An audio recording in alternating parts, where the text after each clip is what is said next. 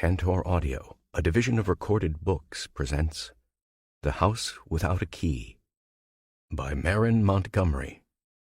Narrated by Charles Constant, Neva Navarre, and Hilary Huber. Prologue. The dumpster at the rest stop's overflowing with garbage. The large metal bin unable to accommodate any more junk. A nasty stench permeates the air, and I wonder if roadkill's roasting in this metal oven. The summer months are hot and humid, the Texas sun blistering everything beneath it. It's the beginning of September, and it still hasn't cooled any. Gagging, I turn to shield myself from the waste. But whether it's the sun making its first appearance of the day as it rises from the east, or the reflection off my sunglasses, a flash of color makes me face the pile again to consider the culprit. It's green, except it's not a typical shade of green. Darker, with yellow mixed in. Olive. I don't know why I'm drawn to it specifically. There are mounds of trash piled up, the usual fast food wrappers, cigarette butts, and diapers. The now empty jumbo coffee cup in my hand I've reused over and over, again starts to shake, and it's not from the caffeine I've inhaled over that distance.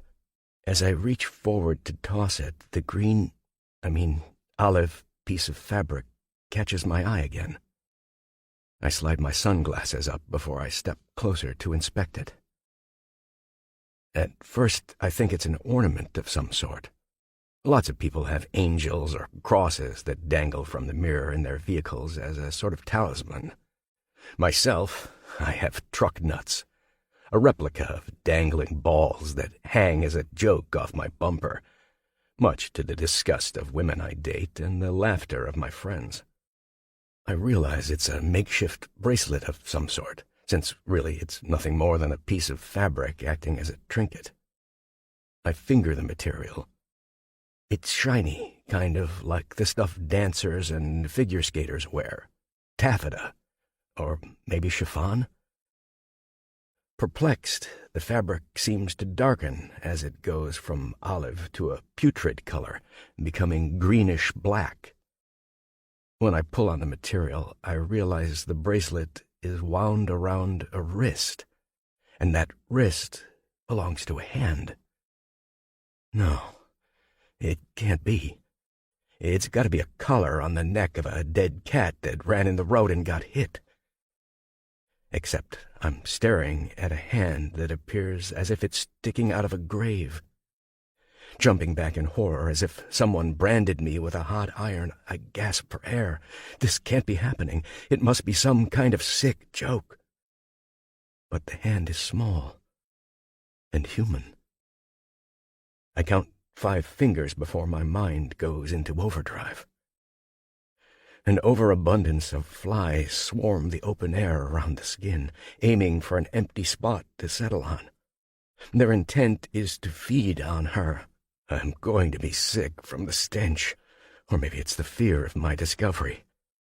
I stare at the olive fabric around a wrist that's sticking out of the garbage at a rest stop in Texas. After pawing through the trash on top to discover whose arm it's attached to, I make out the torso of a woman. It's a body, my mind screams as I hurtle backward, unleashing a violent storm of liquid coffee onto the concrete next to the dumpster. This I do know. At least I think she's a woman, or she could be a teenage girl.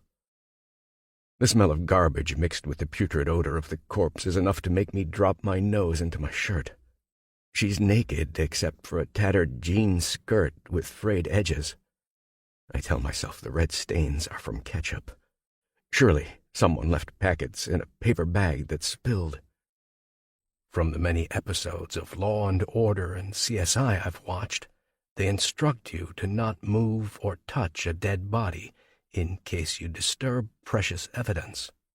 I can hear an actor playing a detective say, "Every crime has a trail of fibers and hair follicles and skin we don't realize we're shedding." But let's face it, I never thought I'd be in this situation, staring at a dead body in a dumpster at a rest stop in Texas. It seems inhumane to just leave her in the trash, as if she didn't have feelings or a purpose, as if she is merely garbage to be dumped and taken to a landfill and tossed. I ignore the fact that maggots and rodents are taking a stab. I grimace at my choice of words. Insects and flies have taken a liking to her. Maybe she suffocated in here, or perhaps she was dead on arrival at the dumpster. But I'm staring at a dead her in a metal bin at a rest stop 27 miles from Laredo, Texas. I wheeze, trying to catch my breath. I decide I can't leave her to rot any more than she already is. After I lay the body on the ground, heavy and stiff and purplish, I take a step back, as if to offer her some space. Shaking my head in disbelief, I try to distance myself from the situation. I stare vacantly at the big white star painted near the rest stop sign, signaling I am in the Lone Star state. I say a silent prayer and mumble my condolences out of respect for the deceased. When I end with Amen, the only sound is the highway traffic whizzing by, a deafening roar where the rubber meets the pavement. Not only am I in shock, I'm brutally tired. For the last 15 hours I've been on the road. I had planned to sleep in the cab of my semi after throwing out my garbage and taking a leak.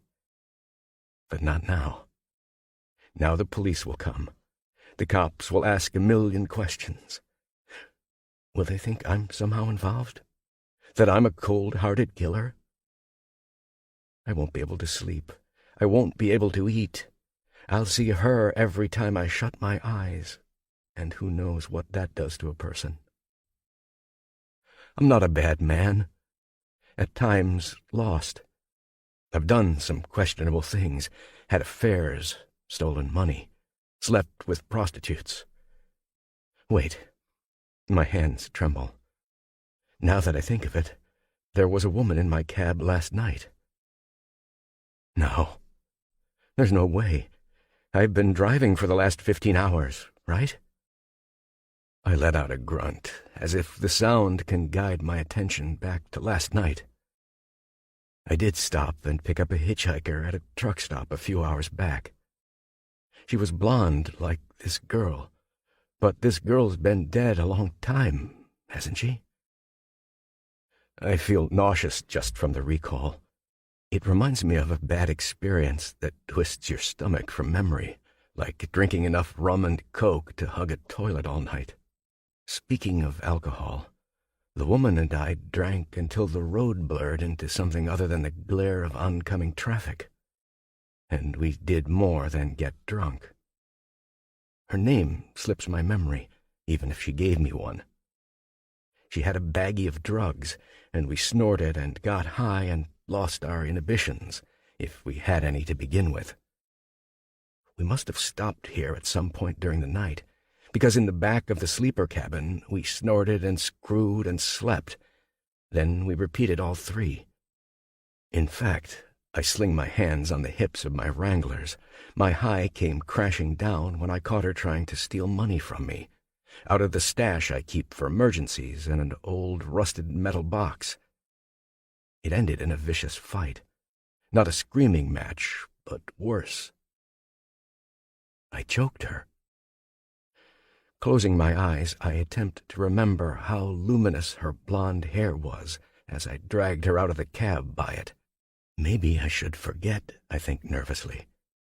It's nothing but a haze with puzzle pieces that don't seem to fit into the big picture.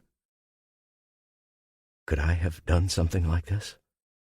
Am I really capable of murder? Yesterday I'd say no, except for the pit in my stomach that's enlarging, as if a massive tumor has overtaken my intestines. I think again about the cops. They will contact my employer since they own the rig. Now my company will be suspicious and start watching me closely, picking apart my route and my hours on the open road. And who's to say the police won't try and connect me to other disappearances around the country? What if they think I'm a serial killer? There was some guy who committed murder up and down I-80 back in the 80s in California. Or maybe it was the 90s? Disgusted, I shake my head. Who fucking cares when it was? What if I'm fired over this? I can't lose another job. This route suits my wandering eye and nomadic tendencies. Hesitantly, I check to see if I've been spotted by any other folks. I peer at the couple of brick buildings with square windows filled with shitters and vending machines outside of Laredo, Texas. It's pretty empty this morning. Now that the body is out in the open, lying on the ground, I can't leave it. I walk briskly to my truck and grab a blanket in the back of the cab. Sure enough, an empty plastic bag rests innocently on the floor, along with a couple empty condom wrappers. I ignore the evidence and tuck the old worn cover over her body, making sure her eyelids are closed. Glancing to make sure I'm alone before I move the body into plain sight, I heave her over my shoulder and place her in the empty trailer, the blanket wrapped tight around her frame. After I'm finished, I'm tempted to wipe my hands on my jeans since I feel unclean. I can't decide if it's the washable kind of dirty. But then I feel guilty since I doubt this poor her asked to be dumped in a trash bin and left to decay. But it was definitely not by me. I'm saving her from the birds. I'm going to go wash my hands, I say out loud. When I enter the dark restroom, I'm grateful for the dim lighting and the separation from the sun and my trailer and her.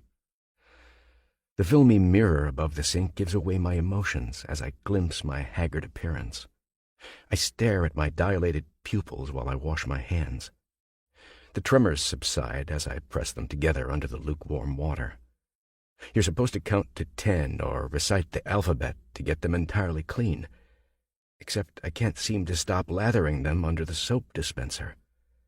The faucet's one of those annoying types that suddenly turns off and on, leaving you with soapy residue on your hands. I keep washing and rewashing them, scrubbing as if I can remove the touch of her warm and mottled skin. The door slams, and shakily I lift my head to consider another male in the mirror as he heads into a stall. Could he be the killer? I mouth to the mirror. They wouldn't hang around after dumping a body. But what about you?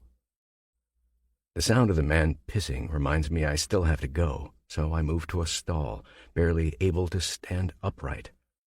Leaning forward, I rest my hand against the cracked concrete wall for support. When I emerge, I continue the repetition of washing my hands like I have OCD, until another man walks in dressed in a uniform. A Texas highway patrolman. I nod at him in the mirror, my heart racing as I jerk my hands from the running water.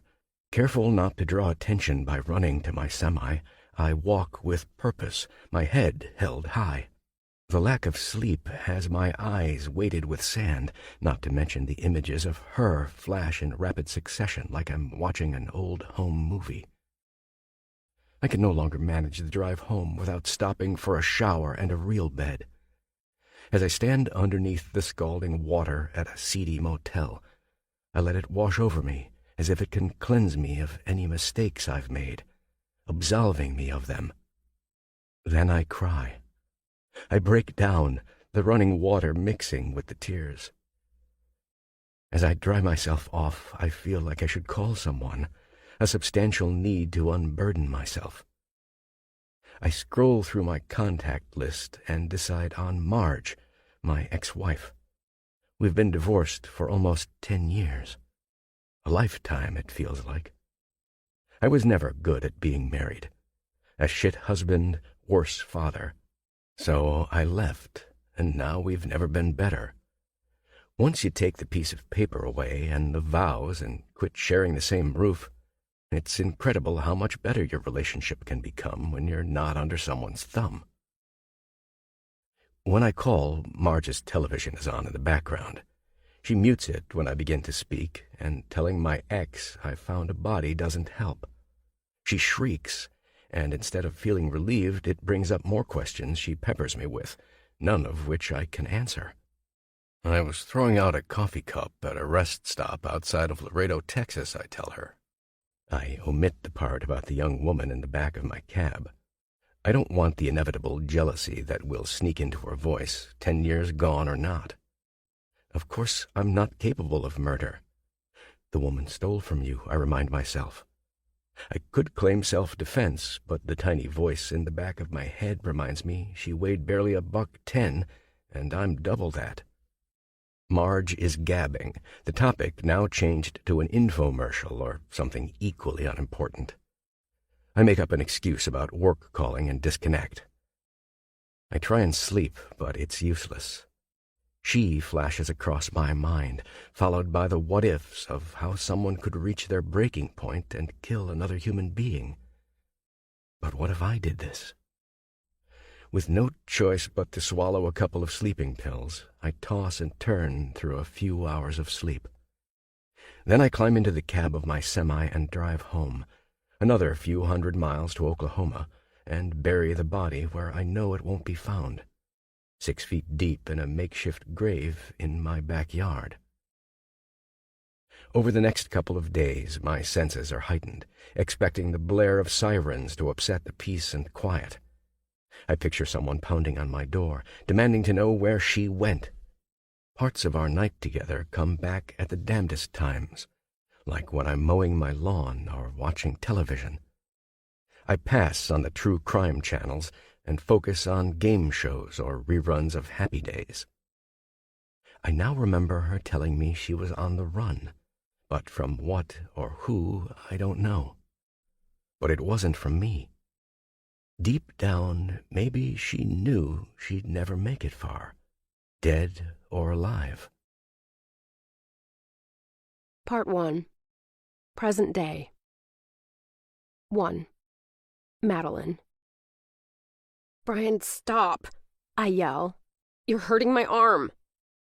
As if in a trance, he loosens his grip as he watches me wince in pain. I take the opportunity to shrug out of his clutch and slither away from him. I lean back against the beige walls, trying to catch my breath, feeling as if I run a marathon instead of just had the usual fight with him. I hate these fucking beige walls and this shoebox of an apartment that closes me in and suffocates me daily. But nothing smothers me more than Brian's endless frustration with me. Maybe my hate is misdirected at the red and sweaty face of the man-child staring back at me as we stare each other down. Perhaps it should be at my absentee mother. Brian and I both struggle to catch our breath and put our tempers in check. And no matter what, I can't hate him, and I certainly can't leave him, at least not until my boyfriend Dane and I have a solid plan locked down. He steps back for a moment, giving me space, which is not his strong suit. Pursing his lips into a thin line, he struggles to remain calm. "How many times are you going to run away?" "Depends," I snap. "How many times are you going to get drunk and push me around?" "Why do you always have to be so dramatic?" I say nothing. Instead, I point to the evidence of my latest scar, this one on my right shoulder. A shoving match ensued, and I lost against our hand-me-down coffee table. When I fell on top of the scarred oak, it buckled underneath me, and I ended up with my own permanent reminder. Brian ignores my gesture and steps forward. Unsure of his next action, I cross my arms over my chest, as if this will protect me against his wrath. Closing the gap between us, he leans down to pinch my chin with his fingers. "When are you going to stop talking back?" I don't think, before I respond, a severe problem in this household. "When you stop being a drunken asshole?" I pop off at the mouth when I wish I could just shut it, swallow the words, and bottle up my anger. But, just like him, I can't. He responds with his fist. I go at him with vicious words. "What did you say?" He squeezes my chin tighter, his brown eyes glaring into my blue ones. "You heard me." "Repeat it." He moves his fingers to press against my lips. "Say it one more time, Madeline." When are you going to admit you're an alcoholic? When are you going to stay out of my damn business? He drops his hand from my face, covering his own with his hands. Why do you keep sassing me? I don't sass you. You know I'm sick. Being drunk isn't a sickness, Brian. It's a disease. It's no more a disease than your inability to be a parent. I feel it before I even realize it, the sharp strike across my cheek. Flinching, I try and move out of his grasp. He boxes me in against the wall, his hands on either side of my frame. Watch it, he warns. You're already in hot water. Tears start to wet my cheeks, but I refuse to let him see me full-on cry. I'm going to bed, I snap, attempting to sneak underneath his long arms so I can remove myself from the situation. You can't keep escaping to Dane's, Brian says tersely. I mean it. I don't want you around that boy. Why not? I argue. I should feel wanted by somebody. That's not the way to feel wanted. That's the way you end up pregnant in high school and ruin your life. You don't want to be a parent right now. Trust me. With a loud sigh, I should know. An annoyed hand runs through his thick, dark hair, the only shared feature between us besides our aquiline jaws. I hate you, tumbles out of my mouth. Then the next time you run away, don't come back, okay? He taps my leg with the toe of his boot. I won't. Good. Agreed. You'll be 18 soon, right? He strokes his chin. I'll make sure to have a cake made with a congratulations, get the fuck out sentiment. Classy, I murmur, keeping my eyes glued to my knees. I order myself not to cry in front of him.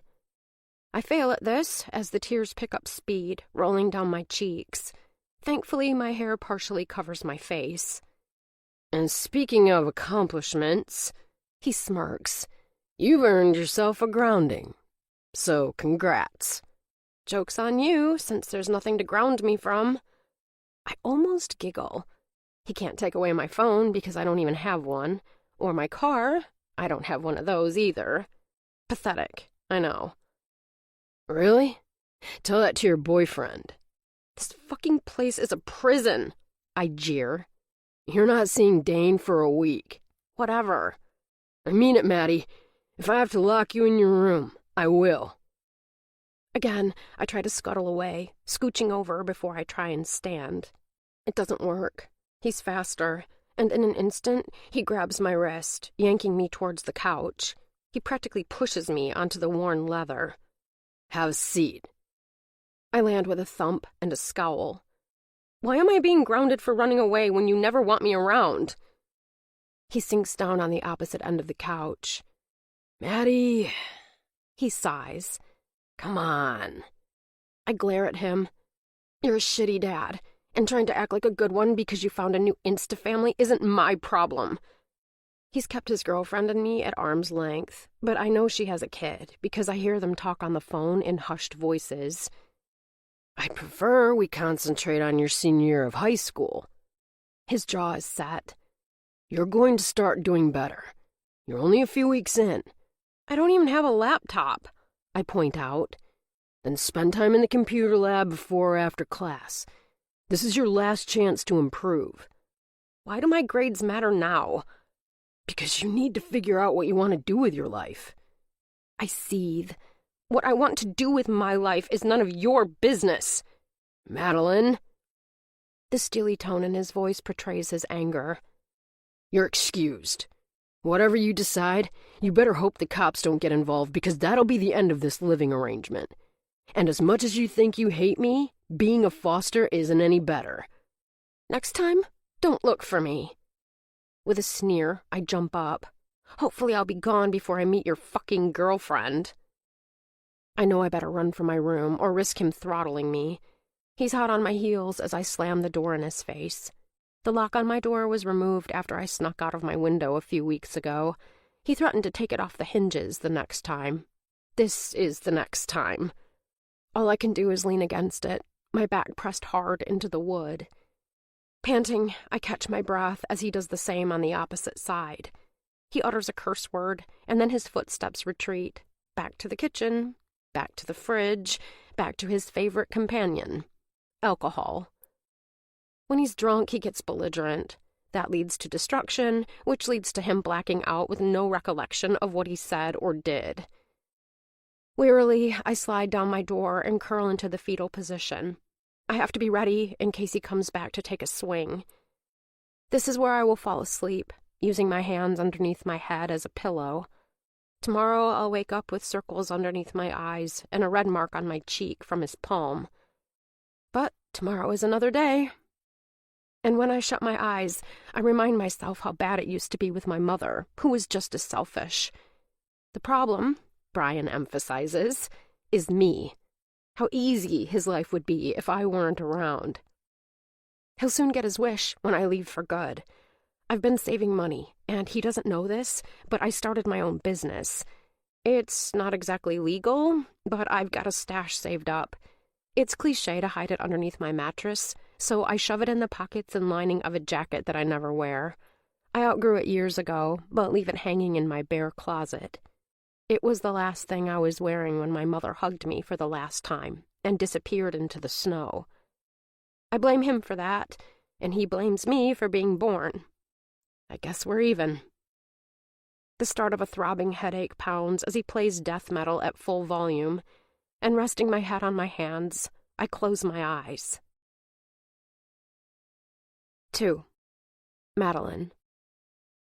Eyes closed, Dane instructs, pushing me gently into the recliner. He smells like a combination of gasoline and sweat, both left over from his day job as a mechanic and his dedication to the gym. Apparently, it was enough of a surprise that he decided to forego his afternoon shower. I arrived home from school to find him impatiently waiting for me at my door, his feet tapping the concrete and his hands waving all over as he told me he had a surprise. He led me down the stairs to the building next to ours, where he lives in a first-floor apartment with his 21-year-old roommate, Robbie Atlas. We're too poor to afford a cell phone for me. It would only get shut off anyway. So it's lucky he lives in the same apartment complex, which is how I met him. I coined the phrase, proximity is everything when you live in poverty. I'm dying to trademark it, or at least screen print it onto t-shirts. Not surprising, when I told Brian, he didn't find it the least bit funny. Are they closed? I feel his calloused hands grab for mine. He moves my much smaller hands in front of my eyes. Keep these here, okay? I nod, my face twisted in a smile. His heavy boots stomp across the floor, which is unusual for him since he leaves them by the door, first thing, when he gets home. He must be really excited. The heavy footfalls move in the opposite direction of the second-hand recliner, where I'm seated. He checks again. Still closed? Yes. I giggle to myself. Hurry up already. I can't stand the suspense. Then remind me never to surprise you again. His laughter radiates across the room, and I can picture the big goofy grin on his face. Hurry! I yell. His footsteps echo closer before something thin and lightweight flutters into my lap and on my bare thigh. Now? I ask. Now, he affirms. I remove my hands from my face, staring down at the white envelope. Babe, don't rip it in half, he warns. I'm glad he gave me a heads up. I usually like to tear open gifts, regardless if they're wrapped in pretty paper or tied with a bow. The same goes for an envelope in my outstretched hand. I slowly open the unsealed flap. Inside is a yellow sheet of paper. Scanning the message, it says, I owe you in bold letters at the top. Underneath, a sentence is scrawled in his boyish handwriting. Concert tickets are on their way for the most beautiful girl in the world. Love, Dane. Babe? I don't want to ruin his good spirits, but tickets have been sold out for the Taylor Swift concert for months. I'm certainly not going to mention that I'm also grounded from spending time with him. He tilts his head. Oh no, what is it? You can't go? No, it's not that. It's just, tickets are gone. It's sold out. My voice wavers as I try not to let the disappointment shine through. I don't add that the concert's next weekend, and it's T-Swift, so why would there be any tickets available? Then you're lucky you picked the right guy. He flexes his bicep. I found a pair for sale on one of those ticket finder websites. I didn't realize I was holding my breath until I gasp. Oh my God, thank you! I jump up and into his arms, clawing him with my fingers as I wrap my legs around his waist and clasp him around the neck. I can't wait, babe. Nuzzling me, he whispers, Me neither. Kissing me, he murmurs in my ear, You deserve a special night out. We'll go out to dinner, go to the concert. Then, with a wink, he adds, Maybe you can even stay here. We both know that's a big fat no. We skirt over the issue that my 36-year-old father's biggest problem with Dane Burns is that he's 19 and I'm 17. As if this isn't the biggest hypocrisy in the world, Brian doesn't trust that Dane and Robbie aren't out to corrupt my underage self with drugs and alcohol. If you met Robbie, you would find this concern outrageous. The two of them get along, but looks and personality-wise, they're polar opposites. Where Dane is tall, over 6 feet, with dark hair and a permanent 5 o'clock shadow that never disappears, Robbie is short with sandy blonde hair and intense green eyes. He's rail thin, wears glasses, and is studying to become a mechanical engineer. He'll graduate soon and get a job. They met when Dane's ex-girlfriend moved out and he needed a roommate. They connected on a housing finder website, and the rest is history. I wouldn't call them friends, more like acquaintances. They live together, so they're close to one another's confidences and secrets, privy to what happens behind closed doors, but have little in common. The two agree on video games and pizza toppings. What more could you want?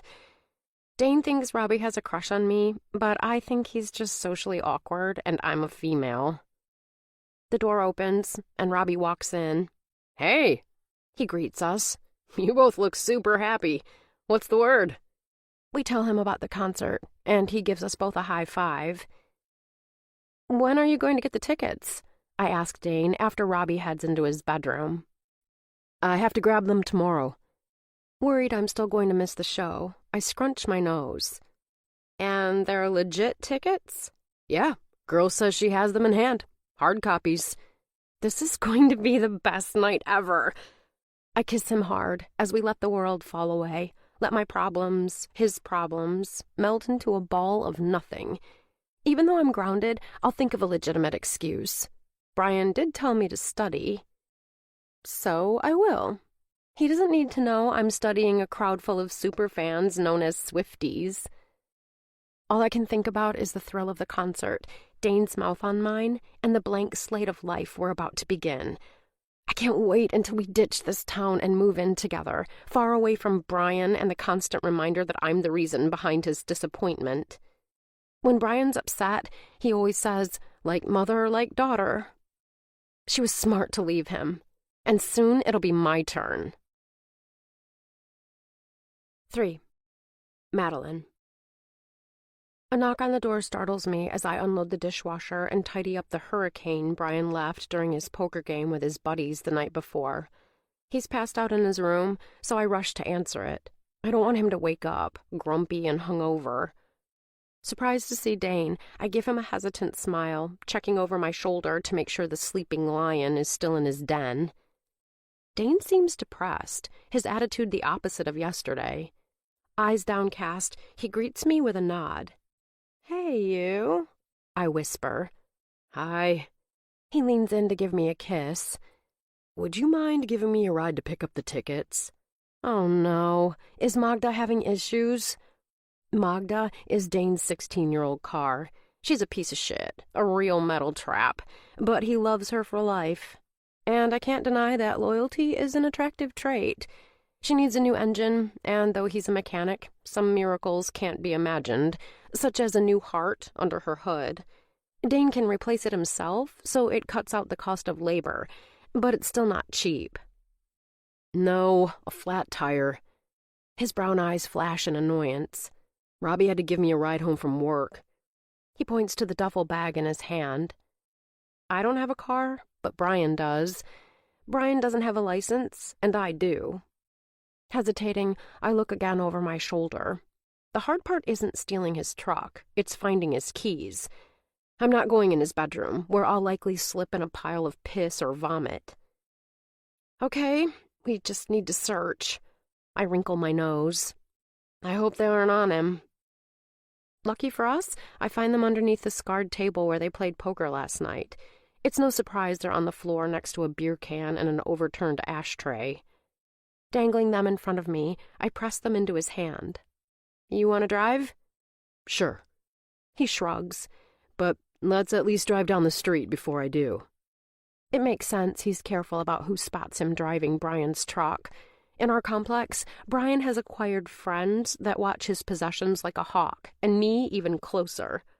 Our 50-something neighbor lady, Katrina, has a mad crush on him and has made it her mission to give Brian a play-by-play of every hour of the day he's not at home.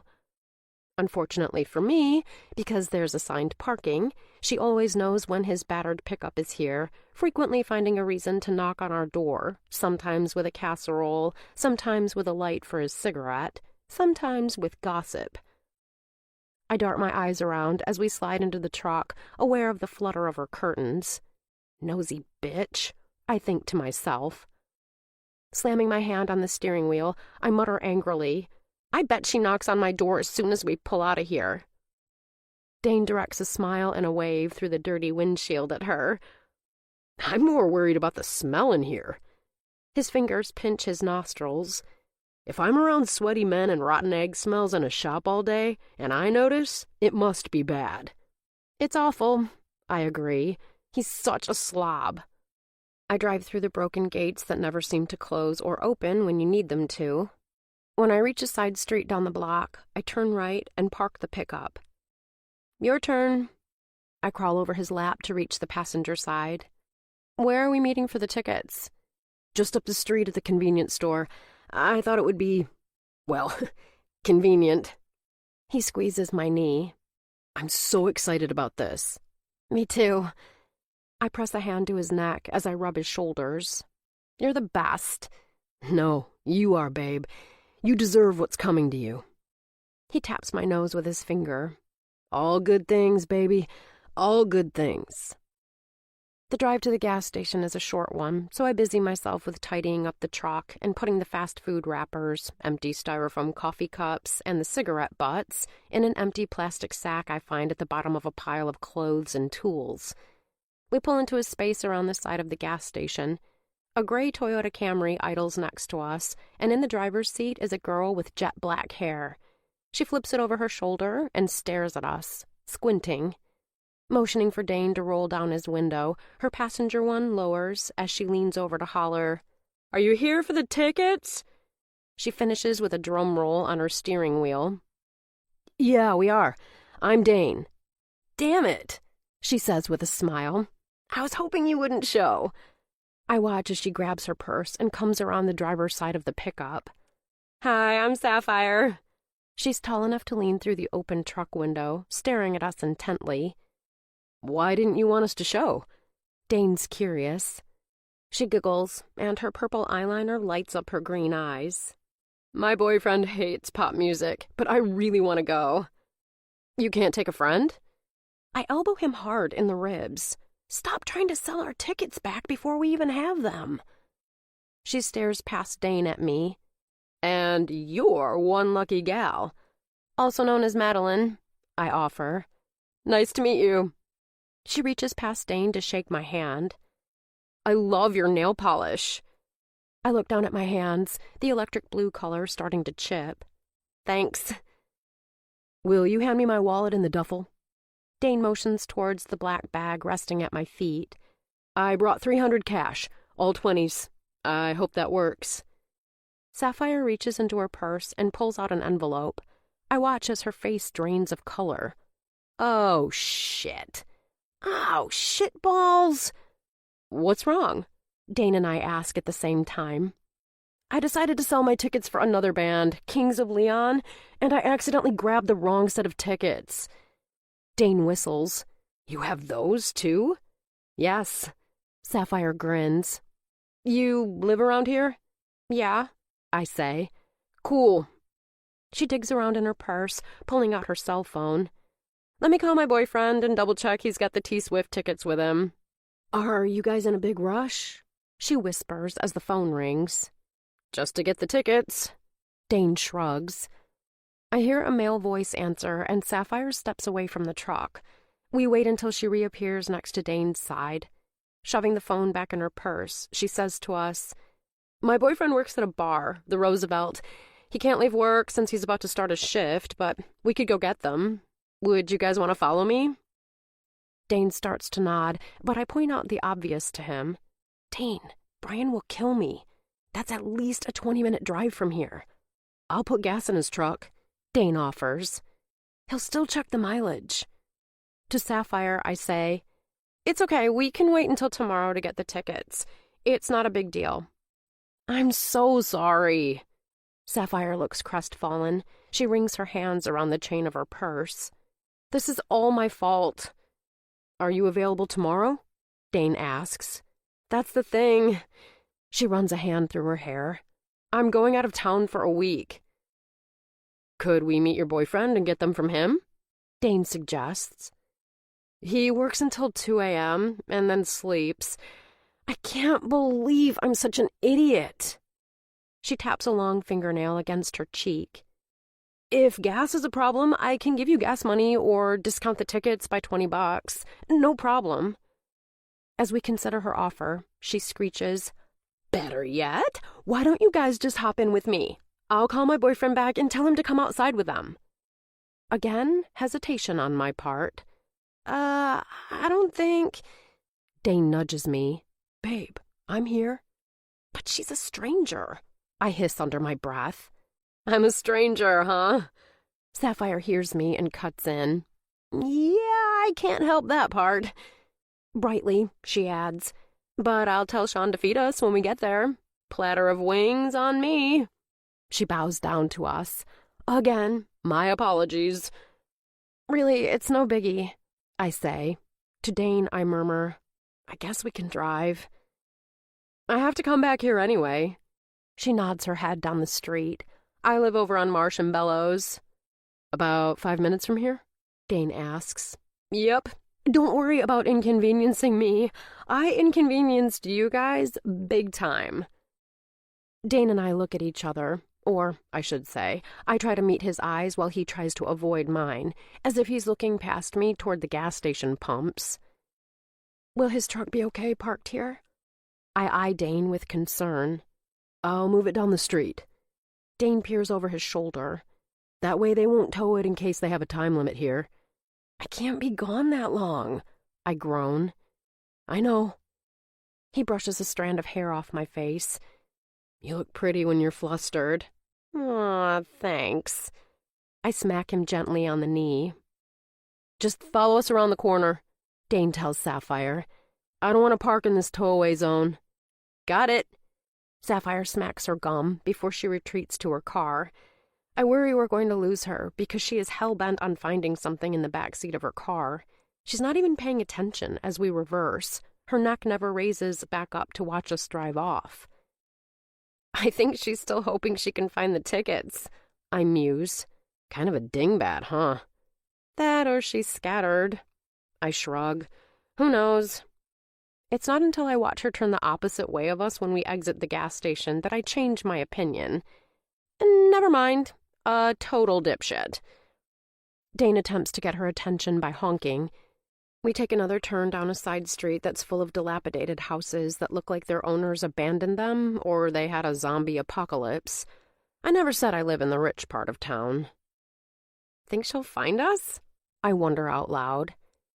Dane gets out of the pickup and stands near the rusted brown Chevrolet, facing the street. A gray blur turns towards us, and I watch as Sapphire finally makes her way down the road, slowing to a crawl. She rolls down her window as she approaches us. Ugh, I thought you meant the other way. Her face flushes crimson. I'm having a backward day all around, if you couldn't tell. No biggie. Dane smiles at her. We all have 'em. Let me lock the truck, and we'll get in your ride. I offer him the front seat, but he crawls into the back after opening the passenger door for me. I'll let you ladies chit-chat. Or I can sit in the back with you and pretend we're in an Uber or Lyft, I joke. Sapphire giggles. That would be funny. Dane buckles his seatbelt. You sure you're cool taking two strangers with you? Yeah. She glances in the rear mirror. I'm okay. You two seem like nice, chill people I would hang out with. She rolls her eyes. Sean, my boyfriend, says I'm too trusting of people, but whatever. Because you pick up strangers a lot?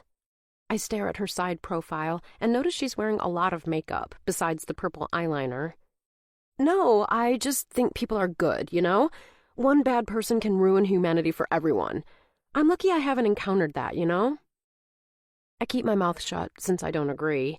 You can be minding your own business and wham, run into the wrong person having a bad day, and suddenly their problem becomes yours. Dane, thankfully, fills in the silence. I get what you mean. I'm a mechanic, and I always want to help people if they're broken down on the side of the road or stranded. You are also a guy, I point out. What do you mean? He leans forward, his hands on his knees. Like, I can fix shit? Just that I wouldn't feel safe stopping to help someone. Oh, true. Sapphire licks her lips.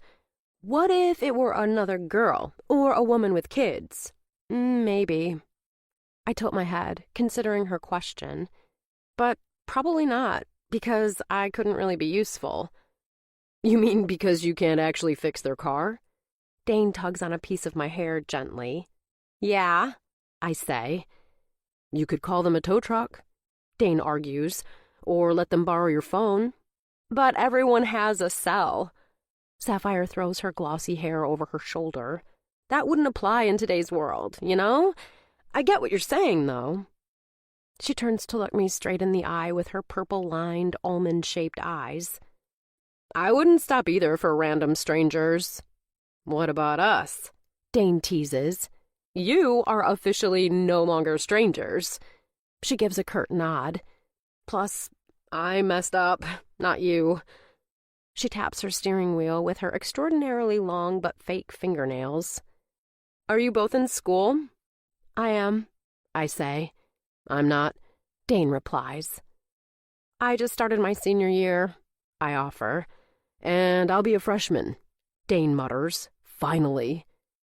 Sapphire looks confused. Oh, you're the sugar mama, I get it. You're dating a younger man.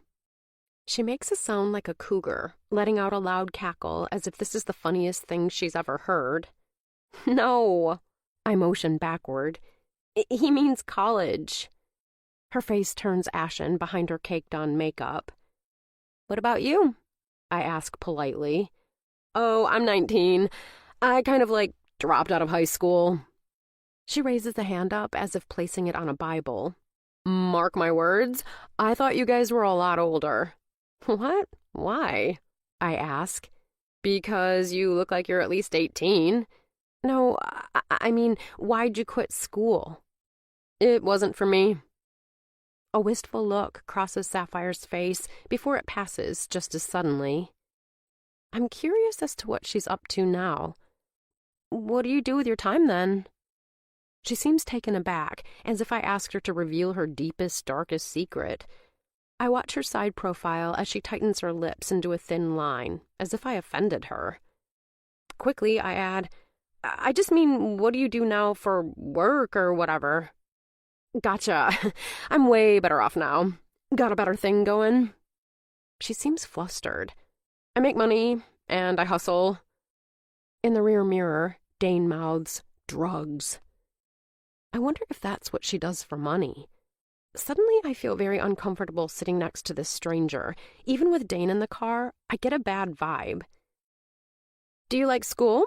She asks, her smile pasted back on. Not really, I confide. I just don't see the point, and my grades suck. Yeah, what is the point? She chomps down on her gum. It's not like I'm going to use chemistry or figure out complex math equations. You can still have a nice life without going to school. But the look in her eyes tells me she doesn't even believe that.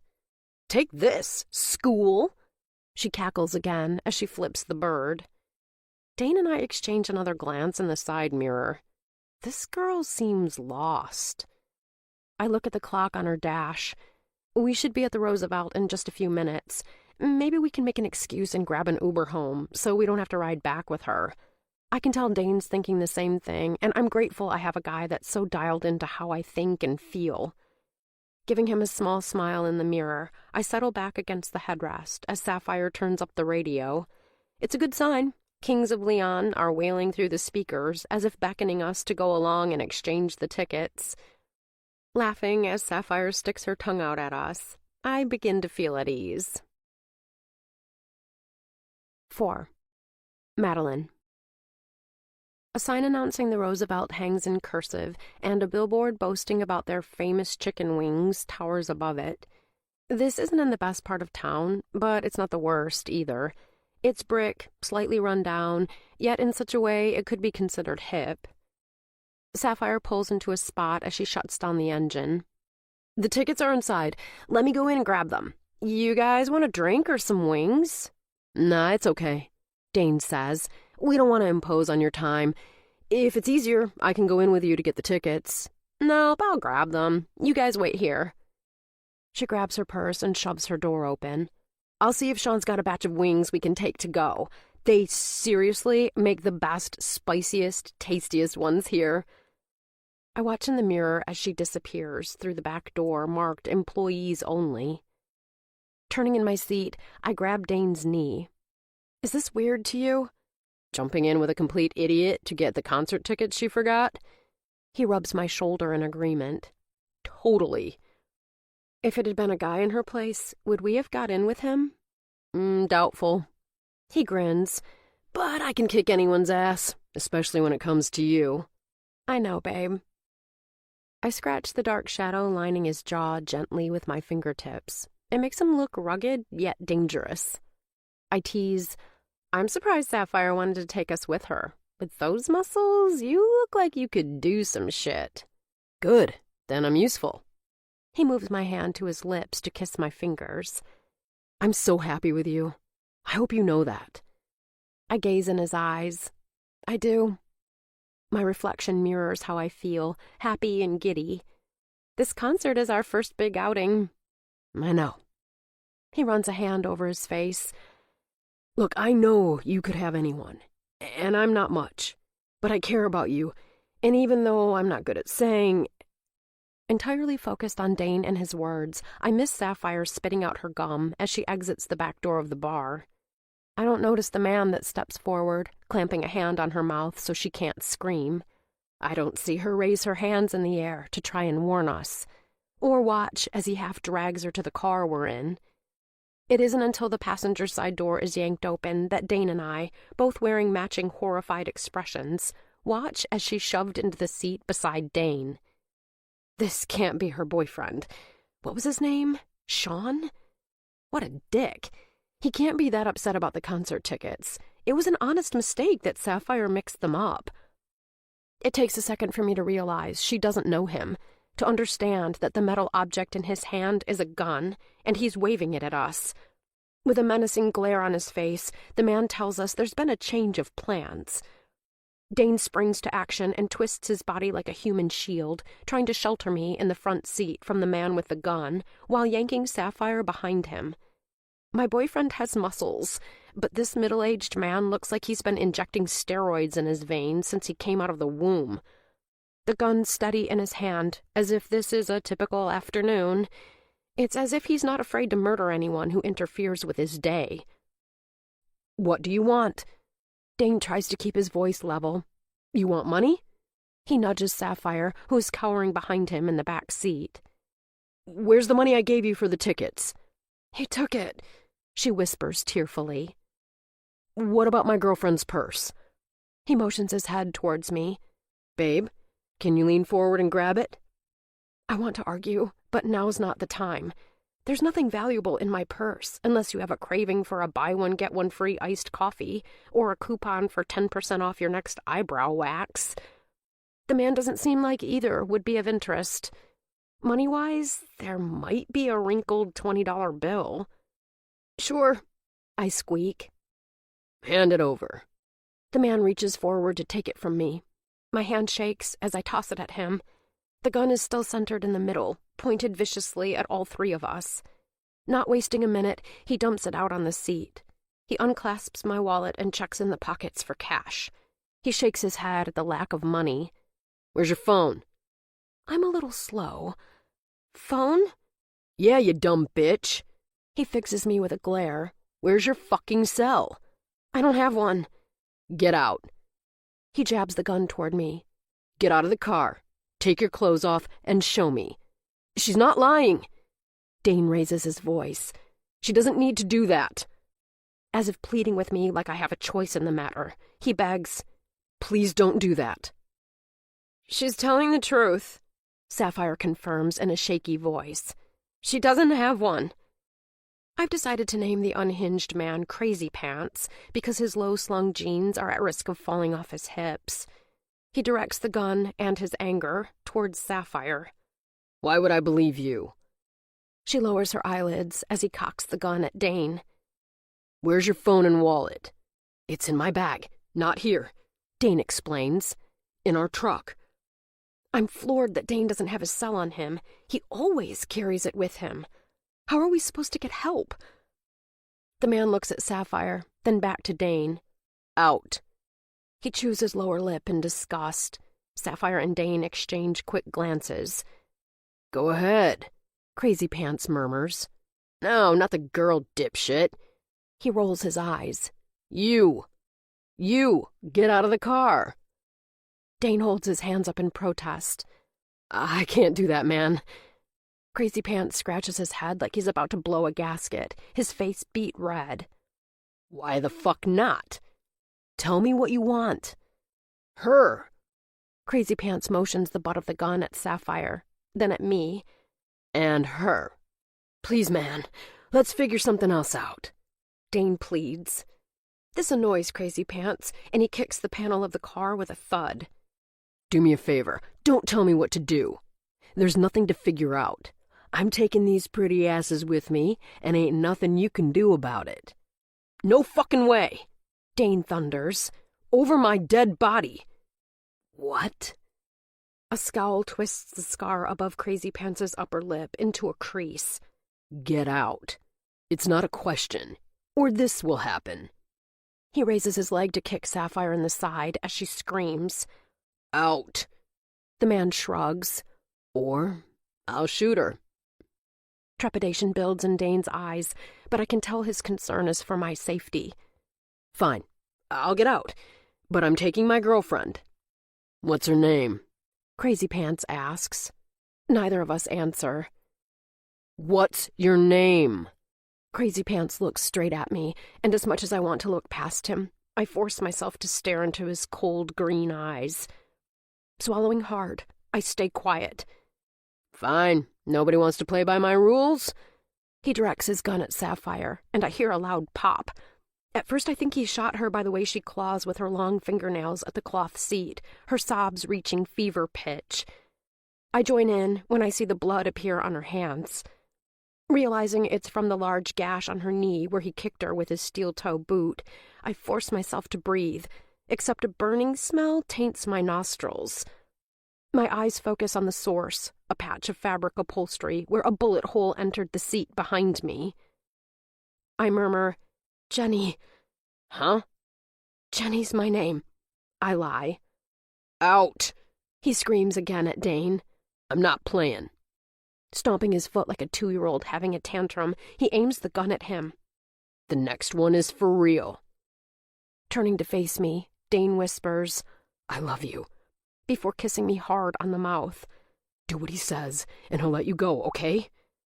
I will never forget the look on his face as he gradually climbs out, the gun trained on his back.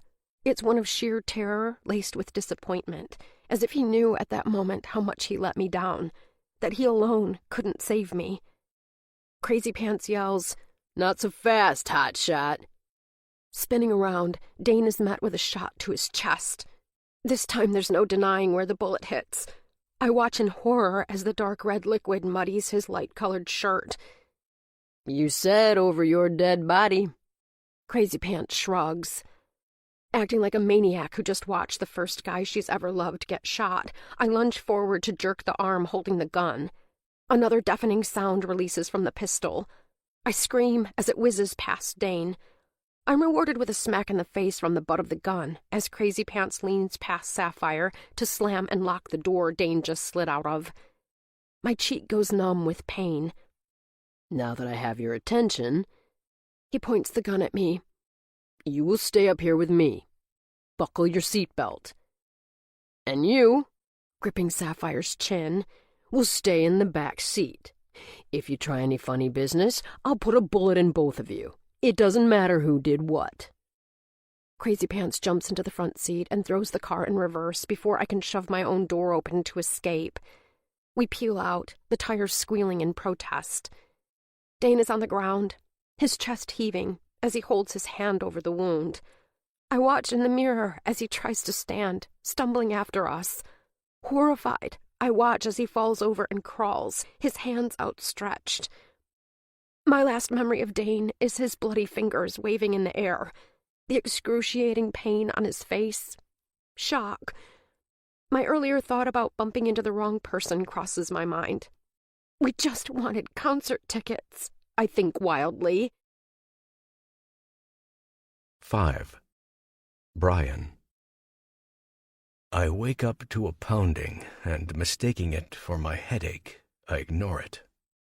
Ever since I got home from a job I didn't want, but I needed, the tension has been building in the form of blurred eyesight and painful throbbing that reminds me of a hammer striking my temple.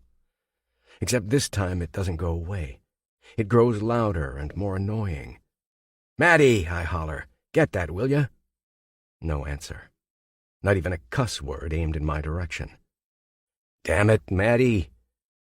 I roll out of bed, tripping on the sheets I'm tangled up in. I realize I'm wearing nothing but a pair of boxers. Whatever. If someone's going to bother me this late at night, then they can deal with my beer gut. Another unwanted knock. I fling the door open with no expectation of who stands in front of me. Instead of it being pitch black, it's dusk. Rubbing my eyes, it's the lady from next door, Katrina. Close to my mother's age, if I had one, she's annoying but harmless. She takes a disturbing amount of interest in us. I should be grateful, since it's like having a guard dog without the incessant barking, though she'd probably hump my leg if I asked. What time is it?" I grumble. Every time I encounter her, she's wearing black leggings and an oversized sweatshirt reeking of smoke. But I can't judge. I probably smell the same. "It's only a little past 6. Katrina keeps her eyes on my bare chest. "I don't want to alarm you, but that daughter of yours took your truck." "My truck?" I pat my boxers as if the keys will appear in the pockets I don't have. Squinting down the staircase to my parking space. It's empty.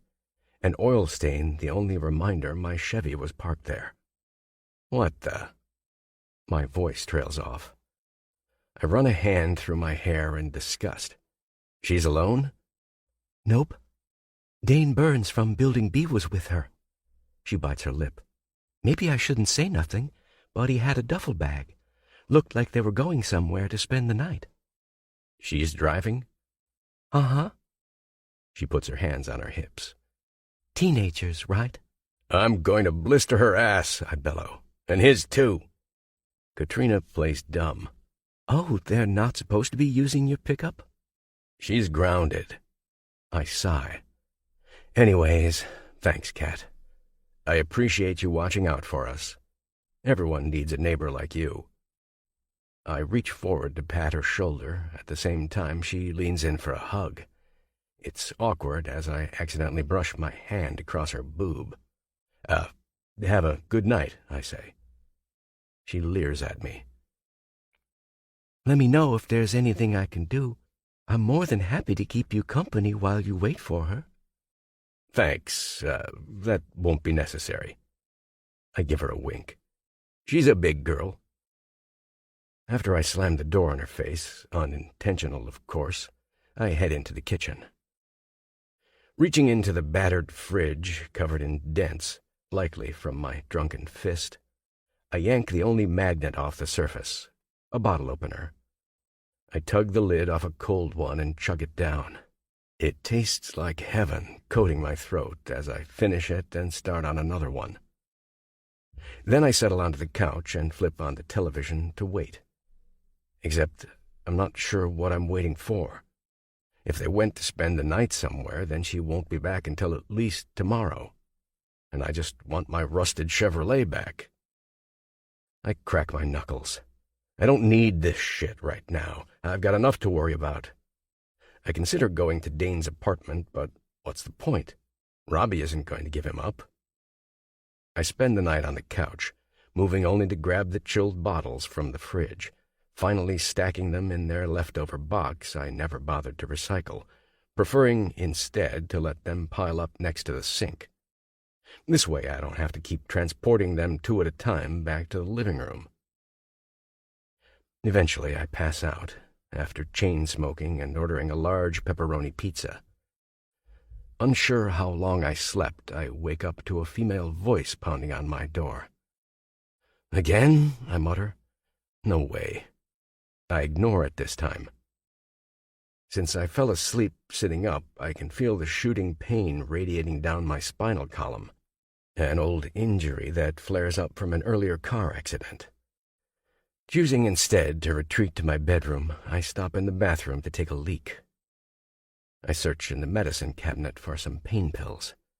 A crumpled can of 2-day-old Coors Light beer is next to the sink. Shaking it, enough remains to swallow the capsules with. I tilt my head back and let the watery piss run down my throat. I don't know how long I'm out. All I know is when I wake up, I hear an unrecognizable male voice that's too raspy to be my friend Chip's. Tempted to avoid answering, I peek through the blinds. It's a man, gray hair, gray suit, dressed professionally. He's chewing gum, yet he still manages to look pissed. My stomach lurches.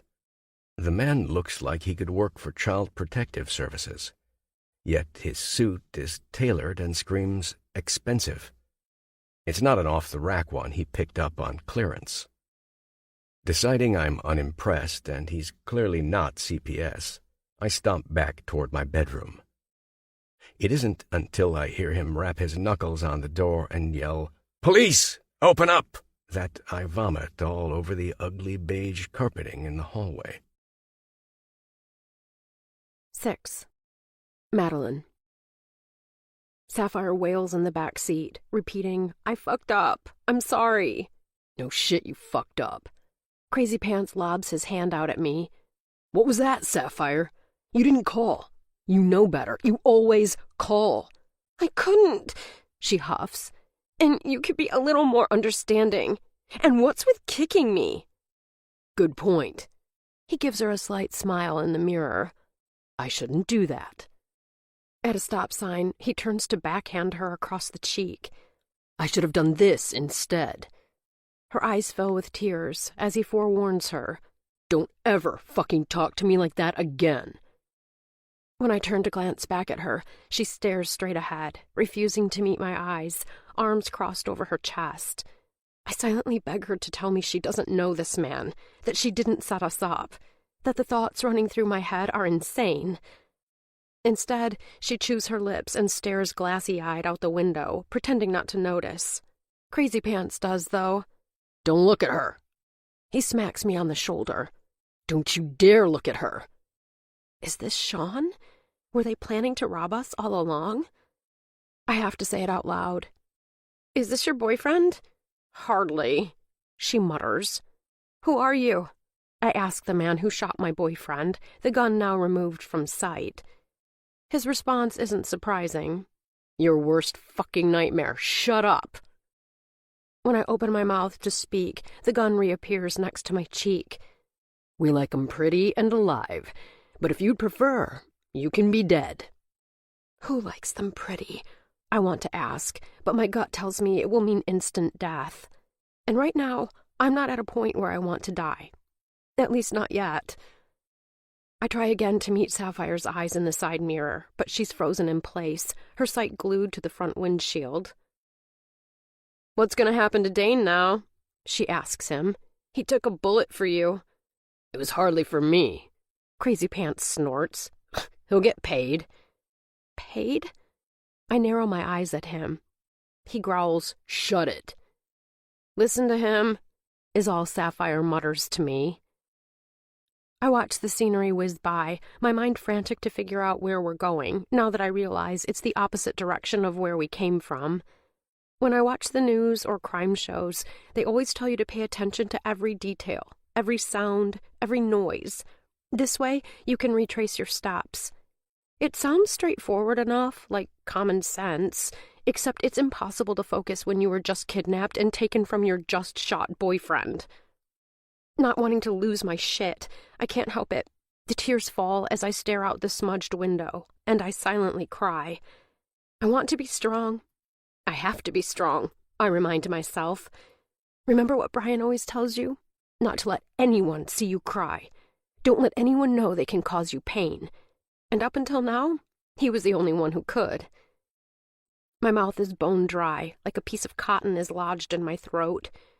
How long will it take for Brian to realize his car is missing?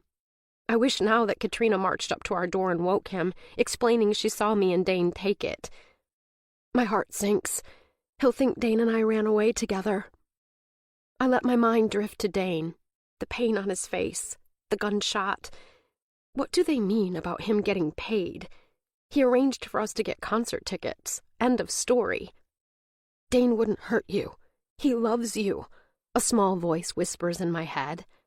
Another voice, a louder one, reminds me that money can solve a lot of problems. He needs money. He's always broke. No, never.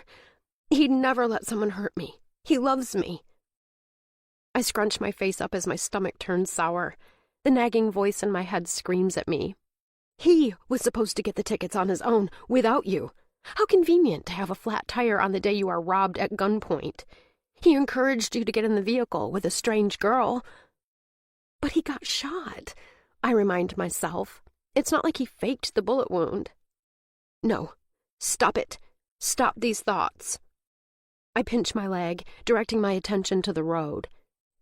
Crazy Pants makes a U-turn, and we lurch onto the interstate.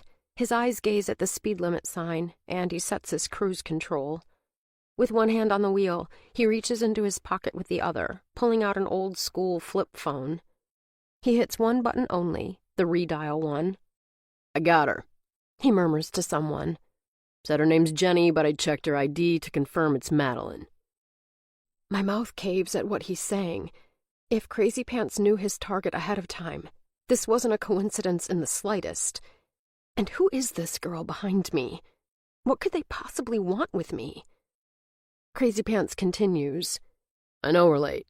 Sapphire didn't communicate on time." A long pause follows as the voice on the other end speaks. I can't hear the muffled words, but Crazy Pants responds with, "No need. I already took care of it. Be there shortly." He disconnects and shoves the phone back in his pocket. I focus on the billboards that sneak by, memorizing the content on them. One advertises a painless, needleless $600 vasectomy, another an air conditioning service. Safford Community College announces it's the next exit. I recognize that name. We're about 35 miles from my apartment. It passes in the rear view as we get farther and farther away from what I know.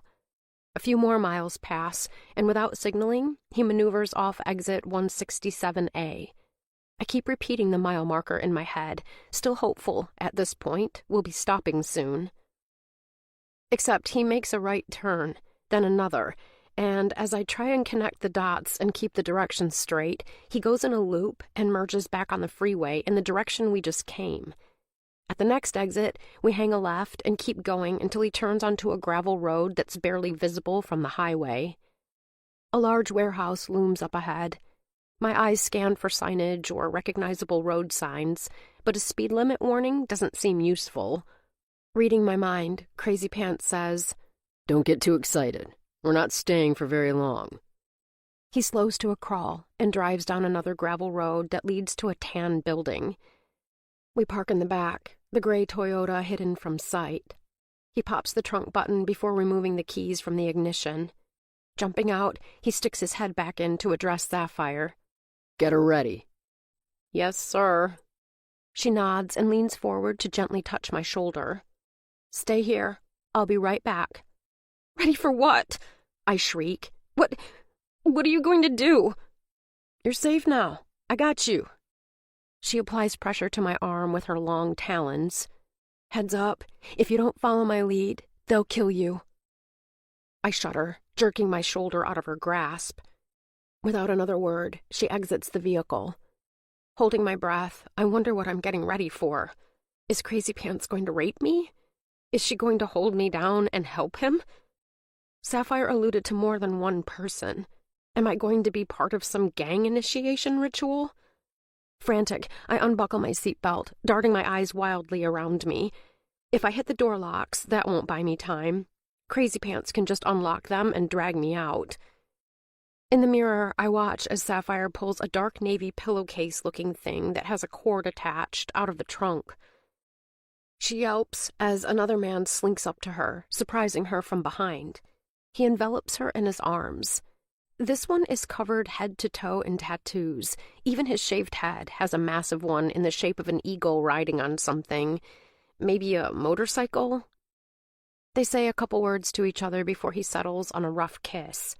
I can't tell if she enjoys it or it's unwanted, especially since his next move is grabbing a fistful of her jet black hair. With a squeal, he holds her in place while he sucks greedily on her lip. I watch in the rearview mirror, scared to move, though I realize I should run. This might be my only chance. But where will I go? Does it matter? If I don't run now, I might not get another opportunity. And there is no such thing as pretty dead. Preparing to tuck and roll underneath the vehicle, a hand latches onto my ear. I quiver as it slides to my neck. You ain't going anywhere, a voice informs me from behind. Before I can scream, a wet rag shoved down my throat, and I feel a pinch in my arm as a needle sinks into my vein. I'm lifted out of the vehicle and pushed against something hard, maybe a man's chest, as I'm being shifted in the air. My eyelids are unable to stay open, and they press shut right before I fade into darkness. My last conscious thought of Dane. 7. Brian. I hear another voice, this one lower and gruff, but nonetheless female. I peek through the blinds, and sure enough, Katrina's perched next to the railing outside of the red brick building. She sidled up to the man in the suit as the two of them exchange words. Shit. I wonder what she's saying. His authoritative voice hollers, "Police!" as he pounds on the door again. Slowly, I unchain the deadbolt before I peep out. "Yeah, I hear you," I gulp. After rubbing the grit out of my eyes, I realize the gray-suited man looks familiar. His imposing figure isn't towering, it's more like his demeanor. "Time for a chat?" He removes his badge to give me a glimpse. "Detective Delaney, we spoke recently?"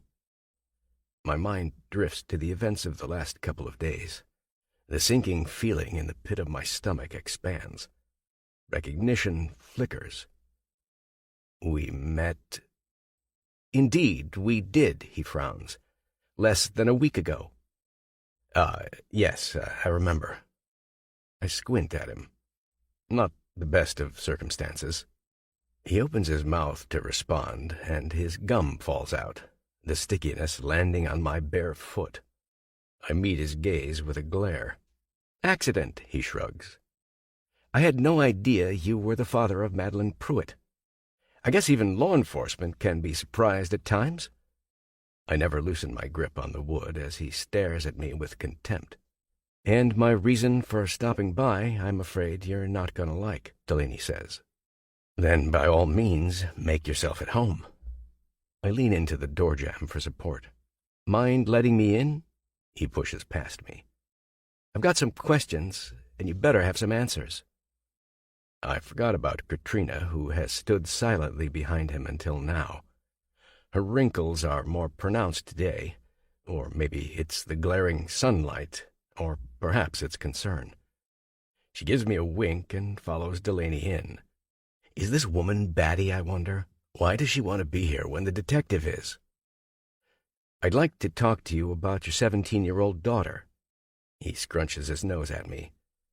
Or is she still an afterthought per CPS? I ignore him for a moment as Katrina appears at my side. Hi, Kat, I say, nodding at her. I'm here for support, dear. She reaches an arm around my bicep. Hopefully I can help since I saw her leave in your pickup. Wait, you called the cops on Maddie? I blurt out.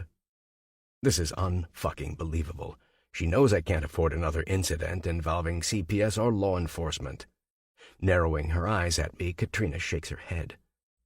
Both of them pause in the small entry, their eyes scanning the living room. I cross my arms as I consider the apartment through their lens. The television sits on the floor since I don't have a stand. Ashtrays are scattered in every direction.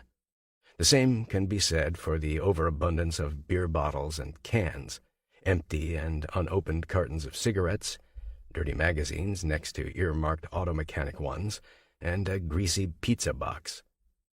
The coffee table has a broken leg, so it sags, the weight on its 3 remaining ones. Irritated, I ask, "Want me to light a candle and set the mood?" Detective Delaney shakes his head impatiently. "Let's get down to business." "Whatever." I point to the kitchen table. It's still standing on all 4 legs. "Have a seat." "Where?" he mutters. "Underneath your unopened mail or the mildew-smelling clothes that are hanging from the chair?" "Your pick, Detective." I don't bother emptying one for him. I do for Katrina, who looks absolutely tickled pink that I'm catering to her. She sits down with a sigh of relief. Fuck, I'll pay for this later. Heading to the fridge for a beer or a glass of orange juice, I peer at the bare shelves. Shit. I run my hand through my disheveled hair. Nothing here. I step away from the fridge. I've got to get groceries. Nonchalant, Delaney doesn't bother to take a seat. Instead, he asks, "Mind if I look around?" "Not until you tell me what you're doing here." I stick my head under the kitchen faucet for a drink of water. "Where's Madeline?" His eyes drill into the back of my head. "Maddie," I sputter, "is at school." "Are you sure of that?" "Positive." I wipe a hand across my mouth. "What about your truck?" "It was borrowed."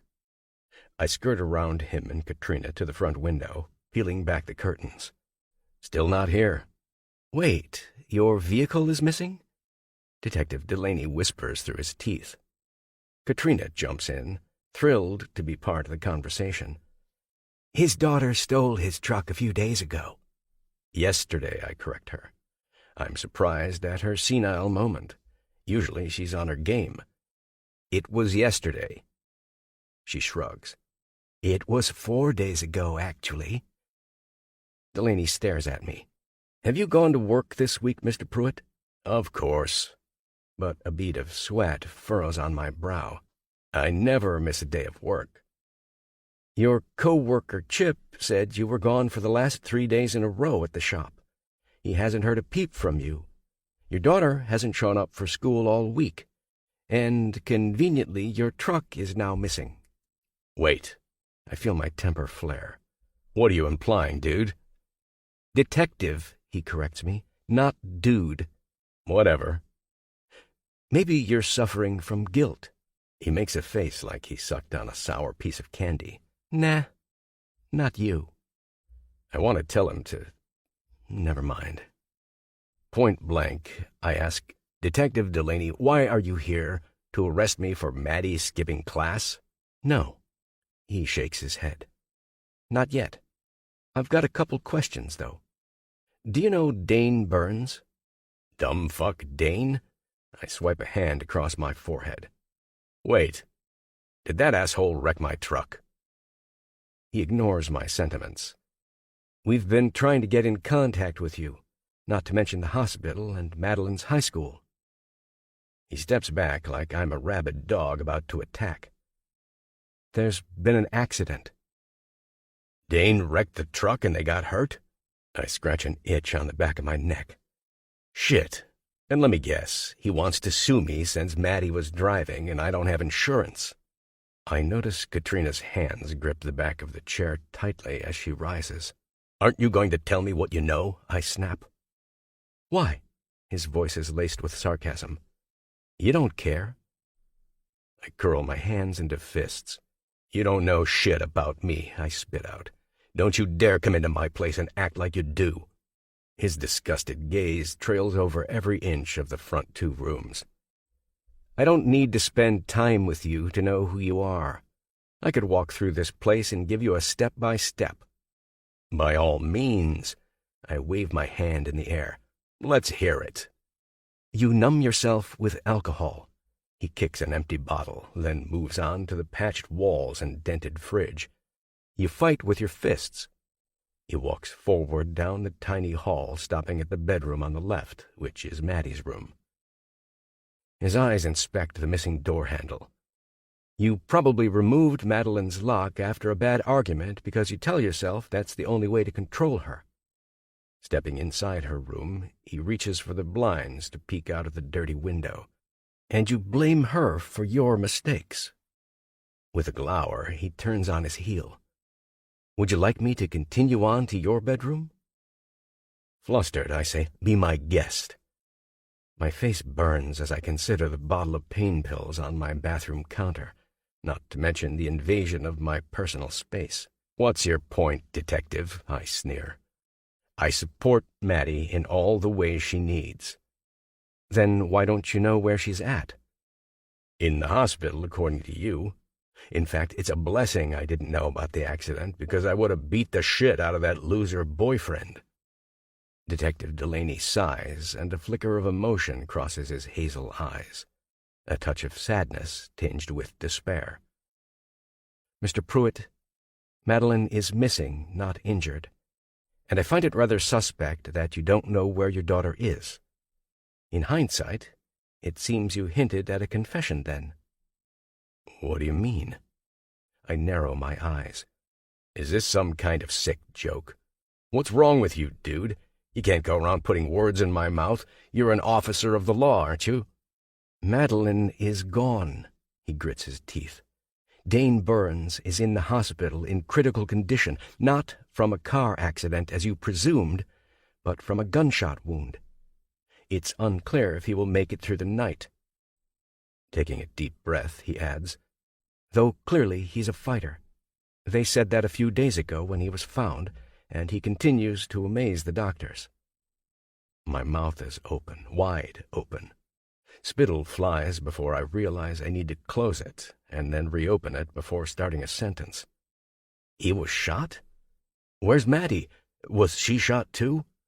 We don't know where she is. That's what we're trying to determine. Where's my truck? I didn't know it was missing until now. He runs a hand down his tie as if to smooth it. So who knows? Where did you find Dane? I run a hand through my hair, exasperated. She could be in danger. It wasn't until the school reported Madeline truant after 3 days and you couldn't be located that we connected the dots and determined she might have been with him, unless... His voice suddenly halts. Frantically, my eyes dart around for my phone. It's buried beneath a pile of clothes in my bedroom. Dead. Shit, I murmur. I plug it into the charger on my nightstand, knocking over a lamp in the process. I catch the flimsy lampshade as it topples to the ground. We need to talk, Delaney insists. Now. About what? I'm in shock, my eyes unable to focus as I stare at everything but see nothing. I stare at my cell, watching the red battery light appear as if reprimanding me for my indifference to having a positive charge. Madeline, he says softly. Can we have a seat now and get down to business? Katrina steps forward and grabs me by the elbows, gently guiding me to the leather couch, where I sit on a duct-taped patch to prevent the stuffing from sticking out. She sits next to me and, lighter in hand, leans down for a pack of cigarettes on the floor, removing one for each of us. Delaney brings a chair from the kitchen into the living room and takes a seat. Mind? I let the cigarette dangle off my lips. It's your place. Under my breath, I mutter. Finally, we agree on something. Delaney asks me question after question, rapid fire, as I try to answer what I know, which isn't much. Katrina speaks for me, telling the detective she saw Maddie drive my truck with Dane beside her in the passenger seat. And you have no idea where she went? He had a duffel bag, so I assumed somewhere overnight to be alone, Katrina says stiffly. She's head over heels for that boy, and doesn't seem to care about her responsibilities. What do you mean by that? Her head's in the clouds. Katrina's face burns, and she adds, She's flighty, and Brian shared with me that she barely passed her junior year. Delaney turns to me. And why didn't you bother to report her missing, Mr. Pruitt? I didn't know she was missing. I'm grim. She's run away before, just a couple weeks ago, in fact, so she could be running again. What does she run from? Delaney shoots me a pointed look. Besides you. Life? How unfair it is. She wants responsibility she can't handle. Meaning? A serious boyfriend, her own place. I take a long drag. Yet she has no money and no job. And you think she just ran away? Delaney pulls a notepad from the inside of his jacket and examines his notes. That this is another one of those times? What about the gunshot wound Dane was brought in with? Maybe not now. My voice trails off. She doesn't usually steal my truck. That's off limits, unless she had other intentions with it. She knows better, I add, tersely stubbing out my cigarette. Then why didn't you report it stolen? Our eyes lock, and we both know why. I'm under investigation by CPS and would lose custody of Madeline. And not that I want the responsibility of raising her, but I do have a little bit of conscience. It's not like I want her to end up in the system. I know how that goes, and it's not my first choice. He changes his line of questioning, but I don't find his interrogation any easier. Was your daughter involved in drugs? Did she use or sell them? Did her boyfriend? Any illegal activities or underage ones? Are you aware of anyone that would want to harm Madeline? Could she be bullying another student or vice versa? Does Madeline have any enemies? What about Dane Burns? How is the relationship between Madeline and Dane? Were they in a committed relationship? Any other individuals they might have been involved with? What about exes? Any tension or revenge-type issues? What about Dane's roommate, Robbie Atlas? How well do you know him? Do you have a girlfriend or partner? What's their relationship with Madeline? Nervously, I lick my lips. Since Maddie's 17, I don't let her have a phone to avoid most of those problems you listed off. I don't mention it's because I can't afford it. The only guy I know about is Dane. I like the next one. She doesn't drink or smoke or do drugs. Maybe she smoked pot. I think Dane and his roommate do. But I don't think she's a fan. Said it made her tired when she first experimented with it. I don't mention Maddie's first time smoking pot was with me. Class has only been in session for a few weeks. Not many friends that I know about. She mainly hangs out with Dane, and he's out of school. She skips class a lot, and I don't know about any particular trouble with other students. I rest my head in my hands as my voice breaks. I don't know where her mom is. I don't know why anyone would hurt her or want to. I just don't know. What about a girlfriend? You have one? She's never met Maddie, I say. She has her own kid to worry about. That'll be all for now. Delaney slaps his notepad shut. We'll keep on investigating any leads or tips that are called in. He thrusts his business card in my hand. My cell is right here. Punching it for emphasis, he says, Call me if you think of anything that could help us locate Madeline. Just find her. I rub my bleary, bloodshot eyes. I'll deal with her when she's home. Try to steer the ship in the right direction. Be a better father. A more present one. By all accounts, you're a shitty alcoholic father. Delaney hesitates at the door. Just so you know, I don't think there's anything to find. I think you know exactly where Madeline is because you put her there. She's cramped your style for a long time. So now you tell me, Brian. What exactly do you want me to do for you? Find her! I slam my fist on the coffee table.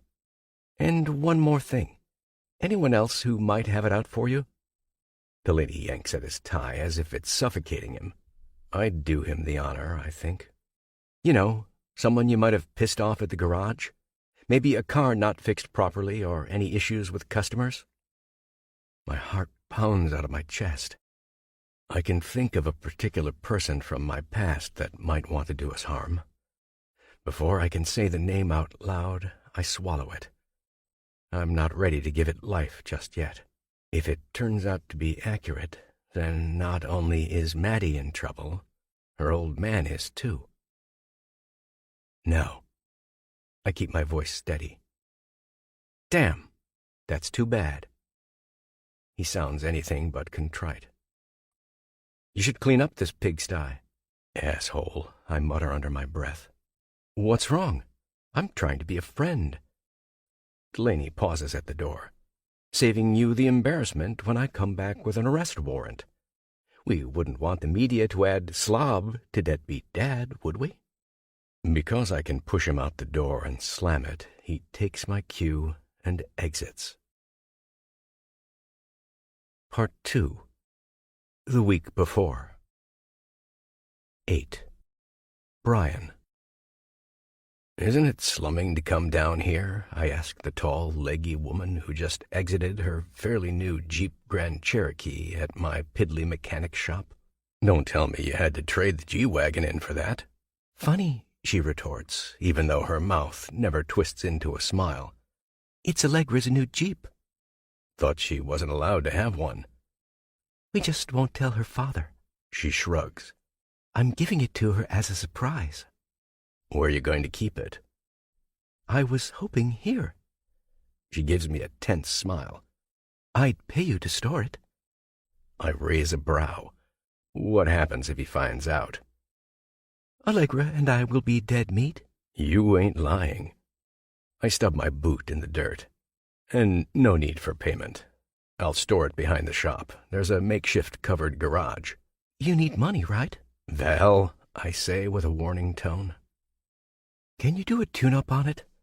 I bought it from someone online and I want to make sure it's safe for her to drive. I can tell she's nervous by the way she wrings her hands.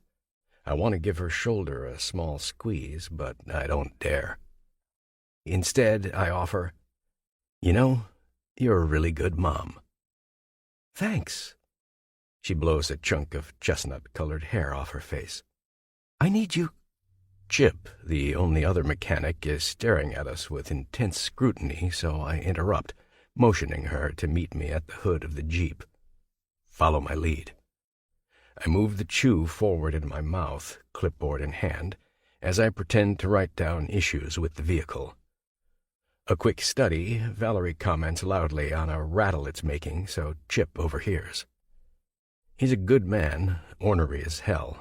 Not good at talk, but great at work, and damn nosy. I watch him watch her stride to my side, his eyes drinking in the sight of her. When Chip notices my glare, his head instantly moves back down to the oil pan of another car he's working on. Oil change, she whispers, and I want... Valerie Atwater, I growl. Not here. Okay. Can you meet me on your lunch hour? No. As much as I'd like to, I don't have time to take a break. Of course you do. She hastens to add, I need your help with something. It pays well. Is this a get-rich-quick scheme? I didn't get rich quick, so why would I pester you with that?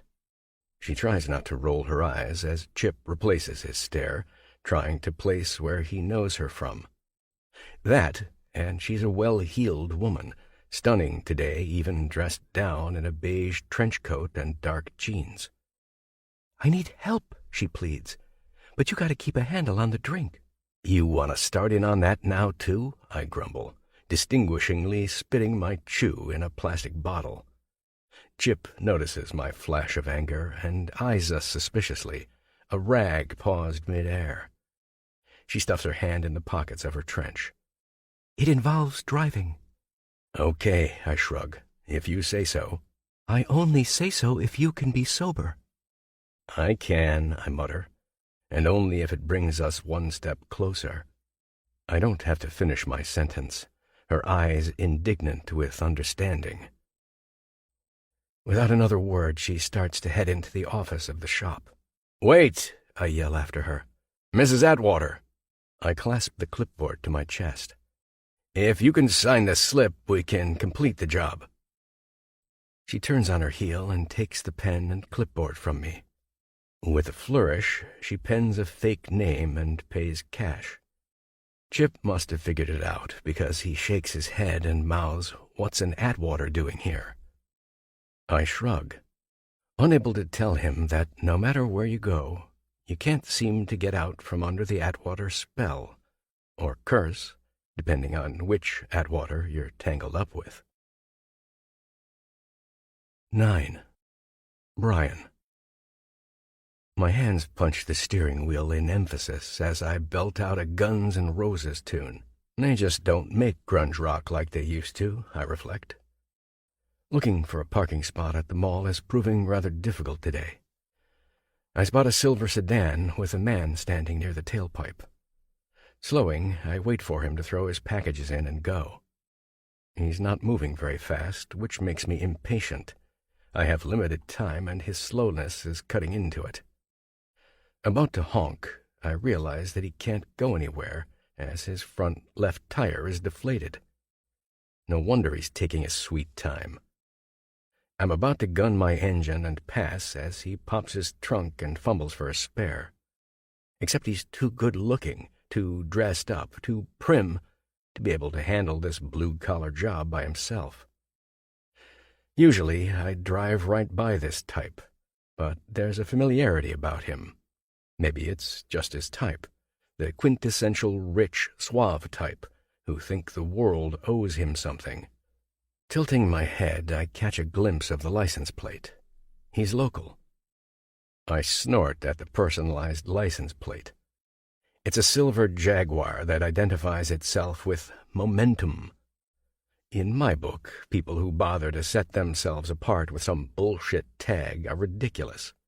That might be because I'm not necessarily a calm driver, and I'd rather flip someone off and shake my fist at them, which makes having a customized plate unnecessary. I don't want them to be able to identify my vehicle. Clearly, the man is a fish out of water when it comes to cars. He might be able to afford a luxury automobile, but that's where his relationship with them ends.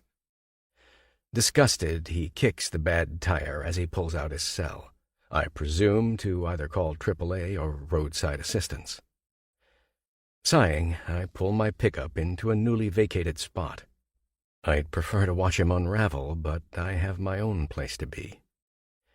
I eyeball him as I walk by, but hesitate as he runs a hand through his hair, the frustration on his face apparent. His watch glints in the sun, which means it's expensive. Probably a Rolex, with cufflinks that cost more than my rent. Hey man, you need some help? I throw my hand over my eyes like a visor. In return, he spins around in the direction of my voice. I'm fairly certain no one has ever called him anything less than his surname. Hi, I say. Thought you might need some help. He's every bit as pretentious in person. Dark hair, dark eyes, trim athletic body, custom suit. He wears bright socks that scream, "I'm trying for fun in the only place I know how, my feet." Ah, yes, I do. He reaches out a hand to shake mine. Darren. Brian. I return his firm grip. My calloused hand probably feels weird in his soft one. With a smirk, he asks, "You stop just for this?" It was a hell of a good show watching you sweat, but I figured I'd help. I motion at the jack. You can cancel whoever you called. I'll handle it. Thanks. He stands back to consider me. You do this a lot? Stop for random men in parking lots? With my tongue, I shove the chew deeper in my cheek. Nah, only at truck stops. He points his index finger at me. You, sir, are funny. He shrugs. I ask just because it's a luxury car. I'm a mechanic, I offer, not wanting his boxer briefs to bunch into a tight wad. Then I'm in luck. I'll get to work and you can cancel your help. Thanks, Brad. Brian, I correct him. Brian, he repeats again and points to himself. And I'm Darren. Got it. Darren gets back on his phone, and I inspect his spare tire for any damage. There are some tools in the back, and I grab the jack and lug wrench and get to work. I keep one ear open as he talks on the phone. Judging by the convo, it's definitely roadside assistance. I can feel his eyes locked on my movements as I go through the motions of replacing his tire. When I finish, I sink back on my heels. Make sure you don't drive this one for too long or travel at high rates of speed. I'll take it to the shop tomorrow, he promises, reaching into the driver's seat. Holding out his money clip, he asks, How much? I peel the ball cap off my head, sweat dripping down my nose. Nothing. Seriously, I can't let this go without payment. It's not a problem. Sometimes it's best to be a good Samaritan. He considers me for a moment, as if he expects me to change my mind. Just pay it forward, I say. Thanks, Brian. He tries for a smile that doesn't reach his mouth. I have a feeling it's a rare occurrence for this man to look happy. It's not second nature to him, and instead it appears like a half-smile, half-frown. An aberration. I replace the tools in the trunk and nod as he settles into the driver's seat. He starts the engine, and as he slowly passes me, I tip my hat to him and make my way back to my beat-up pickup truck. It might not be new or shiny, but I can change the tire. I'm out of time, so my errand will have to wait until later. I forget about the man until the next morning when I arrive at work. A silver Jag's parked outside of my mechanic's garage with his custom plate. The man, Darren, is waiting for me inside, clearly out of his element as he tries to fit his tall frame in the only chair available, a metal one. We don't have a lavish waiting room since we're not a dealership, and to keep our costs down, there isn't a place to hang out. I prefer it this way since it keeps the customers out of my hair. The small front room contains a cash register and shelves of motor oil and air fresheners that line the walls. There's no front desk person, and Chip and I ring up our own transactions. Brian! He hurriedly stands to address me. Darren, isn't it? He nods. How'd you find me? I have my ways. A shark has a better demeanor. You got time to replace my tire? Sure thing. He drums his fingers on the scratched counter, staring at the picture behind me. It's dog-eared and worn, but it hangs proudly with the American flag behind me. Is that your wife? I chuckle at his comment, which isn't surprising. I'm mid-30s, so it's unexpected that I have a daughter, let alone a senior in high school. No, that's my daughter. I doubt he's embarrassed much, but he touches a hand to his forehead with a different watch, expressing his unease. Oops. Sorry. No, it's okay, I shrug. I get that a lot. I had her young. You married? Nah, never could find someone to take the plunge with. Her mom wasn't an option? His question is more personal than I'd like to get with this man, and I need to deflect. She split when Madeline was a toddler. I gesture like I'm slitting my throat. Which was for the best. She was a real piece of work. I don't bother to add that she was the queen of manipulation and used it against me every step of the way. We started dating when we were seniors in high school. I trusted her when she told me she was on birth control. It never crossed my mind she would stop taking it, especially after I made the mistake of telling her how I couldn't wait to skip town after we graduated. I set my insulated coffee on the shelf behind the counter. I'll check the pressure in your other tires. The man nods at me but casually asks, "You raise her on your own?" "Yes, sir," I nod. There are no days off when it comes to being a parent. I realize I sound like a pompous dick from a self-help television show. Just because teenagers are hormonal little shits, I add with a groan. "You, sir, are preaching to the choir." Darren rolls his eyes. "I have a kid in high school, and it's always drama this and drama that." He lowers his voice conspiratorially, even though no one else is in the office. "You ever wish kids didn't have an iPad or an iPhone and a laptop and every technological advance known to man?" "Every day." "Good talk." He slaps the counter, reaching in his back pocket. "Just call me when she's ready." Sliding a business card across the counter, he says, "You can reach me on my cell." I stared down at it, trying not to let him see my wide-eyed look at his name and title. Darren Atwater, CEO of Atwater Technologies. That Darren Atwater.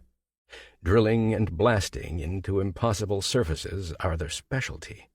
They use explosives to break rock for excavation so tunnels or roads can be built, or, on a personal level, their own mega mansion. Certainly, I keep my voice level like I'm unimpressed. I have some other vehicles coming in, but I'll give you a call this afternoon. I want him to know he doesn't get special treatment just because he might very well own this town. The bell chimes as Darren opens the door to leave. "Hey, Brian." He pauses, his shades in hand. "Yeah?" I pocket his card. "You ever need extra work?" "Fixing vehicles?" "Not necessarily. There's a variety." His voice trails off. "What do you have in mind?" "Tell you what." He gives me a little wave. "We can talk about it when I retrieve my car tonight. Let's have a drink after. You know any good dive bars?" Who does this man think I am? I don't know anything but dive bars. You ever hear of the Roosevelt? It's got the best wings in town. "I know of it. Sounds like a plan." He exits the shop with a bang. And so it happens that prior to 6 p.m., I'm sitting at a bar top with Darren Atwater, the richest man in the city, one of the wealthiest in the state, as he drinks an IPA and munches on stale pretzels while we wait for our wings. We raise our glasses to cheer his silver jag, which is aptly named Your Highness. "So," he drops his voice, "you ever need extra money?" "Nah, I got all I need."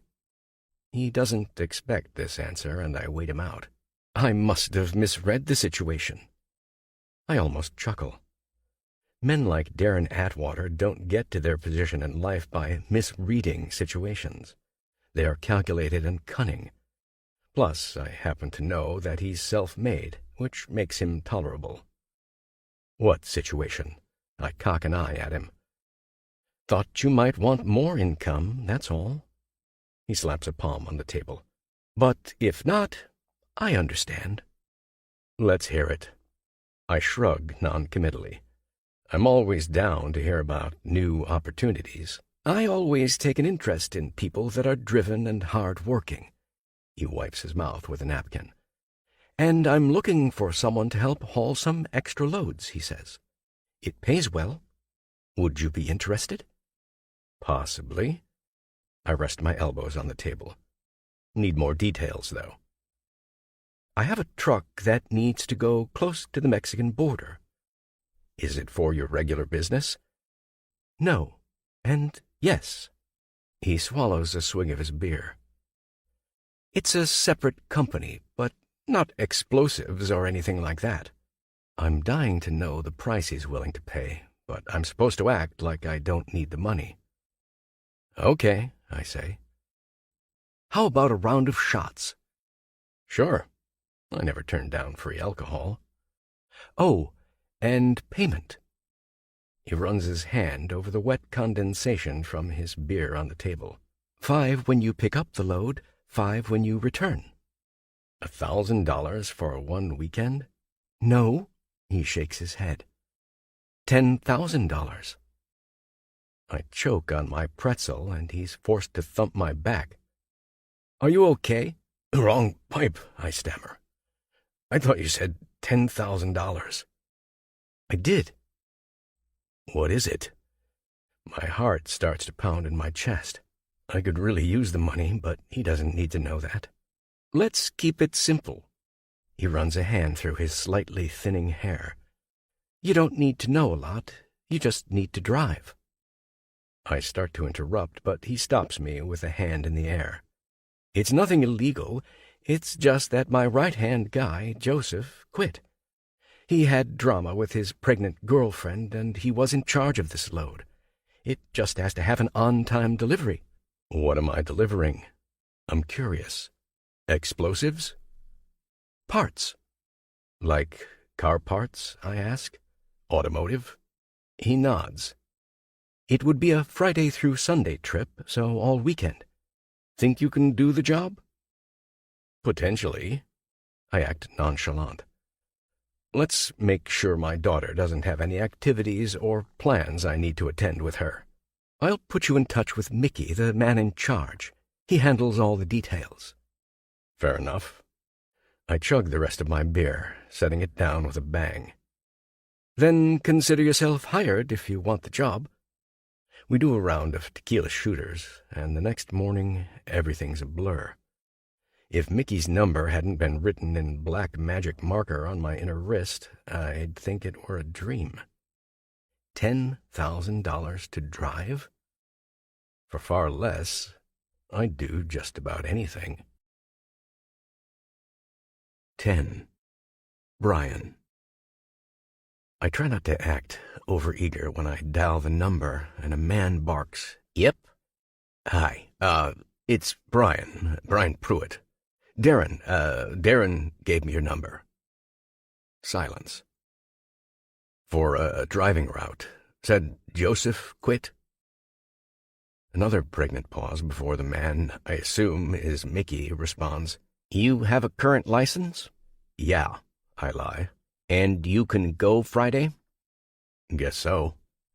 Ask for Mickey when you come to the warehouse, he instructs. He tells me the address where I'm to meet him by 6 a.m. sharp on Friday morning.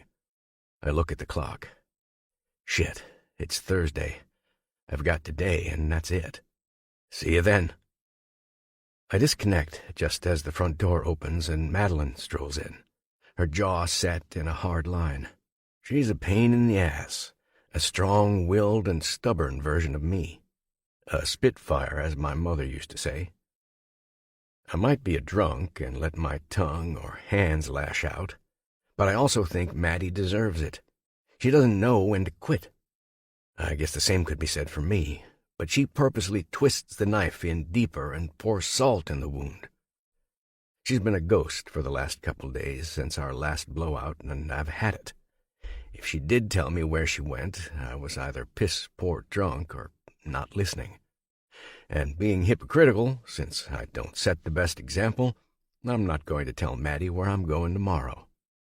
I don't mean to be a shitty parent, but I am.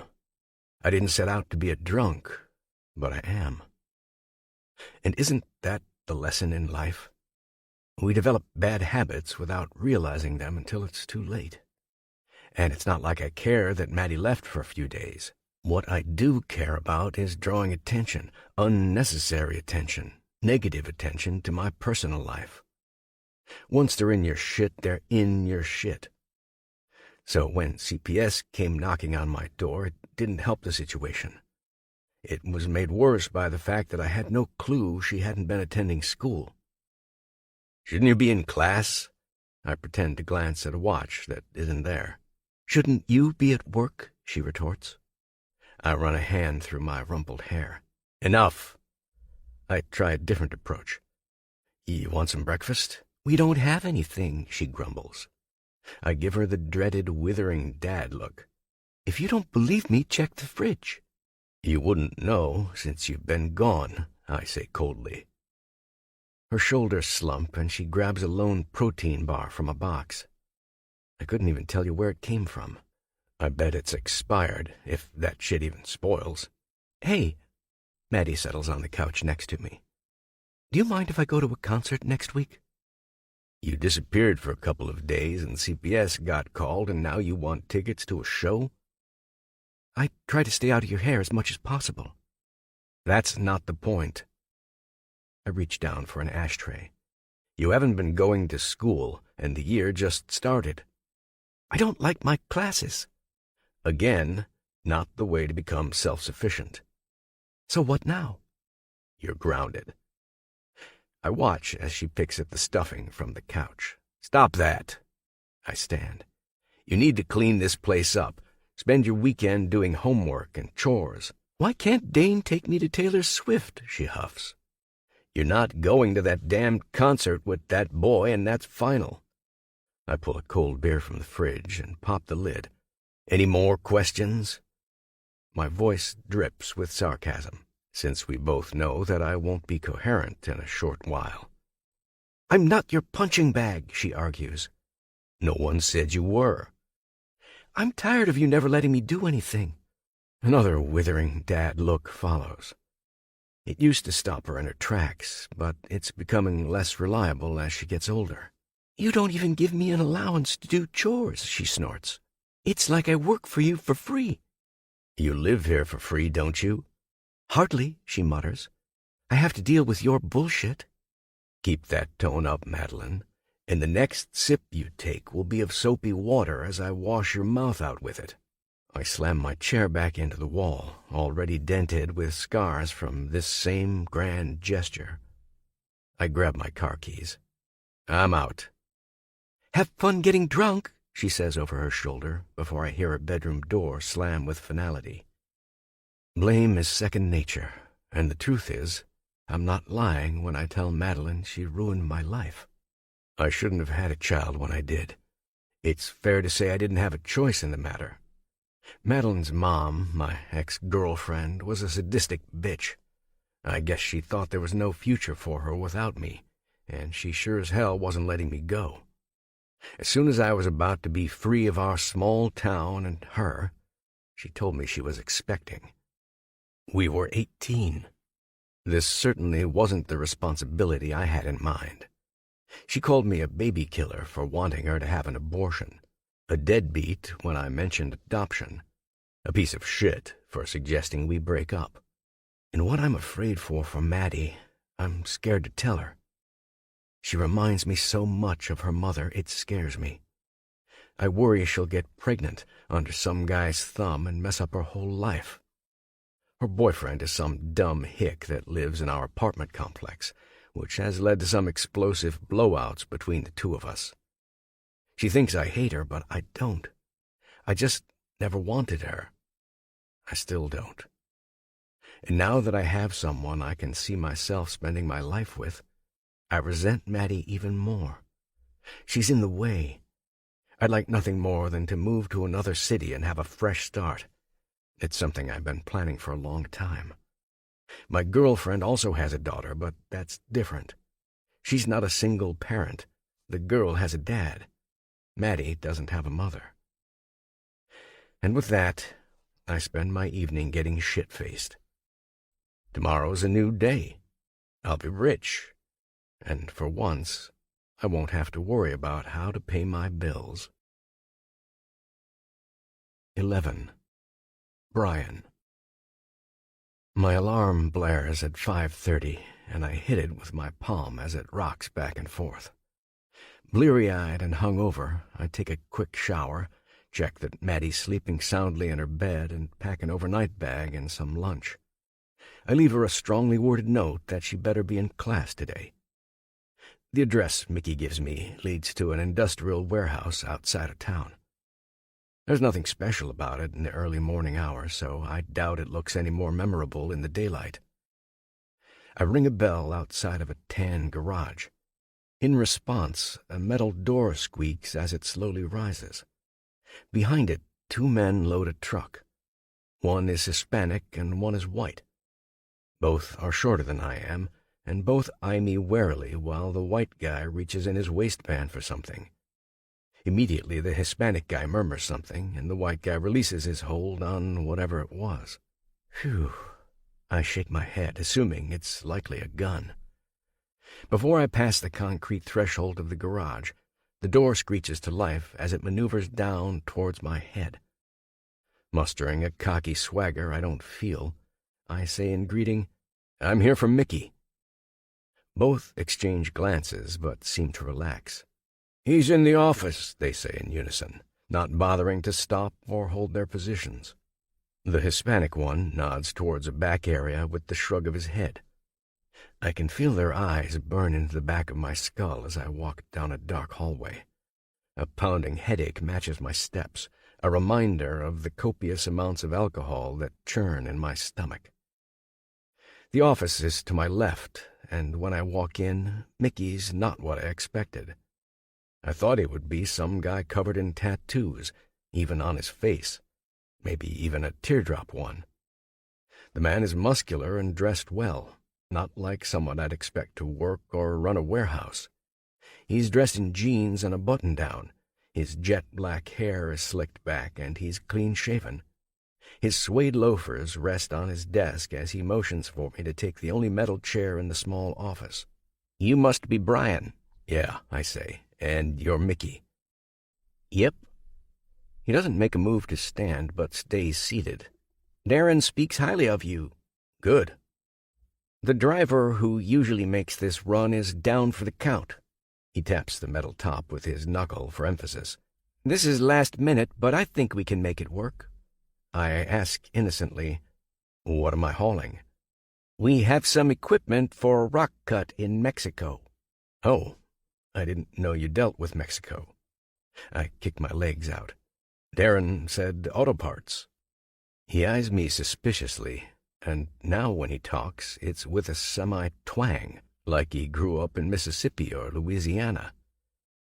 "We deal internationally, and they're parts for a blast site. Is that a problem?" "No," I hastily add, "but I don't have a passport to get over the border." Watching his shoulders visibly relax at my answer, he shakes his head. "Got it." He moves his feet from the desk and sits straight up. "Not a problem. You'll meet Vincent in Texas, close to the border, right near Nuevo Laredo, so that won't be necessary." "Gotcha."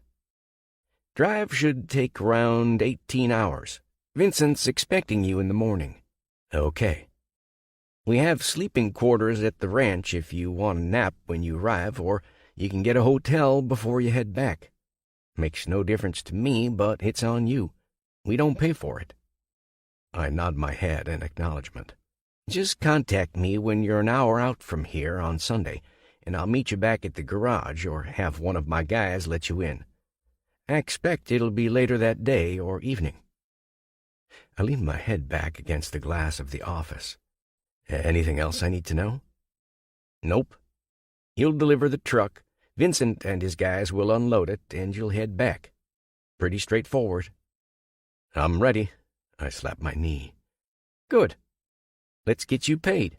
You'll get half right now." He swings his chair around to face a floor safe behind him. Entering a combination, he says, "And 5,000 when you get back." I hesitate. "Why so much?" He pauses. His eyes bulge in disbelief at my question. "It's expensive equipment. Precious cargo." He brings his gaze level to my face. "There is one stipulation." Of course there is. I wait. "You don't go through the items in the truck." "Aren't they packaged?" "You don't go through the cargo. Got it?" I hadn't planned on it. "Sign this." He hands over a document. It states the compensation and how I'm receiving it. "Here's a pin." Asking for my driver's license, he makes a copy while I read the document and sign on the dotted line. My palms sweat since my license isn't exactly legit. I lost it after I hit a pole drunk driving one night. I haven't bothered to have it reinstated. Mickey hands me a thick envelope. Here's the first payment.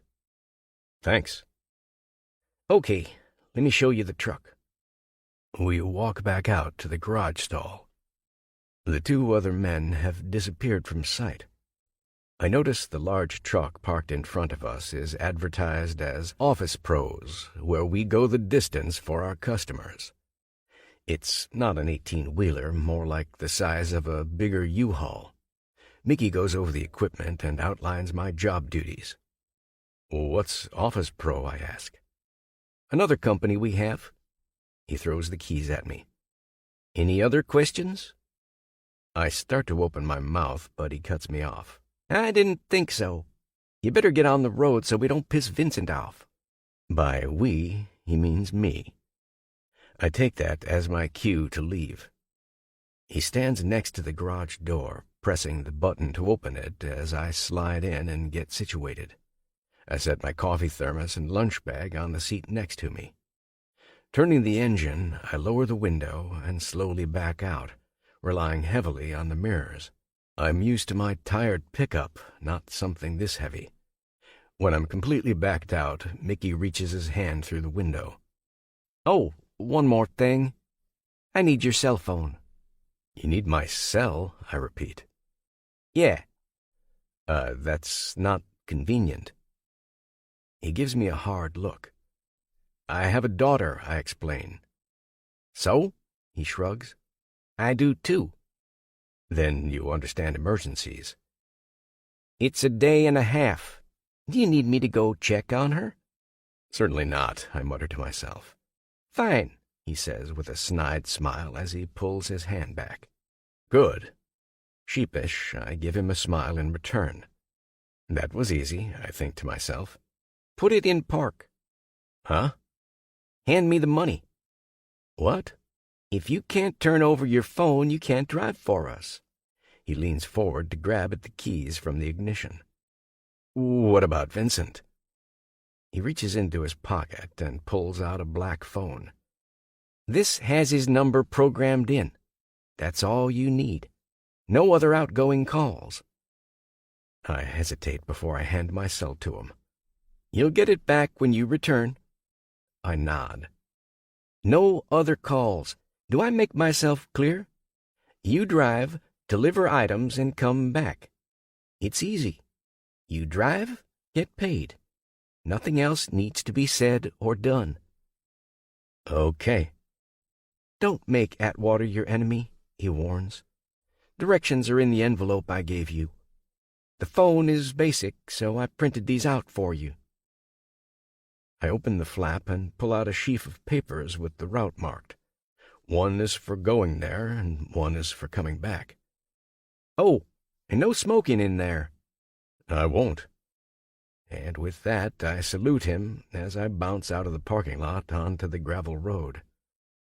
As I speed onto the freeway, my mind wanders as I consider this job that I find myself lucky to have.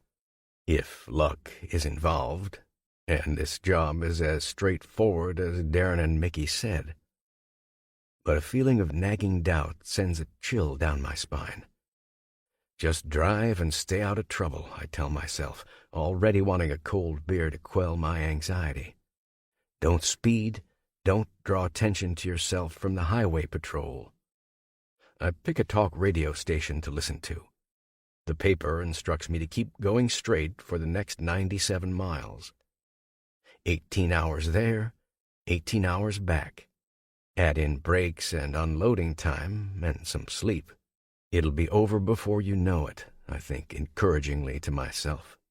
The envelope with $5,000 rests on the seat next to me, and I touch it, ensuring it really does exist.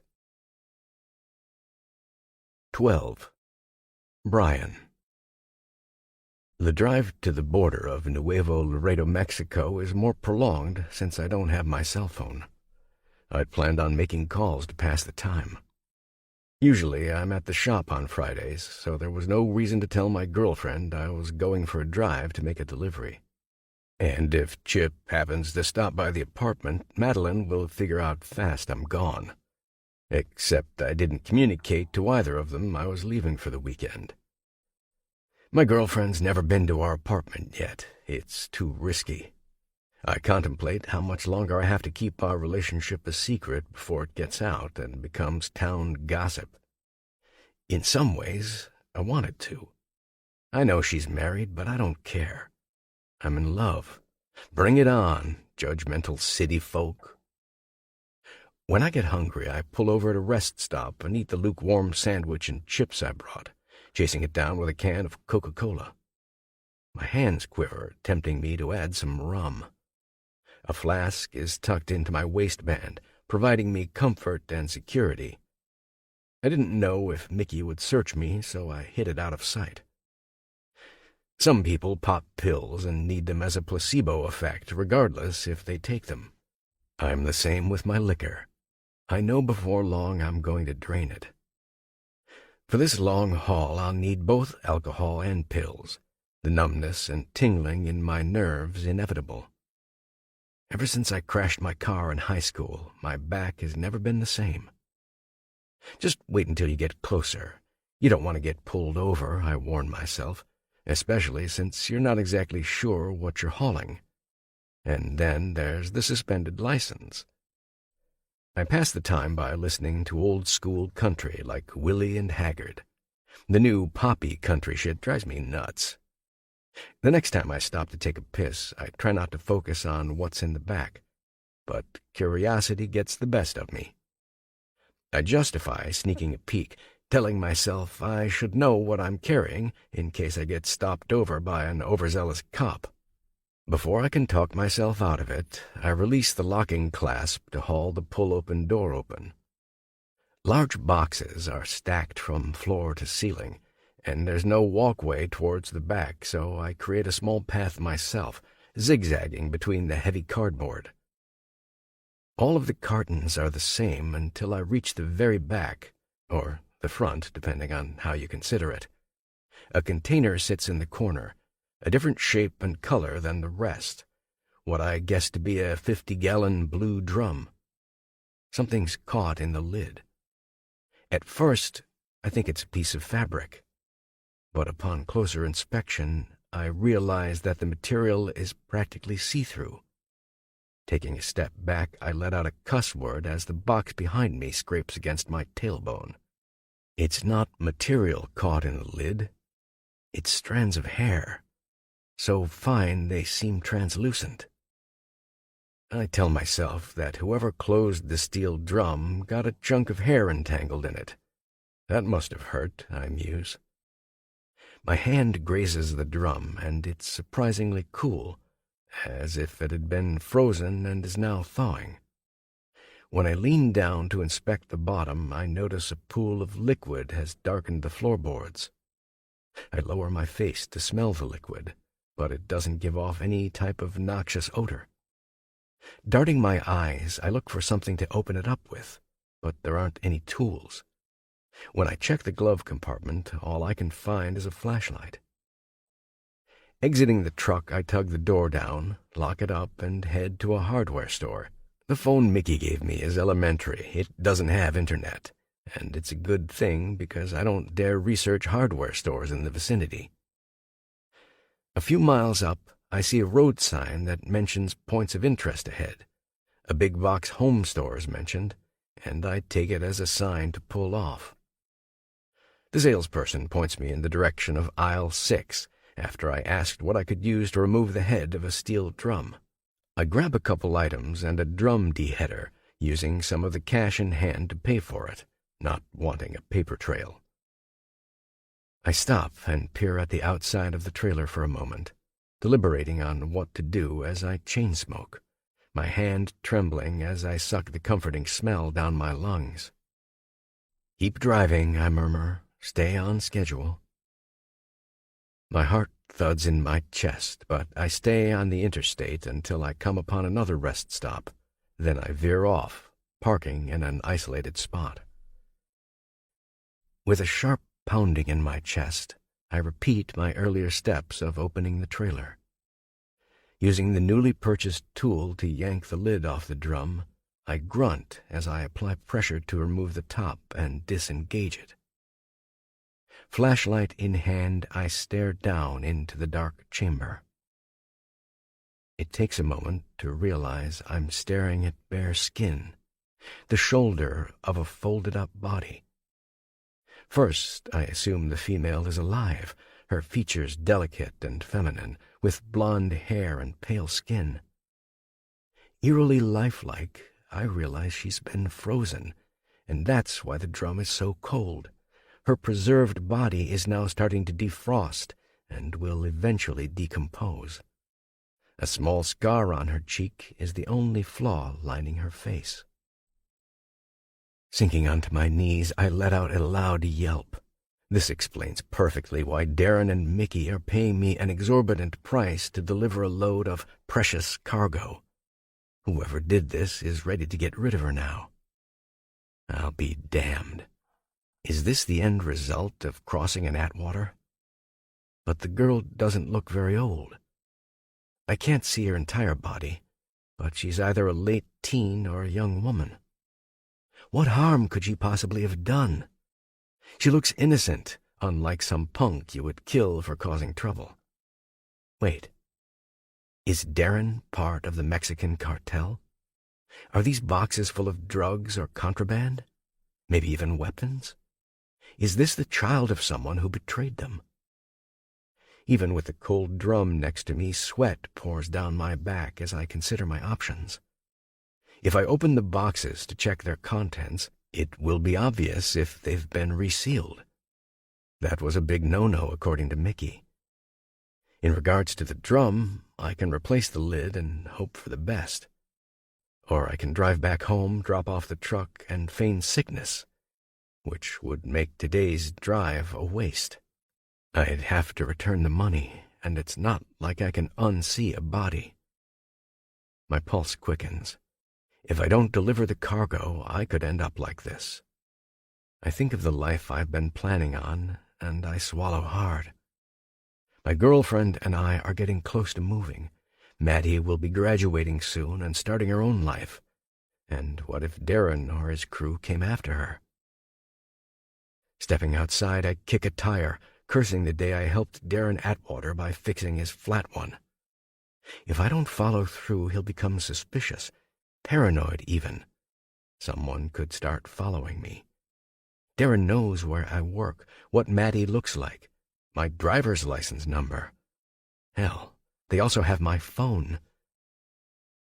I climb into the driver's seat and sit there. I don't know for how long, but long enough to chew a piece of skin off my finger until it bleeds in protest. I keep driving through the night, my mind wandering all over the place.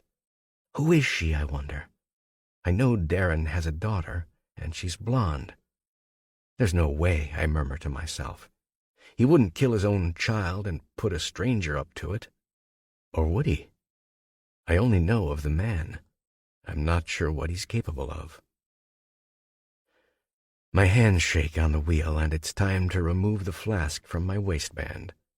I pour the liquid down my throat and finish it off with a piece of chew. When I start to approach the steel gate with spikes, I swallow the lump building in my throat. My directive was to call Vincent when I arrived. I hit his number and wait for him to answer. I hear breathing as I announce my arrival before the phone disconnects. I wait, drumming my fingers on the wheel. It's probably a mere minute or two, but it stretches on. I have to look innocent and unafraid. A tough feat when you found a discarded body in the load you're hauling. Out of a cloud of dust, a newer Ford blue pickup appears, and the driver gets out. Again, I'm surprised for the second time by an appearance, or a third, if you count the dead female. I had a preconceived notion stuck in my head of what Vincent would look like. I figured he'd be late 20s, early 30s, with a leather vest and a motorcycle. In reality, he's white-haired and pushing 65, maybe 70. A white mustache twirls up at the ends, a handlebar, I think they call it. Vincent opens the gate with a remote and waves me in. I pause next to his window as he greets me with a toothless grin, shutting the automatic gate behind me. "Hello," I start to introduce myself, but he stops me with a gravelly voice. "I got a couple helpers that can unload this. Just follow me." I remind myself to breathe, feeling trapped now that I'm stuck in this enclosure of some sort. We drive down a dirt road, barren fields on both sides. This is a huge stretch of property, acres upon acres, and the uncultivated land is soon replaced by cotton crops, bursts of white covering every square inch. Past a barn and a small farmhouse, we continue down the dirt road, the gravel from his truck spitting onto my hood. I'm glad this vehicle isn't mine, I think. On to a large workshop and warehouse where two men stand rigid, spitting images of each other, and I imagine they're twins. Both are medium build, with dark hair and mustaches, wearing cowboy boots and Stetson hats. They point to a concrete slab in front of the warehouse and motion for me to park on it. Unsure what to do next, if I'm supposed to stay in the vehicle or hop out, they answer the question for me. One uses his thumb to motion me out of the cab. The other opens a metal garage door and then jumps in my seat as I exit, driving the truck into the warehouse. "Need help unloading?" I offer. The men stare at me but say nothing. I didn't realize Vincent used a cane until he slowly maneuvers himself out of his truck. He hobbles up next to me. "They don't speak English." "Need help with the unloading?" Vincent watches them carry the boxes down the ramp and shakes his head. "No, they will count 'em and verify the shipment's all there. Put a call into the home base and then you can either stay or go. Would you like to go upstairs to the apartment over the garage and rest?" I act like I'm considering his offer for a moment before politely declining. "My daughter," I start to say, then stop. Why am I telling a complete stranger who is involved in some serious shit about my child? "She has a thing I have to go to," I mutter unintelligibly. He gives me another grin and nods his head as if to say, "Suit yourself." "You need to use the restroom or want some water?" "Yeah, that'd be great." I certainly don't want to watch the twins as they do their job, scared my fidgeting will give me away. Vincent leads me to a small bathroom in the workshop, which is nothing more than a pedestal sink and a toilet where I take a leak. He's waiting for me when I exit, holding a couple of chilled water bottles in hand. The men are fast and thorough, unloading everything in the time it takes to gulp a bottle of water and smoke a couple of cigarettes while Vincent inhales a cigar. They wave Vincent over when they're finished. All three men exchange a few words, and then Vincent appears back at my side.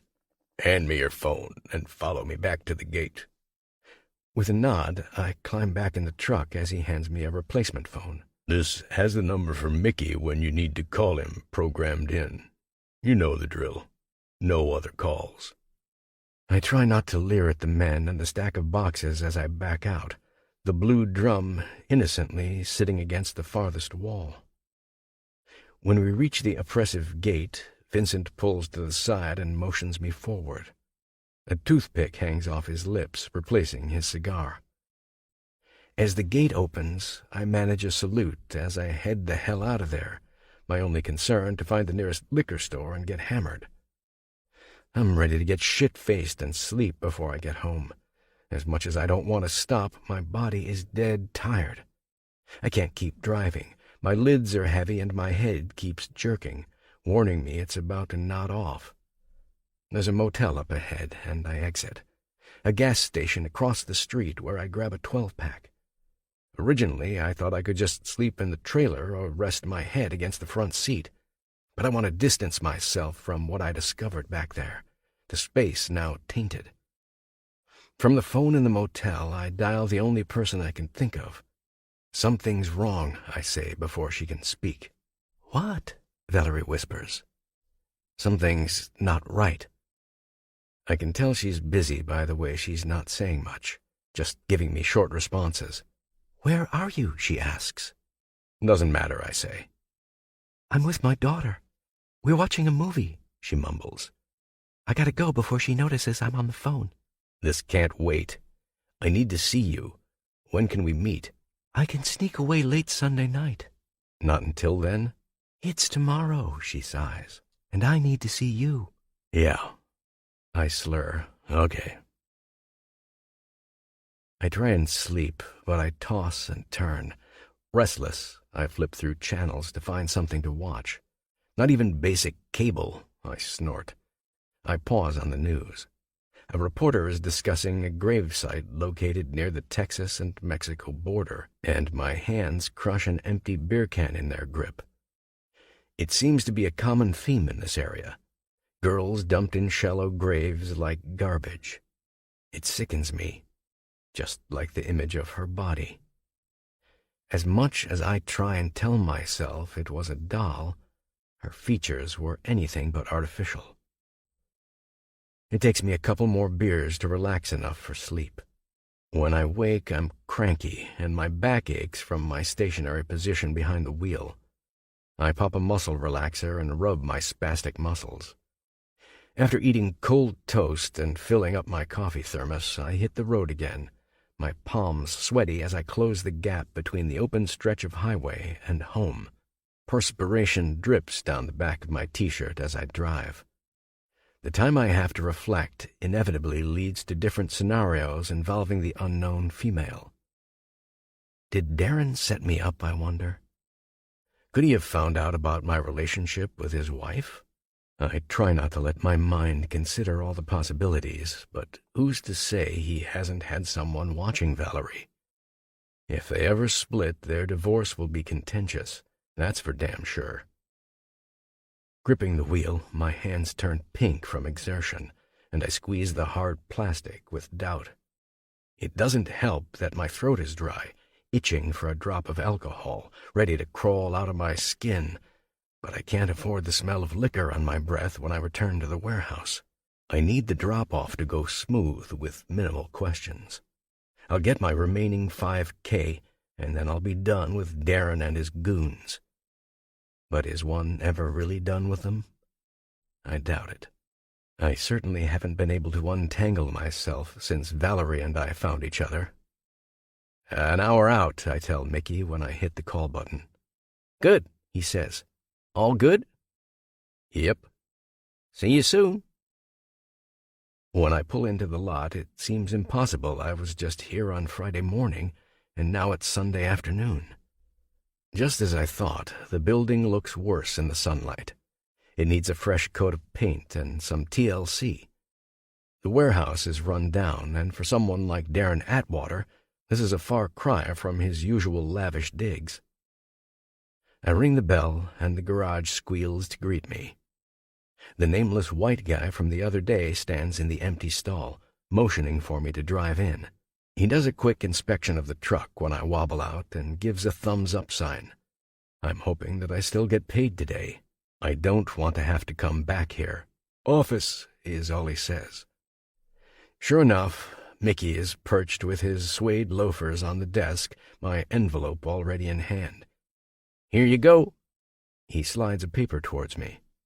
With a pen, he taps the blank signature line where I'm to sign. I try not to let my hand shake as I scrawl an unintelligible signature across the bottom. He's wearing cufflinks and a button-down, dressed like he came from church. I exchange the paper for the money. Relieved to end this exchange, I stand to leave. I've made it 2 steps when I'm interrupted by Mickey's southern drawl asking me politely but firmly to have a seat. I hesitate, my arms stiff at my sides.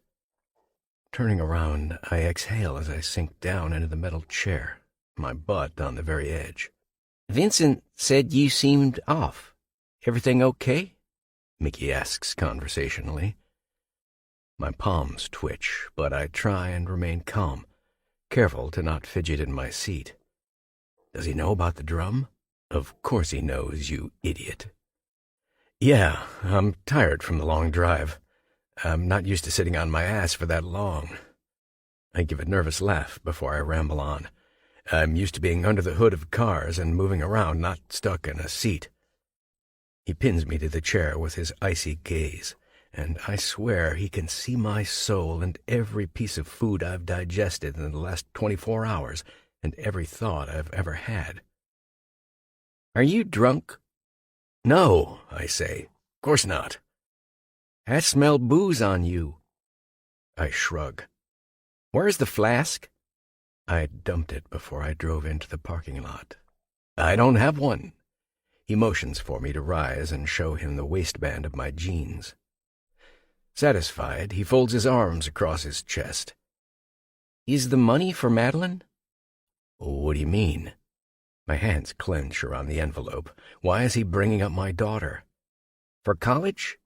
No, I lie. She's a straight-A student, and she'll probably get a scholarship. What are you going to do with it? He smirks. Waste it on liquor and cigarettes? I'm going to buy a new truck, I say defensively, settling back in the chair, anger overtaking my fear. Why did you stop at the hardware store? Mickey reaches under his desk to remove a gun from its hiding place. I shift my weight, my body tense as I stare back at him. And why did you lie to me? He cocks the gun at my forehead like it's a bullseye. The envelope rests in my hand, but it might as well be a pipe dream, because from the set jaw and flared nostrils, Mickey doesn't look too happy with me. 13. Allegra. The mall's pretty dead for a Sunday afternoon. I'm thumbing through a rack of blouses, considering what would look the best for an editorial pick that screams professional, yet trendy. It's for my high school e-newsletter, where I scored a guest editor spot. I haven't decided what path I want to pursue after my senior year's over, but I love being on camera. Maybe an anchor woman? I know it's a competitive job with shitty hours and crappy starting pay, but money is of no concern. It's amazing when you don't have to worry about finances, how much you can concentrate on what you're really passionate about. My earbuds are in, and it takes a moment to realize a male voice is addressing me. Excuse me, miss? I hear the words, expecting it to be a salesperson eager to start me a fitting room.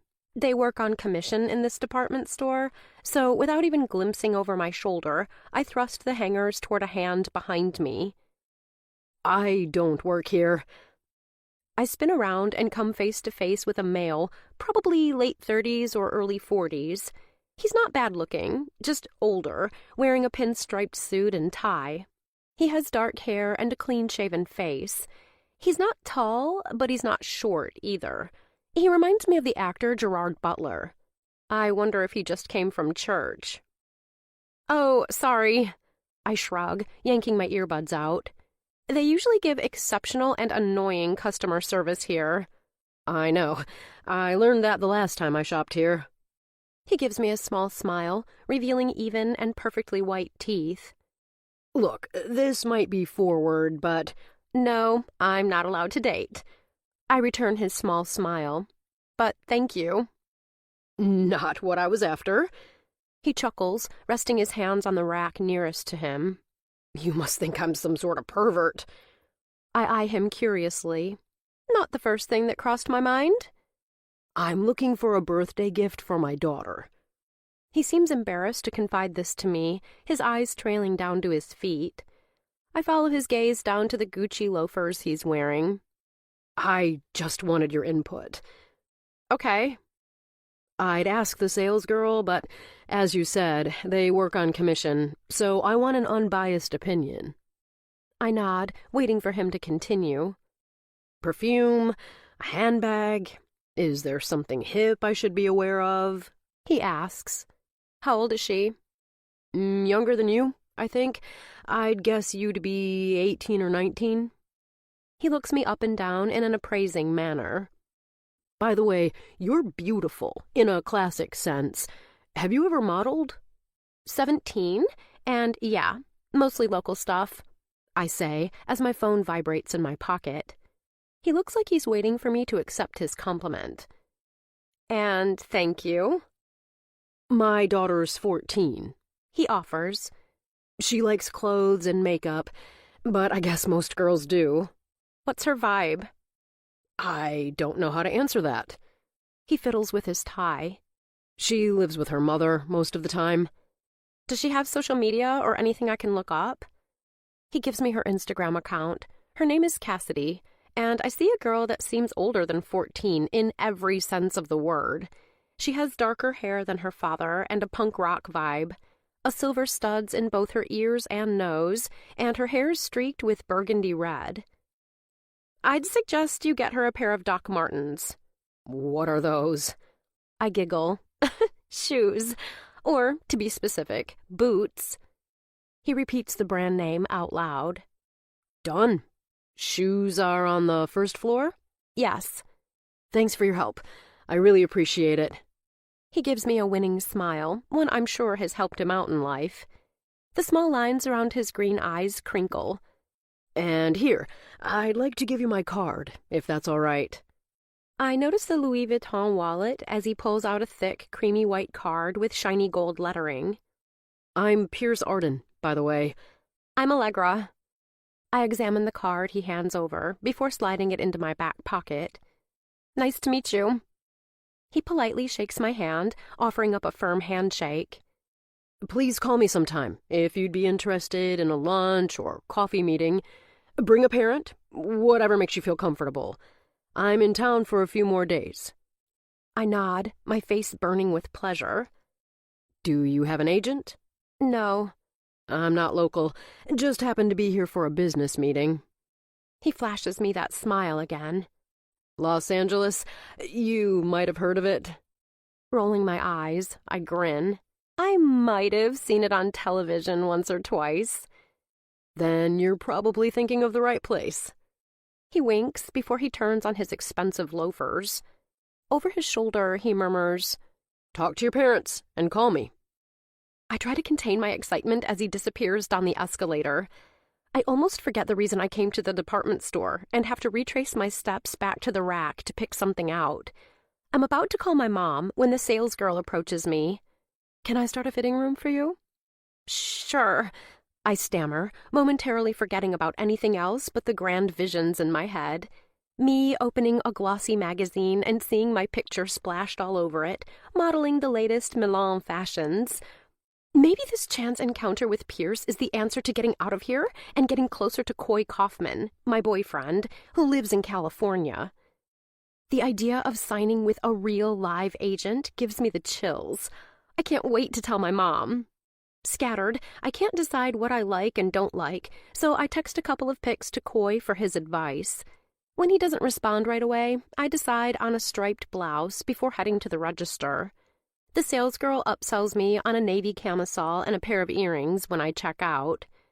Holding my shopping bag to my chest, I continue to daydream, a rather annoying habit of mine. Or, at least, that's what my father tells me. Speaking of him, my excitement's dampened by the thought of his disapproval. There's no way in hell he'd let me move, school or modeling be damned. We had the conversation recently, and it ended in tears. I rehash the talk we had a few weeks ago when I broached the topic of colleges. My father barely glanced up from his laptop when I entered his study. It's not until he heard my request that he paid attention. "I'd like to go to college in California." His head jerked up fast enough to cause whiplash. "Absolutely not." "What?" I'm caught off guard by his answer. "Why not?" His forehead wrinkles as he stutters, trying to think of something to say that makes sense. "In-state tuition is much cheaper." Narrowing my eyes at him, I murmur, "Since when did you become concerned with the cost?" He returns my glare. "Your private school isn't cheap." "I didn't think it was.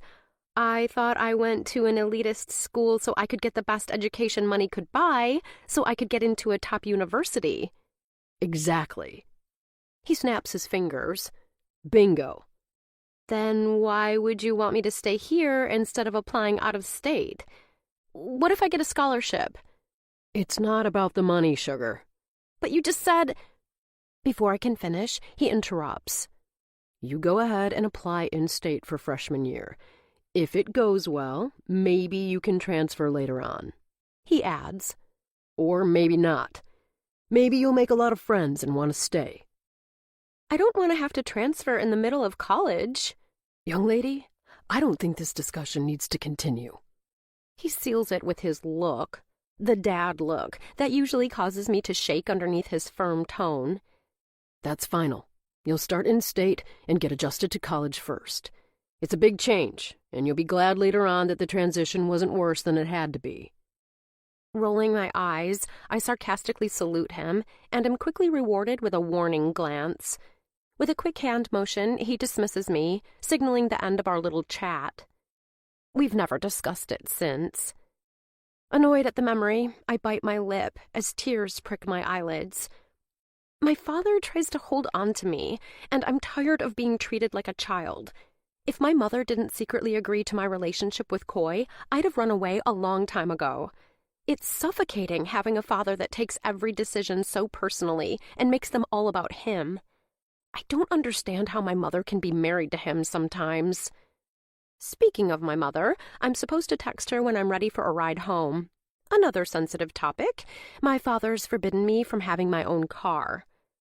Feeling restless, I'm not ready to go back to the compound, or what I call our sprawling mansion.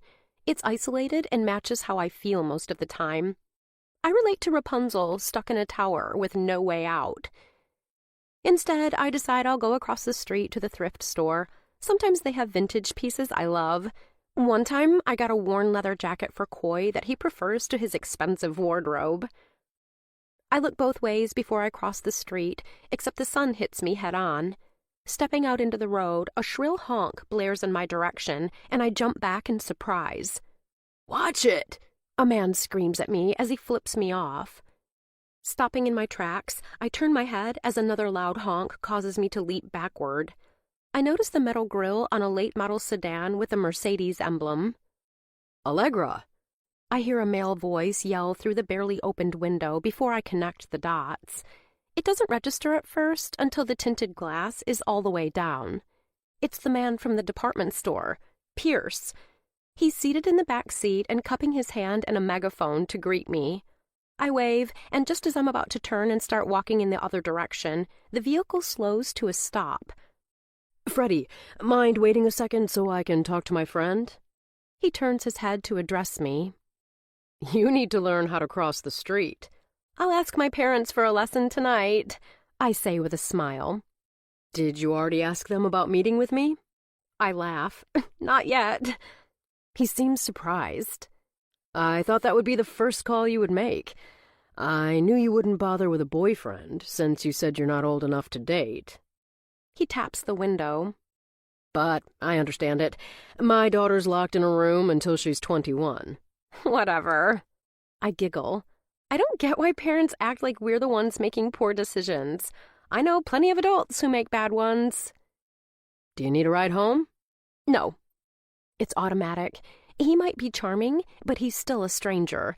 If I showed up at the Atwater compound with him, even my mother would shit a brick. "Okay." He starts to raise his window, then lowers it again. "Wait, do you have a sec?" I shrug. "I'd like to show you some of my clients, so you'll keep our agency in mind." "There's no need. It's already up here." I tap my forehead. He gives me a wink. "I'd really like you to consider us." "I have your card," I say. "I'll give you a call next week." "I'll be back in LA on Wednesday, shooting a movie." He whistles through his teeth. "You like Gosling?" "Who doesn't?" "True." He reaches for his tie and gives it a small tug. "Everyone likes him, men and women." Pierce sticks his head fully out the window. "Come on, let us give you a ride." He jokes. "I'm concerned you don't know how to take care of yourself." "I'm just going across the street. I think I can manage." He holds up a shopping bag. "I actually need you to do me another favor, so it's not solely about giving you a ride." "You bought the Doc Martens?" "Not quite." He runs a hand through his hair. "That's why I need your expertise now. So, pretty please." He rubs his hands together as if he's begging. "Will you jump in so I can show you what I got instead?" I hesitate and internally list the facts. He's the dad of a teenager, I have his card, and we're not even alone. What's the harm? In fact, I tell myself, I'll just have him drop me off at the movie theater attached to the mall instead of taking me to the thrift store. Freddie. He leans forward and taps the African-American man on the shoulder. Am I a scary person? I hear a loud chuckle as Pierce sits back in his seat. See? It's not that. What is it? I'm late. I lie. For? The movies. Shit. At least they have previews. Are you meeting a friend?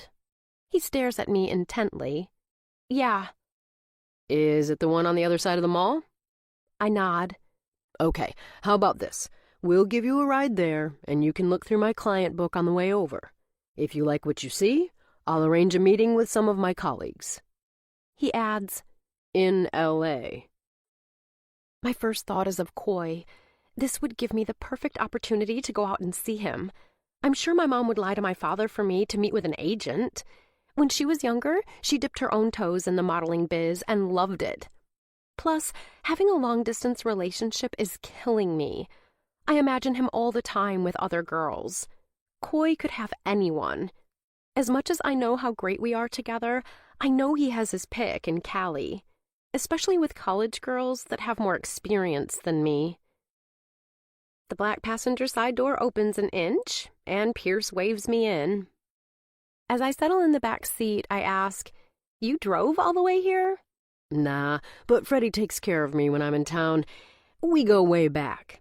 He rests his hand on Freddie's shoulder. He has salt and pepper hair and is also wearing a suit, which seems a little excessive, but whatever. Why so dressed up? Did you go to church? Yes, ma'am. Freddie meets my eyes in the rearview mirror. He looks like my grandpa's age. Or, at least I did. Pierce isn't a fan. Oh, I'm spiritual, just not into the organized religion piece. Turning to me, he shoves the client book in my hand. You know where to go, Fred? Yep. He tips his hand in a salute.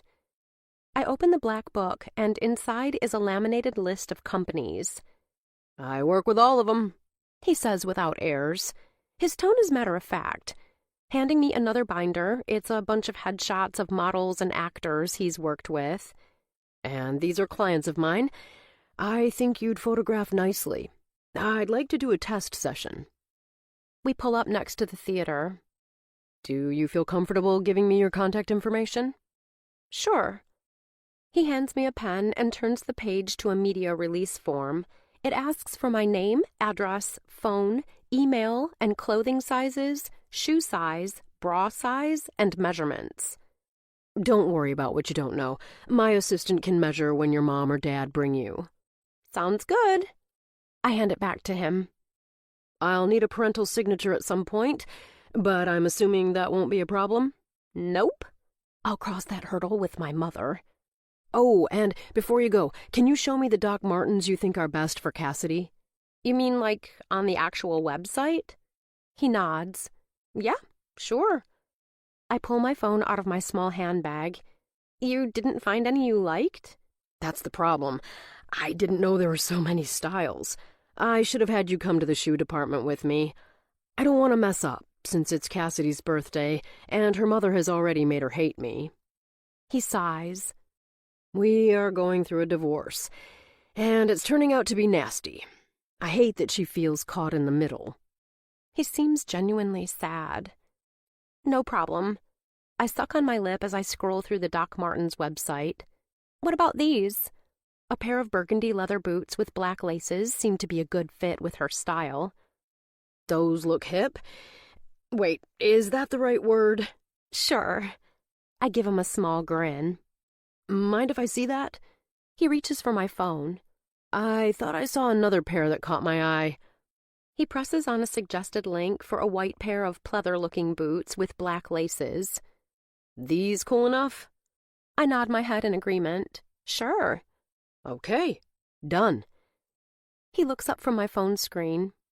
Thank you for your help. No problem. I wait for him to hand me back my phone, but instead I watch as he reads my text messages. I start to protest, and in return, he puts my phone in his pocket. Why did you take my phone? There's the theater. He points up ahead to the Cineplex. I'm relieved we've arrived, and I can get out. He's starting to act like a real creep.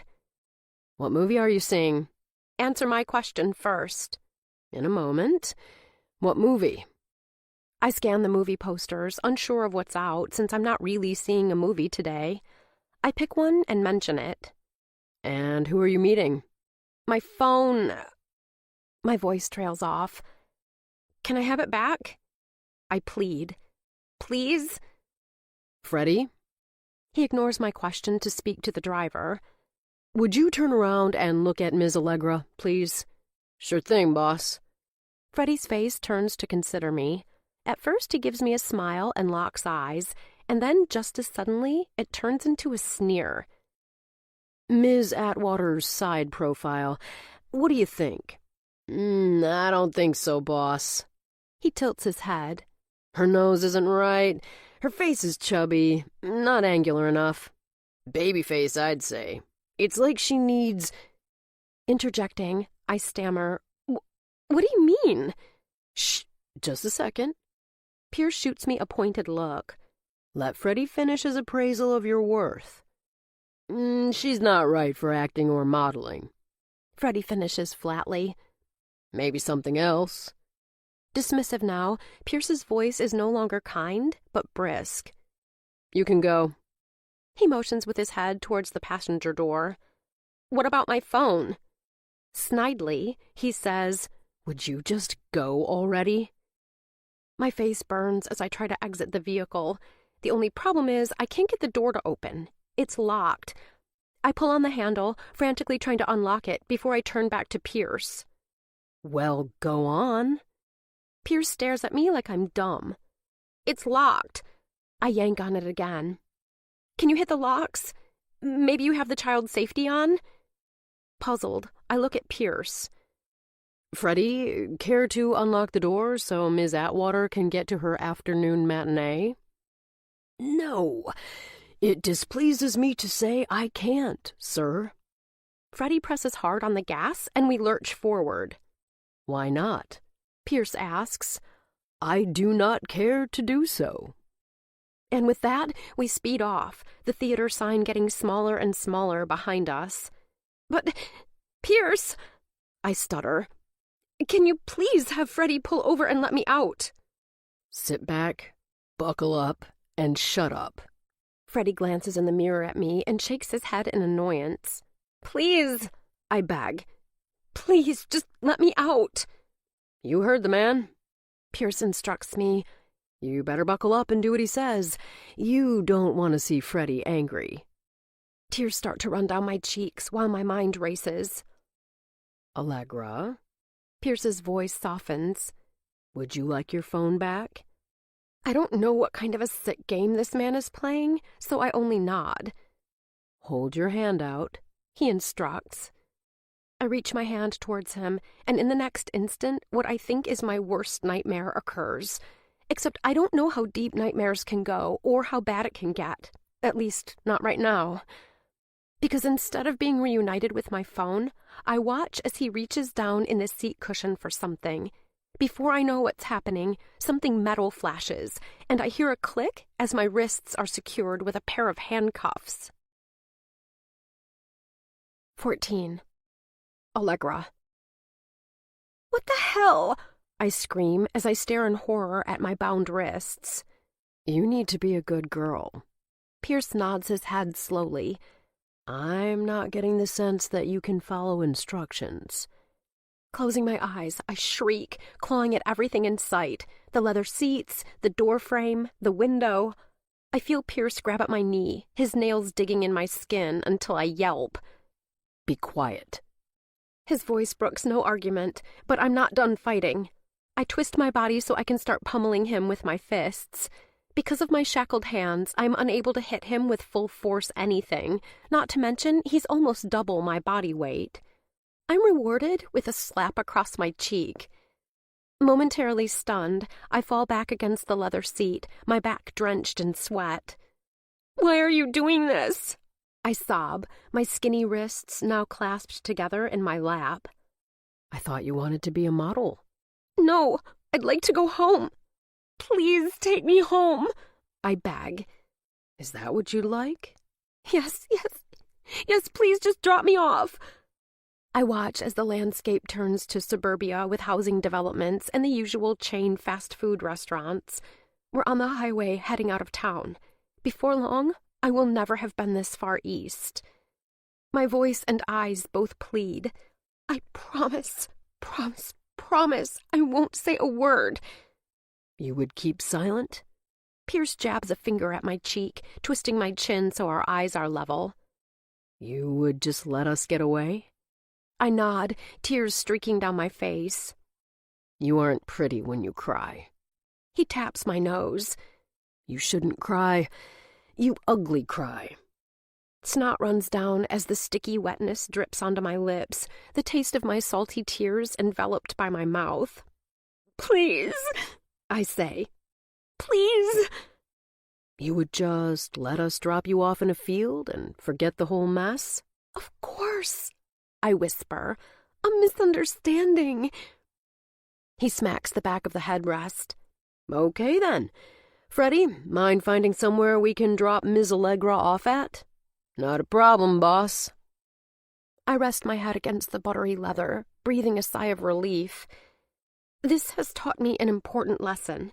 Never get into cars with strangers, no matter how nice or responsible they seem. I'll tell Coy about this, and one day we can laugh about it, and I'll use this as a scare tactic with my own children. Don't get into cars with strangers, even if they seem like they can help you. Freddie drives for a few more miles, and nothing is on except talk radio. I don't know who the host is, and I don't care. My mind is wandering all over. I try and hold my knees, which are shaking. We pass a green sign that announces the next town is 62 miles away. Holy shit! Will Freddie drive that far before we stop? It's okay. Even if he does, you can call someone. If it's a gas station or restaurant, I'm sure they will let you use their phone. My jaw tightens as I think about my father. He's going to kill me. I will never be allowed out of the house again if he finds out about this. What am I going to tell my parents? As if Pierce read my mind, he asks, So what will you tell your parents you've been doing all afternoon? The movie. You hadn't planned on going. I don't argue this. But don't worry. He gives my shoulder a gentle squeeze. I texted your mom and told her you were at the matinee. You texted my mom? Yep. So she's not expecting you home anytime soon. Smug, I say. She'd never believe I was going to a movie by myself. You didn't go alone. His tone drips acid. You went with Julie. Julie? I saw a girl on your social media account and used her name. Julie Canto or Cantro or something like that. I don't bother to tell him I don't hang out with Julie Cambrero. We are classmates, but we aren't friends. When I get home, my mom will ask who she is, and I'll tell her it was our first time hanging out. I stare down at the handcuffs and say nothing. Pierce points up ahead and directs Freddie on where to pull over. Up ahead, to the left. Looks like a good spot. I crane my neck to see what Pierce is referring to. It's an old gas station. The windows now boarded up, the gas pumps rusted. What was once a parking lot's now overgrown weeds that are probably as high as my waist. My heart skips a beat. I was hoping for a more public place, but this will do. The turn signal blinks as we slow to a crawl. Maybe I can walk or even hitchhike. I know people in the 70s did a lot of that. A nice family will drive by in a minivan and take pity on me, wondering why I'm stuck out here in the middle of nowhere. I ignore the lack of traffic lights and the few cars we passed. Maybe there were more, and I didn't notice because I was in shock. Except my mind drifts to Ted Bundy and the special I saw on Netflix about the deranged serial killer and how he would pick up girls. Look what happened to them, I internally scream. They're all dead. But you've already been kidnapped, I remind myself. Holy shit. Kidnapped. A word that's not supposed to be in my vocabulary when it concerns me. You read about it and comment on it, but it doesn't happen to you. It doesn't happen to girls like me that live in small cities and are shopping at the mall on a Sunday. My palms sweat as I think about that Elizabeth Smart girl, or the one that lived in the backyard in a tent for most of her life. She was raped by some psycho for years. Didn't she give birth to his child? Fuck. A shred of doubt invades my hopeful thoughts. Kidnappers don't let their victims just go when they can identify them. No one is that stupid. Stop it, I command my brain. Stop being a downer. You must stay positive. Yet my breathing intensifies. It's almost over, I keep telling myself, repeating it in my head like a mantra as I squeeze my fingers into small fists. How did they catch Elizabeth Smart's kidnappers? Didn't she escape? The police were able to catch them because she memorized her surroundings and everything she could about their identities. Frantic, my eyes dart around the car as I try to memorize everything I can. My parents will ask. The cops will ask. I need to focus on what's in front of me. Mercedes, 4-door, black exterior and black interior, tinted windows. Freddie has a mole behind his right ear and a gold wedding band. Pierce isn't wearing one. And his business card. I doubt it's legit, but there's gotta be fingerprints on it. Freddie makes a left turn onto a gravel road that leads to the ugly gas station. It's unclear where the concrete and the field next to it start and end. The prairie grass has overtaken the empty lot as if they've fused into one. Behind the sad-looking eyesore, Freddie puts the car in park. We are hidden from the highway and anyone that might spot us. A metal dumpster is up ahead, barely visible behind the weeds. An old payphone stands tall next to the building, and though I've never used one, I do notice that the actual phone and metal cord are missing. I try not to get ahead of myself and worry about how I'll get back to the city. My focus needs to be on how to get away from these two men. But I still can't shake the thought. Why me? My blood freezes in my veins. Is this about money? Do they know I'm rich? But they aren't even from around here, are they? Well, maybe Freddie is, since he's the driver. Pierce leans forward to whisper something in his ear. Freddie responds by pressing a button, and I hear the pop of the trunk. Then my window shoots halfway down. Pierce retrieves my phone from his pocket, and my jaw drops as he hands it to Freddie. Instead of unlocking my door, I watch as Freddie exits his. I don't dare turn around as Freddie moves to the back of the sedan. By the loud thud, I can hear something roll in the trunk. In a moment, Freddie reappears and stands directly in front of my window. With a glance in my direction, I watch as he holds my phone out in the palm of his hand. He keeps his gaze locked on my horrified one as he drops it. Then he starts jumping up and down, stomping on it. Then he picks up a metal bar, I think it's called a crowbar, and in a grand finale whacks it over and over before holding broken pieces up to show me through the window. Pierce leans over and whispers in my ear, "Guess you'll have to figure out how to get that payphone to work." My stomach does flip-flops as I watch Freddie discard my broken phone in the dumpster.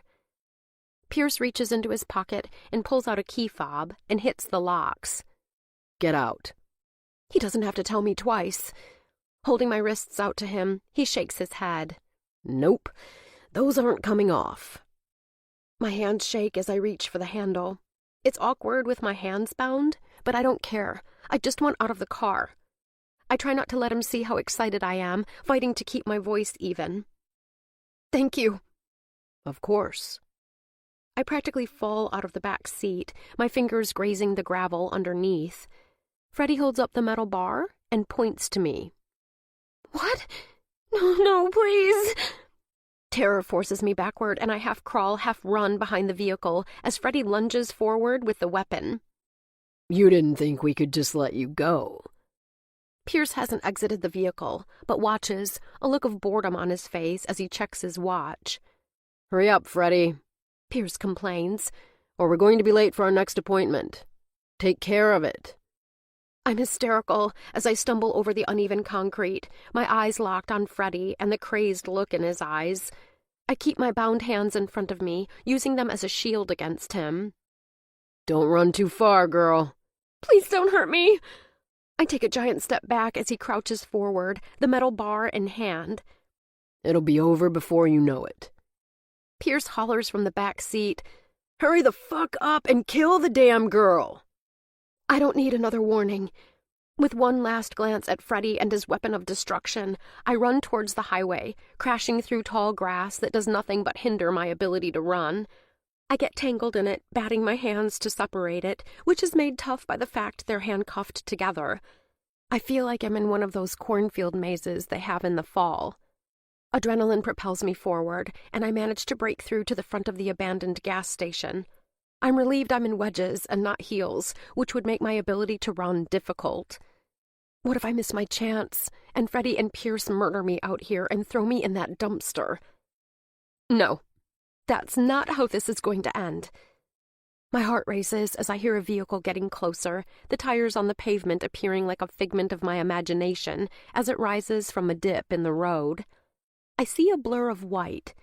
At first, I can't tell if it's a semi or a truck, but it looks taller and heavier than a regular car. Raising my hands in the air, I lunge onto the pavement, the sun beating down on my head. It barrels towards me, and it's an SUV, some type of Suburban or Yukon, and I notice 2 passengers in the front, but I can't make out more than that. I stomp up and down as if I've just won the lottery. But this is better. This is my life. They will either swerve to miss me, hit me, or slam on their brakes. I take my chances. They aren't slowing their speed, so I jump up and down with more emphasis, waving my hands. The metal cuffs catch the glint of the sunlight, which is gradually starting to fade behind the clouds. Huffing, I watch as they dart to the other side of the yellow lines, giving me space as they pass. From the passenger side, a look of surprise flashes on a female's face. The driver hits the brakes, and the giant hunk of metal skids as it slows to a stop. I smell burning rubber as they pull off the road and reverse, their tires crunching over the gravel. They back up until they're directly across the road from me. I have never been so happy to see a stranger. And not only that, a woman. Tears of joy stream down my face as I run across the road, further distancing myself from the men in the Mercedes. The vehicle is large enough to block me from the view of Freddie or Pierce, so I run straight to the driver's side. The window rolls down immediately. A man with sunglasses and a ball cap stares at me. He looks like he's in his 30s, but it might be because his arms and face are covered in freckles, which make him seem young. He has a reddish goatee he strokes as he squints at me.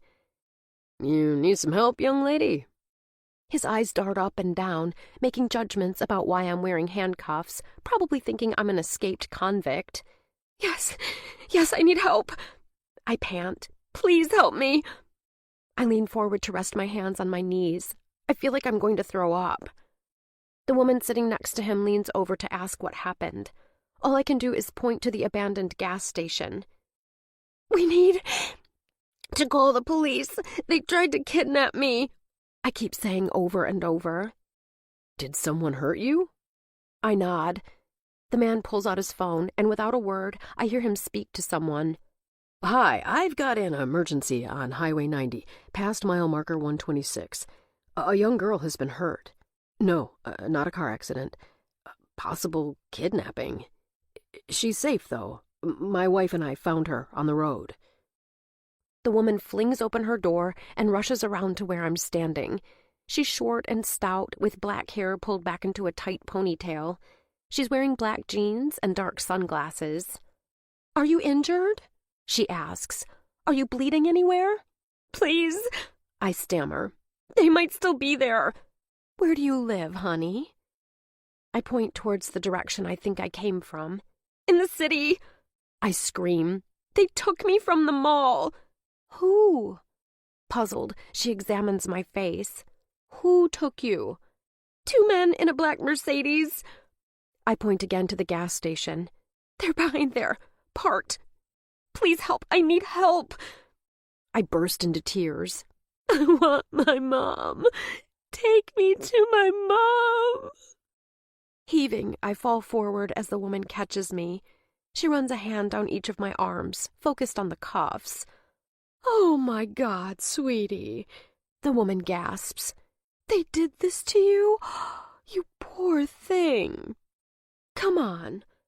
Holding one of my arms, the other one she uses to tug the passenger door open. "We've got the air conditioning running. Hop in." Guiding me up into the back seat, she helps me sit, since it's weird with my wrists restrained. "The police can remove these," she says reassuringly, patting my knee. The man disconnects. "They're on their way now." He turns to give me a small smile. "They will be here soon. Just take a couple deep breaths. What's your name, honey?" "Allegra." "I'm Jeff, and this is Eva." I nod. "Can I use your phone? I need to call my mom." Eva settles back in the passenger seat. She turns to him. "Jeff, can you hand her a bottle of water? I think there's one on the side of your door." She turns to me and smiles. "Don't worry, it's unopened." I stare at her in shock, as if I care at this moment if I'm drinking out of a shared water bottle. I was about to be killed at the hands of two men that are still out there. Jeff reaches for the water, uncaps it, and hands it to me. The need to speak to my mom and let her know I'm safe overrides my thirst. "Can I call her, now?" My voice starts to rise. "I need to tell her where I am." "Yeah, but first," Jeff tilts his head towards the gas station. "You said they might still be there?" "If we hurry, maybe we can catch them." Eva states the obvious. I nod, taking a long sip of the water as Jeff puts the SUV in drive and we amble towards the back of the station. "I didn't do anything wrong," I cry. The woman glances over her shoulder at me. "No one said you did, honey." She points to the man. "He's got a gun. Don't worry, honey." It's like déjà vu as we come face to face with the metal dumpster and the payphone, the overgrown and unkempt weeds standing at attention. They all remain, but the black Mercedes is gone, the only evidence a few tire tracks in the gravel. "Oh my God, they got away!" I lean back in my seat, closing my eyes. A headache is pounding behind my temples, and my cheek is sore to the touch where Pierce clocked me with his hand. "Eva?" I ask as Jeff hops out of the driver's side, his footprints ruining the earlier tracks of the sedan. "Can I call my mom now?" I'm hysterical. "I need to let her know I'm safe." "Oh, sweetie, I wish you could." She twists in her seat to consider me. Her sunglasses prevent me from seeing her eyes, but she gives me a tight smile. "I don't think that's such a good idea right now." "Why not?" She reaches back to wipe a tear running down my cheek. "Because you're not safe." In one fluid motion, her other hand lunges towards me, a dirty rag in her hand. I scream as she stuffs it in my mouth. It's soaked in something, whatever it is, tastes vile, and I choke on the fumes as my eyes burn. Something pierces my arm, a stabbing at my vein, like when I get my blood drawn. "That's too much," I hear Jeff hiss. "Well, she's small," Eva mutters. "I don't know the exact dosage." I flail, but I can't compete with her strength. With full force, her hand presses down as I gag, the rough material scratching my throat. All my words are swallowed as my eyes flutter shut, and I slide down in my seat. Eva's voice is the last thing I hear before I pass out. "Jeff, honey, she'll be dead in no time." 15. Valerie. Like a caged animal, I pace back and forth over the carpeting in our living room, sure that I'm wearing the fibers down with every footfall. I force myself back to the kitchen, where I rest my elbows on the island and figure out my next steps. Where the hell is she? Why isn't she answering any of her goddamn texts or phone calls? Staring at my phone, I silently command my 17-year-old daughter, Allegra, to call me. Right now. Right this second, young lady. So far, the 3 voicemails I've left haven't been accusatory or laced with anger. They have been that of a concerned parent. But I'm about to flip my switch if she doesn't respond soon. Picking my phone up, I automatically put it back down, a nervous habit that's starting to annoy even me. I've checked our cell service to make sure that up here on the mountain nothing's happened to it, that a wire wasn't inadvertently cut, or that our reception somehow became spotty. Not only do I keep grasping for my cell, I can't decide if I want to sit or stand. I head into my office, a large room that's covered in framed photos of our family. I stare at a newspaper article that caught Allegra mid-split on the football field during cheer practice. Her beaming smile and confidence, something most teenagers try to emulate, but most can only fake. She has the drive and determination of someone much older. The positive outlook and self-worth that I instilled in her is evident every day. Pushing back the curtains, I glance out the French doors that lead onto a private patio. Our house is tucked into the side of a blasted-out cliff, the stone facade blending into the landscape. There are multi-layered decks and an outdoor infinity swimming pool tucked into an alcove. Behind the main 10,000-square-foot house, there are other outbuildings, a stable, guest house, warehouse, and a gym with a sauna and indoor lap pool. Out of habit, I look over my shoulder to check that my office door is closed before I sneak outside. I guess it's not technically sneaking, since this is my home and I'm not doing anything wrong. But I equate my nasty tendency to smoke with something shameful that I have to hide, especially from Allegra and my husband, Darren. I used to smoke to quell my anxiety, and what was once a weekly habit has become a daily one. It's now an ingrained ritual that if I'm feeling stressed, I light up. I'm barefoot, and I let out a yelp when the cold concrete meets my skin. Reaching down in one of the planters, I wipe the soil off my pack of cigarettes. A lighter is hidden in a decorative lantern. Our landscaper, Raoul, replaces both for me in our agreed-upon hiding place. It's a shared habit and a shared secret between us. Puffing on my first one of the day, I inhale. The comforting smell of nicotine and tar envelops me in a warm embrace. I realize this is an unpopular opinion. Most abhor the pungency of it. Not me. I yearn for it. People don't call it a craving for nothing. Exhaling, I stare down at the valley below, pretending like I used to, that I'm a queen in my castle, the peasants beneath me. It's not from a place of contempt for those that don't have my life, because mine isn't all it's cracked up to be. It's solitary up here. Even the loneliness I experienced growing up was different. There were always people around, but no one to confide in. I grew up poor, on public assistance, bouncing around to different foster homes and overzealous parents. There were two kinds of families and no happy medium. They either tried to be my best friend in a disingenuous way, or they felt I was damaged goods and needed firm discipline and rules. Because of this, I fought every family tooth and nail, and it didn't work out in my favor.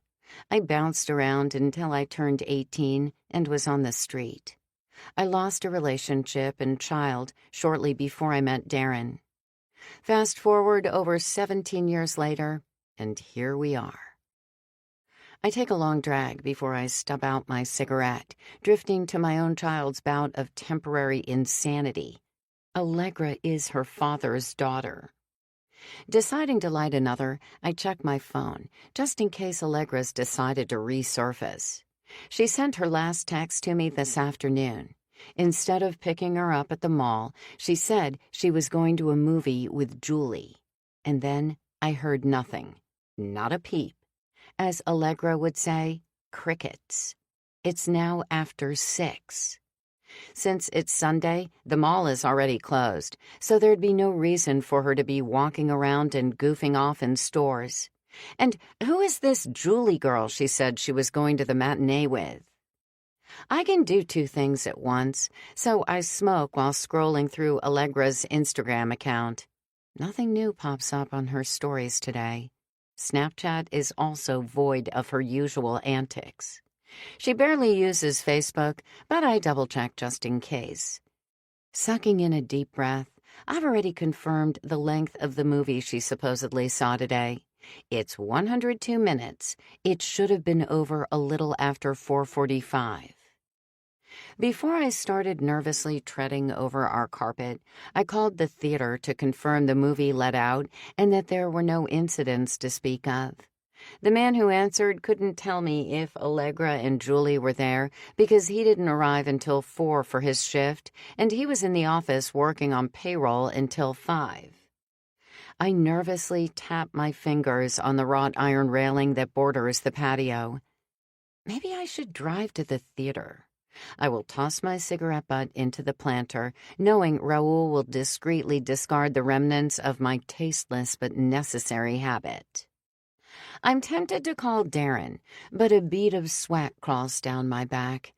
Darren is overprotective, to put it nicely. The term helicopter parent doesn't do him justice. I've fulfilled my obligations of trying to be Switzerland and act as a neutral third party between daddy and daughter, but it gets harder as she gets older and the opposite sex becomes involved. Not to mention drinking, drugs, parties, Allegra's life during and after high school.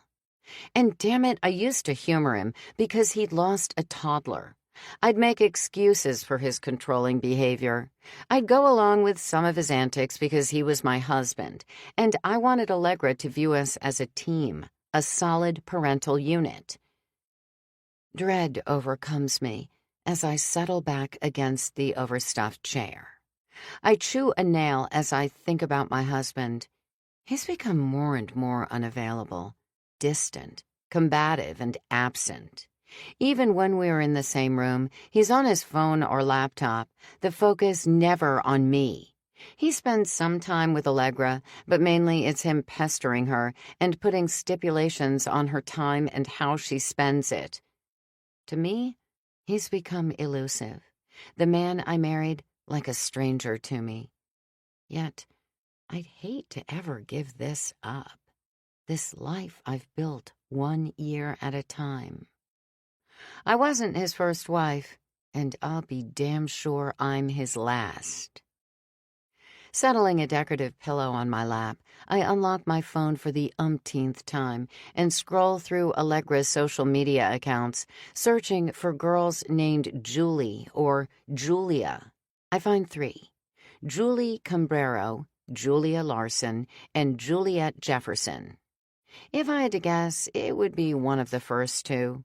I negate the third one since she lives in another state. I send the first 2 a message. Then I wait. But I can't sit still while I'm impatient and scared, wondering why she's put me in this position. I should call her boyfriend, Coy Kaufman. Would she have flown to California to see him without asking me first?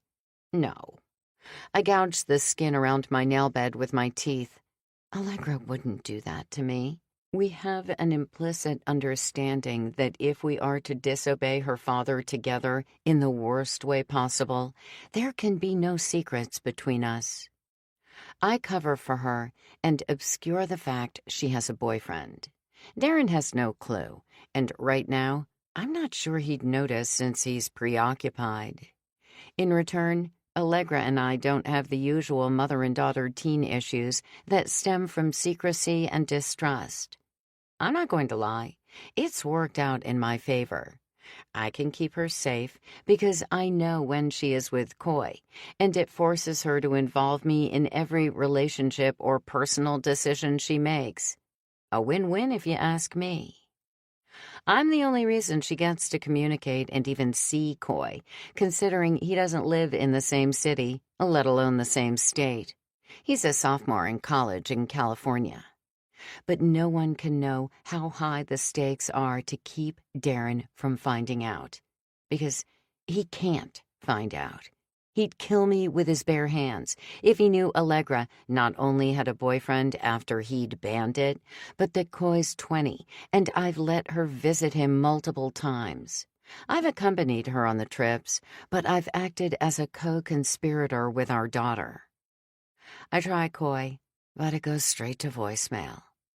Pushing myself out of my chair, I can't stand it, this inaction. I'm going to drive to the movie theater. It's a good 25 minutes, but at least I'll have to focus on something besides the fear twisting a knife in my chest. Paying no attention to the fact I'm taking up 2 parking spots in the almost empty lot, I waste no time with niceties, jumping straight into my predicament with the 20-something pierced and tatted-up manager. He's got blonde dreadlocks and a faraway look in his eyes. Maybe it's from smoking weed, or his illustrious desire to prove to me he's the manager, since that's what he keeps dropping into our short but succinct conversation. I'm Andy, the manager. Okay, hi, Andy. I'm Valerie. I rarely drop our last name. This time it seems appropriate. Valerie Atwater. He doesn't flinch at the last name. How can I help you, Valerie? I explain that I'm having a hard time locating my daughter. Well, I'm the manager in charge. Have you been here all day? Since our first show at noon, yes. My daughter and her friend, a girlfriend, came to the movies at 3. She hasn't returned any calls or texts since then, and I'm worried. What would you think would have happened? I don't know. I shrug, gripping my purse strap. I just thought I'd ask to speak to someone who might remember the girls. Well, I'm the manager, and it's been a slow day. He shrugs. Sunday matinees aren't as busy as you'd think. Then there's a good chance you'd recognize her. Maybe she just decided to stay out later, grab a bite to eat. It's not even 8 yet. He gives me a withering stare. How old is she? 17. I show him my screensaver. Do you recognize her? Can't say I do. Then maybe you or someone on your staff can help. I attempt to show him a few more pictures of her. Nope, I'd remember that pretty face, he adds. Who is taking tickets? I can tell he's bored of our conversation by the way his eyes drift to the screen playing movie trailers behind us. He wants me to leave. We can ask the few people still here. He points to the snack counter. I'm not sure it will help. I'm the manager, and if I don't remember... No one remembers seeing Allegra, and Allegra doesn't have a forgettable face. Yes, I'm her mother. Yes, I'm partial. But Allegra is tall and beautiful, a rail-thin blonde with high cheekbones and aquamarine eyes. You don't forget a girl like her. I bite my nails as I drive around the mall, looking for some sign that my daughter was legitimately here earlier. Panicked, I start to call Darren, but disconnect. I don't want to alert him, at least not yet. I try Coy again, saying a silent prayer as he answers on the 3rd ring. Coy, hi, it's Valerie. I stammer. Valerie Atwater. Yeah, duh. He snickers. Your number's in my phone, Valerie. I know it's you. I feel stupid for a moment, but the seriousness of my call replaces my discomfiture. I don't waste time. Have you talked to Allegra today? Wherever he's at is loud and noisy, and I struggle to hear what he says next. What was that? Hold on a moment. Let me go outside. There's loud chattering, and then a slam in the background, as if a door's shutting. It's now silent, except for his voice. Okay, I went somewhere quiet. I'm at a bar, celebrating. I don't bother to ask what for. I repeat my question.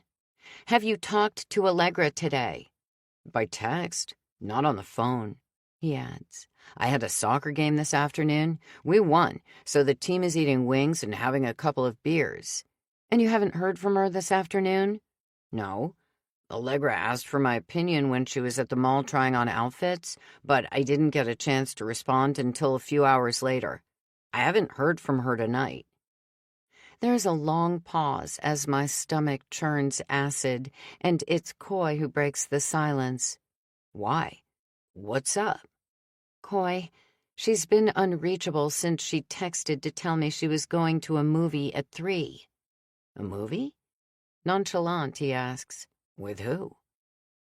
As scared as Allegra is of losing him to another girl, based on the fact he's in college and has access to a plethora of them, I point out how undeniably in love Coy is with her.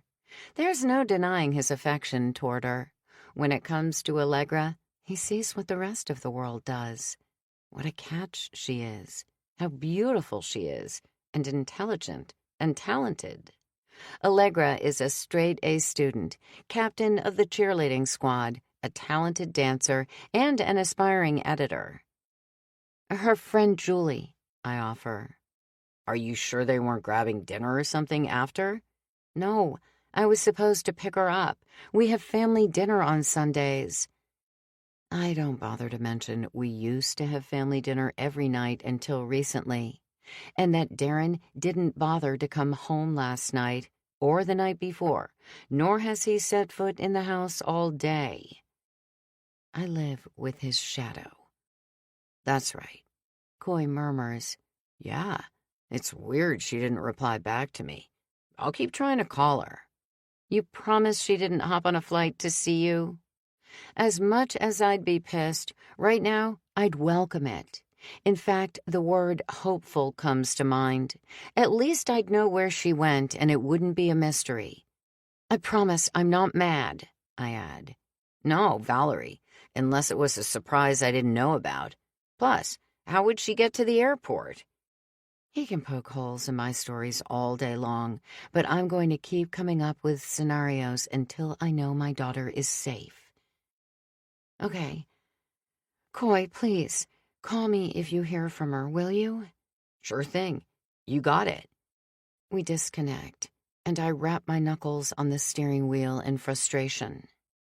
When I drive up the winding road and punch in the gate code, I notice Darren's silver Jag is parked crooked in front of the 6-car garage. Weird. Why didn't he move it into a stall?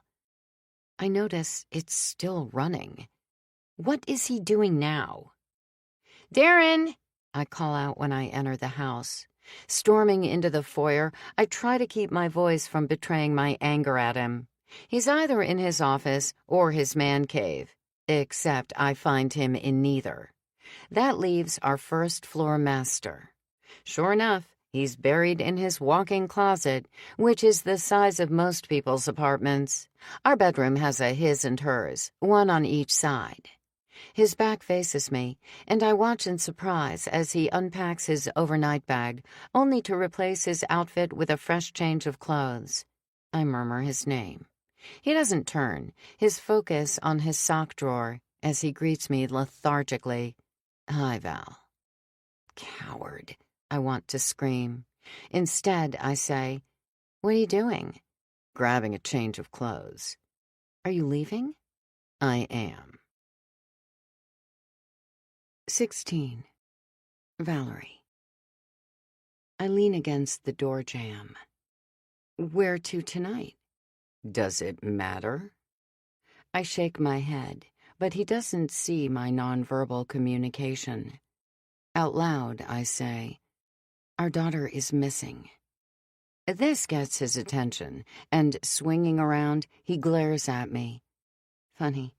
Those eyes used to look at me with such respect and admiration. Now, they loathe me. What do you mean, missing? Do I need to refer you to the dictionary for a definition? Allegra being out is not the same as missing. She's not here, and not at our agreed-upon pickup spot. Why aren't you with her? He peers at me angrily. You had one task today. Get her an outfit for that school thing. She did go get an outfit. But you weren't with her? No. We had brunch, and then she went to the mall alone. By herself? Incredulous, Darren pins me to the wall with his scowl. He thrusts a belt angrily into his duffel bag. You would have thought I admitted to leaving a toddler in a hot car with the windows up. She's 17, Darren. 17. She's not a child. Are you an idiot? He asks coldly. Are you a sociopath? I retort. You have to stop treating her like a baby. I'm tempted to lob a pair of 6-inch Louboutin heels at him, or better yet, stab him with a pointed spike of the heel. But why ruin a perfectly good pair of shoes on this prick? Then why the fuck don't you know where she is? I shrug. Have you tried her cell? Of course. He puffs his chest up. She'll answer if I call. I roll my eyes. Then, by all means, call Allegra so I can hear her voice, since she'll answer only your calls. I swallow my next words. They won't help, only hinder the tenuous situation. His daughter won't answer for the boyfriend he doesn't know about. Seething, he yanks his phone out of his pocket. I watch as Darren angrily punches a couple of buttons before tapping the speakerphone as we lock eyes in hatred. Immediately, Allegra's voice echoes through the line. Hi, you've reached Allegra. You know what to do. Leave me a message. Unless you're my parents, then obsessively keep calling. She laughs cheekily before it beeps. When did she change it to this nonsense? No idea. I could care less about what her message says right now. Have you talked to her today? No. Actually, I tap my fingers against the wood. You're lucky she isn't home yet, because she thought we'd have our usual Sunday dinner together tonight, except her father didn't show up. I give a final thud to the paneling, and it looks like he's leaving again. Don't put this on me, Valerie. He thrusts a finger in my direction. You made this choice for both of us. Oh, did I? You thought your past wouldn't catch up with you. Oh, piss off. As much as I'd love to dive into our marital problems, I'm exhausted. Which hotel? I sneer at him. Since you like to claim you're at a hotel when you're really with her. Does it make you feel good to try and control me? I sigh. There's no controlling you, Darren. Finally, you understand. It's taken you a long time to come to terms with the reality of the situation. He pushes past me out of the closet and into the master. Flinging his hands up in the air, he hisses at me. You better start putting your affairs in order, because I'm not going to be tied to this sinking ship any longer.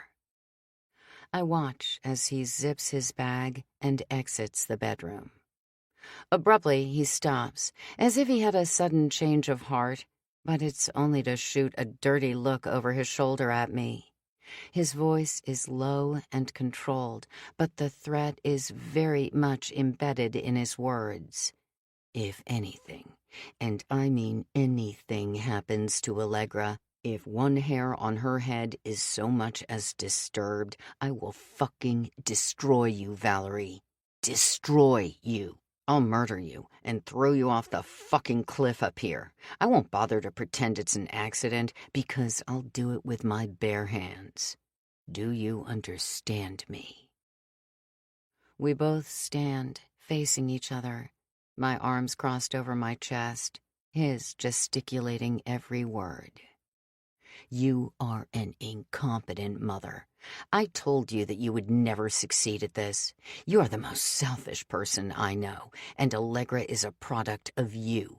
She needs structure and rules. She's a teenager hell-bent on fucking up her life because her own mother was a whore before she met me. You can't seem to fathom that she, at 17, shouldn't be in control right now. But why would you? You ran around and fucked your life up, so why shouldn't she? He mutters, there's a bastard child out there somewhere with your DNA. It takes all of my resolve not to close the separation between us and give him a hard smack across the cheek. I'd like to see him bleed some of the pain he inflicts on me on a day-to-day basis.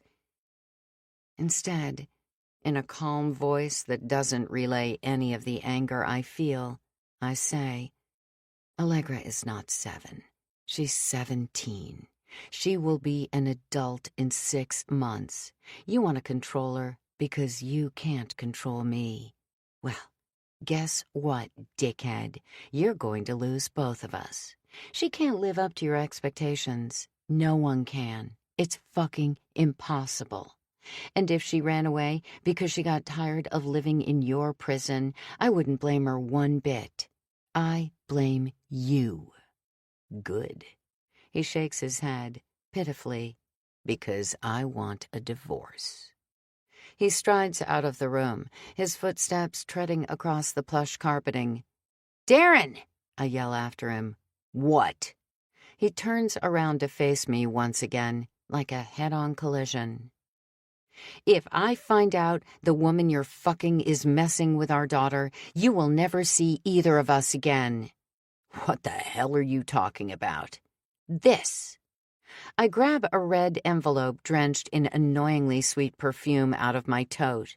Inside is a card from Sandra, his secretary and the current mistress. There might be more than just one, but this I have proof of.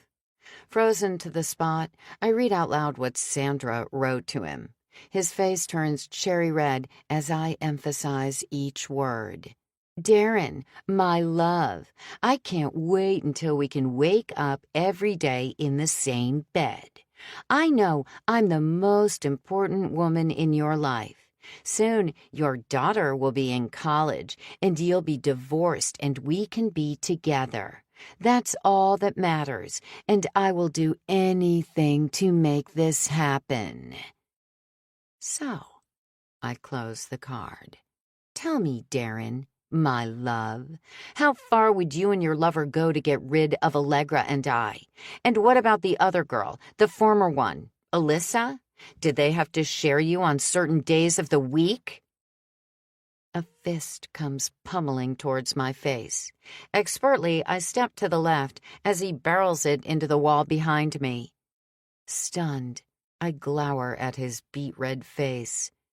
"A man on the brink of insanity," I mutter. Screaming expletives, he yanks his fist out of the crumbled drywall. His knuckles didn't fare so well, and they stare at me, crimson and bloody.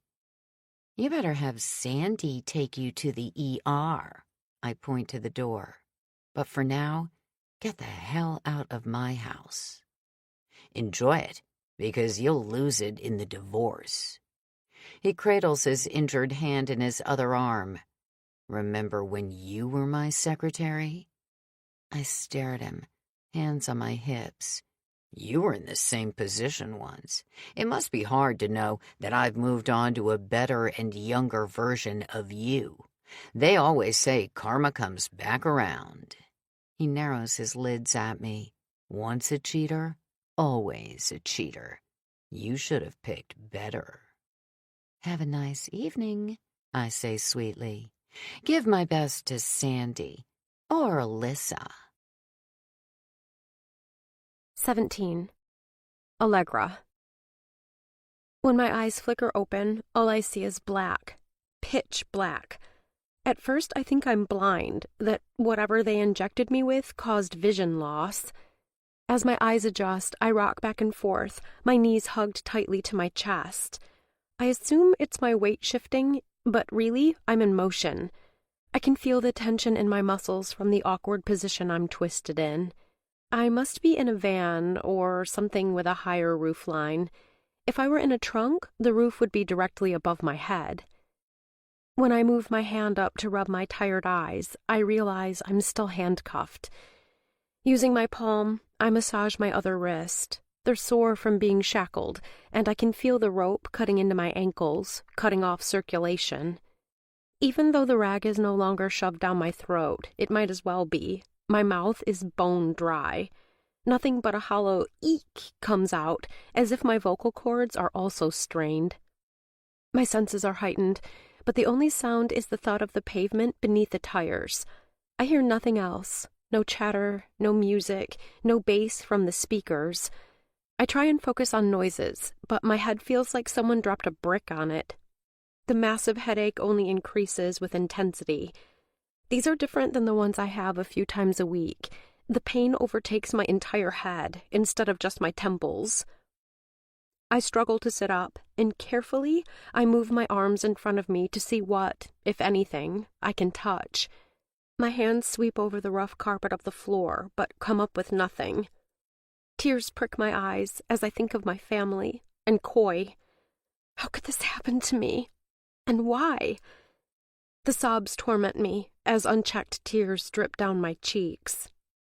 Shutting my eyes, I keep them closed, trying to focus on taking small, shallow breaths. We lurch over what must be a pothole in the road. My stomach tumbles along with it. The next bump, I'm not so lucky on. My tears mix with the contents of my earlier brunch. As it comes spewing out, I shiver, uncomfortable and miserable, in a tight ball. Liquid drenches my hair as the rest of the runny bile runs down my cheek. A knot's tightly wound in my stomach as I smack the floor underneath me in anger. I have no more energy to fight or even sit up. I drift back into a painful, restless sleep, and when I wake, I expect today to be a nightmare that I can remove myself from. Unfortunately, that's not the case. When I manage to flicker my eyes open again, I wonder if I'm temporarily blinded, a dull gray the only color in my peripheral vision. It stares at me from the concrete walls and bare floors. No window filters in light, and I'm surrounded on all four sides by the monotony. The entire room's void of furniture, save for a tiny light bulb in the ceiling. When I jerk my head against the wall, it smacks the hard cement surface. Ouch! I cry out in pain. Raising my hands to the back of my head, I'm now free of the handcuffs, yet I shiver uncontrollably. My hair, though long, covers my shoulders, but little else. A fleeting glance down confirms why I have goosebumps. I'm naked, my feet shackled to some kind of restraint in the wall. Nostrils flared, an unbearable stench permeates the air, and I sniff. It takes me a second to realize it's from me. My stringy hair is crusted with dried throw-up. Disgusted, I flip it over my shoulder and turn away. A small shriek escapes my lips when I feel a tickle. I watch in horror as a giant cockroach crawls across my foot. I kick it off, my skin prickling at the touch. This must be what prison is like. Maybe worse. And I'm in it without my consent. Guilty of what? I don't know. I stare at my feet, memorizing the small mole I have on the big toe of my right foot. I try not to focus on my basic needs. In addition to being naked and cold, I'm hungry and tired and scared and sore. I've never wanted a shower so badly. I've never wanted to hug my parents so tightly. They can ground me to my room for a month and keep me trapped in our compound that used to feel stifling. I long for it. My mind wanders in and out of lucid dreaming. The thought of curling up in Coy's arms, wearing his favorite sweatshirt, makes me tingly inside. I don't know how much longer I wait, tied to the wall like an abandoned pet. As if the universe is listening, I smile as a warm touch embraces my cold flesh. I relax, that is, until my eyes connect with the source. Then I scream. It's not Coy. It's not anyone I know. It's a tall, muscular man with a tan face and dark hair. His eyes are slits as they consider me, and he looks pissed off at the world. This expression seems permanent and not mood-related. A fitted tee stretches across his chest, busting at the seams. I think of Superman in his uniform hidden underneath his street clothes until he surges out of it. The giggle dies in my throat when my eyes drift past the tattoo wrapped around his bulging muscle. It looks like some kind of tribal ink. I notice what he's holding in his hand. A knife, a long and shiny one. Definitely not the kind you carry in your pocket. I yell at the same time liquid seeps down my bare thighs. What the fuck? He stares at me in shock. I didn't ask to buy a girl that's not potty trained. He takes a step backward as a small puddle forms underneath me. Buy? He reaches towards my ankles and unwinds the shackles, releasing my legs from the chains. The muscles in them feel stretched, like a piece of taffy that's been pulled apart in every direction. I cross my arms across my chest, both to cover my nakedness and also to rub the goosebumps. My teeth chatter as he murmurs, "Are you thirsty?" I nod.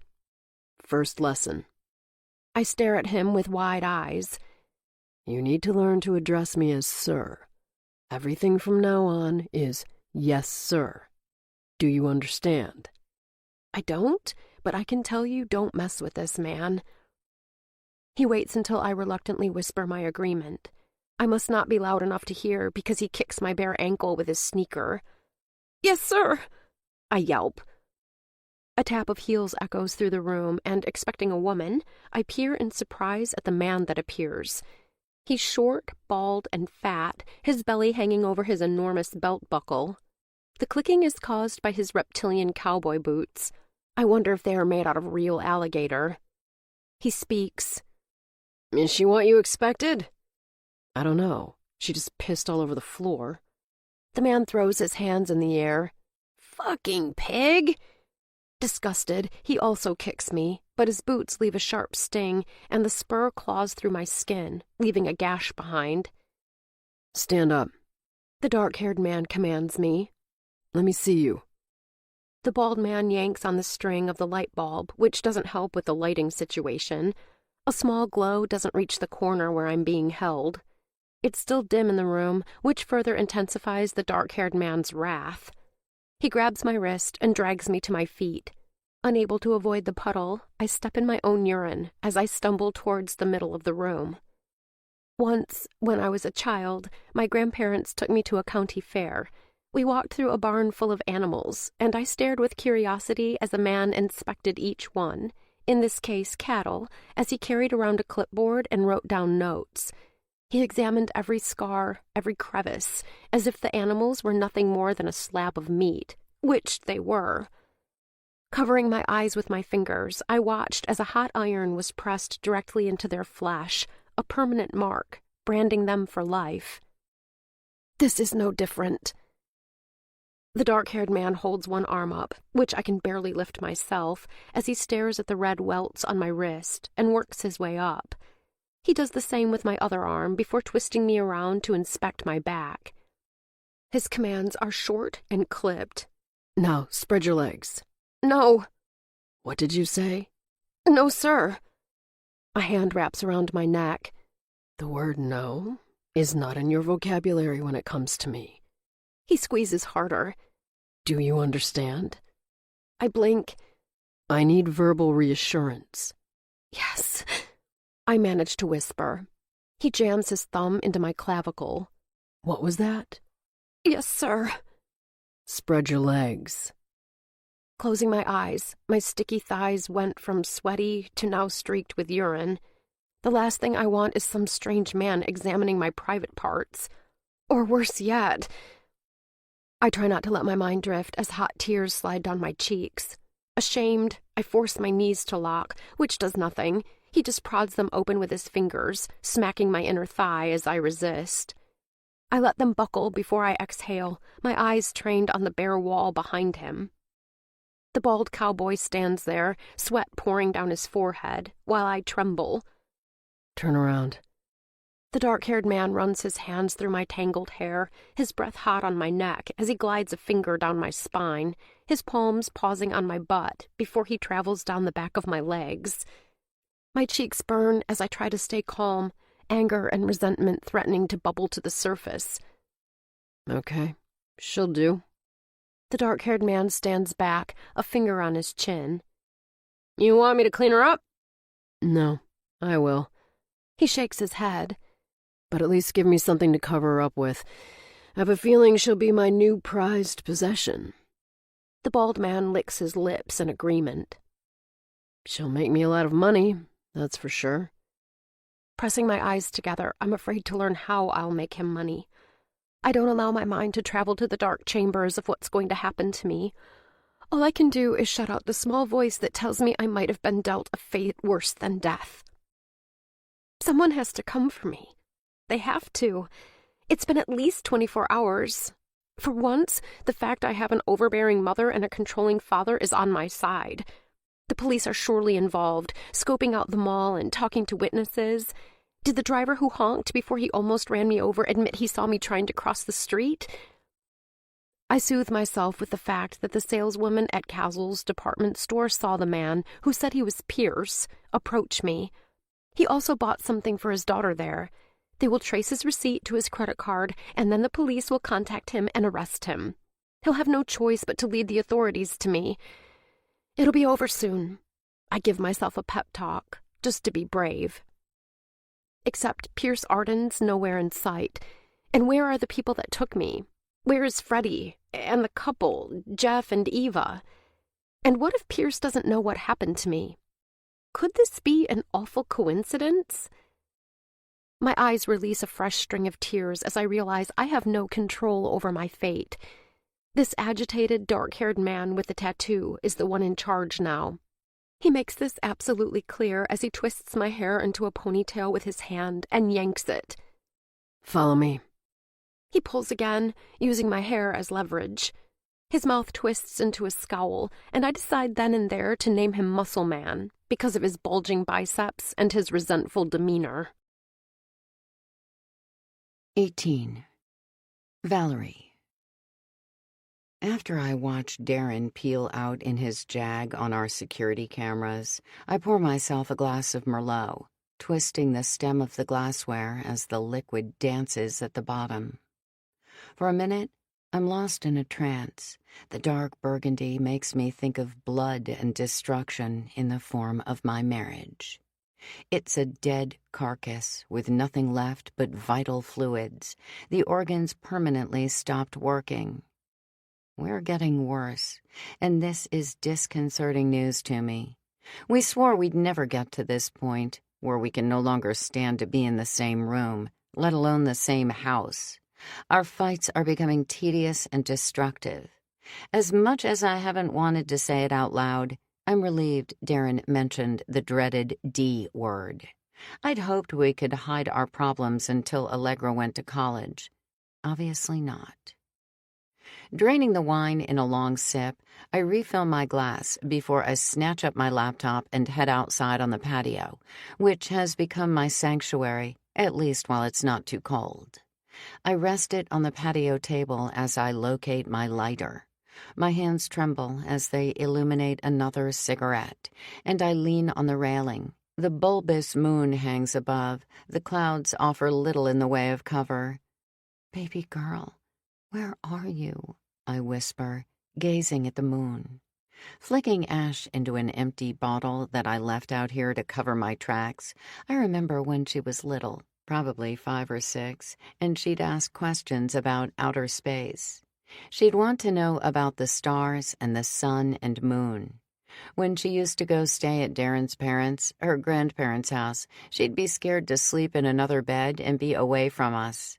To calm her fears, I would put her in front of the window of our old 2-story Rambler and point up at the sky. "Just remember, baby girl," I told her, "the moon watches over us all. No matter where you are, where I am, where Daddy is, we all stare up at the same sky. It's the same space above us. So when you're afraid, just look up and know we can see what you see." Tonight, I take my own advice and direct a prayer at the moon. I hope she's staring up at it and can somehow feel my love wherever she is. Phone in hand, I weep as I send a text. "We love you, Allegra." Then I send one more. "Your father and I aren't mad, not even a little. Just please call us. Better yet, come home. You aren't in trouble. We just want you home." I end it with some heart emojis. Everyone leaves a trail, including my daughter. I settle into a chair and sip my second glass of Merlot as I log into Allegra's bank account to check her debit card transactions. A pending charge from Casual's department store was the last purchase, made in the amount of $173.81. The movie theater isn't showing, either because it's not yet pending, or because she didn't go. My heart skips a beat. Allegra could have used cash, I chide myself, but she never carries cash. This girl has grown up on apps like Venmo or PayPal to transfer money between friends if needed. My phone beeps, and I breathe a sigh of relief. Allegra got the text and knows we're not mad, and now she's replied. She was scared is all. A hand goes to my chest, and I relax for a moment against the seat cushion. Except it's not her. It's a notification from Julia Larson. She sent a message saying she didn't see Allegra today. I feel sick as I bury my head in my hands. Think, Val. Think. What else can you do? The other Julie, the Cambrero one. Pulling up her Facebook, I look at Julie Cambrero's profile picture. She's a short, petite girl, but I can't fathom what the two girls have in common. They aren't in any of the same activities or groups, and I've never heard her name before today. Doing a quick search, I'm able to find a home phone number for her. I dial it, and after a couple of rings, a breathless female voice answers. Hello? Hi, is this Julia? Uh-huh. Hi, this is Valerie. Valerie Atwater. I pause. Since I've never heard of her, she's probably never heard of me. Allegra's mom. Oh, yes. Hi, Mrs. Atwater. I saw you sent me a message, but I haven't had a chance to respond. I just walked in the door from work. My tone betrays my disappointment. Oh, you had to work today? Yeah, I'm a hostess at the Grill on 2nd Avenue. My shift started at noon, so no matinee, though that sounds better than dealing with cranky customers. I'm curious, though. Her voice trails off. Why would you call me? What do you mean? Allegra and I aren't friends. She quickly adds. We don't hang out with the same people. I do have the locker next to her, though. That's a fair question. I go for blunt. I'm trying all the avenues. Julie was mentioned in her text to me, the last text she sent me this afternoon. I see. Did something happen to her? Of course not. She just hasn't come home yet. So, something could have happened. No. I sigh, wishing I could reach through the telephone line and shake this Julie Cambrero. Are there any other Julies that Allegra might have hung out with? She names the other one I already reached out to. And you're positive she said my name? She just said Julie. I don't know why Allegra would say she was with me if she wasn't, Julie asserts. I'd think she would mention someone she's good friends with if she needed an alibi. Do you know what she would need an alibi for? She inhales sharply through the line. I don't know. Are you sure? Uh-huh. She doesn't sound sure, but I let it go for now. After I smoke one more cancer stick, I head back inside, throwing a cardigan over my chilled frame. I'm not sure if it's the fear or the outside temperature causing my skin to explode in goosebumps. Catatonic, I sit on our couch in the living room, fiddling with the television remote. I have no intention of watching TV, but I need the background noise. I add a throw over my lap, a biting cold permeating my bones. I check the news reports to make sure there are no car accidents. I contact the local hospitals to make sure no teenagers have been brought in. Would Allegra blatantly ignore me? Maybe she's trying to teach me a lesson by asserting her independence. She's become tempestuous and moodier lately. I've just chalked it up to hormones, but maybe it's more than that. Are you and Coy having problems I don't know about? I whisper. My hands fly over the keyboard as I occupy my time messaging classmates and friends through various channels, both on my computer and on my cell. Allegra is going to be pissed when she finds out I caused this much of a stir. Tough.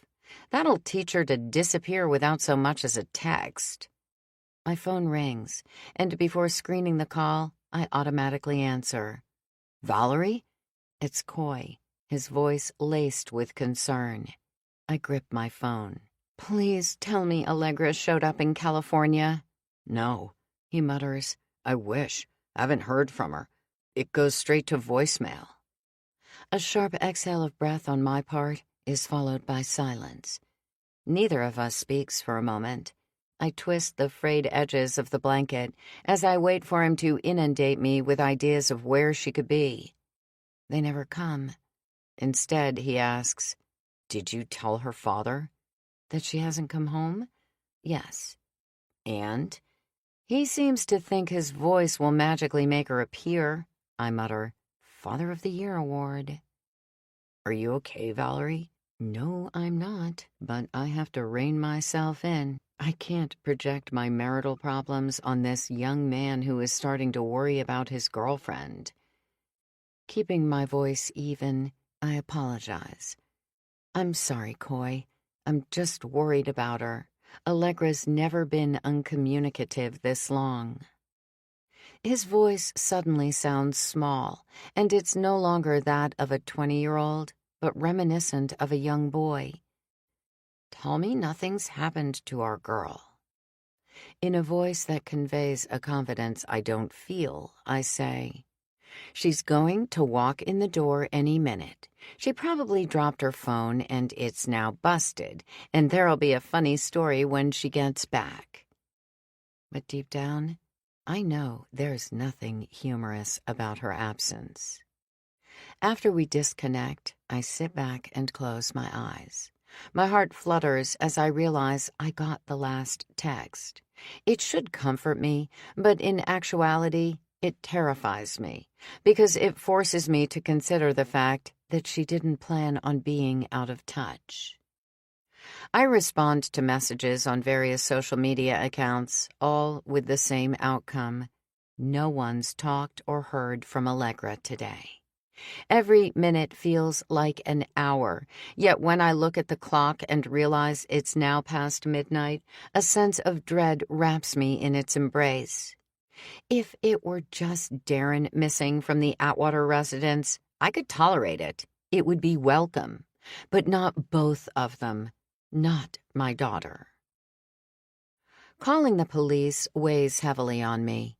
It's admitting there's a problem, something sinister that involves an outside authority beyond parents. As much as I'm worried about Allegra, I'm frightened of what the police could uncover if they hunt in our past, the dark corners we've kept hidden. They will find out our secrets, and there's a lot I don't want to be unveiled, and for a good reason. I fidget, biting my nails as I scroll through my contacts. Damn it. I have to call Darren. It's time. Hesitating, I needn't worry. The bastard sends me straight to voicemail. My message is a question, but it's a crucial one. She still isn't home. Should we call the police? As much as he wants to cut me from all angles, Darren would throttle me if I called the police without discussing it first with him. An hour later, a text pops up from him. "Do what you have to do." I sigh at his flippancy. Unable to sit still any longer, and anxious to be near where she slept less than 24 hours ago, I tiptoe my way up to her living quarters. It sounds old-fashioned to say it like that, but Allegra has her own wing of the house, which is practically an apartment. A private staircase goes to her bedroom, bathroom, study, and living room. There's even her own individual laundry area.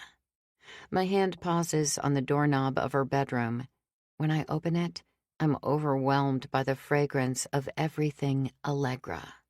Smothered by the perfume she wears, the vanilla candles she sometimes forgets to blow out, which I swear will start a fire one day, the leftover scent of her laundry detergent, all of her smells. Her queen bed is made, the colorful throw pillows in their rightful place.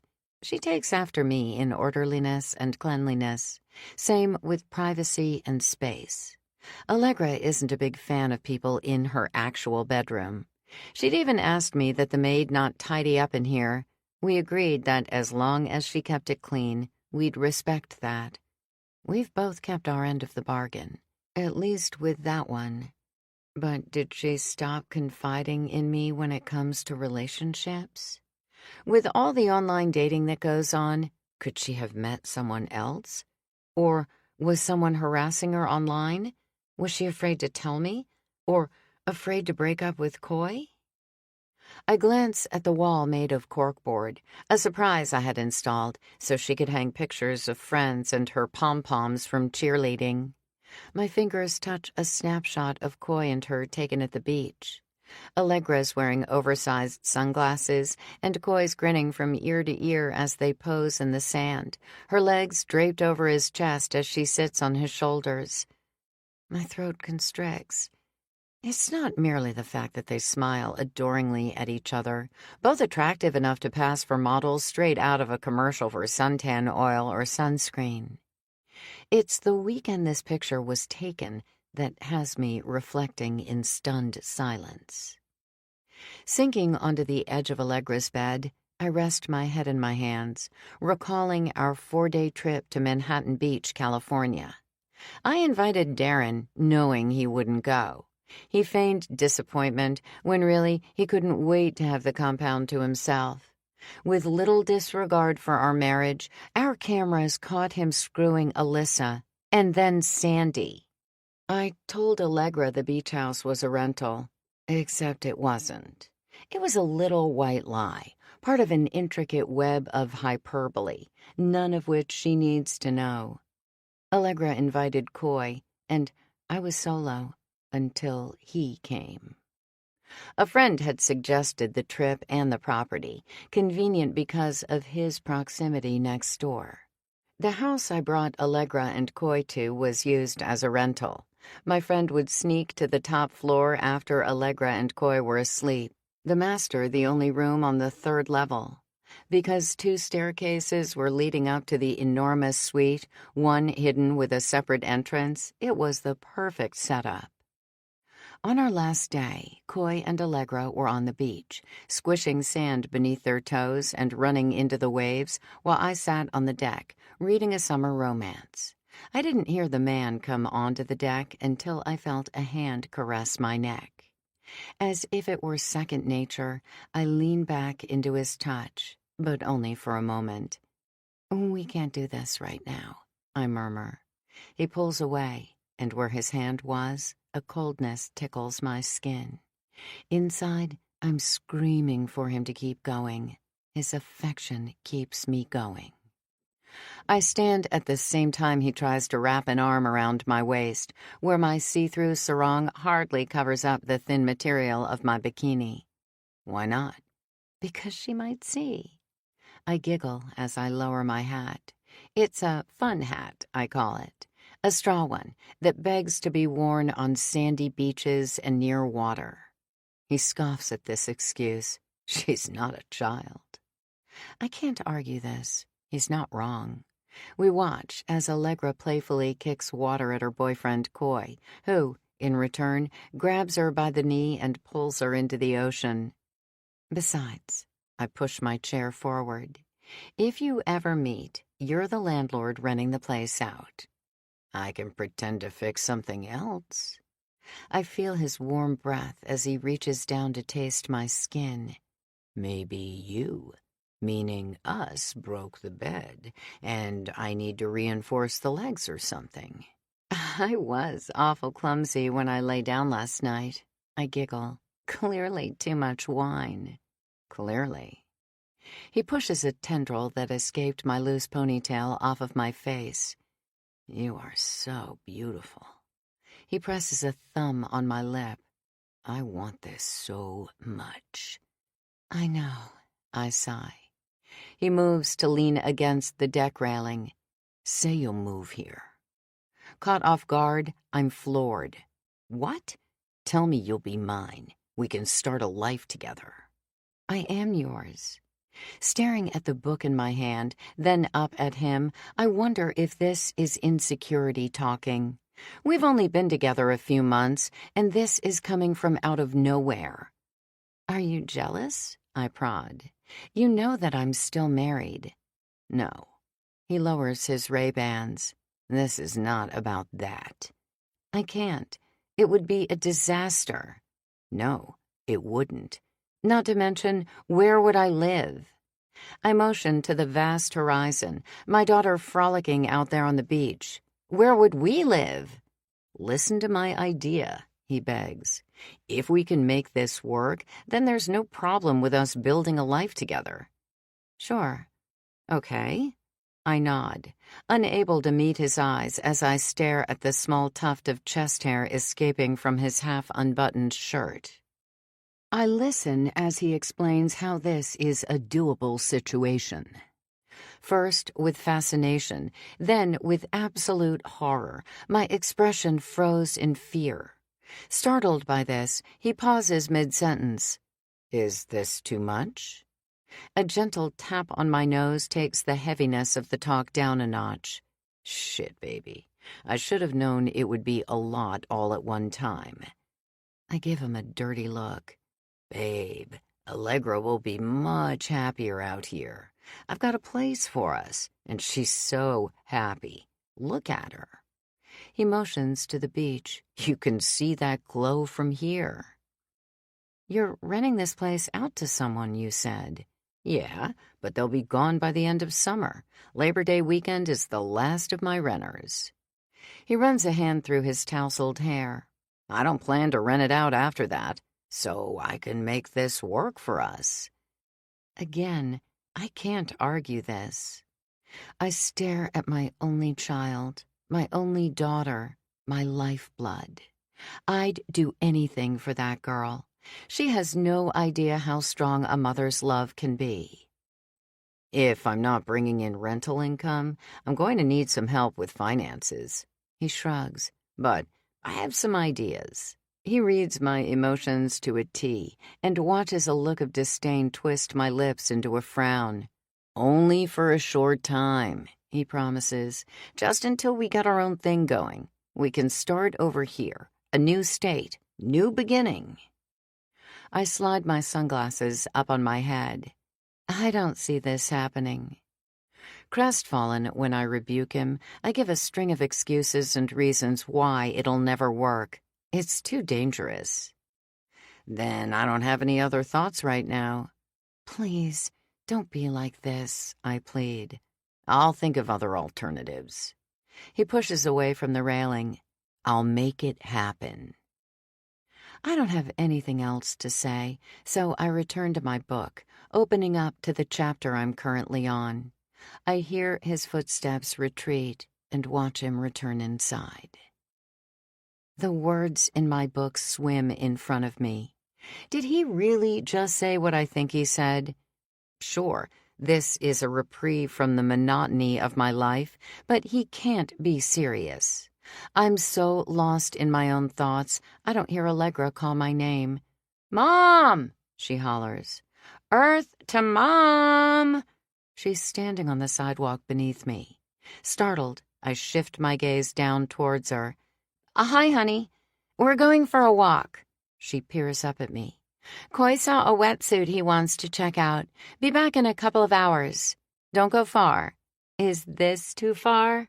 She teases, taking a giant step back toward the sand. I stick my tongue out at her as she mimics me.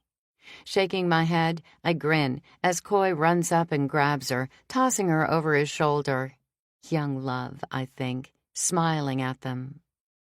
I'm obsessed with my daughter, somewhat of a voyeur, but harmless. I'm her mother, and it's my job to watch out for her. It's a change to see her relaxed and happy. Back home, she's anxious and has constant stomach aches, headaches, and fatigue. She has a lot going on, and I hate that she feels so much pressure to do and be everything to everyone. Snapping out of my thoughts, I sniff, my hand brushing across my watery eyes as I raise my head to the ceiling in her room. Oh, Allegra, where are you? Shakily, I stand up, smoothing the comforter so as not to leave evidence that I sat on the edge of her bed, concerned. She's going to roast me for this. I just know it, making a big deal out of nothing she'll say. With a roll of those aquamarine eyes, she'll tell me I'm acting like an over-dramatic teenager. Unable to resist, I stand inside her walk-in closet, laden with clothes and shoes. I sort through her laundry basket, pretending it's innocent, like I'm going to throw in a load of wash. Instead, I check the pockets of her jeans and shirts. Sorting through her hangers, I separate each piece of clothing before turning my attention to her dresser. I rifle through the drawers, but nothing is out of place. A row of wooden baskets lines the top shelf of her walk-in. Allegra uses them as storage for her accessories, all except the last one. That contains cards and romantic notes between her and Coy. It's the usual sentiments, nothing disturbing. I nearly jump out of my skin as a beep disrupts my search. It continues, forcing an inevitable tension in my body. It's our security system, signaling someone is nearing the gate. 2 beeps mean a vehicle is within 25 feet of the premises. Taking the stairs 2 at a time, I expect it to be someone bringing Allegra home to me. My arms are outstretched, ready to fold her into a big hug. 19. Brian. Lie to you about what? I stammer. First, why did you stop? A nail was in the tire. A nail? Yes, I got a patch for it. You don't have a license. I say nothing as he holds the gun steady. You realize the liability you created for Mr. Atwater? For the company? You could have cost me my job, my livelihood, all from your reckless decisions. I have to swallow hard to avoid bringing up the cargo, the body I found. Mickey keeps the gun glued to my face as he picks up the phone and dials. He speaks Spanish to whoever is on the other end. Maybe it's the Hispanic guy that helped load boxes. Or maybe it's Vincent and the twins. After he hangs up, he lowers the gun to the desk. You reek like a bar, and just because my men didn't confiscate anything from the truck, you show the classic signs of a drunk. Remind me of my old man. I bite my lip. You'll never do another job for us. With a solemn nod, he says, You're free to go. My legs wobble, but I manage to stand, stretching to my full height. Mickey doesn't follow me. Instead, he kicks his feet back up on the desk. I want to scream and bellow as I exit the side door, but I have to keep my steps slow and steady, the opposite of my heart palpitations. Hands shaking, it takes a couple attempts to thrust the key in the rusted door handle of my Chevrolet. I knew it. I knew Mickey and his crew were tracking my movements. That's why I kept moving forward, making sure I didn't backtrack. They knew every time and every place I stopped. Careful to avoid suspicion, I punctured the tire with a nail I found in the parking lot. When I was at the home improvement store, I bought a patch kit to secure the tear, along with the drum deheader. At a gas station, I tossed the steel drum tool out on the way to Vincent's. The booze they smelled on me worked in my favor this time. Drinking and driving is a huge risk, and one this crew can't afford to take, especially if they're transporting illegal substances or contraband. Or dead bodies. I shudder at the thought. Since I completed the job successfully, they can't fault me since the delivery was on time and relatively smooth. They just won't hire me again. Relieved, I take a deep breath as I exit the parking lot, the envelope tucked in my broken glove box.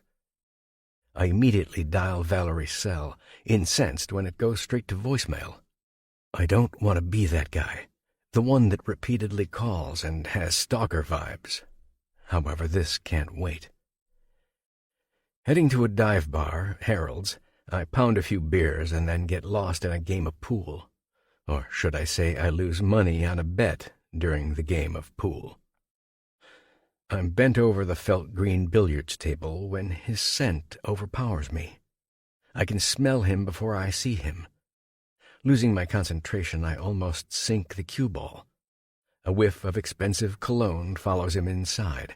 It's out of place in this dump where cobwebs and dust are more visible than shots of whiskey. Without another word, I settle my debts. Not bothering to stay or greet the man, I slink out the back door. This is why you should always adopt a bar to call your own. I liken it to a good woman. You memorize every curve of her body, the way she breathes, her scent.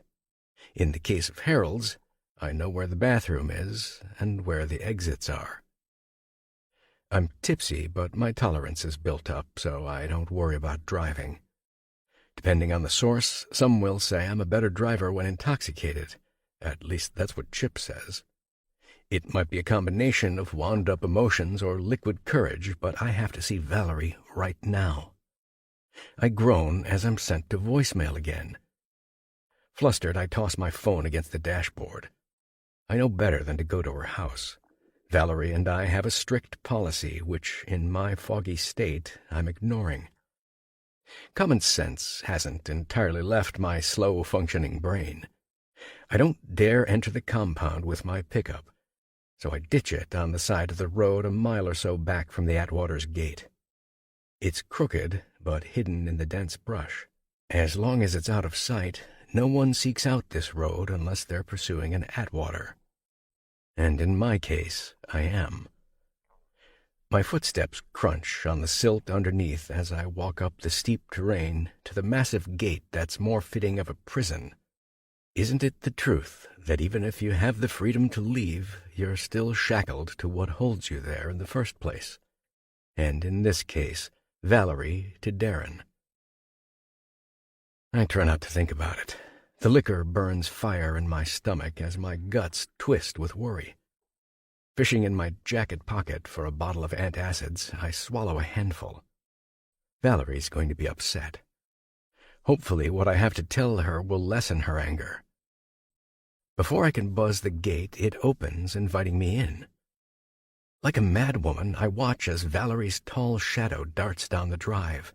We meet in the middle, halfway between the house and the front gate. Her mouth's drawn into a tight line. "What are you doing here?"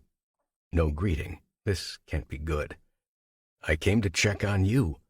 Shoving my hands again in my jacket pocket, this time for warmth from her steely gaze. "Is that smart?"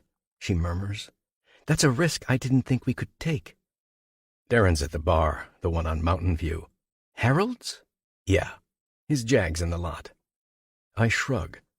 I guess I figured now was as good a time as any. "Now's not a good time." She wraps her arms across her chest. "Is something wrong?" "Allegra hasn't come home." "Shit," I say. "Is that why you haven't returned my calls?" "Yes." She runs a hand through her chestnut hair. "It's been stressful." "Did she say where she was going?" "The mall. I dropped her off this afternoon." "Is she with—" "No." Her hands shake as they rub at the thin fabric covering her bony elbows. "I've already called and checked." I reach forward to touch her arms, but she jerks out of my grasp.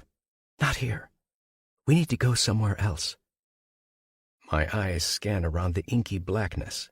The only illumination comes from the small solar-powered LEDs that line the path up the driveway. I can't see shit. "Darren wants it to feel like we're secluded out here, which we are, living on the side of a mountain." I don't add that he didn't have to try hard for that one. Her eyes fill with tears. "I don't know what to do." "Let's talk about it." "Follow me," she whispers. "The guest house has an outdoor camera, but the storage room off the gym doesn't. I use it to hoard our holiday decorations." She leads me a roundabout way to the side of the gym, and it's clear we're staying off the concrete path for a reason. I wait as she opens a side door and flicks on the light switch before motioning me in.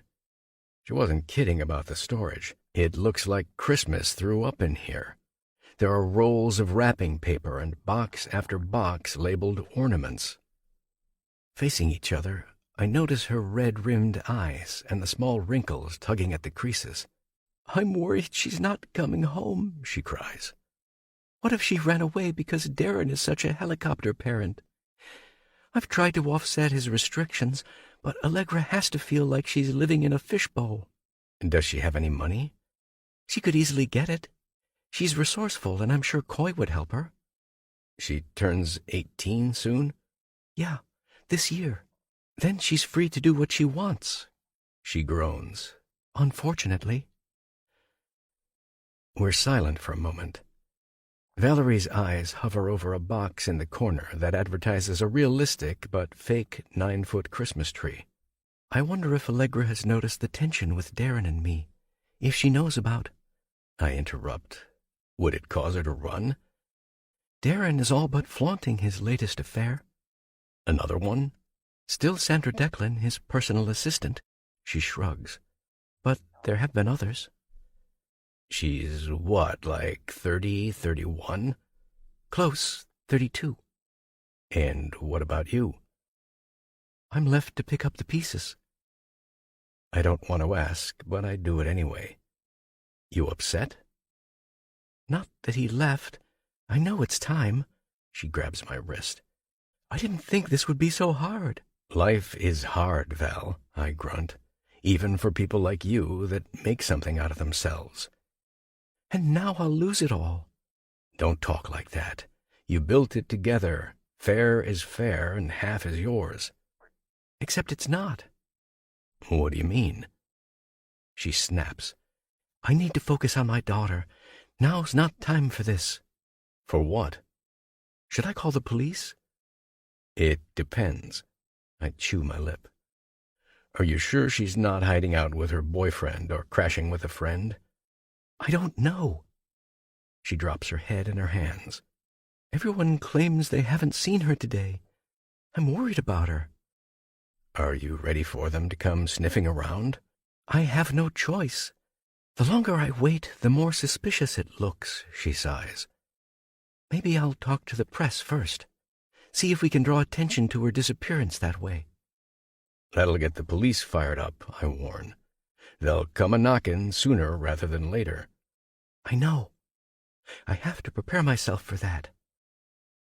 Valerie tilts her chin so my bleary eyes meet her tear-stained ones. I just have to trust that our skeletons stay put in their closets. 20. Allegra. Come on. He tugs my wrist impatiently.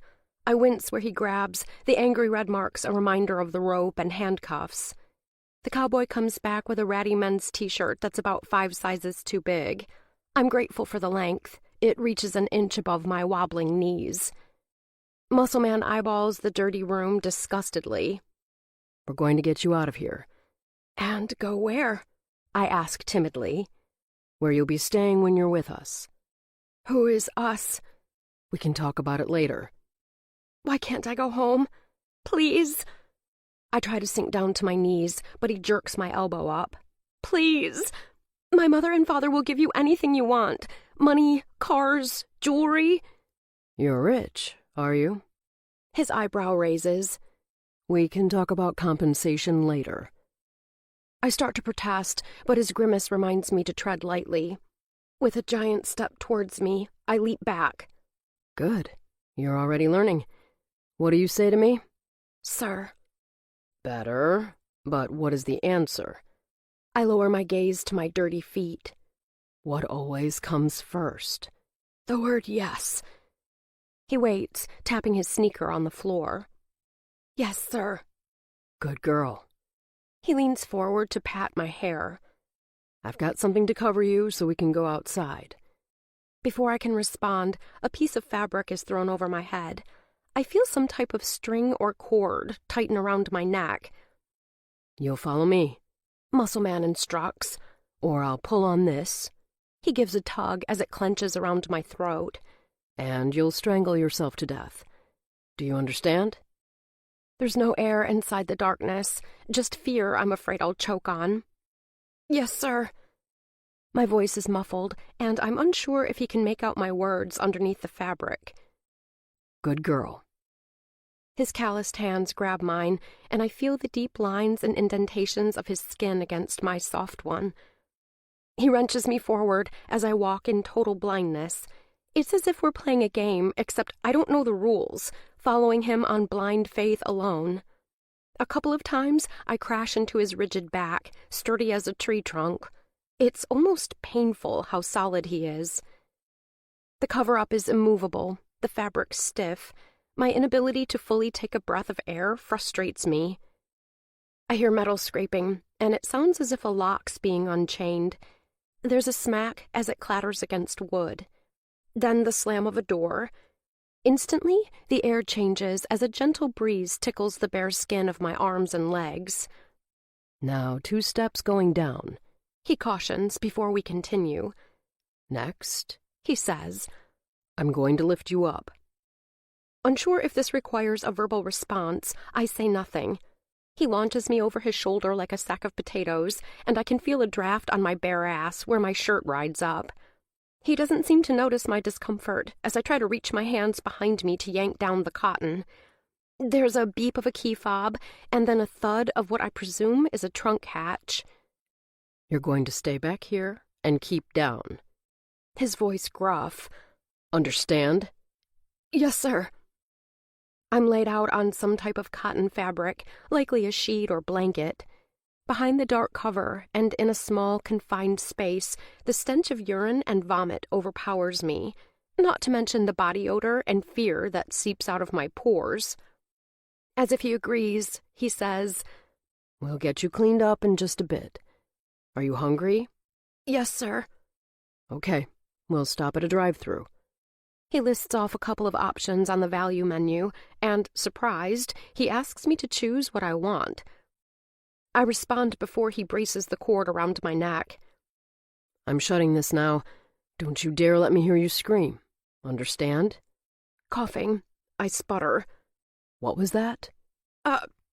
Yes, sir. Good girl. There's a tap on my forehead. Time to be quiet. The metal bangs above my head, signaling the trunk has shut. This time I can scrape the top with my hand, and I struggle to remain calm. Panic rises in me. My inability to see and breathe properly, combined with the minimal airflow, causes a queasiness in the pit of my stomach. Breathe, Allegra, I command. Count to 20. Focus. I do that, and then I count to 100. I listen for confirmation of where we're going. The whirring of the tires on different types of pavement, the long pauses as we slow to a crawl and stop, an occasional honk or bass from a car stereo. We idle for longer than normal, and I assume we must be at the drive-thru. I hear his muted voice, but I can't understand what he's saying. A woman's voice chimes in, same effect. Unable to comprehend, I wonder if he's ordering food. My stomach growls, and we creep forward. Before long, we're traveling at a higher speed, and I wonder if we're on the interstate. I have no idea how long I'm in the back of the vehicle. It feels like forever, but it's hard when you only have your senses to rely on for time. Eventually, we grind to a stop as the engine cuts. A door slams, then another. I feel his strong hands on my shoulders. We're here. He greets me. I'm going to carry you again. Reach your arms up. I forget to respond with yes, sir, but he doesn't seem to notice. Again, I'm launched over his shoulder as I droop over his back. He smells like a mix of cologne and sweat, and I can feel his clammy perspiration through his shirt, where my arms and face rest. He stops 2 times, once when I hear a beep, and then a whoosh of air. Maybe a gate, judging from the shrill noise it makes as it clicks open. The second time, I feel the sinewy muscles in his right arm tense as he reaches forward, followed by the sound of a bell. I'm resettled onto some type of seat. It doesn't feel as hard as metal, so maybe a couch or fabric chair. Before I can react, the cord's loosened and the hood comes off. I rapidly blink, relieved to be able to see again, even if the room is cramped and dark. A blackout curtain covers what must be a window to the right of me. I'm seated on a small navy couch with a brown leather recliner to my left. The furniture is mismatched and old, as if someone left it out at a junk sale, and it was adopted and brought here.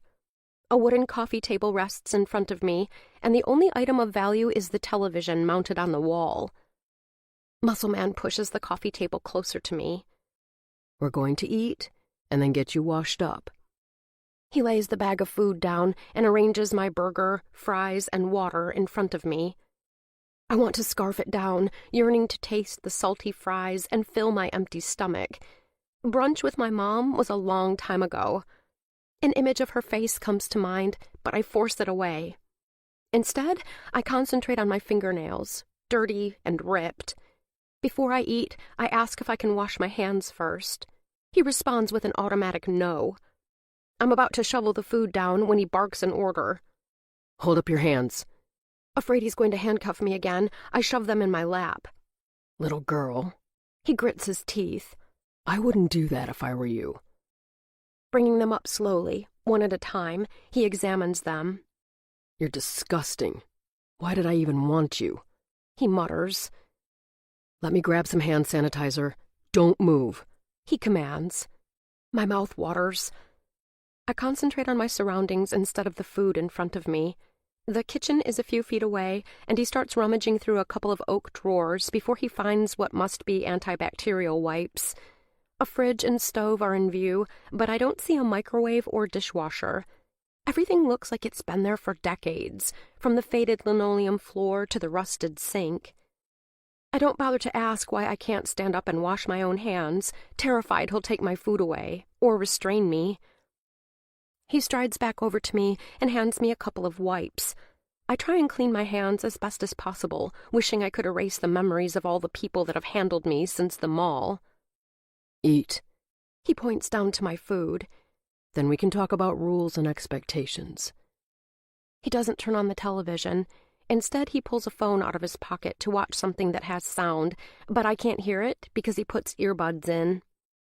I notice multiple phones lying around, and I wonder if they're burner phones or whatever you call them, disposable ones that keep your location hidden.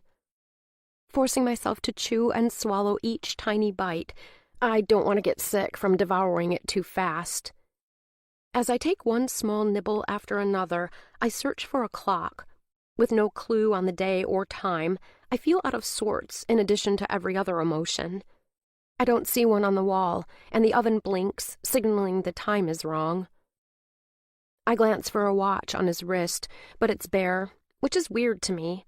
I don't think I've ever seen my father not wearing one, unless he was changing them out.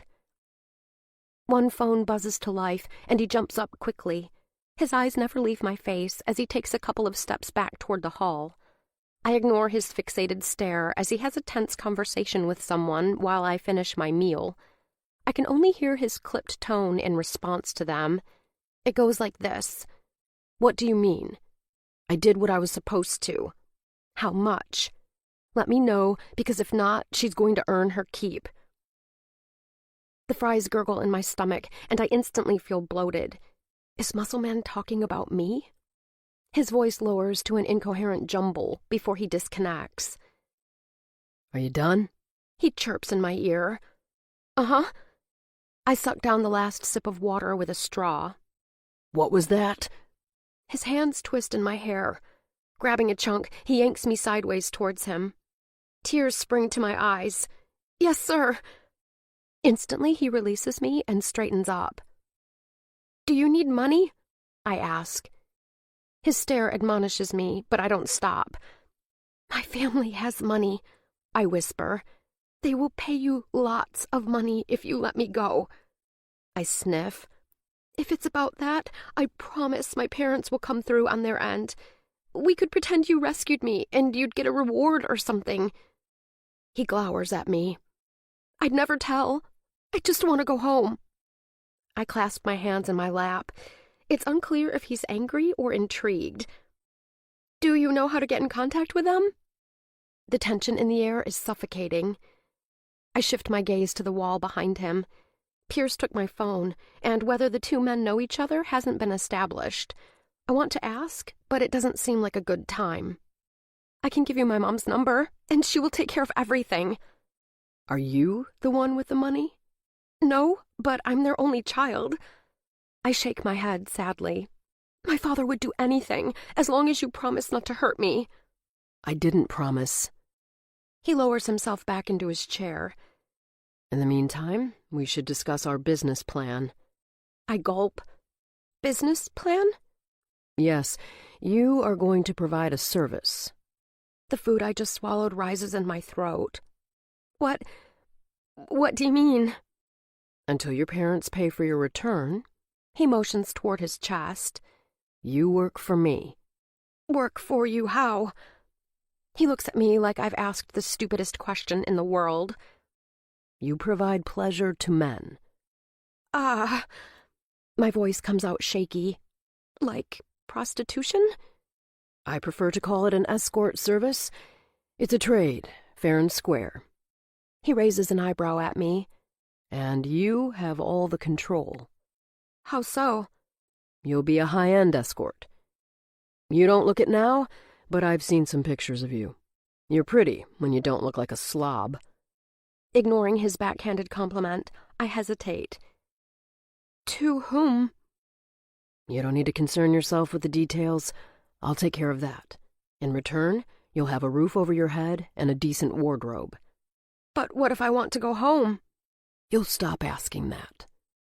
Abruptly he stands, smacking his hands against his knees. It's not time for you to go home. His eyes never leave my face as he walks toward me. Bending over the coffee table, he gathers up our garbage as I watch the tribal symbol tattoo dance on his arm. For the first couple of days, you'll shadow and get adjusted to the house you'll live in. There will be other girls with you. What girls? My eyes dance around my meager surroundings. They don't live here. I'll take you to the house after you're presentable. He puts his hands on his hips.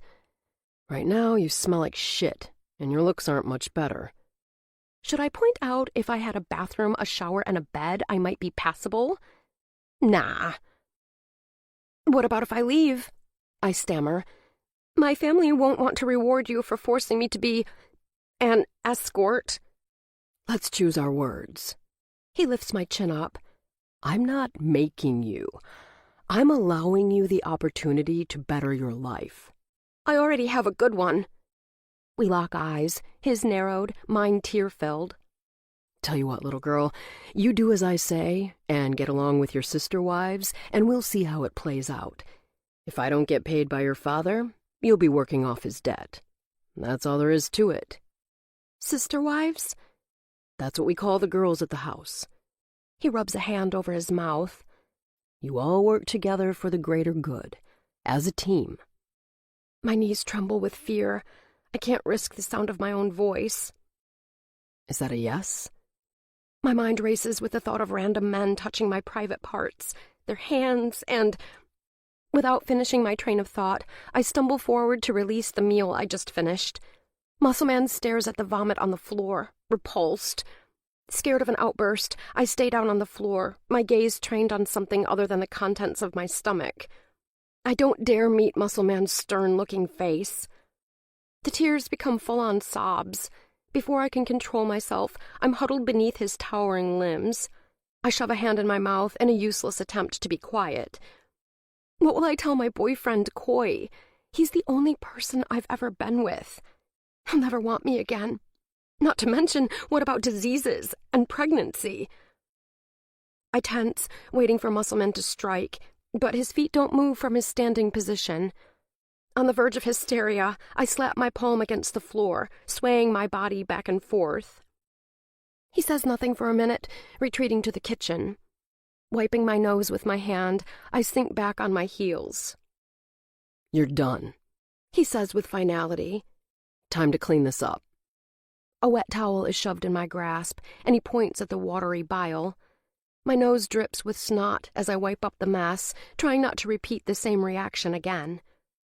Taking the dirty towel from me, Muscle Man tosses it in the trash. Let's get you cleaned up and to bed. My bare feet drag down the hall as he leads me to a bathroom. It matches the rest of the house, worn and outdated. Do you need to use the toilet? Yes, sir. I expect him to shut the door and wait outside, but he doesn't. I hurriedly sit down to pee, unused to having to go on command or be watched by another person, let alone a male. It takes me a while to relax, and my face burns in humiliation. Without a word, he ignores me as he turns on the shower. The sound of running water makes it possible for me to relieve myself, and I quickly finish and flush the toilet. Arms up, he instructs, yanking the extra-large shirt over my lanky frame. Pointing to the yellowed tub, which has rust stains around the drain, he motions for me to step in. It looks like it's never been cleaned by the amount of soap scum and dirt. A bottle of shampoo and a half-used bar of soap are visible on the fiberglass sides. He shuts the shower curtain so it's half closed. I watch as he reaches underneath the sink and reappears with a clear plastic bag. This will be yours. You'll take it to the sister wives' house.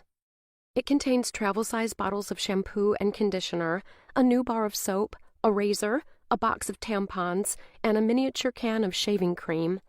There's also floss, a toothbrush, and some toothpaste. Nodding as he unscrews the bottle of shampoo, I stand under the warm water.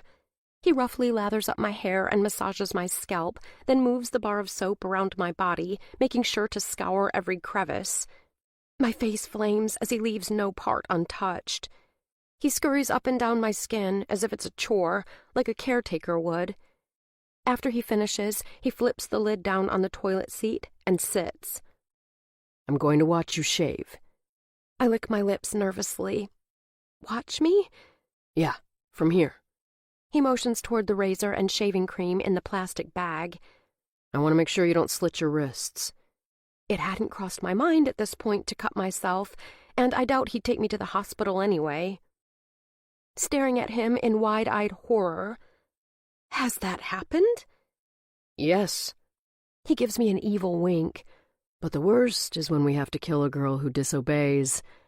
He shakes his head as I clumsily scrape the plastic pink disposable razor against my stubble. The blade feels rough against my skin, and I'm not used to the flimsy grip I have on it. Poor girl. If only she had listened. She was chopped up into little pieces and buried in the garden out back. He points to the wall. I'll show you myself. At this mention, I yelp, cutting myself. I watch as a trail of red runs down my leg. And the closet incident. His voice trails off. So, contempt laces his voice. Not only are you not potty trained, you're unable to handle the art of shaving.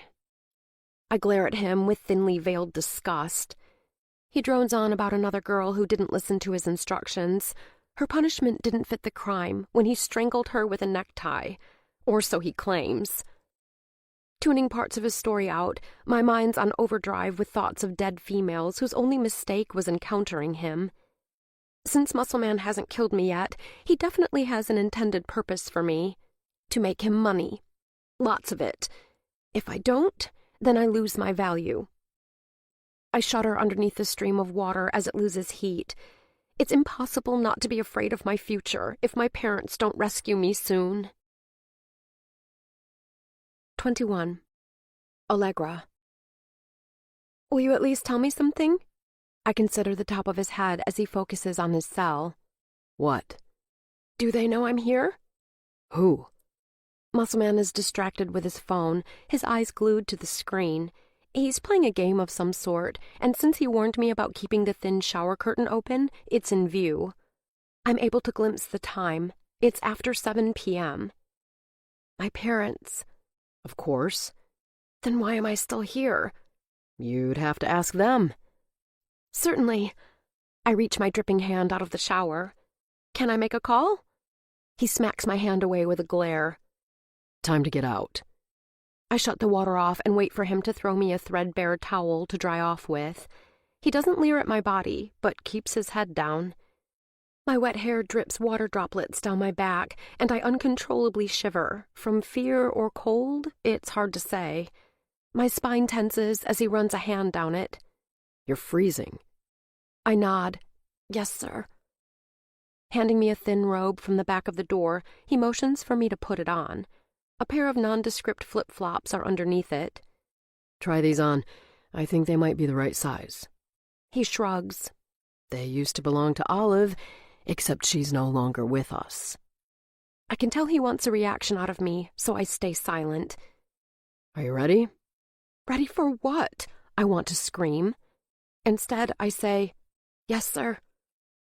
My half-closed lids burn from a lack of sleep and the steam of the shower.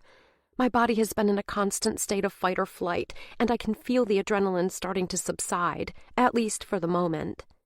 Grab your belongings. I tilt my head. The plastic bag. That's yours to take. I'm tempted to respond with a sarcastic, "Oh, how kind," but I doubt it will be well received. Biting my lip, I towel off the razor and shaving cream can and replace them in the bag. I watch him stand behind me in the mirror, both of our faces and bodies blurred by the fog, and I lower my head, grateful I can't stare at my own reflection right now. You need a brush, he remarks, catching his hand in my tangled wet hair. They'll have one at the house. I'm against using other people's hair tools, but realize this hardly matters anymore. If you're willing to run a prostitution ring, I doubt you give a shit about lice. Let's go. He yanks my wrist in command. I assume the fabric hood will go back over my head to keep me from seeing where we're headed. Surprised when it doesn't, he leads me farther down the hall to a back door, a window shade tilted precariously off of it. His hands move deftly over a deadbolt and another 3 locks beneath it. He's done this a million times, hasn't he? I gulp as I consider the answer. The sister wives' house is across the road. He grabs my elbow and leads me out into the dusk. I take a moment to peer across the street and look left, then right. He's not lying. The house in question is directly across the street. We stand in an alley, and I realize the back door faces the rear of a rambling house. A tall wooden fence with pointed stakes encloses the yard, and I can't see anything but the slanted roof line. He snaps his fingers. Follow me. It's no more than 10 steps to the fairly hidden latched gate. A metal padlock is attached, and he uses a key to unlock it, ushering me in front of him. I expect to see a large backyard, but the house sprawls across every open area, making it impossible to have much in the way of a lawn. It's like a Lego fortress, each piece connected from a clear starting point. In this case, the original house. You can tell what's authentic and what's been added with time because each section seems to have its own color scheme. The white paint peels on the initial home, yet other parts have more of an eggshell color or an off-white that doesn't match. Even the windows have distinct differences. I stop dead in my tracks when I realize the one feature they all have in common. Every window is covered by vertical bars, metal ones that leave a minimal amount of gap between each one. Maybe a tiny hand could squeeze through if it belonged to a toddler. I tremble involuntarily. I grew up behind iron gates, but they were to protect me from outsiders. Instead of keeping people out, I realize these bars have the opposite purpose, to keep people in. This revelation terrifies me. Crossing my arms across my chest, I hug myself, my legs rooted to the spot. I notice the abundance of security cameras that hang off the eaves, and I slow my steps as Muscleman lengthens his. "This is it?" I whisper. This is where the girls live, the sister wives. I want to ask if this is where bad things happen, where girls are forced to turn tricks, but I swallow my question. The less I know right now, the better. Muscleman gives the back door 3 sharp taps before he flips open a panel. It's artfully hidden behind the doorbell. He enters a code, and it coos in acceptance. We are in, he says as a joke. Mission Impossible type shit. I want to run, tilting my body to shy away from him, and as if he anticipates, even expects this reaction, he tightens his grip on my elbow. Holding my breath as we enter, I'm now facing fears I never knew to have. 22. Detective Delaney. Delaney! Chief Bratton screams through the phone, and I imagine the spittle that's flying in the air through the gap in his front teeth. Why the fuck haven't you followed up with the Atwaters? I say nothing for a moment because after 10 years with the police chief, I know his train of thought isn't complete. They are currently on Channel 12 News having a pity party. I roll my eyes, silently mouthing the next words verbatim as they come out of his mouth. You realize our public image is already under intense scrutiny. I'm well aware that we've had a couple challenges in our division, to put it nicely. I'm also aware that this is an Atwater child, so a high level of interest is an understatement. Yes, I do, Chief. I remain impassive. He's taught me a valuable lesson over the years: stoicism. They haven't been available for questioning. Horse shit, he growls. Not what it looks like to me. I should clarify.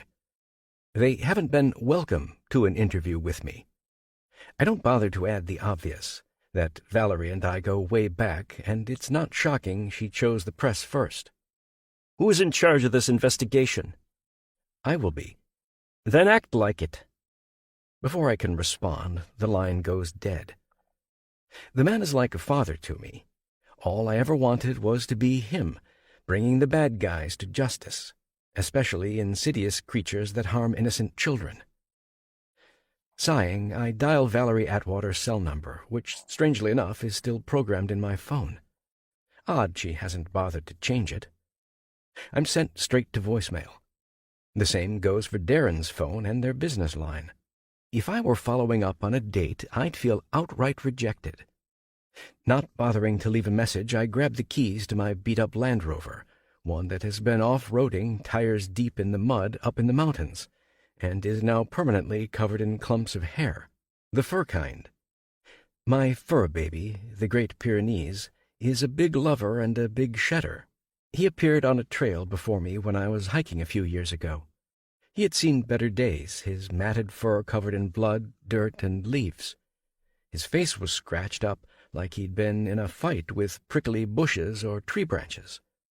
Thirsty and emaciated, I knew I had to act fast. He was timid but earnest, an unspoken understanding I was his only shot at food.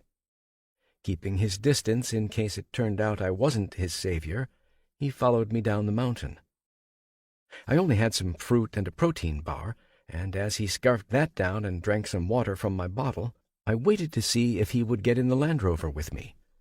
After a staring contest to decide if we could trust one another, he made the first move by launching himself into the back seat. I made the second by bringing him down to civilization so I could take him to the vet. Even though the circumstances in which I acquired him were heart-wrenching, it was comical to watch the gigantic furball try and fold his body underneath the waiting-room chair. Weighing in at over 100 pounds, he attempted to disappear behind 4 metal legs. I'm sure he had a different name at one point, just like I did. Except I didn't know what his given name was, so I renamed him Falcor, after I noticed his tail wagged the hardest after ear rubs. He's the spitting image of the lion-like character in the never-ending story. It's fitting because he's a fan of a good ear-scratching, minus the fact he can't fly, at least that I know of. He thumps along, his massive paws match me step for step.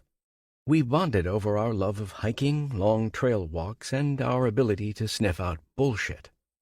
This is why it's probably a good thing he's at home, and not with me right now as I drive to the Atwaters' gated mountain mansion.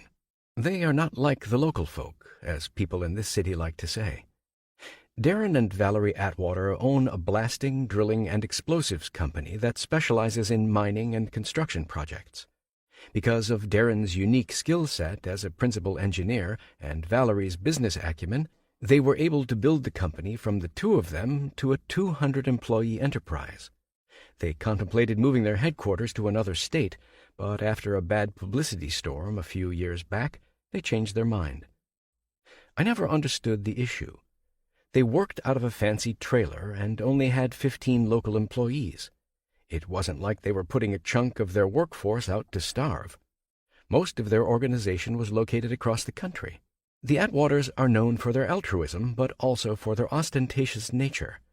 This meant they hadn't gotten to the top without making enemies. Jealousy and envy are perfect words to describe how people feel when it comes to them.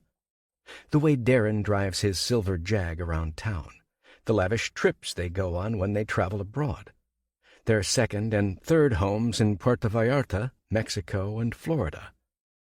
The gossips now drifted to their own daughter, a high school senior, an aspiring model, and supposed shoe-in for prom queen. Reportedly, she's missing. But I wouldn't know because Valerie hasn't communicated this to the police department or me. Instead, she chose to flaunt her face and story on the news. I rest my head in my hands. Some things never change. 23. Detective Delaney. I park at the wrought iron gate in front of the massive mansion the Atwaters built on the outskirts of town. It looms across a mountain range, ginormous in its entirety and the way it's constructed, stretching out in a way that causes you to squint, as if it's an optical illusion, the way it peeks out from what you assume is just mountains in your line of sight. Except you'd never know it was here unless you knew it was here. Hidden behind centuries-old evergreen and pine trees, the barely 2-lane road was built specifically for them, their private sanctuary accessible by this one path up the mountain. I can see the garage stalls and acres of green spread out around the house, except the gate is closed to visitors, and I can't access it without a code. I beep the call button on the intercom. Surprisingly, it's Valerie Atwater who answers without hesitation, as if she expected someone from the police department to arrive after she stepped off of the television screen. "I'm coming down from the main house." She's used to snapping her fingers and getting what she wants. "Okay." Expecting her to open the gate so I can drive forward, she doesn't. Instead, I scan the natural surroundings. Even I can admit it blends in nicely with the backdrop of the outdoors. From the road below, it looks like a castle in the sky. That is, if you find the right angle to see a sliver of the beauty between the aspen trees. Up close, I see how pristine and manicured they keep their spread. My thoughts are interrupted by the familiar appearance of a tall, chestnut-haired woman. Valerie's looks are opposite her daughter's, but not in an unattractive way. It's abundantly clear where Allegra Atwater got her height and figure. Valerie's no less stunning, just a different type of breed. In her mid-40s, she could pass for Allegra's older sister instead of her mother. 6 feet tall and unafraid to wear heels, dress in the latest fashion, or care if you abhor or adore her, Valerie Atwater strides out of a metal side gate, her perfume engulfing me as she opens the passenger door. "Devon?" She settles in the worn leather seat. "It's been a while." She has the nerve to act like it's second nature to be in my vehicle. But it was once upon a time. Today she's no less impressive, except for her puffy eyes and tear-streaked face. She's casual in jeans and a light jacket over a striped shirt. Clutched around her wrist are the straps of a tan handbag. "It has," I agree.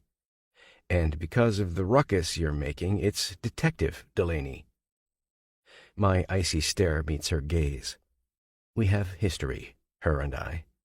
I like to keep it that way, a chapter in both of our books that reads like a romance but ends with a thrilling twist. She tries to be cordial. "Thanks for coming." "You didn't invite me," I point out. "But I did," she shrugs, "in my own way." "From the news?" I arch a brow at her. "Was this how you planned to get the authorities' attention?" She dares to puff up her chest. "It worked." "It was negative attention, at least in my corner." "But here you are." "Believe me, I like foreplay, and this isn't it," I growl. "I've been trying to reach you. This place is concealed, and the metal gates have you locked up pretty tight. The word Stonewall comes to mind in regards to you and your—" I can't say the word husband. "Darren," I finish. "That's absurd. Allegra's my only child." I give her a death glare. "Is that a fact?" She has the decency to peer down at her lap. I reprimand myself for even mentioning children. Time to redirect. "Speaking of, we're going to want to search the premises. Will that be an issue?" I inquire. "Do you need an attorney present? Will we need a search warrant?" Unflinching, she says, "No, I don't need my attorney present. He's expensive as fuck and I have nothing to hide. By all means, search away." "Any reason you didn't want to let me through now? Besides the camera crews that will be heading up here shortly?" "Again?" I shake my head in disgust. "For what? Another ploy for attention?" Jutting her chin out, she snaps, Channel 8 wants to film in Allegra's room. We need to establish a timeline of her disappearance and walk through the chain of events that led to now, I say through clenched teeth. Our focus isn't creating a news story until we have the facts and can direct the narrative. Then let's talk, she muses. Preferably somewhere else. The police station?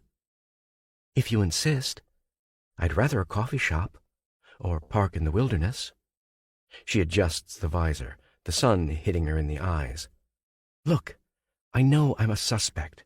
You'll want to talk to our staff, I'm sure, which is no problem. I stay silent. Can we talk alone first? She grabs my wrist. I need to clear my head outside of the compound. My response is a 3-point turn, so I'm straddling the road correctly, facing down the mountain. Any place in particular? I know I sound like I'm catering to her, which is precisely what I want her to think, but I'm not. It's in my favor if she believes she has the upper hand. Can we grab a cup of coffee? I don't want to go inside, but I could use some caffeine. Sure. Pick a spot. How about Trudy's? It's where the old bagel shop used to be. Done. What I notice about Valerie, beside her expensive watch, is that she really is cut from a different cloth. She has no hang-ups about the dog hair on the seat or the dust accumulating on the dashboard. I knew her from before, and she didn't put on airs then, but people change, especially when money talks. That, or maybe she's reached her exhaustion limit. Her daughter has been missing since yesterday afternoon, or evening, depending on your source. I decide to start small and build on verifiable facts I already know. It's impossible to sit beside Valerie without concentrating on our past. This makes me nervous, so I rattle off easy questions, dipping my toe into the trenches. What's Allegra's middle name? Eleanor? She has a unique first name. Is it a family name, or how did you come up with it? You really want to know? I asked. It comes out gruff. Grateful for the question, she elaborates. Allegra's named after this woman I encountered as a teenager. She was drop-dead gorgeous. I used to do some modeling with her, but she was in another class entirely. Cheekbones up to her ears, beautiful blue eyes. The shyest, sweetest thing you'd ever met. A soft-spoken Midwesterner until she strutted on the runway. Then she had this confident alter ego who could stomp all over you, but in a good way. I've seen pictures of your daughter. You share the same bone structure. She's got your cheekbones. It's a compliment, and she takes it as such. The name suits her. Yes, it does. And thank you, Valerie murmurs. But I hate that. What? Like, what are you supposed to say when people compliment your kid's beauty? It sounds pompous to thank them just because genetically it's your DNA. I have no idea. But Allegra's your daughter, so it's okay to take credit. Slowly she nods. I guess. Anyway, she was this happy baby, and the name means lively, so it was a perfect fit. Her middle name is Darren's mother's name. Speaking of mothers, how is yours? Valerie drops her voice. Is she still in remission? Yeah, she is. I wring my hands. And still as ornery as ever. Valerie launches straight into a high school memory about my mother, and I tense up. Now is not the time to take a drive down memory lane. I switch gears. You were living with the Ellis family when I knew you, I point out. Then that other foster family, the Hewitts. You ever hear anything from your real mama? I don't mean it to be condescending, but it sounds that way. I can tell my words hurt Valerie because she clenches her jaw. No, she's dead now. She cocks an eyebrow at me. I figured since it's been profiled in multiple stories and magazine articles, you'd have read she reappeared in my life on her deathbed. Of course, she didn't take any responsibility for my childhood. Don't worry. I know you grew up rags to riches. It comes out a bit smug. She's bringing out my worst today. In the interest of rebuilding our trust and keeping her ego inflated, I better tone down my acerbic commentary. She did just have a daughter go missing. I think it's commendable how much you donate to the Women's and Domestic Violence Shelter. She shoots me a barbed look. Flattery will get me nowhere with her, so I change directions. My question is, could your success story have contributed to a situation where you might have gained some enemies, namely any that might want to harm your daughter? Valerie leans back against the seat. She bites her lip, and, true to form, it means she's contemplating my words. I'll let her ponder this as we reach the drive-thru of Trudy's Coffee on Sullivan Street. At the drive-thru, I break the silence. Still iced black coffee with a splash of milk? She gives me a light tap on the shoulder. I've evolved to iced lattes. Almond, please. Are you still plain old black coffee? With one packet of Splenda. Creature of habit. I order my coffee and her latte. The lot's relatively empty, but I don't want to draw attention to us, so for privacy's sake, I drive to the last corner space and park. We sit in companionable silence for a moment as we sip our drinks and gather our thoughts. Walk me through the weekend. Start with Friday. Friday night, she had a couple of girlfriends over after they had cheer practice. Valerie lists the names and scrolls through her phone for their contact information, along with their parents. All three stayed the night, minus one girl who went out of town with her parents the next day. Enemies? I unbuckle my seatbelt and turn to her. Any you know of? Maybe some you've thought about but haven't said out loud? Closing her eyes, she murmurs, Yes, of course. My briefcase, not as classic as the Givenchy that rests at her feet, but just as durable, holds my notepad and a Mont Blanc pen I consider good luck. I'm going to take notes. Certainly. She opens her eyes to stare at me. There are a couple business associates we've had to sue, and we've been sued. All of those are public record, and I'm sure Darren can elaborate, or you can search them online. Okay. I tap my fountain pen against my notepad.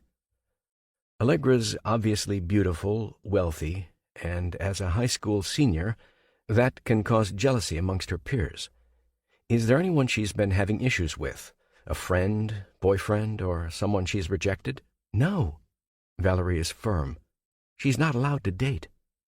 I keep my sentiments to myself. Is that your rule? I agreed to it. She twists the straw in her plastic cup. It was Darren's suggestion, but to keep a united front, we both have to be on the same page, so I humor him. She might have shut down my question, but I'm going to let her skirt the issue.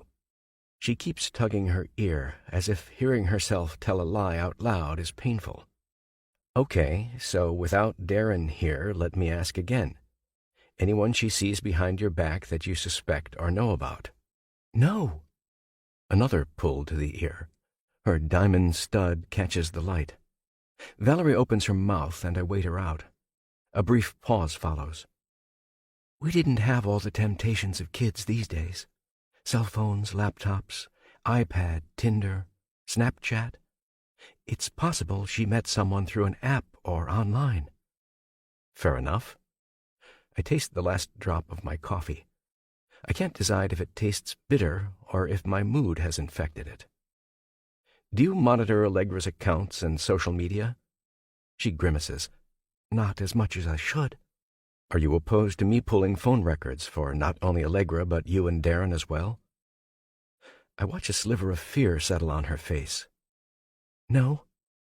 I guess that would be okay. Darren isn't going to be thrilled about that, but if you think it'll help the investigation... It certainly won't hinder it. My jaw clenches. I don't want to ask, but I have to. How is your marriage? Hanging on by a thread. She's forthright. We've been married a long time. 17 years now. Have a successful company, have a child. But something always has to give. Any reason to suspect Darren would hurt your daughter? Absolutely not. He's a great father to our daughter. There's that acrid taste again. I swallow it. But not husband? A great father, she echoes. Devon, humor me. I know you will inspect every facet of our decades-plus marriage. Do not put words in my mouth. It's what you didn't say that has me worried. That's awfully assumptive. She slumps against the seat. You're right, of course. We've been struggling, but nothing financial and nothing with Allegra. She has no idea about our marital problems. We hid them well. Everyone says that. We don't sleep in separate rooms. We go on vacation together as a family. We don't badmouth each other to her. We are in survival mode right now, but I'm confident we will get back to a good place. She sighs. If only Allegra could be found safe, I know we'd resolve to try harder. Would she have run away? Valerie fidgets when I ask this. I don't know. Pivoting back to the rest of the weekend, what did she do Saturday and Sunday? She hung out at the house and watched a movie with me. We watched that funny Bridesmaid movie with Melissa McCarthy. Where was Darren? He was out. Where? A hardness appears in her green eyes. You'd have to ask him. You don't know? She grits her teeth. I know what he told me. Which is? Poker night. Where? One of his friends, Lloyd Sappho. He has a house on the outskirts of town. I think they played there. And you don't believe your husband was at poker night? She doesn't respond, choosing instead to pick at her once-manicured nails. I can tell she's been chewing them by how ragged they are. He has a lot of secrets lately. I interrupt, but she holds up a hand to stop me. It doesn't mean they're connected to Allegra's disappearance. I think he's having a midlife crisis. I dropped that line of questioning. For now. Did he come home over the weekend? No. The day in question, Sunday. What happened Sunday? Allegra asked to go to the mall. She wanted to get something to wear for pictures next week. She was chosen to be the spotlight editor of the e-newsletter that goes out to the high school. Tears stream unchecked into the collar of her shirt. The school planned to post a profile picture with her bio. Mall, meaning Sheffield? How did she get there? I dropped her off. The mall opens at noon on Sunday. What time? Close to 1. Probably 1:45. We stopped and had brunch beforehand. Where? The marketplace across the street. What entrance did you drop her off at, and what was your agreement on pickup? Valerie goes through the timeline, which I've already memorized, but I want to make sure she's consistent. She is. Why doesn't Allegra have a car? Her father's decision, she sighs. He doesn't think it's necessary until she goes to college. She borrows our vehicle or I give her a ride. I'm glad I'm not at Darren's poker table because I make a face. Defensive, she retorts, I actually like that she doesn't have a car. It might sound weird, but it's nice for me. We spend a lot of time driving to activities, and it forces us to talk. Her voice catches in her throat. Or so I thought. Her knuckle moves into her mouth to cover a sob. Do her friends drive her places? Only if Darren doesn't find out. I try and pick my battles. Darren thinks every teen is distracted, high, or drunk driving. Did you see Darren on Sunday? Not until later. He stopped home that evening after Allegra still hadn't come home. Did he stay on Sunday at the house? A pained expression crosses her face. No. I hide my astonishment at how irretrievably broken her marriage is, and my triumphant satisfaction behind it. I can tell she's done with the questions. Just like when we were younger and in a heated discussion, her body is unyielding, her shoulders tight and her jaw set. That's all, I say. Valerie visibly relaxes, collapsing back against the headrest. I'll drop you off. Make sure Darren knows I want to talk to him ASAP. The silence, once amicable, seems fraught with tension, and I don't know how to fix it at this moment.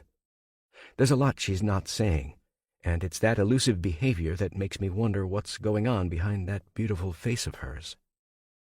As we drive back to the Atwater compound, I don't know about her, but all I can see are the places in the city we used to go together. My face flames with heat as we pass the once-empty field we lost our virginity together in. I want to mention it, but considering the circumstances, it's inappropriate and likely unwelcome. 24. Detective Delaney. When I pull the Atwater's phone records, I begin with out-of-state numbers. There are 2 different California numbers Valerie called on Sunday, the day Allegra went missing. There are pages to sort through, but first I address these. The first account belongs to Mark Kaufman. His son Coy is the owner of the number Valerie called. Suspicious since Coy is in college, I almost fall out of my desk chair when he explains he's Allegra's boyfriend. Coy's alibi is rock solid. He had a pickup soccer game that afternoon. He provided the field he played on, the names of the guys on his team, and the Facebook group he's a part of that organizes the Sunday League. He definitely was over 300 miles away in California, no doubt about it. Interesting enough, the second number is disconnected. It's a different area code, so it wasn't a misdial. I'll have to do some checking. Next, I talk to Julie Cambrero, the classmate who's confused as to why she's part of this investigation. She confirms she goes to school with Allegra, but they aren't close friends. I ask her about Coy. Tell me about Allegra's boyfriend. She's not allowed to have one. She does, though, doesn't she? It's like I've stunned her into silence. The only sound is the blare of speakers in another dumpy office. I don't know. She hesitates. Yes, you do. Look, Julie, we want to find Allegra. She's not in trouble with us. She's not in trouble with her parents. She's not in trouble, period. And you aren't either. Bottom line, we want to make sure she's safe. As you can imagine, her sudden disappearance is scaring people in the community, not to mention her family and friends. Are you afraid? No. Why not? I think she probably ran away. You do? I tap my Mont Blanc on the blotter. How come? Because the guy she's in love with lives in California. She wanted to be with him. She thought he might cheat on her if she couldn't get out there fast enough. Allegra told you this? No, not exactly, but I heard it. You mean from gossip? No, not gossip. I heard Allegra say it at her locker. It's next to mine, and I listened to her complain to her friend Monica. She thought Coy, her boyfriend, might dump her for another girl. Did she have proof of that? She shrugs her shoulders. No idea. Did you meet him? No. He doesn't visit here. Allegra's dad is like psycho. He'd probably kill her and the dude. Her face goes ashen. Sorry. I shouldn't have said that. I don't bother to add it might very well be the truth. Have you seen any pictures of Coy Kaufman? Yeah. How? I ask. Social media? No. Allegra didn't dare post about her and Coy's relationship. Even when she and her mom went out at the beginning of summer to California, she didn't brag online about it. Her face reddens. I might have eavesdropped as she told her friends about her vacay. All I do is work, and she lives a far more interesting life than me. She sounds envious of Allegra's life, which isn't surprising. A trip to see Coy? Yeah. Her mom rented them a beach house at the beginning of June. Where did you see pics of him? Coy's on her cell, her home screen. He's the picture when she enters her passcode. On her cell? Uh-huh. This isn't adding up for me. If Allegra can't have a boyfriend, a car, or openly date, then I doubt she would parade an older, out-of-state guy on her cell, visible to anyone who picked up her phone, including her father, Darren Atwater. Sure, she's a teenage girl. She's going to brag and talk about her boyfriend. But I doubt she would change her phone screen picture every time she came in contact with her father. That would be too tricky. And, oddly enough, when I pull Allegra's cell records, there are hardly any calls between her and Coy's number. Time to keep digging. What I find out is enough to make me take a boxing class so I can take my frustration out on something else. Keeping my composure, I ask Valerie to come down to the station. I preface it like I need her to sign a form so I can legally pull Allegra's bank account statements. When she arrives, I motion for her to take a seat in my office. I try not to stare at her usually shiny but lackluster hair or tired eyes, keeping my empathy bottled up. I'm frustrated with her, I remind myself. Even in the short period since I've seen her, she looks like she's lost weight. Her gray slacks bunch around her legs, and her belted Burberry trench swallows her up. I begin quietly. You lied to me. What? Her response is terse. Her eyes are redder than the other day. They look like someone rimmed them with fiery burgundy eyeshadow. I don't like being lied to. I don't understand. That makes two of us. I stroke my chin. You took my virginity, and now you want to come after my career? A flash of light clouds her emerald eyes. I can't tell if it's from anger or recollection, but I'm hoping for the latter. I beg your pardon? I have more questions than answers. What are you saying? She huffs. Spit it out, Devon. Allegra has a second phone, does she not? I keep my voice neutral. Tied to Mark Kaufman's account? His son Coy, Allegra's not-so-secret boyfriend, is also on the family plan. Her forehead tries to wrinkle. The fillers only let it move an inch. What do you mean? What do I mean? I kick my foot out, thumping the metal desk. I mean you lied to me. Yes. She physically deflates in her chair. Allegra has another cell. Is there a reason you didn't tell me? I lean back in my chair when what I really want to do is yank her by her messy ponytail. Or the police you have on a manhunt looking for your daughter? Her father doesn't know. Darren doesn't know about what, I intone. The boyfriend or the phone? Both. She fidgets nervously with the belt of her trench. I shouldn't call him a boy. He's a young man and a sophomore in college. Is it serious between them? At least with Valerie, who took the plunge at 19, she doesn't respond with some dumb shit parents usually say about high school romances. They dismiss it as puppy love or question how serious it can be. Pretty serious, folks. I'm looking at my first love. Or more like breathing fire at her. I think so, but it's a crapshoot, you know? He's a good kid from what I've seen. She seems happy with him, and he treats her well. I've taken her to visit him a couple of times in Cali. Are you referring to a trip in June? The color drains from her face. We visited him in June, yes. She falters. Allegra hopes to attend journalism school out there and model, but you never know what will happen between now and when she graduates high school. And Darren doesn't know about him? No, he wouldn't approve. Coy is in college. Valerie doesn't elaborate, so I have to pry. Is there a reason he's so overprotective? She brushes a strand of hair that's escaped her limp ponytail. Imagine if you had a daughter. I wince at her words, pushing my chair back further from my desk to distance us. A slap would have hurt less. Shit! A hand swats her forehead. I'm not trying to be insensitive. I frown. You aren't, are you? She decides to start chewing a fingernail. I take a deep breath. You know, it wasn't just you that lost our baby. I know, she whispers.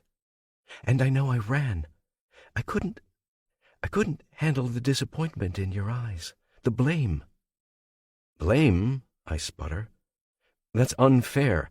I didn't hold you responsible then, and I certainly don't now. It was nature taking its course. She shuts down, her body rigid. Back to the question at hand, she gives me her perspective. Darren and his first wife, Elizabeth, had a daughter.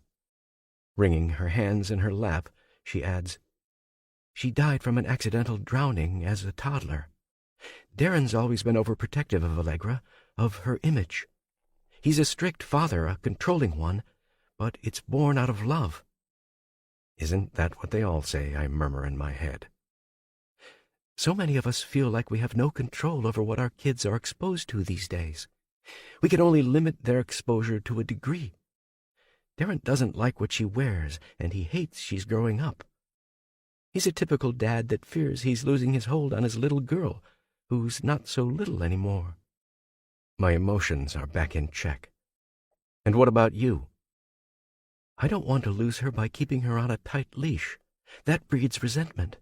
I think it's more hazardous to tell Allegra she can't date and then have her secretly hide it from us. The last thing I want to do is drive a wedge between us during her teen years." "That sounds reasonable." She starts to sob. "So many of her friends have waged war with their parents. I'd rather her be honest about who she's with and where she's going." I'm not in the mood to personally hand her a tissue, so I do the next best thing and throw her the box. "In regards to Coy, I'm assuming this secret is no longer private?" Her voice is muted behind the tissue. "That Darren will find out?" "This is an open police investigation. Nothing should be classified. Your daughter is missing," I say it with emphasis. "And you want to keep things from me because Darren didn't know?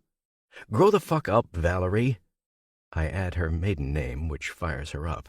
Jaw set, she sulks. "It's been Atwater for 17 years, Devon." "Who cares," I say. "I knew you before you became a fucking Atwater, and you'll always be that girl to me." I run a frustrated hand through my silver hair. "You're fucking impossible." "You can't talk to me like this," she seethes. "I'll lodge a complaint with the police chief." "Oh, really? Go ahead. He'll pull you and your shit husband into his office and we can discuss every little detail you lied about. In fact, I welcome it. Maybe I'll be the one to file a formal complaint so the Atwaters can be interrogated for hindering our investigation." Now it's her turn to flinch.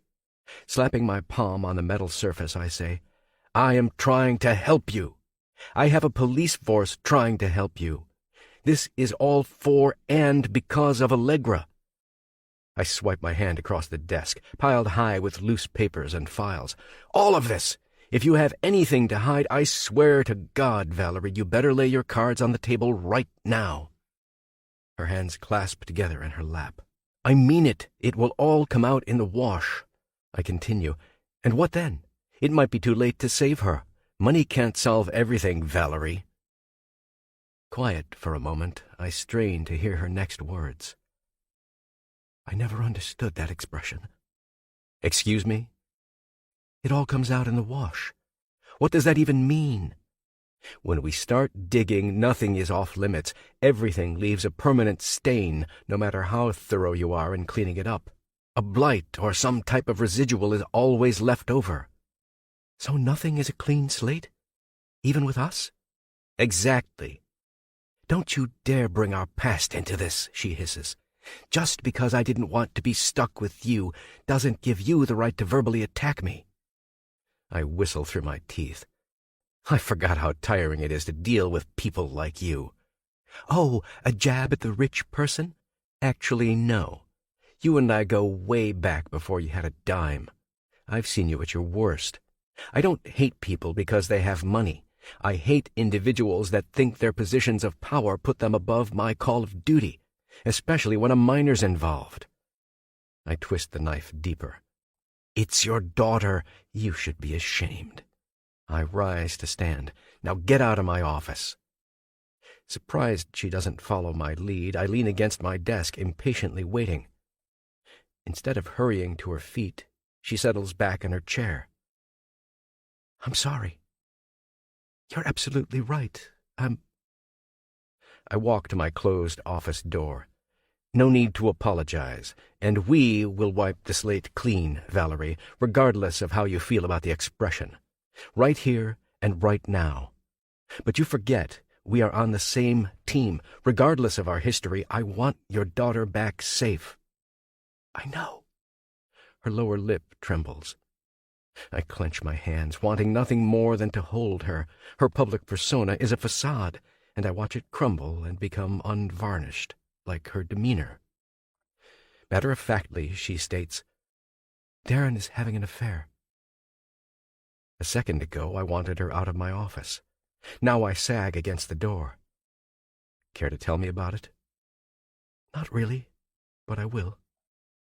Squarely looking me in the eye, she continues, "There have been a few." I peruse my notes, pretending I don't know the name of the latest off the top of my head. "Sandra Declan?" "Yes, Sandy." "She's not married?" "No." She crosses her legs. "She's young, early 30s. And she's worked for you both for how long? 5 years. I found out about it a couple years ago, but I assume it's been going on longer. And you want to divorce him? He asked me first, she sighs. Could be a motive. If you think Darren leaving is motivation to hurt my daughter, you're crazy. What about to hurt him, or ruin his relationship with Sandy? I don't have a motive for either. I don't care if he has a mistress. Wow, how things have changed, I point out. You didn't used to value open relationships. Now it's time for her to wield the sharp knife. Just because I don't like being cheated on while someone's away at basic training doesn't mean I feel the same about my marriage. And plunging in deeper, she goes for the kill. It also doesn't help when you're pregnant with their child, the father is nowhere to be found. Probably why both the unborn baby and the relationship died. The words are cold enough to send a chill down my spine. I own it. I deserved that. Crouching down beside her chair, I wrap my fingers around her wrist. I'm sorry. I'm tempted to bury my head in her lap, but I know it's wrong, so I don't. I have more self-control in my old age. I know, she whispers. I can't take back what happened. My own eyes burn with regret and possibly tears. I was selfish, but I didn't cheat on you. It was an ill-timed rumor. I swear on our unborn child's life that I didn't. Not that it matters now. Just find Allegra. She runs her other hand over my cheek, and I'll consider it a wash. I soften my tone. Are you upset about Darren's affair? Affairs, she corrects me. I used to feel unlovable, that I was somehow a lesser person because my own husband didn't find me desirable. But when Darren and his first wife, Elizabeth, lost their little girl, the two of them never recovered. She turned to pills and self-help books, and Darren turned to me. I was his secretary, and I guess his wandering eye couldn't be tamed, then or now. Why didn't you tell me when it happened, I ask? Why did you isolate yourself? Because you were a shell of a person, she says simply. You were lost, and I couldn't save you. Hell, I couldn't save myself. Valerie's phone vibrates, and it's her turn to hurriedly stand. Thanks for the chat, but I've got to get going. Before I can open my mouth to speak, she disappears out of my office. No backward glance or mention again of the past. She's gone, just like she was back then. When an Atwater is finished with you, there's no time for sentiments. 25. Allegra. The dilapidated house is not what I expect inside. It's decorated, but like Musselman's house, it reminds me of a thrift store where nothing seems to belong together. Dusty fake potted plants are next to a glass fish aquarium that has no water and no sign of life. When we step directly into a large kitchen and dining area, I notice the appliances first. They aren't as outdated as the ones in the last house, but upon closer inspection, I spot a metal lock latched to the refrigerator. The cabinets are also padlocked. Weird. The only furniture in the kitchen is the corner table, a built-in, made of pale stained wood, like oak. It's noisy in here, but for different reasons than television or radio sound. The voices belong to females. One wails, another has a high-pitched squeak that echoes down the small hallway and grates on my nerves. A narrow hallway leads straight to the front door, visible from where I stand in the kitchen. My heart pounds in my chest as a glimmer of hope makes me antsy. I shift from foot to foot as Musselman strides farther into the house, clearly at ease here. "Sir!" a female screeches before a face appears. This woman has long dark hair that looks like it could use a wash. When she's near, I note the purple streak in her locks that adds a punk rock vibe.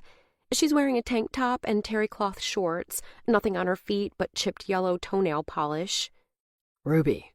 He greets her with a kiss on the cheek. "How are you?" "The same." She gives him a tired smile. Just trying to keep everyone in line. Well, I have someone who won't trouble you a bit. Poking me. Will ya, newbie? I say nothing at first, until he elbows me cruelly in the ribs. No, sir. I hug the plastic bag of items to my chest, unsure what to say or do. The woman, Ruby, has large red lips. I wonder if this is how she got her name.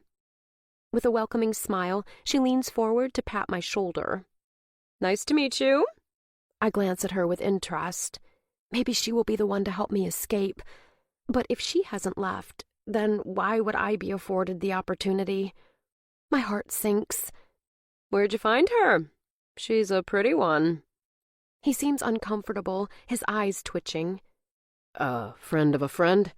What's she going to be doing? TBD. He shrugs. I'm waiting on more information. I have some ideas, but we can't do anything with her until I hear from him. My ears perk up at this, and he pauses. Never mind. He touches Ruby's shoulder. We can talk about it after... Certainly. He moves a finger to her lips. Are you ready for our anniversary? Yes. She clasps her hands in front of her. Can you believe it's been 3 years?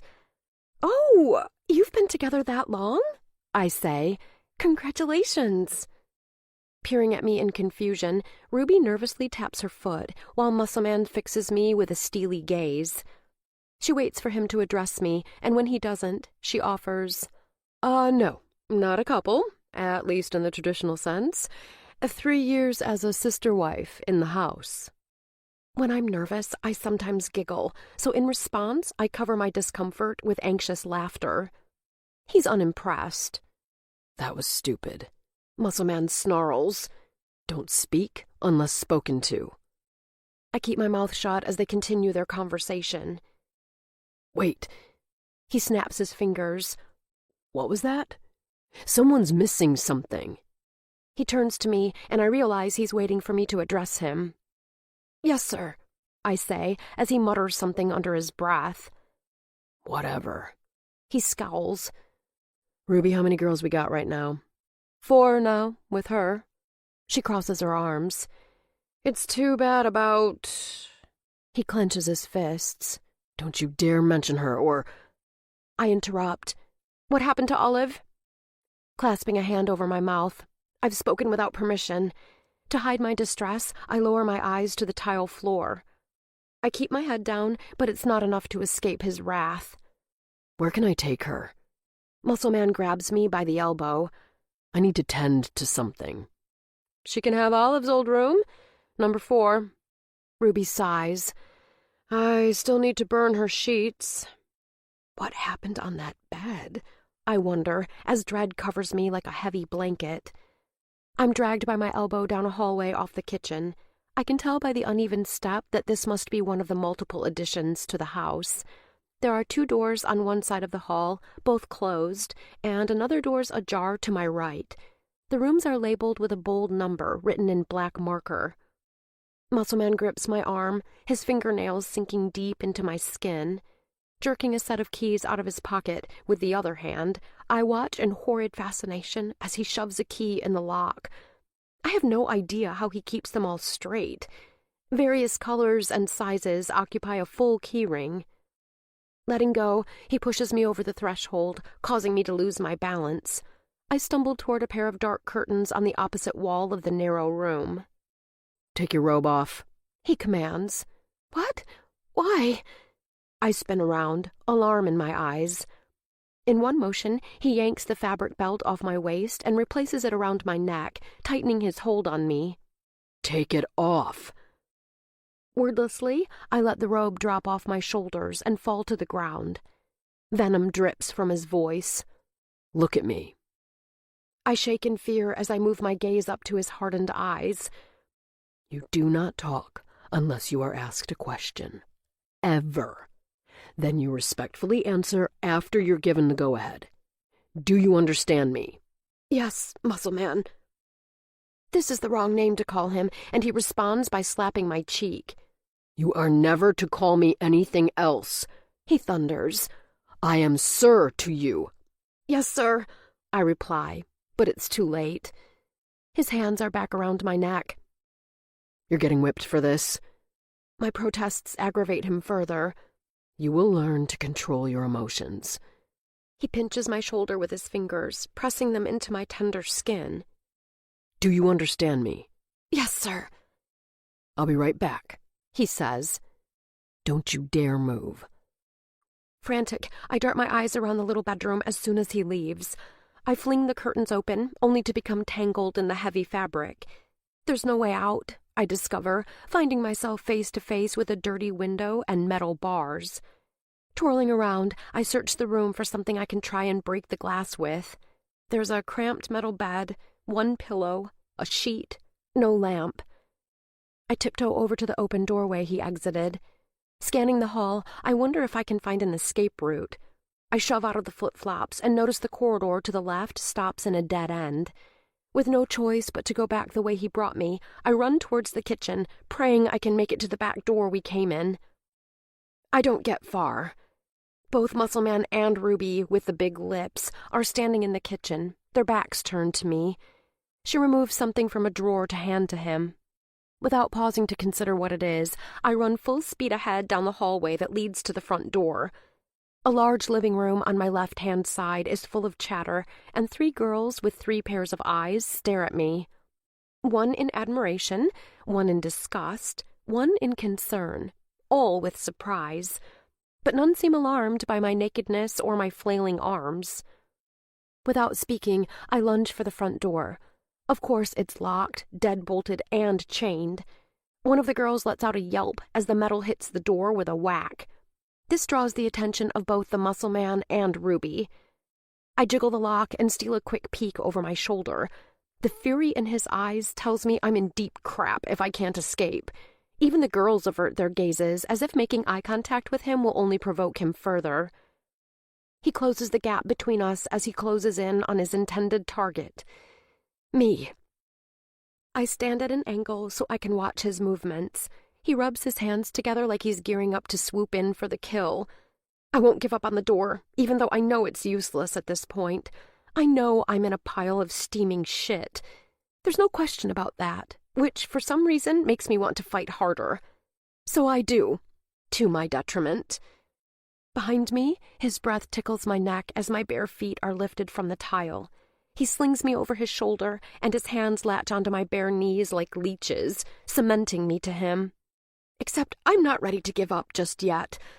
All of my pent-up anger, anxiety, and fear unleash themselves in a blinding rage as I scream, kick, and hit. My tiny fists fly as I hit him everywhere I can manage. His back muscles tense, but they don't yield to the blows. Show's over, ladies.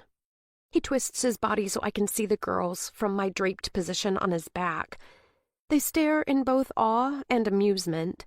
I hear one snicker behind the hand she claps over her mouth. In full view of them, he smacks me directly on the ass with an open palm.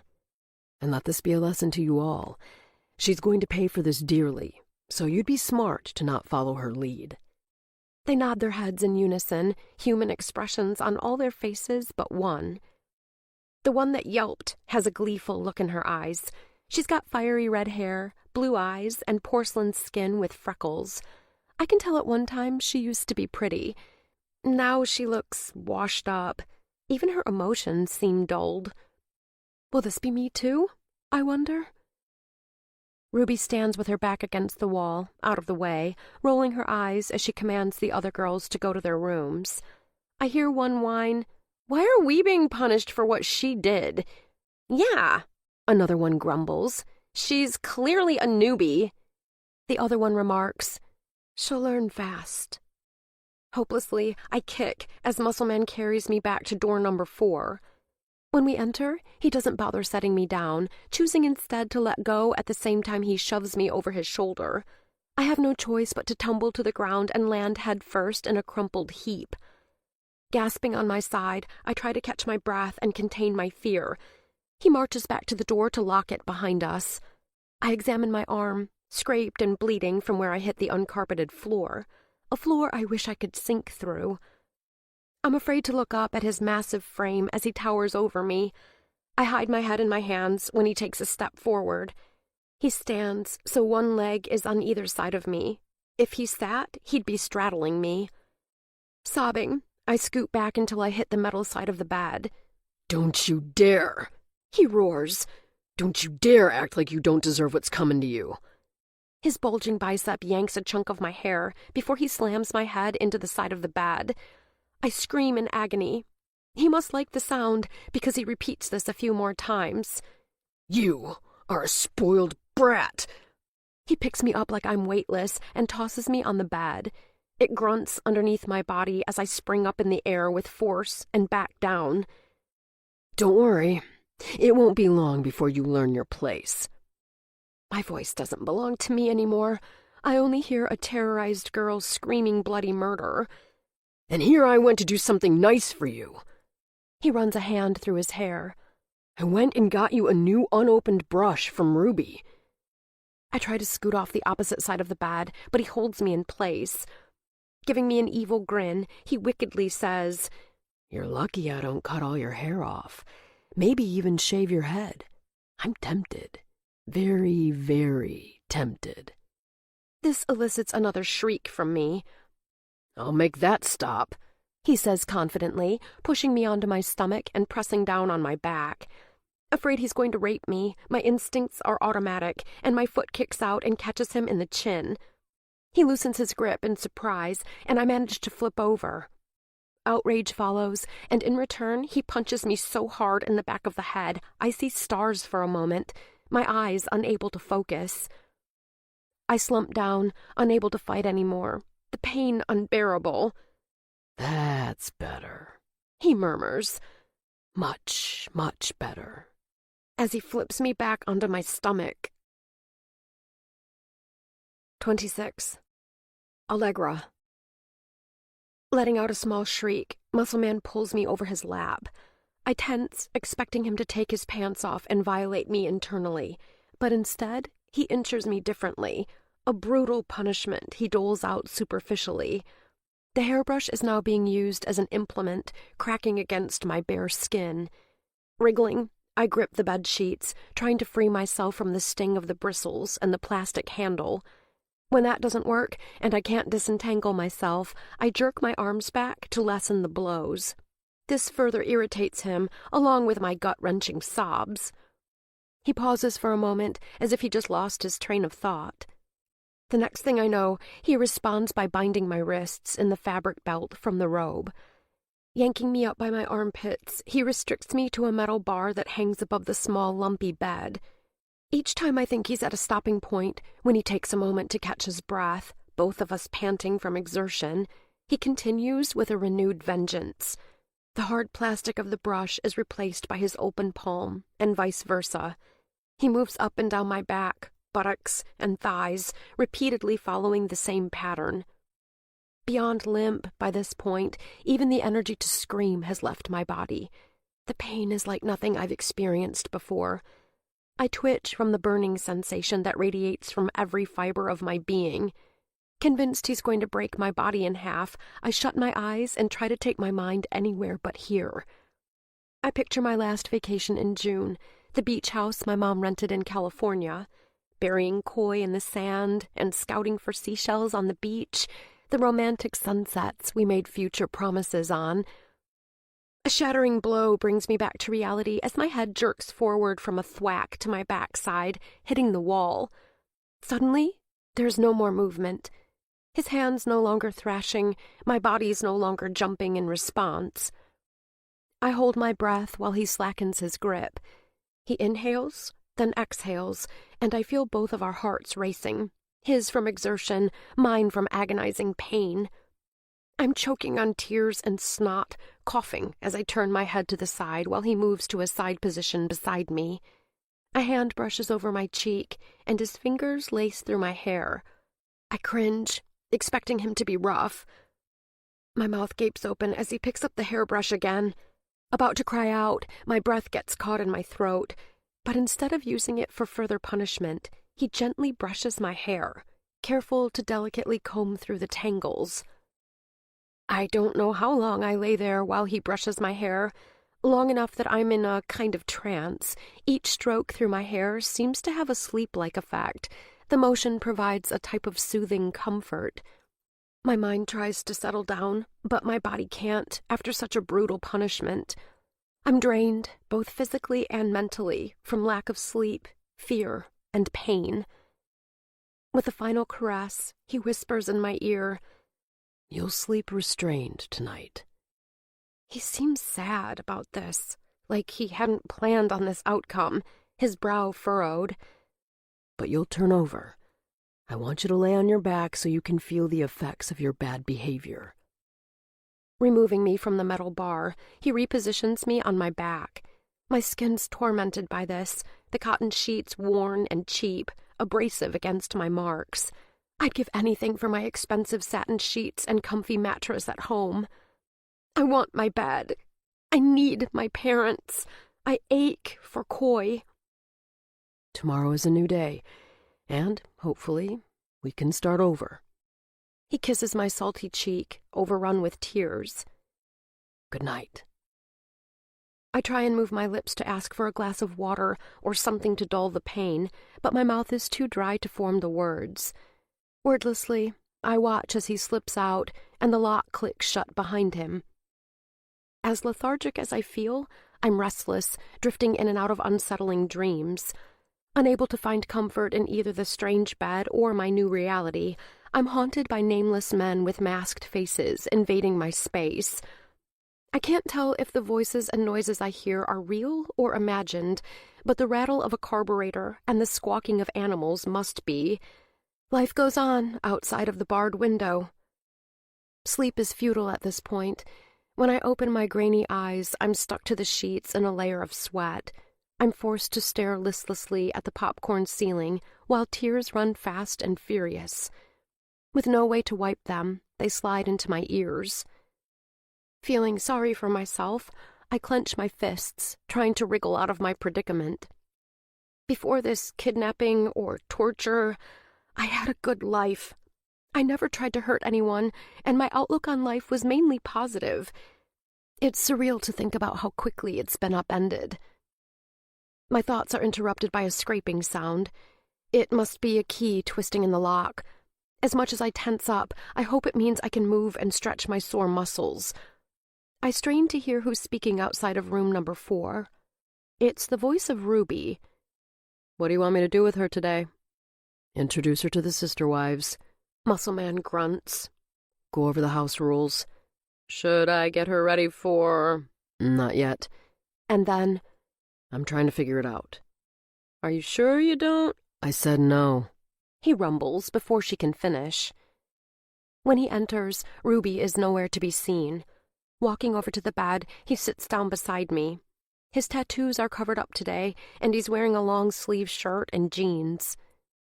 "How are we feeling today?" he asks. "A little sore?" "Yes, sir." A bottle of water rests in his hand, taunting me.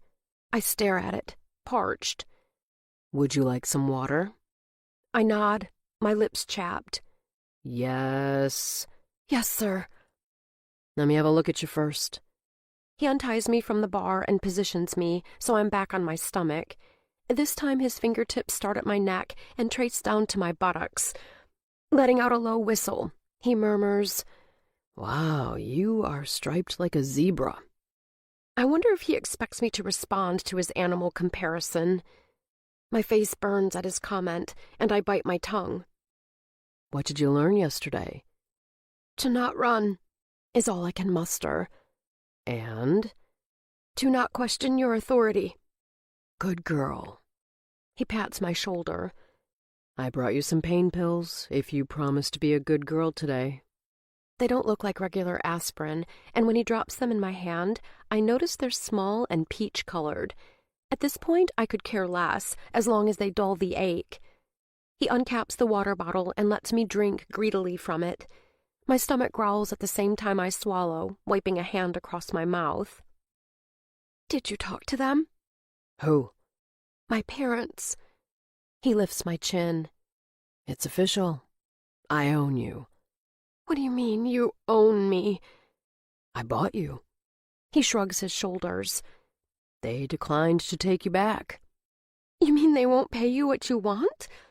I raise my voice. That's not true. It can't be. My hands start to perspire as even my sweat rejects the news. He doesn't like my comment, and he expresses his distaste by pinching my chin and tilting my head back. What did you say? I realize I need to change my tone or risk a repeat of last night. I don't think I can survive another beating. Keeping my voice low, I murmur, "That can't be true, sir." You don't believe me? I choose silence instead of the truth. You'll learn to trust me. He says this with confidence, brushing a strand of hair off my face. We'll have to learn to trust each other. What happens now? I whisper. You want to be a part of the film industry, don't you? I stammer. I don't know. Oh. His shoulders slump. He seems dejected by my answer. I thought it was going to make you happy when I told you we'd make you a star. What do you mean? You'll get to be on film. He wipes away a tear that leaks out of my eye. Don't cry, little one. You're going to be your own brand of famous in the adult world. I shudder, and he ignores the angst in my eyes, his focus on the barred window of my prison. Thankfully, we're interrupted when his phone vibrates in his pocket. Immediately, he stands and walks a couple of steps away from me. Turning his back, he answers, "Everything's going to be just fine." And, in response to the person on the other end. Okay, I'll make sure I have her there later. He disconnects and walks back to my side. Ruby will be back in a little bit. I gotta go. Business to take care of. Meekly, I ask, "Can I go to the bathroom, please?" Of course. He acts as if my question is silly. Let me walk you there. He takes my elbow and gently helps me off the bed. My nakedness is masked only by bruises and marks. Guiding me to the bathroom across the hall, I'm relieved he doesn't follow me in, and more surprised when he shuts the door behind me. Of course, the knob has been removed, preventing anyone from locking or fully having privacy. The bathroom is paltry but clean, the space half the size of my walk-in closet. A floral shower curtain covers the ugly Pepto-Bismol pink bathtub. On top of the toilet, another bouquet of dusty fake flowers rests in a basket. The sink is a beige color, as if it were once a shade of white, until rust discolored it over the years. I notice a sliver of light filter into the space. Excitedly, I fling the shower curtain open, only to discover the tiny window is impossible to climb out of and barred to prevent anyone from leaving. I doubt I could get more than a couple of fingers through the ugly metal.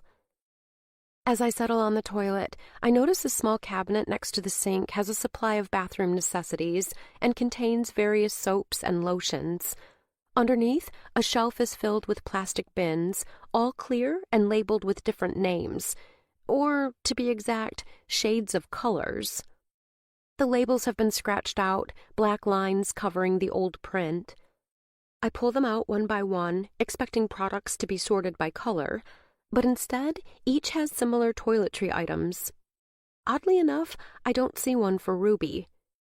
My search is interrupted by a rap on the door.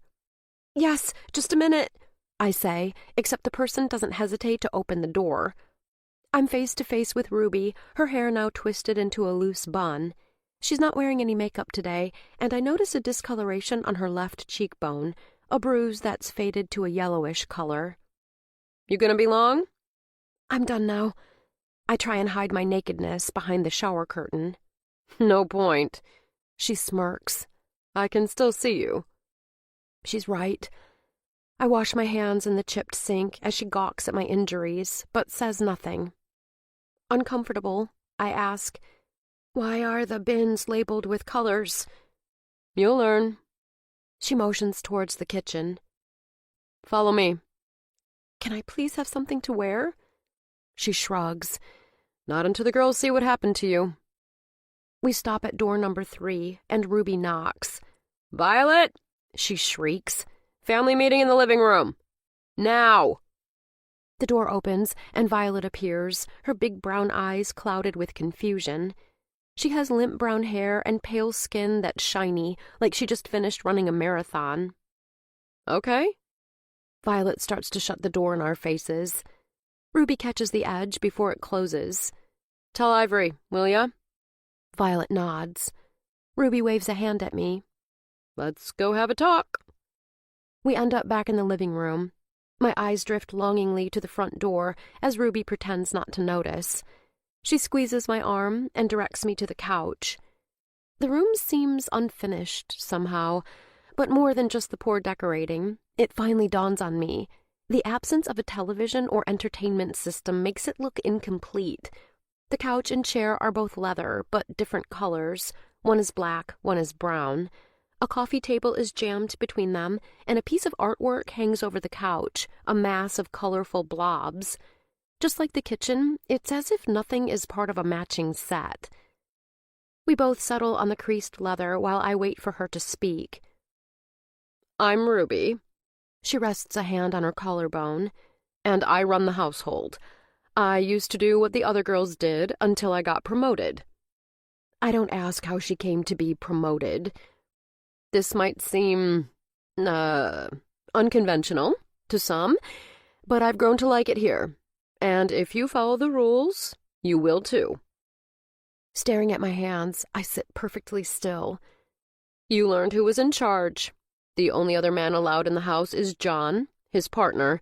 We don't answer the doorbell for nobody. Any business we attend to, we go off-site, and we're never allowed to be alone in public." She rambles on with more rules and advice. I learn that food is a privilege, hence the locks on the fridge and cupboards. So is the bathroom, sleep, and practically everything I take for granted on a day-to-day basis. Most teenagers would love school being erased from their vocabulary, but not me. I love class and being social, my afternoons spent on extracurricular activities like editing the school newspaper and cheerleading. Ruby finishes explaining the backyard is off-limits unless she's with us when Ivory saunters in, followed by Violet.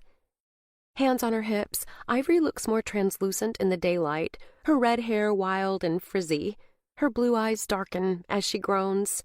"Does this dipshit that got us grounded last night have a name?" "You hardly got grounded." Violet rolls her eyes.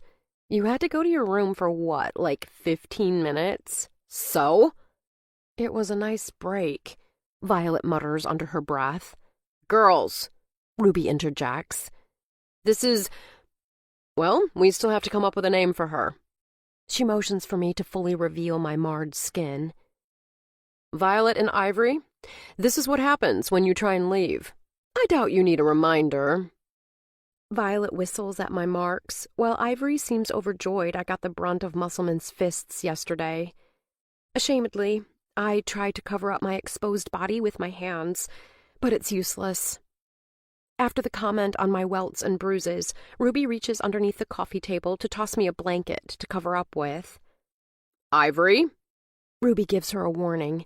"Don't think I forgot your first day a few months ago." She adds, "And what you did." I didn't think Ivory could turn a shade paler. Curious if I'm allowed to talk, I raise my hand. I'm puzzled as to what Ivory did, but I don't want to ask that right now. "When it's us girls, you can talk," Violet says matter-of-factly. "How long have you all been here?" I question. "A year for me, and probably 3.5 months for her."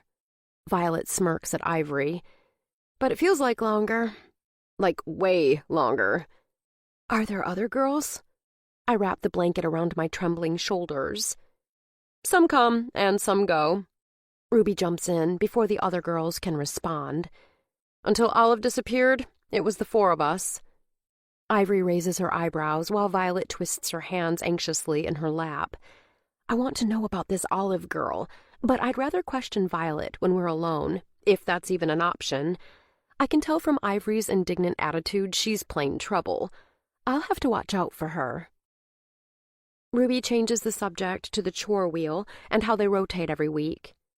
"Right now, one handled kitchen duty, the other the bathrooms, and one the living room and bedrooms. We can add the outdoors, pulling weeds and watering the lawn. With supervision, of course.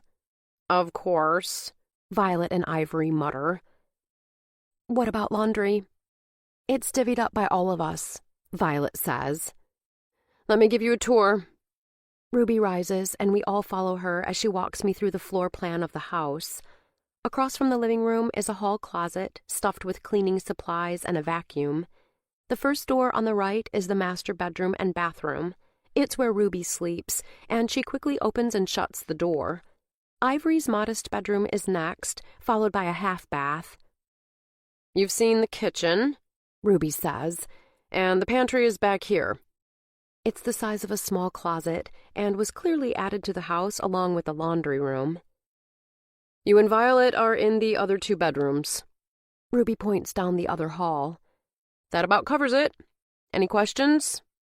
Does he live in the other house? Yes, Ruby explains. He stops in occasionally to see us and to give us our work schedule. I stare at the refrigerator, picturing a breakfast of pancakes or waffles. My stomach grumbles at the lack of calories I've been eating lately. Sounds like someone is hungry. Violet giggles. Yes, I pat my stomach. Very.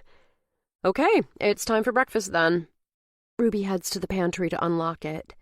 You want cereal or oatmeal? Oatmeal, please. Okay, come get a packet, Ruby orders. Violet, show her the kitchen utensils and where the dishes and silverware are. I expect you to wash your own dishes after you've used them. We don't need flies or bugs. I nod. Eager to please, Violet leads me around the kitchen, pointing to every drawer and cupboard with a description of what they contain, except she can't open any of them on her own. Ruby instructs everyone to get their own food. Ivory doesn't need to be told twice before she stalks over to the fridge. It'll be nice to have breakfast for once. Ruby ignores her comment. Sit down, and we'll all eat together. Ivory and Violet tear into a box of cereal. It's not until it's poured into the bowls that they realize there's not enough milk for 2. Improvising, I watch in disgust as they water down the milk like it's an everyday occurrence. Ruby eats oatmeal and a frozen waffle she found stuffed in the freezer, stiff with frostbite. I eat a package of microwaved oatmeal cooked with water and sip orange juice that's past its expiration date. We're getting low on food, Ivory mentions. Who's running to the store next? I'll tell John, Ruby says, when he comes by later. Violet swallows a spoonful of cereal.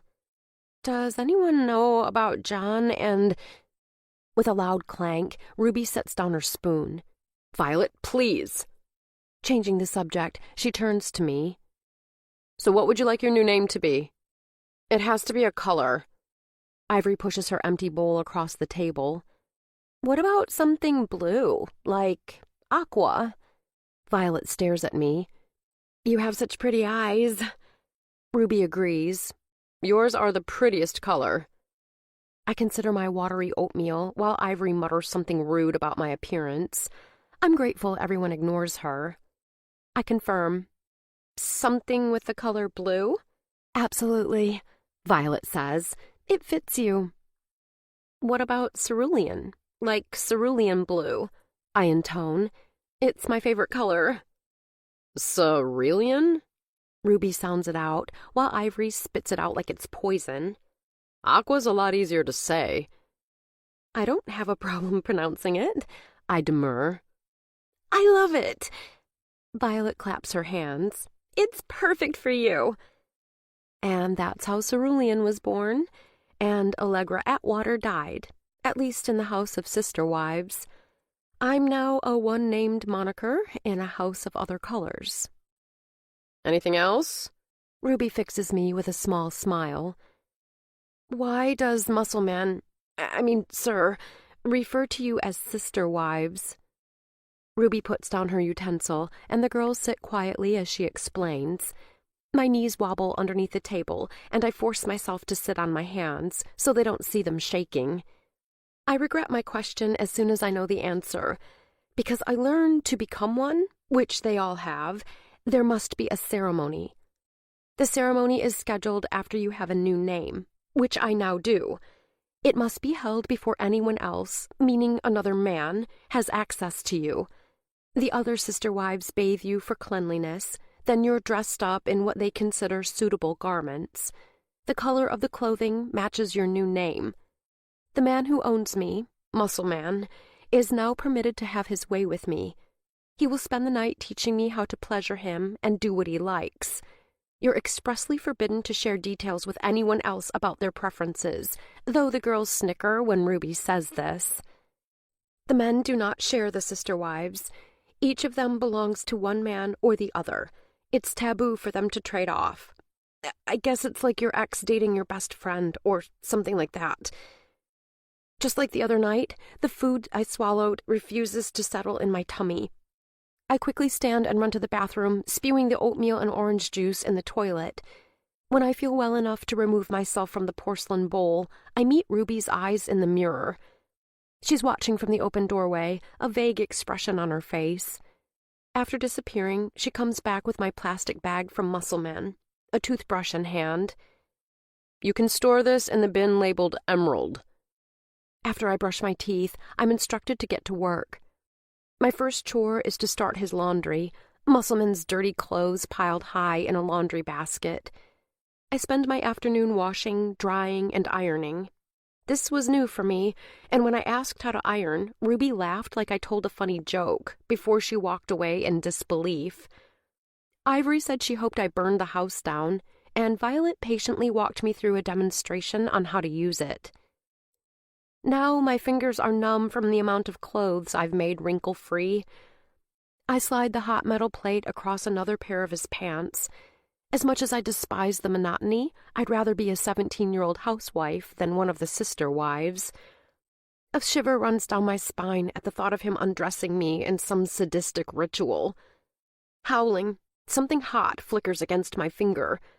I suck my thumb to lessen the burn. Taking a deep breath, I watch as wetness drips onto the collared shirt. I assume it's from the water reservoir, so I press the button to spray again, but nothing comes out. It's empty. It's then I realize my tears are being ironed out on Muscleman's clothing. 27. Brian. It's 1 in the afternoon, and I've already downed a shot of whiskey and ordered my 3rd rum and coke. I convinced myself I'll lose my nerve and balls if I don't order another. The trusty bartender, Al, sets another one in front of me. I asked Valerie to meet me here. An overwhelming urge to talk to her outweighs my cold feet. This isn't a conversation I want to have, but if Darren's involved in something sinister like murder, he's not going to worry about hurting those around him. He's a dangerous man, and considering my relationship with his wife, if he gets wind of it, I might be in my own body bag. Judging from the pain on Val's face when she enters, it's going to be a rough afternoon for both of us. Besides her sullen expression, she looks entirely out of place in this dive. Even ditching the heels and the expensive Givenchy tote she typically carries, she's forever bathed in riches. Even her scent is overpowering, like money. Sinking onto the bar stool next to me, she orders a vodka tonic, extra lime. I stare straight ahead, not daring to look her in the face and see the hurt. You think she's still in Cali? Al settles her drink in front of her, and she squeezes the 2nd lime before taking a long sip. No. She leans her elbows on the shiny mahogany counter. I have to tell you something, I stammer. Me too. I open my mouth, but she interrupts. I don't know how to tell you this. She buries her head in her hands. I should have told you this before. When Darren and I got together, his ex-wife tried to convince him I was a gold-digging psycho bitch who only got knocked up to be taken care of. That sounds like every ex-wife. Out of pride, I signed an ironclad prenup before we got married, to show him it wasn't about the money. You did what? I'm incredulous. Why would you do that? Now we have an empire, and I stand to lose a lot more than just him, which could come crashing down at any minute with the erratic decisions Darren's been making lately. Speaking of, I take a deep breath and rush into my confession. I don't know how to tell you this. I gulp the last of my drink down. It burns so good. I found a... Grimly, she stares at her drink. Why didn't we go to your shop? Why did you want to meet in public? I shrug. It's pretty dead, so I'm not worried we'll be spotted. Paranoid, she slips a pair of dark sunglasses on. I don't have the right answer, except I needed a good buzz. She, of all people, should know this, so she drowns her vodka and orders a second round. Waving at Al, she begins to smoke. He gives her a thumbs up, and an ashtray magically appears between us as we light up. Thanks. She rewards him with a forced smile, which he returns with a grin. Waiting until he retreats to the other end of the bar, she finally speaks. What did you find? I move the chew to the inside of my cheek. I drove a truck for him. You drove a truck for who? Darren. I give her a pitiful glance. I should have told you. You did what? Anger strangles her voice. That's not what we agreed to. She tries not to slam her fist on the counter, instead dropping a light fist bump. You were supposed to flatten his tire to buy me some time. I did. I drum my fingers on the counter. I did what you asked, but he showed up at the shop and asked me to replace the punctured one, and then offered me a job. Oh, my God, she hisses under her breath. Tell me it wasn't a route to Nuevo Laredo. I swallow. I found something I shouldn't have. The mix of alcohol and nerves causes me to break down, and Valerie pokes me in the ribs. She doesn't bother asking Al for the tab. She just slips a $100 bill on the table and stands. I take that as our cue to leave. As we head outside, I lean on her for support. We walk toward the edge of the lot and loiter behind the dumpster. She removes her shades. What did you take to the border? I was carrying, I whisper, pulling her shoulders toward me, forcing her green eyes to focus on mine. A body. There was a body in the back. A dead fucking girl. Gasping, she sinks to her knees, and I go down with her. We both sit behind the smelly metal bin in silence. I add, it was a female with blonde hair. How old? Late teens, early 20s. I didn't want to touch her. How was it? She breaks down, and now it's my turn to comfort her. Was it? She can't even form the words. When was this? No, it wasn't Allegra. It was before she went missing. Valerie replaces the glasses on her face. Muffled, she asks, How could you do this to me? I watch the tears roll down her face. I called you the night I found her. I'm helpless as I try and fold her in my arms. Angrily, she swats me away. I wanted to tell you sooner. How could you go behind my back and work for my husband? She weeps. You know what he's capable of? I needed the money. I offered you money. She snags my arm and her nails, digging in. I get the point. You're supposed to work for me. Only for me. We had a deal. Oh, my God. Oh, my God, what if... Her mouth drops in horror. I finish her unspoken thought. What if Darren had something to do with her disappearance? Believe me, I've thought of that. Do you think he knows about? A hand clamps over her mouth. No, he doesn't know about us. She shakes her head. I can't believe you did a run for him. What was I hauling? You don't want to know. I do. No, you don't. with clenched teeth. "Whatever Darren told you it wasn't." She stands and brushes herself off. "Val," I say. "Don't even." She pushes a hand against my chest. "I can't do this with you. I think it's best we have some space." "Valerie, don't be like this." Without a backward glance, shoulders trembling, she walks away from me. The fact I caused her pain and broke our trust kills me. It's more ammunition I didn't need to drink. I spend the afternoon getting shit-faced before I drive home. When I stumble upstairs to the apartment, I enter the wrong one, much to the dismay of the elderly woman staring at me. Her hand rests across her heart as if she expects me to harm her. When I realize my mistake, I shake my head and turn around, steeling myself for a fight I want to have. Madeline's not home, and eager to take my rage out on someone, I destroy most of the furnishings in the apartment. 28. Valerie.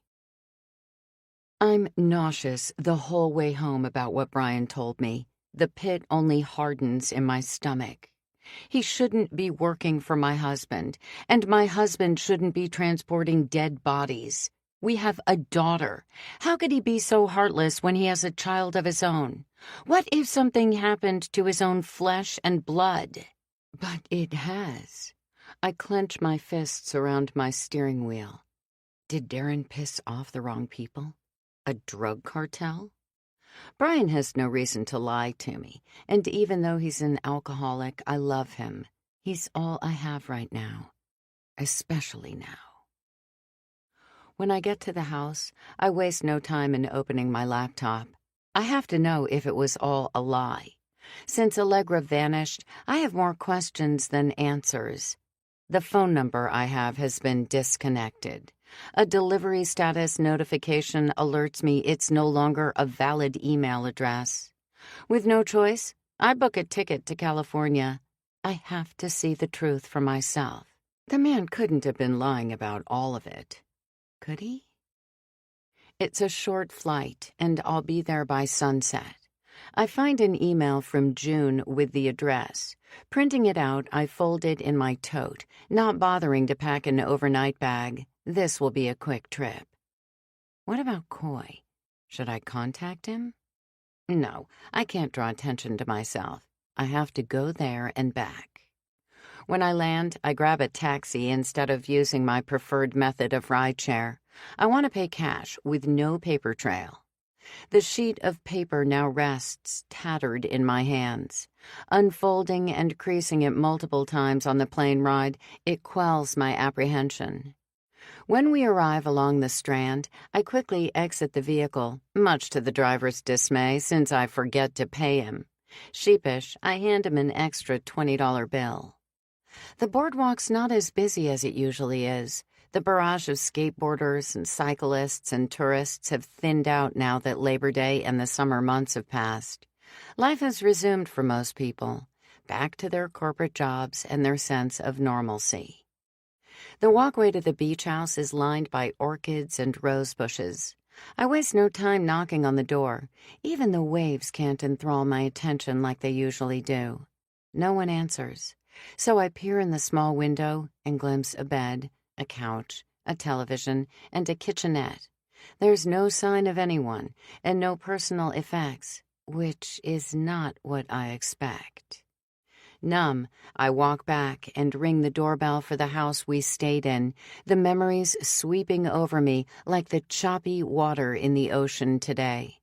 I stare up at the third-floor deck, my body trembling.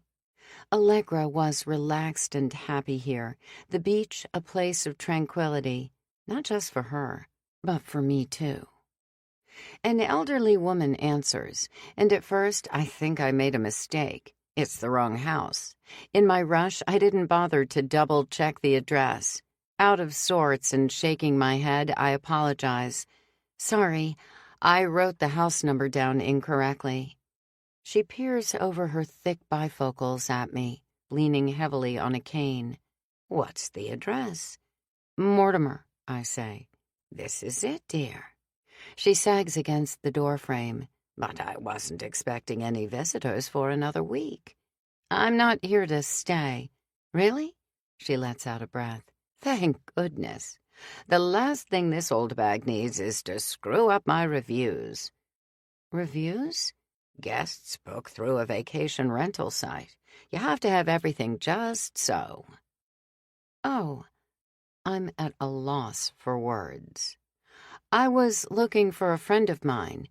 Did you just buy these properties? With the real estate prices here, heavens no. She clutches her chest. We'd never be able to afford it. No, dear, I grew up here. My family invested in beach properties a long time ago. My husband and I live closer to Los Angeles, but we had a couple housekeeping items to take care of before the next visitors come. She takes my gaping mouth for amazement. Oh, I know what you're thinking, young lady, that we are much too old to be puttering around the house. With a twinkle in her rheumy eyes, she laughs. My husband can't do much, but he can replace a couple of cabinet knobs. I give her a shaky smile. Do you by chance own the house next door? Yes, we do. She tilts her head. For 27 years, actually. Wow, a long time. The woman smiles at me, her tan face creased with wrinkles. You say you're looking for a friend? Yes. What were their scheduled dates? She frowns. Our last tenants in this house were from 2 weeks ago. We require at least a week's stay. It was actually this house. We don't rent this house out during the summer. You don't? No. She shakes her head. Our own family tends to stay here over the summer months. I don't bother to tell her I stayed here in June. 3rd floor master, right? She nods. I can't get up the stairs, but there's a bedroom on the 1st floor. Do you know a Mickey Sullivan? I ask. The name sounds familiar. You can certainly check with Walt, my husband. Pointing to her cane, might be easier if you go next door. He should be there. He's hard of hearing. Holler his name when you enter, so you don't give him a heart attack. She starts to shut the door, but reconsiders. Is there a problem I should know about? No, Mr. Sullivan used this address as his place of residence for a loan. I lie. Oh, wow.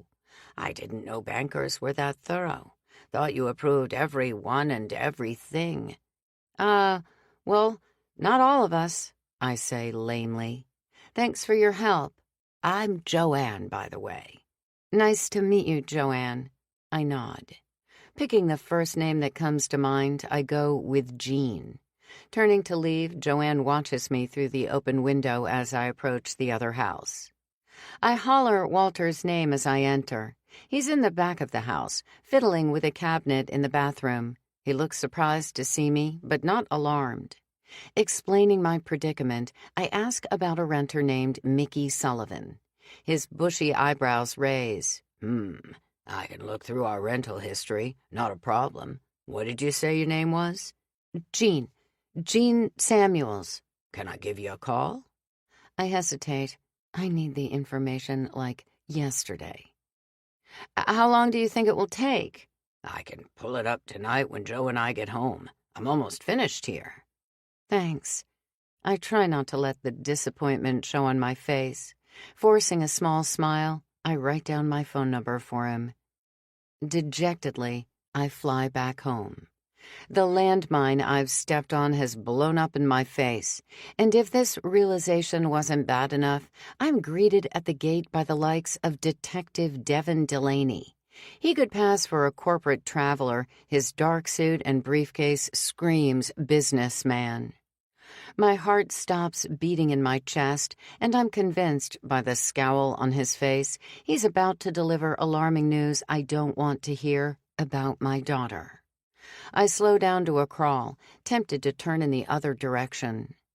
Trembling from head to toe, his hazel eyes bore into mine. He doesn't close the gap between us. Instead, He waits for my acknowledgement. This is a departure from his usual preference of being the hunter. He likes the chase, or at least he did when we were younger. I approach him like you would a wild animal, sluggish, and with distance between us. An exit strategy in mind, no doubt. "Are you here because of Allegra?" I say sharply. "Did something happen?" Not one to waste time or words, he stands. "When were you going to tell me?" "About what?" His clenched jaw signals his patience is running thin. "That you were going to California." "I think Allegra ran away, and it's my fault." My face burns. "And if she did, she'd go there." "Why would you think that?" He strokes his chin. "Is it because you like to control what information you disseminate to my department and me, regardless if it helps the investigation or not?" I ignore this jab. "Allegra wants to be a model. I think she hooked up with someone shady in the industry, someone who lured her in, probably from the internet." Delaney doesn't disagree. "Possibly." He folds his arms across his chest. "Still doesn't answer why you flew there for a day trip." "I wanted to check on Coy." "Really? That's sweet, but implausible, since he hasn't seen you," Delaney hisses. I know his body language, and the way he's yanking at the tie around his throat sends me a subtle warning. I called him. "Do you have another lie you'd like to try on me?" I keep my voice steady. "That was my intention." "Then why, Valerie, did Coy say he hadn't spoken to you?" He shakes his head in disgust. "It's been a long time since we've acquainted ourselves with each other, but I didn't know time would turn you into a pathological liar, and a shitty one at that." He continues. "And another thing, you told me Allegra didn't have a vehicle, but I see a relatively new Jeep is registered in your name, and your name only. Care to discuss?" I stare at the floor, burning a hole in the carpet. People are starting to take an interest in our conversation. A few raised brows and hushed voices turn in our direction. "I'm going to arrest you," he says softly. If he's joking with me, his face doesn't reveal an ounce of humor. "What?" My head snaps up. "What for? Going to California?" Reaching into his pocket, he retrieves a pair of handcuffs. "You can't be serious." "Try me. You're on my last nerve." "Devin, don't you Devin me." He raises the cuffs. "We can do this the easy way or the hard way. Makes no difference to me." "What do you want?" I moan. "You either tell me what the fuck is going on, or I'm arresting you right here in the terminal. You want to parade around on the news like you're the victim? How about we show the world the other side of Valerie Atwater?" I spew. "Fuck you, Delaney." Been there, done that. He reaches for my arm, but I jerk it out of his grasp. "Your choice, Valerie. We can ride back to your house together and have a nice chat on the way, or I'm taking you down to the station." "But my attorney," I start to interrupt. "I don't give a shit about your attorney," he spits out. "I work for the missing girl, and in case you forgot, it's your daughter." I jeer at him. "Either way, Darren is going to come home, and the three of us are sitting down to talk. Only you can decide if we're on the same side, or if you want to be enemies." He tucks a strand of hair behind my ear. "And you don't want me as your enemy, Val." 29. Detective Delaney. Valerie seethes as we walk to my Land Rover. When she sees my personal vehicle, she rolls her eyes. "Thought this was official business." "Everything with you is on the record," I retort. "I need a ride home from the airport." She gives me a sickening sweet smile I want to remove from her face. "Before we're stuck together in a vehicle, let's take a moment to do what we like to do." She's waiting for the punchline or a suggestive glance. I offer her neither. "I know you're dying to calm yourself with a cancer stick, By all means, please do. I'll ignore the disgusting smell of poison, and you can dismiss the dog fur. Her green eyes narrow, darkening to a moss color. You keep thinking you can hide habits and secrets from me. You can't, so stop trying. I slam the car door in her face as she stands on the other side, reaching for her lighter. I flick on the radio while she inhales tar and nicotine, our chosen method of soothing ourselves. I can think of a much better idea, but she doesn't need to know what I have in mind. When she slides in beside me, I start the engine. Speak, I command. What do you want to know?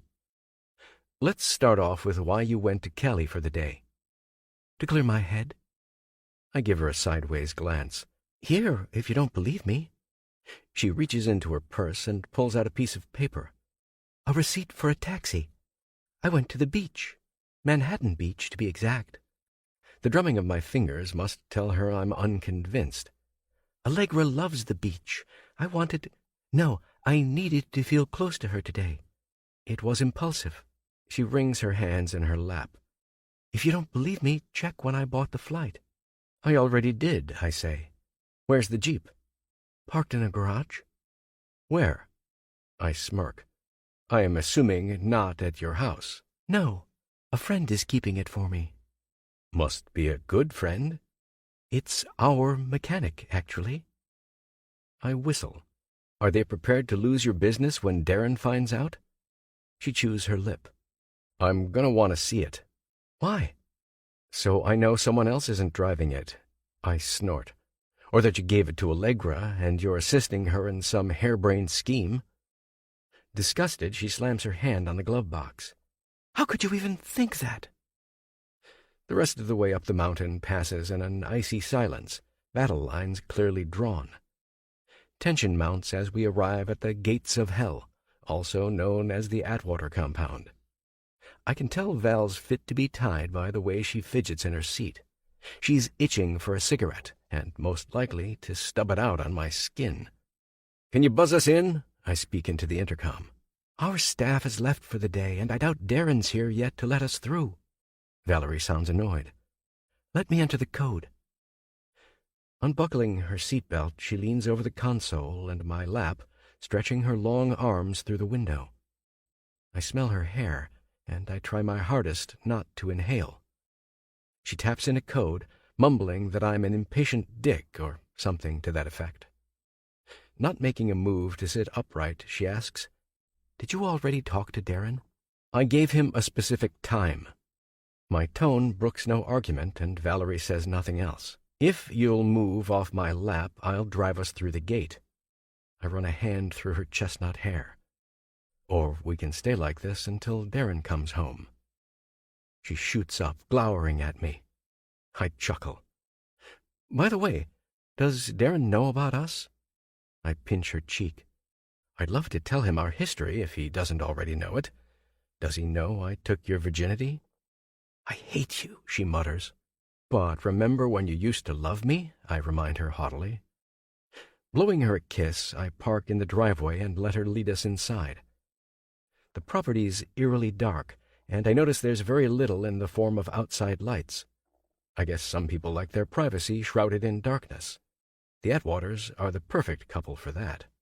Absent-mindedly, she turns on lamps as we walk toward the kitchen. Would you like something to drink? After this day, I'd prefer hard liquor, I say pointedly. But I'll stick with water. I can tell we're on the same page by the amount of Merlot she pours into a wine glass. She offers me some, but I decline. I'm not here to catch up. Handing me a chilled bottle of water, I try to get her to relax. I'm surprised you didn't ask if I wanted sparkling or tap. I know you better than that, she says.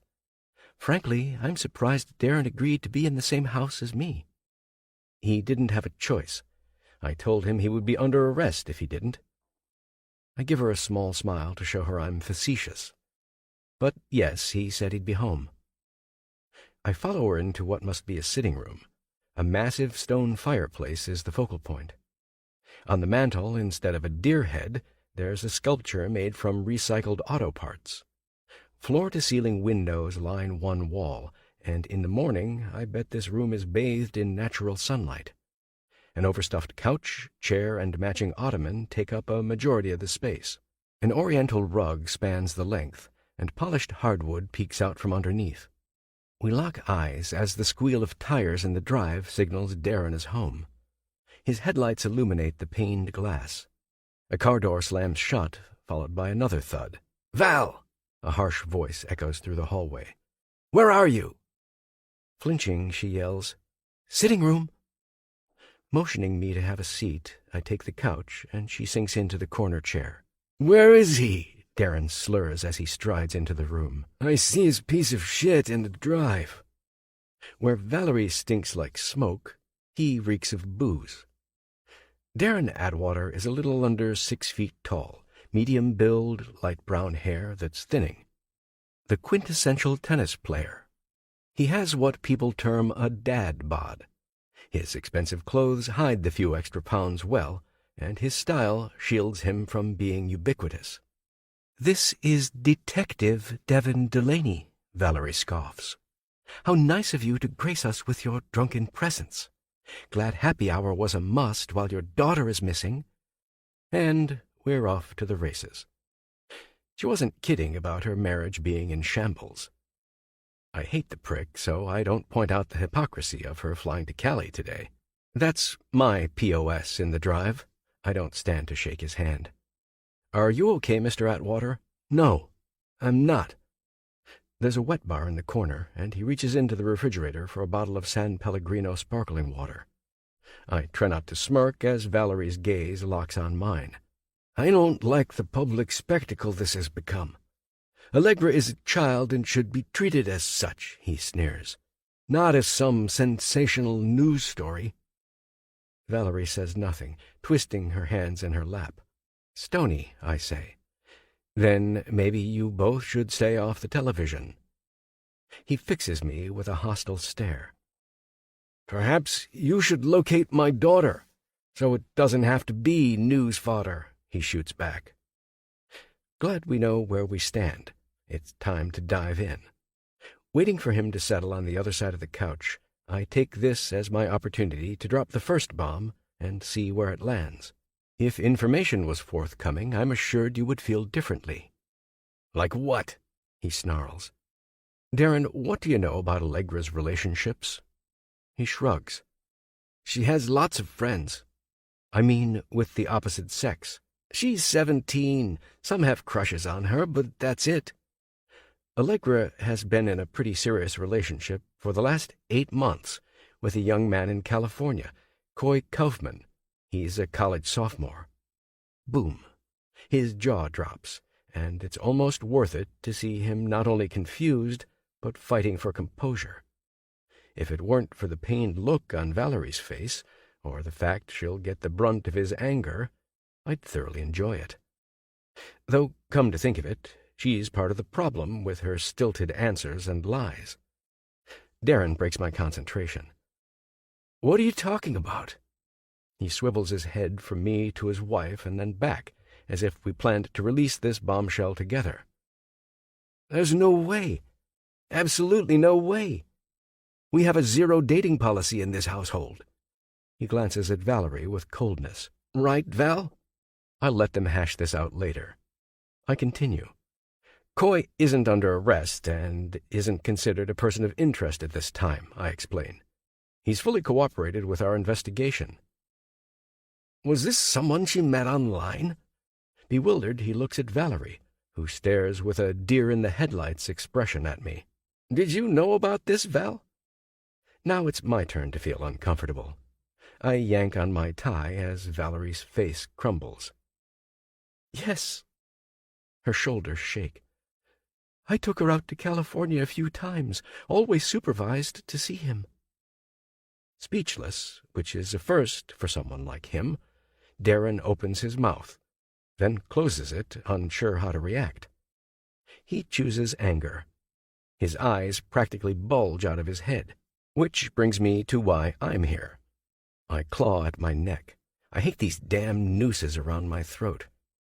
We look at the family first and expand upon those connections. I've spoken to the household staff, and now I'd like a list of your business associates and employees. I'm worried steam's going to follow out of Darren's ears soon. Ignoring his reaction, I say, I want to know who else you think I should take a closer look at. Isn't that your job, Darren hisses, to figure out the puzzle? If you think this is some kind of jigsaw I'm supposed to fit together like a fucking game, I snap, I'm going to punch you. Are you threatening me? My job is to find out what happened to Allegra. The whole process goes smoother and is more efficient if the parents and last known people to see her alive are cooperative, just like Coy Kaufman was. Darren gazes at his wife, his eyes bloodshot. You were the last one to see her? He shoots daggers at Valerie. Surely you know something. I don't. What could have happened to her? Darren slams his fist down on the glass table beside him, upending his sparkling water. A multitude of things I tick off on my fingers. Sex trafficking, kidnapping, murder. Both of them gasp in horror. Now that I have their undivided attention, I say, that's why I'm trying to identify people that play a role in your lives. I can't help unless you both are honest with me and each other. I watch as they sulk at each other. Sternly, I say, it's time to give up your secrets. It's only hindering this investigation. I need the good, the bad, and the ugly. I mention Elizabeth, Darren's first and, up until now, only ex-wife. Harmless, he shrugs. Tell me about Sandy, I say. His lips thin. Sandy, my assistant? Is there another?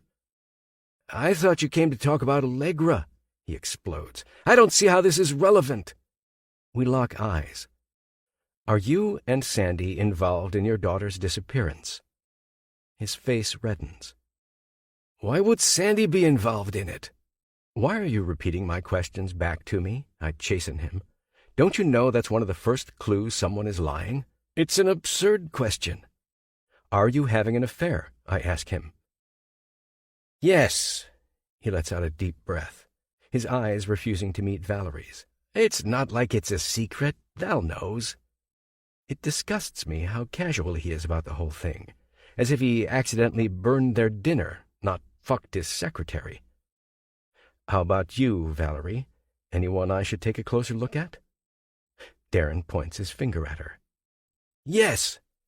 I bet Valerie hasn't clued you into her own affair. He looks pleased with himself as he picks lint off his navy pants. I'm sure Detective Delaney would be interested to hear about more than just mine. Now it's my turn to see red. 30. Valerie. A stormy look crosses Devon's face, and he's about to throttle me. In fact, they both are. My affair? I let out a cackle. That's hysterical. You think I don't know? That you were that cunning and clever? Darren shakes his head in disgust. You aren't, and you weren't. In fact, I hired him to do a job for me. I own his ass now, just like yours. Wow, that's a great impression to give Devon. Who's Devon? Darren's eyes search around the room. He's quick to jump in. Detective Delaney. Just like you to be on a first-name basis with everyone you meet. No wonder our daughter is missing. My eyes tear up as Delaney interjects. Stop it, please. He stands to press some tissues in my hand. Instead of sitting back down, he leans against the mantel. Who is the affair with? Unsure who he wants to question, his gaze drifts to Darren. Brian Pruitt, Darren says heatedly. I don't know how long it's been going on, but it's been at least 8 or 9 months. Is this true? Delaney keeps his voice level, but he's about to choke himself with his tie. No, I am not having an affair with Brian Pruitt. Oh, really? I have proof, Darren says with a wicked smile. You can't dispute cold, hard facts. Delaney starts to speak, but I interrupt, raising my voice. What do you think you have? I roll my eyes. Seriously, what do you think you have? Running a frustrated hand through my hair, I say, I can't believe you. Our focus should be on our daughter, not my brother. Brother? Darren snorts. You don't have a brother, unless now you want to consider every foster sibling you ever had a blood relative. He sneers at Delaney. Can you believe this shit? This is a new low, even for you, Val, pretending your lover is your brother. Brian is my half-brother from my real, live, drug-addled birth mother, I spit out. Delaney takes a second to digest this. I'm assuming this is what you found out recently? A deathbed confession or gossip after she died? I nod, my shoulders trembling. Puzzled, Darren glances between us, wondering how Delaney knows about my birth mother dying. I knew she had had another child, a boy, and in the few remaining items she had, his name was listed. Actually, his father's name. I shrug. I did a search and found him. He even has a daughter Allegra's age. Brian is your crack mother's son, and now you two are in a relationship? Darren slaps his hands against his thighs. I can't wait to see that splashed across the front page of the newspaper. I don't understand what's so awful about connecting with my half-brother. I stiffen. I'm not sure what kind of twisted relationship you think Brian and I have, but you're disgusting. I peek at Delaney for his reaction, but his face gives nothing away. Frustrated that he's not coming to my defense, I rise. Are we done? Did you get what you needed? Delaney shifts to his other foot. Not exactly, but this was entertaining. Darren sits there, inebriated, ready to fall asleep on the couch. I'm going to spend the night here, he moans. Like hell you are. I stomp my foot. I don't want his car here or him. Delaney certainly agrees on this point. Come on, Darren. I'll give you a ride. He touches my shoulder. I'll make sure the Jag's picked up in the morning. Okay, I nod. I'm going to want to talk to this half-brother of yours. Delaney sighs. Let me know how to get in touch with Brian. I watch as my first lover and soon-to-be ex-husband exit my home. One stone-cold sober, the other a stumbling mess. If it were under different circumstances, it would be comical. Instead, I shake my head in pity. 31. Valerie. It's me that falls asleep on the couch. The hours pacing the carpet with my wine end up in confusion when I wake, red stains leaving a trail on my light-colored shirt. Convinced Darren came back into the house to stab me, I scream. It takes a moment to realize it's Merlot and not my blood. Clutching my chest, I take a couple deep breaths. My cell rings. It's Brian. I'm here, he says. I rub my eyes. Where? The gate. What? I'm only half listening when I hear the intercom beep twice. Sighing, I groan. Okay, I'll let you in. Disconnecting, I slide my feet into furry slippers and stumble out in the early morning light. I click the electronic gate open, but not before my low-functioning brain realizes that it's Delaney entering, not Brian. I cross my arms across my chest, watching from a hidden spot near the garage. He's not alone, and I squint at the other man. Shit, did he bring the chief of police? It takes a second to realize it's Darren in the passenger seat. Delaney drops him off beside his car. Maybe they will both leave before spotting Brian walking up the drive. Darren must want to go inside the house, but Delaney shakes his head. I watch Darren point at the door, but whatever Delaney says, it diffuses the situation. I'm relieved when Darren climbs into his Jag and drives off, Delaney behind him. Unfortunately, when Brian comes into view, Delaney grinds to a halt. I watch Brian's shoulders slump as Delaney stops to speak with him, but I can't tell what's said.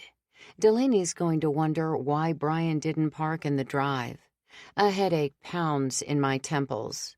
Heading back inside, I quickly freshen up and take some pain pills. They're going to want a fresh cup of coffee, so I turn on the pot. The knock on the door startles me, even though I expect it. Taking a deep breath, I find both men standing there when I open it. Delaney's going to expect surprise on my face, but I keep my cool. "Hi, gentlemen." I give them my biggest smile. "Come inside. I started a pot of coffee." Grinning at Delaney, I add, "I see you met Brian." I pretend this was planned and not a coincidence. Brian, Detective Delaney, and I went to high school together. I don't mention we dated and he broke my heart along the way. Brian turns to Delaney. "I grew up about 20 miles from here, but your last name rings a bell. I can't put my finger on it, though."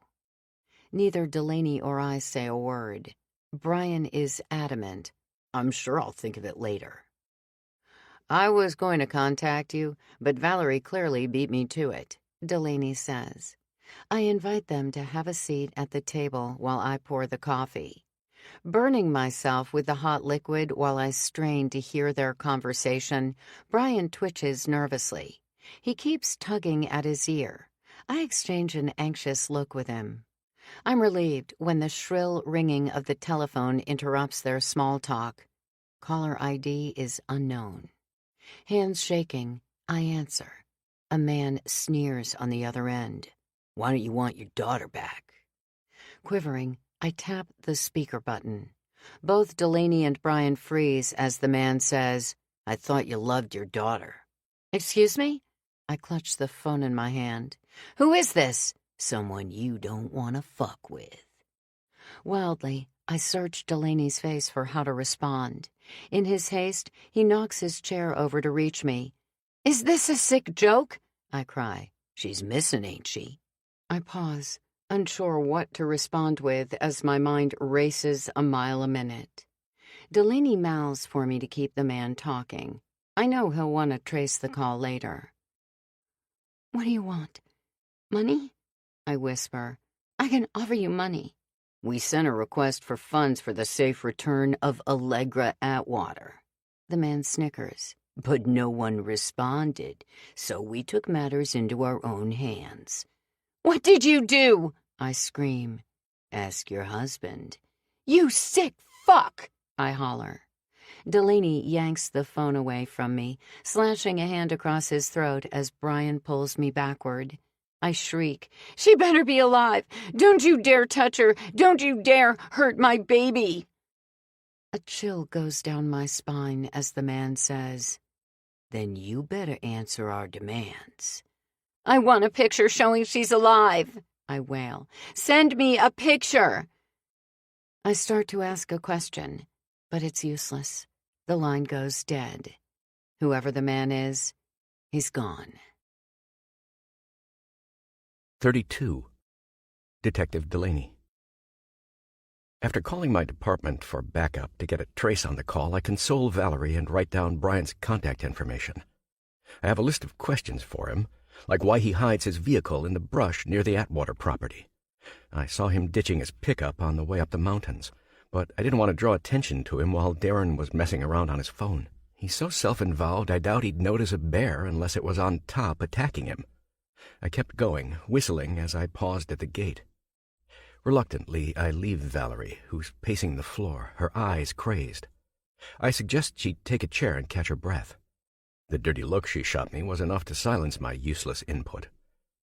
As if handling one Atwater isn't enough, now I have to confront Darren for a second time today. Picking him up at a motel and driving him to their house like a chauffeur was terrible enough. I tell myself he'll let something slip, and it'll be time well spent if it helps with Allegra's case. When I show up at his office, a glorified trailer in the middle of nowhere, he doesn't seem particularly shocked to see me. A dark-haired woman is filing papers when I walk in. He nods in greeting from behind his desk. "Do I need my attorney?" I don't ask to sit, but I do, in an uncomfortable folding chair. It's a vast difference to the Atwaters' lifestyle. Not unless you have something to hide. Darren goes for humor. "It's only been a few hours. Miss me already?" Motioning behind me, I wink. Is that Sandy? He smirks. Mm-hmm. Raising a brow, he mouths, She's pretty hot, yeah? I prefer the other version, but I keep my opinion to myself. Are you planning to leave Valerie? No, of course not. Yet he touches his face, a sign he's untruthful. Why not? I'd lose half. Another lie. I know Valerie signed a prenup. Time for honesty now. I lean forward in my chair and peer at him. Is that the main reason? That and our daughter. What about after she graduates? I'd still stand to lose a lot. I try not to groan. What a saint you are, Atwater, I muse. What about Sandy? What about her? He shifts his gaze to the open doorway, making sure Sandy is out of earshot. How is she with this arrangement? Does she want your daughter gone? He sputters at the question. Allegra doesn't know about our plans to divorce, and Sandy is just happy with the time we spend together. Bingo. I knew he'd walk himself into a trap. Valerie told me he asked for a divorce. Now Darren's acting like it's out of the question for him and Valerie to split. You sure of that? Teens are more perceptive than we give them credit for. I've never paraded Sandy around Allegra. My daughter sees her if she stops here, of course, but that's it.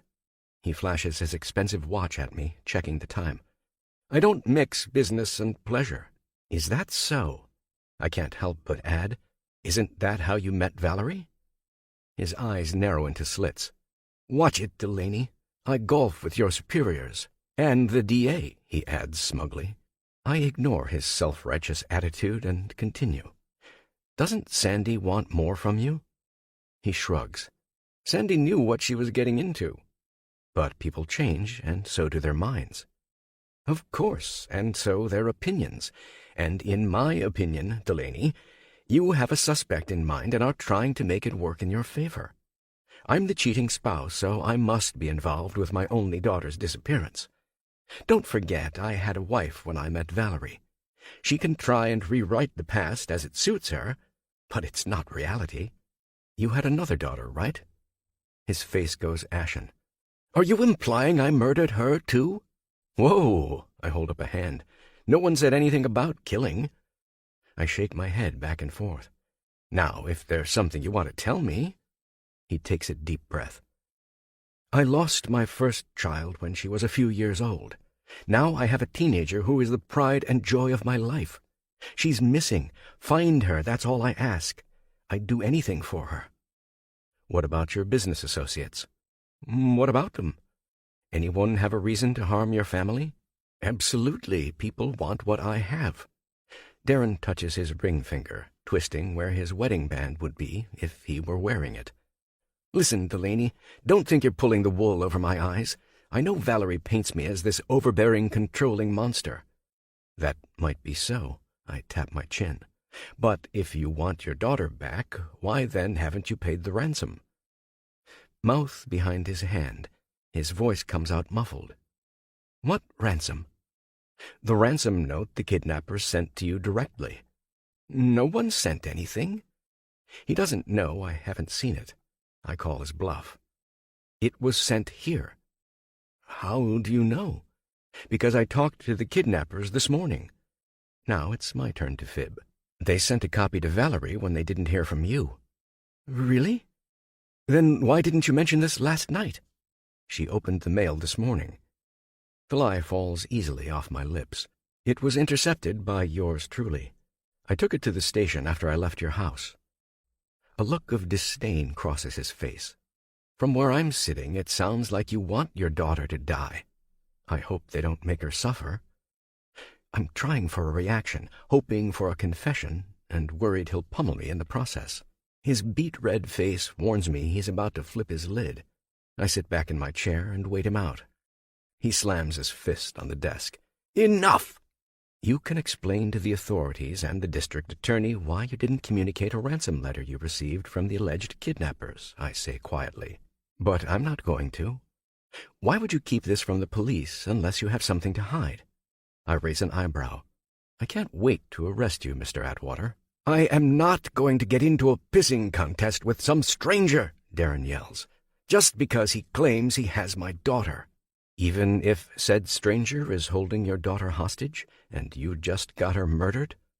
How dare you, he roars, coming in here with a bag of tricks you learned at some academy. It doesn't give you the right to parade your antics in my office. I ignore his comment. Not to mention we got a report about a drug mule in your prized organization.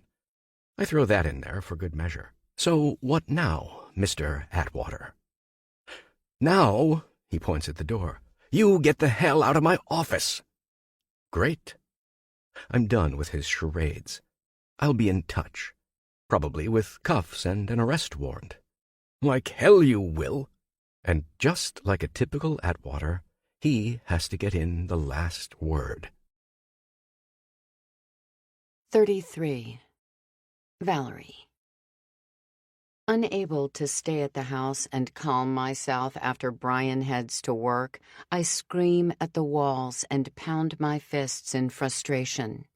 The nagging feeling that Darren has put our daughter in jeopardy grows. Anger and remorse are at the forefront of my mind as I drive to the trailer that houses his makeshift office. I walk in as Delaney brushes past me.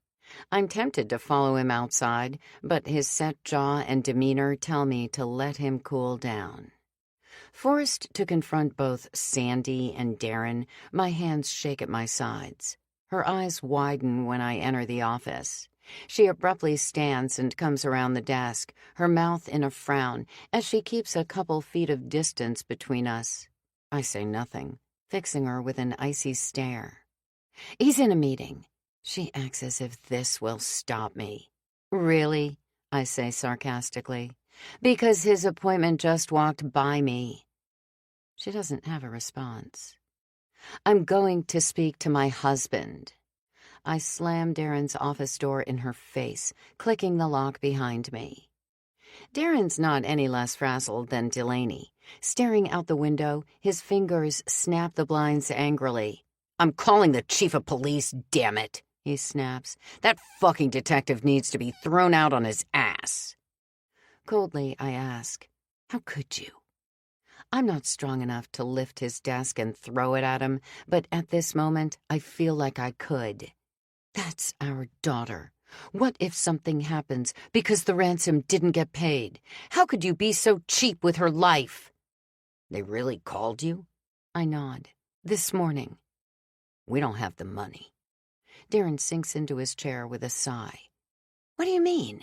Liquid assets. I don't have that kind of cash.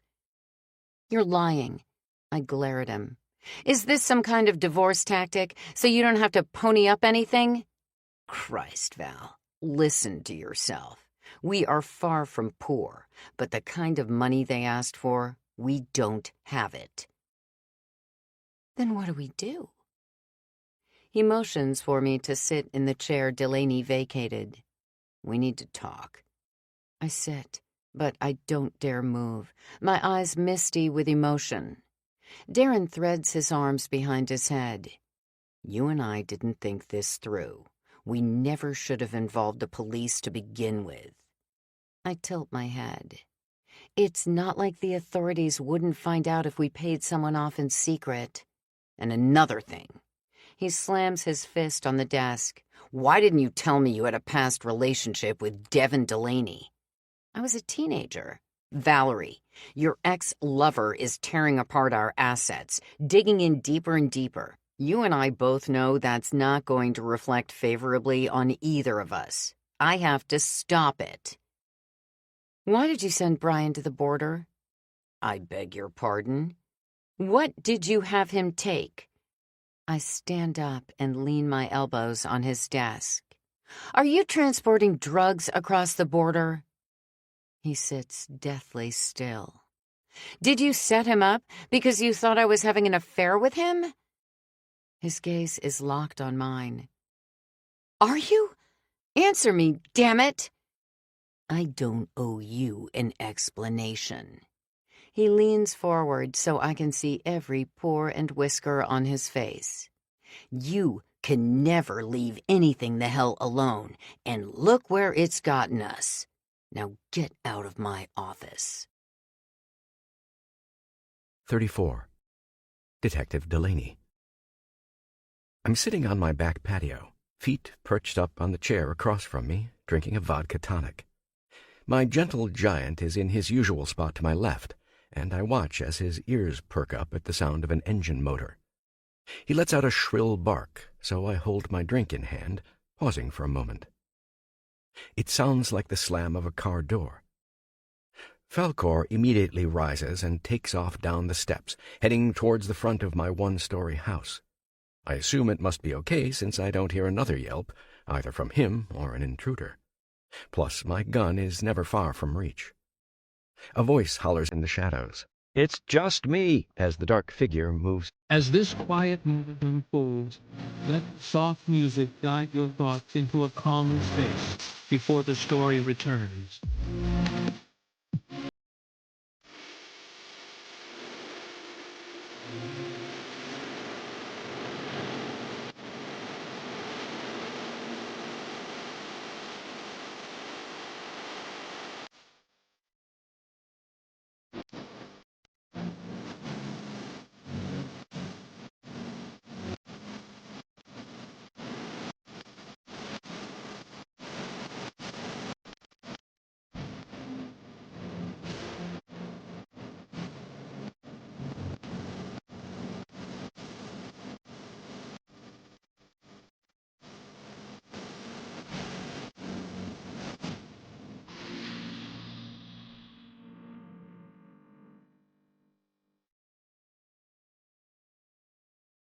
Towards the patio.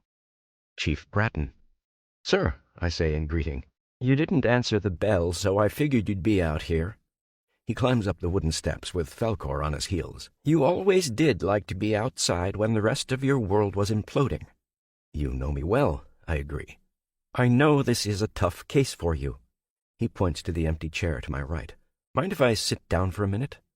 He never asks, usually forces his way into every situation and every crevice of my life. This can't be good. "What is it?" He ignores the question. "Got any beer?" "Inside," I say. "Help yourself." "Be right back." He turns before he gets to the screen door. "Need anything?" I shake my head and watch as Falkor settles back down underneath the table as the door slams after him. I peer into the dark woods, wondering what he's going to come at me with. A break in the case? A body found? The rest of my vodka tonic dumps down my throat in one gulp. He reappears with a can of Coors Light and a bag of peanuts he found in the pantry. "How's Valerie Atwater?" "Don't," I growl. He sits down and rests his legs on the other empty chair. "I didn't come here to talk about that." He rips open the plastic. "I want to talk about the case. It's all the same, and maybe I don't." He whistles through his teeth. "Not the way to talk to your superior." "What's wrong?" I ask. "You don't like what's unraveling?" "I don't think you do." He stares hard at me for a moment. "I think there's a lot more to this puzzle than what meets the eye." "There certainly is." "You're looking in the wrong places." His voice is gentle yet firm. "You have your sights on Darren Atwater." "I disagree. I do not think he's the only suspect." "Right. It's either him or him and his mistress, Sandy." He frowns. "This isn't Atwater, Devon. I'm getting so much shit from the state to get this handled." He runs a hand through his balding hair. "Not to mention I'm being accused of nepotism, and his attorneys are pressuring me like I'm the one in the hot seat. Maybe you forgot what a small town this was." "So it's about politics, then?" I add. "And perception?" "I can't end my career on this note," he grunts. "Accused of tunnel vision and mishandling this case. When you are running the damn department, you can sit in your ivory tower. Right now, you need to consider the broader picture." He takes a swig of his beer, and I watch his throat constrict as he washes it down. "I want you to stop breathing down Darren Atwater's neck and poking your nose in his business dealings." I correct him. "Shady business dealings." Falkor raises his massive head from underneath the table with concern as I slam my foot against the metal leg of the chair. "I think you need to stop ignoring what's in front of you." He sits back a minute, chomping on a peanut before he spits it into his empty can. Just because you and Valerie go way back doesn't mean life hasn't changed her, or the money, or her marriage to that pompous asshole. Well, we agree on one thing. He's such an asshole. I'm taking you off the case. Are you fucking serious? I pound my fist on the table.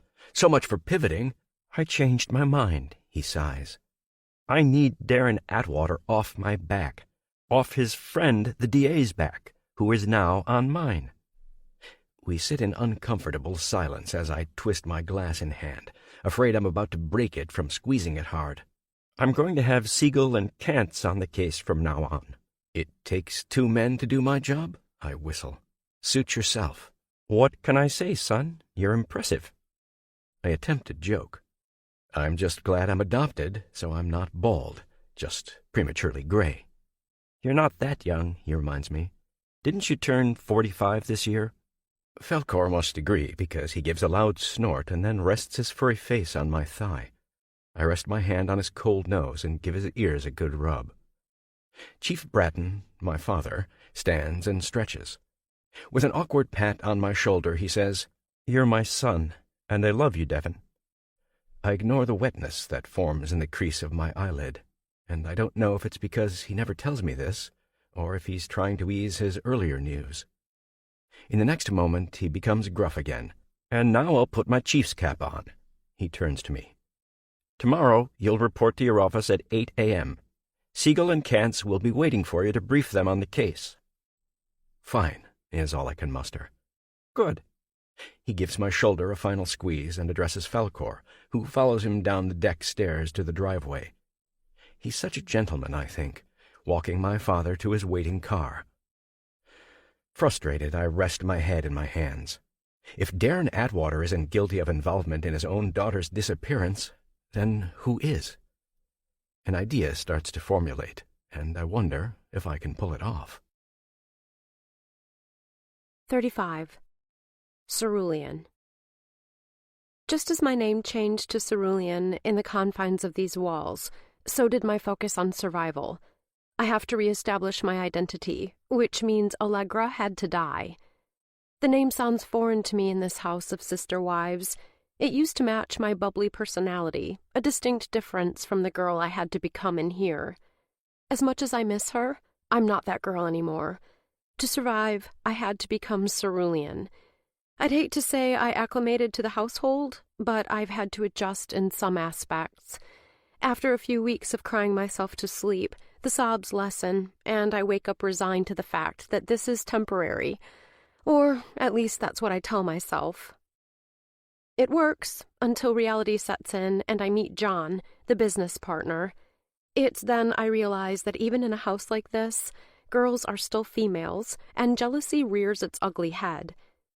One afternoon, a man bursts into the house with no warning, not utilizing the 3 knocks Musselman pounds before entering. It's my week for kitchen cleanup, and I'm on my hands and knees, scrubbing the floor in an oversized t-shirt and sweatpants. Everything is baggy on me, my weight loss, food, and stress-induced. The slam of the door is followed by a hoot. This forces me to a standing position, sponge in hand. "You must be Cerulean." The man strides straight to me, his hands leeching onto my face as he tilts my cheek, then moves my chin side to side. The dirty sponge drips water droplets as I hold it in my grasp. I'm tempted to shove it in his mouth. "Lovely. Just lovely." He steps back and throws his arms in the air. "I have so much work for you. And, well, this will be a valuable business endeavor." I don't respond verbally, but my stomach twists into knots. Up until this point, I hadn't had to go to work. It's not that I thought I would be excused, but it was my luck that I had my period, which is an automatic dismissal, and then Musselman said I wasn't allowed to. We haven't even had the dreaded ceremony. Ruby and the girls have kept me in the dark on when it's supposed to happen, either because they don't know or are trying to keep me from worrying. Ruby hears us and comes running into the kitchen. "John." She bites her lip with distaste. "I didn't hear you." "You do now, sweetheart," John says. "I've just met the newbie." "Yes, the girls have taken quite a liking to her. Ruby's voice is ice cold. "You can go to your room now, Cerulean." "I still have the laundry to do." She raises her voice. "Did you not hear me?" "Okay." I dump the sponge back in the pail and leave the room. I don't go far, deciding I'll eavesdrop from behind the corner of the wall. "What are you doing here today?" Ruby seems disgruntled by his appearance. Undeterred, John responds, "I didn't know I needed an appointment. I told you we needed to talk, and you ignored me. Maybe I'm not here for you." John slides into the corner booth. "I was asked to pick up the girl." "What?" Ruby seems perturbed. "What for?" "To work." He leans back against the seat. "She needs to start earning her keep. She hasn't even been initiated. I thought he wanted her for himself." "He does, but he's a man, and he wants to make money." "So I need to get her ready?" "He asked me to take care of it." "That's not the process, John." From my spot, he must be giving her a death glare because she lowers her gaze to her hands. "Are you arguing with me, Ruby?" "Of course not." "I don't like the tone of your voice." "I don't like you taking advantage of—" Like a coiled rattlesnake that's about to strike, his hands lean forward to grip her throat. "What are you saying?" They lock eyes, and he must be squeezing harder because she gasps, then chokes. "What I do with her is none of your business. Do you understand?" She can't move with her neck in his vice-like grip, so she slowly nods. "Good." He drops his hand to his lap. "I'm glad we had that talk." "I need to speak to you about something." Dismissive, he stands. "I don't have time." "When can—" "Jesus, Ruby, I've had it with you." With a blow from his fist, she goes flying across the damp floor, which is still drying from the soap and water I used to clean it. "Stay down." He kicks her in the face, then the stomach. "If it's what I think it is, don't bother telling me." Unable to stop myself, I lurch out from behind the shadows and pummel him, jumping between his foot and her abdomen. "Stop!" I scream. "Stop hurting her!" I don't know who's more shocked to see me, him or her.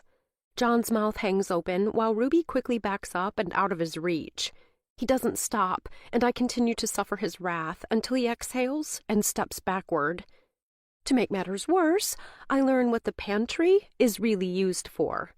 Punishment. He forces Ruby to lock me in the pantry, watching as she does, and then, instead of leaving, he disappears down the hall with her. The walk-in pantry is about the size of a hall closet. You can't stand. The shelves prevent you from doing that. You can only sit. There's nothing to do but close your eyes and keep your imagination from running wild. The pungency is enough to knock me out, reminding me of the sheets on the bed when I first came. It doesn't smell like a pantry should, where non-perishable items are stored and supplies are kept. It's worse than moldy bread rotting or meat left out too long. It reeks of something dead, and I wonder if a rat or mouse is above me on a shelf, stuck in a trap. Sitting in the small, confined darkness, I hold a hand up to my nose and come away with the stickiness of blood. I rub it on my leg and shudder, a chill running down my spine. I reach my hand out to touch the wall. Something's etched in the paint, like a pencil was dug in and left a permanent mark. Later on, when I'm let out and told to finish scrubbing the kitchen, I use a flashlight hidden in a junk drawer and examine what's written. I read what's permanently ingrained in the wall. My body responds by throwing up bile, since I rarely get to eat. I'm Olive now, but I'm Cynthia Watts, and I died here. Followed by the date. Olive died in this closet. That's the stench. And with that, I resolve to not let that happen to me, no matter what. 36. Cerulean. To make matters worse, now Ruby is mad at me. Not only did I get a black eye and a nosebleed, I got the pantry and her silent treatment. When John comes back to collect me, he screams at Ruby to cover up the bruising underneath my eye. He waits in the kitchen, impatient, as she drags me into her bedroom to get ready. "Why are you mad?" I whisper. She ignores my question and pushes me into a chair facing the mirror. It's hard to get the purple covered underneath your eye, but I'll use heavy concealer. Expertly, she applies makeup, too much, in my opinion, and finishes with a deep red lip liner and a matching lipstick. I don't look like myself. I look like a whore. I didn't allow my mind to drift to nudity or what I would be dressed in. I guess I thought a silk nightgown of some sort. Instead, I feel like Julia Roberts in Pretty Woman on the corner in even less clothing. I'm shocked at the amount of weight I've lost that was unnecessary in the first place. My gaunt cheekbones stare back at me as I stare at my too skinny frame in the full-length mirror. If that's not bad enough, I have constant hunger pangs. Ruby expects me to praise her work, but I can only stare at myself with apprehension, reminding myself this is cerulean, not Allegra Atwater. And that's the only way I'm able to exit her room and greet John, who stands and drops his lousy mood like a coat. Giddy, he practically drags me out the door, Ruby a forgotten afterthought. I don't bother to turn and catch the murderous glances she sends my way when we depart. He escorts me to a luxury vehicle, too new and classy for him and this side of town. My eyes gaze at the unknown scenery as we drive through an unfamiliar landscape. I try and memorize my surroundings, searching for points of reference. When we pull up to a 5-star hotel, John hisses at me. You will listen to me and not talk to anyone. Got it? Before the valet arrives, he hands me a coat. Here, put this on, he murmurs. It's a long black trench coat from the back seat. I don't dare ask whom it belongs to. Was it Olive's? Or does anything have an owner besides the men with these girls? Thankful to cover my bare skin, I button the trench before the valet guy opens my door. It's weird to be outside in the evening, even for a minute. I stare at the sky, losing my balance when my heel meets the curb. I suck in a breath of air and look up at the stars, my lower lip trembling as I think of my mom and our talk when I was a child. I love you, Mom. Please don't give up on me. I'm out here, I whisper to myself. The man gives me his hand as I stumble. His eyes exude concern. Careful, young lady. Those shoes look lethal. I give him a forced laugh and almost gasp when he remarks, You act like you've been in prison and need to get as much air in your lungs as you can. You have no idea, I want to shout. I'm about to make a comment when John replaces the valet's light grip with his rough one. If I thought I could run for help, I would, but John's touch is already back on my arm, his fingers twisted around my elbow. He acts like we're a couple, his hand lingering on my back like you would your significant other. Hotel key in hand, he leads me to the elevator. Did you enjoy the drive? Yes. He issues a stern warning. Sir. Yes, sir. I thought that was only for him, I murmur. No, we are both your masters. He reaches forward to push a strand of hair off my face. You look good with curls. Thanks, I utter miserably. Thank you, sir. He stares at me intently. If tonight was your last night on Earth, what would your last meal be? My face scrunches up in horror, and I try to wrap the coat tighter around my waist, shivering behind the thin cloth. Is this John foreshadowing what's going to happen this evening? He ignores my pensive stare. What would it be? Any combination of food or restaurants, including dessert. I pretend to think, tilting my chin. He offers, If it were me, I'd want Wagyu steak, truffle mashed potatoes, my grandma's sweet potato casserole, and an entire peanut butter chocolate cheesecake. That sounds delicious. My stomach sounds an alarm. The only meal I've had today hardly counts as one. I was given oatmeal that was more water than the actual substance. John's still waiting for a response as the elevator halts on the top floor. It opens, but he makes no move to exit, his gaze locked on mine. Steak and potatoes, I finally say, and rhubarb pie. What about to drink? A Coke. Not vodka? I muster the confidence to respond with, "I'm not old enough to vote, let alone drink." His earlier smile twists into a frown. Well, don't go around advertising that tonight. His eyes light up as he thinks of something. Actually, they'd probably love to know that. I shrug noncommittally. Steak it is. If you do well tonight, I will take you to dinner. Do what well? He squints at me like I'm an exotic animal. Are you serious? My eyes drift down to the expensive but highly uncomfortable heels I'm wearing. I'm tall already, and these make me tower over everyone. They want models, John had insisted when Ruby was picking out my wardrobe. Just do what they ask. He shakes his head in annoyance, and the elevator beeps at us again, signaling it will close if we don't act. He leads me to a room, inserts the key, and I'm shocked to see it's the size of most of my friends' houses. It's not a regular-sized hotel room. It's a penthouse suite. I hear a loud racket as the sound of glass being smashed echoes to the foyer, and a wave of terror envelops me. John notices and whispers, "It's just a poker game." When we enter a spacious room, sure enough, 4 men sit at a card table, all of their eyes concentrating on the cards in hand. Their expressions try to remain neutral, hence the term poker face. They're all different ethnicities. One is Hispanic, one is black, one is mixed, one is white, and all are dressed in various levels of suited attire. One has a tie loosened around his neck and a jacket hanging over his chair. Another is wearing a navy 3-piece. The third has his pants unbuttoned and his collared shirt untucked. The last guy wears a gray suit that brings out the salt and pepper in his hair. All look around my father's age, give or take a few years.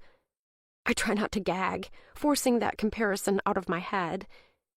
They don't pay attention to John and I at first. One is staring at the broken glass he just presumably threw at the wall, judging by the distance it is from him. Cards are laid out on the table along with a white powder and beer bottles. One is smoking a vape pen, another is strangling a cigar between his lips. The jacket keeps me covered, but I still feel naked when their eyes focus on me, or, more precisely, my body. It takes them a while to meet my eyes, as if it's inappropriate to stare at me head-on. Or maybe deep down, they're ashamed of having to pay for this. Involuntarily, I shiver, goosebumps rising on my skin. John motions to me. "Gentlemen, I have your evening's entertainment." As if poker wasn't enough. The navy 3-piece suit says. The unkempt one smirks. "I like what I see." The third one claps his hand, and the fourth one, now named Gray, remains silent. John elbows me in the ribs, my cue to speak. The red lipstick on my mouth opens. "Hi, gentlemen. I'm Cerulean." I practice a small curtsy. "At your service." All 4 give me their definition of a smile. Surreal what? Can we just call you sexy? Take it off already! Gray stoically sits in his chair, his hands folded in front of him. "Okay, doll, take it off."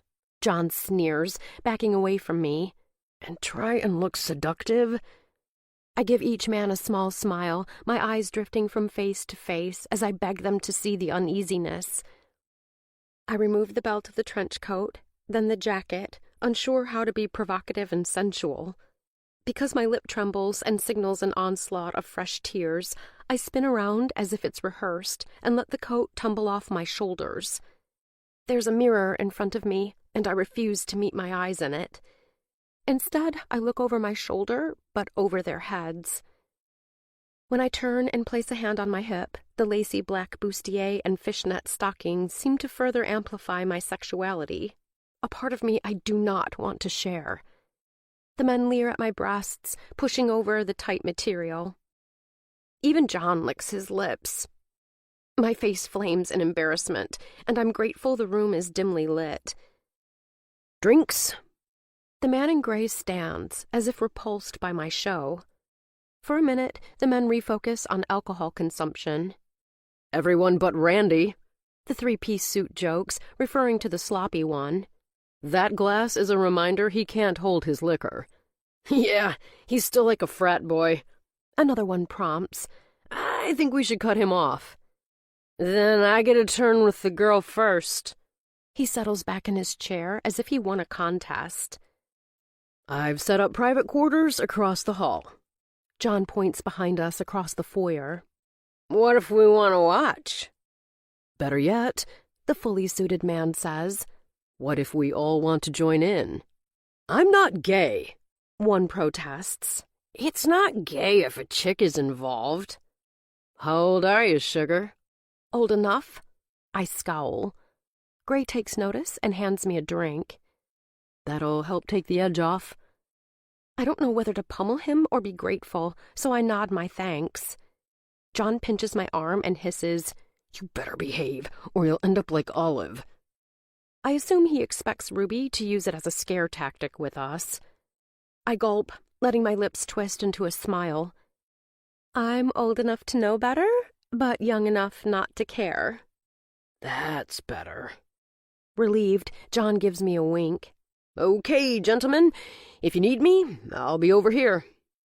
He sinks into a couch across the palatial room, and the men ignore him, going back to their poker game for a moment. So we can do anything with you? The drunken one raises an eyebrow. I have limits, I say. What? Navy three-piece complains. He said nothing was out of bounds. Randy. The drunken frat boy in a man's body reaches forward to rub my ass appreciatively. I'd like a turn. Choking on my own fear, I have to slink away to the bar to fight the tears that are starting to threaten my expertly applied makeup. Okay, who's first? The silent one, Gray, raises his hand. Can I have a turn? Why does the best-looking one get to go first? Fully suited throws down his hand. Save the best for last, someone else retorts. You'll all get a turn, John yells from across the room. Cerulean, they aren't paying you to stand around. Get to work. And with that, Gray takes the lead by grabbing my sweaty palm, pulling me down the foyer to the bedroom. 37. Cerulean. Gray shuts the door behind us, locking it. A moment later, there's a tug on the handle. Unlock the door. You know the rules, John yells. Hurry or you'll lose your turn. He abides. Sorry, John. My mistake. Uh-huh. He smirks. You know I have to keep an eye on her. She's feisty. I get it. Gray shrugs. He reaches into his suit pocket. I got you some good stuff. The best. He hands John a baggie, but I don't know what it is. Pills or powder. Appeased by this, he steps back while Gray closes the door again. I'm frozen to the beige carpeting, watching their exchange, when Gray turns to me, a scowl on his face. What's wrong? He questions. You mad I didn't share? What do you want me to do? I whisper. Just tell me so we can get this over with. I usually like to savor these kind of moments. I can't do this, I moan. Aren't you supposed to like this kind of thing? He attempts to make eye contact, but I twist around to consider my surroundings. The side table sits empty, where a telephone should be. On the other end, a vase of flowers and a bowl of foil-wrapped candy rests. As I focus on the dish, I realize it's not for your sweet tooth. It's the shiny packaging of condoms. Frantic, I run to the window, staring out at the city lights. There's no sliding glass door, no balcony. I'm stuck. Help me, please, I say out loud. Please. His reflection behind me in the glass shows a tilted head and narrowed eyes. He takes a step toward me. Anticipating his touch, I cringe. He's not a bad-looking man, but he's old. And this forced closeness is not what I want. I want to go home. Huh? He stands behind me, but doesn't press up against my back. I catch a whiff of what smells like aftershave, the expensive kind like my father wears. Pressing my eyes closed, I push the memory of my father away. What's going on? My family has money. Lots of money. I offer. Let me guess. He chuckles. This was the opportunity of a lifetime to show them you could make it on your own? Disgusted, his gold wedding ring catches my eye when he hooks his arms around my waist. There are cameras in here. He loosens his grip, but doesn't let go. Giving me a second to catch my breath, he whispers in my ear, Please nod your head to tell me you understand. I shake my head in response. John mentioned you were the Virgin Special. Is this your first time? My mind races. In this type of situation? Yes! I want to scream. I didn't set out to be kidnapped and sold for male pleasure. But I'm cerulean now. Uh-huh. I swallow. Good. He swivels me to face him. You have to play the game. Act like we're having fun, that this is enjoyable. Okay. I sigh. Lean in and pretend to lick my neck. I follow his instructions, breathing heavily near his throat. Good, that's right, he moans. Why did you mention your family? Because I need help getting out of here. You're not here by choice? I rest my hands awkwardly on his broad shoulders. No. Keeping his face close to mine, he says, How old are you? 17.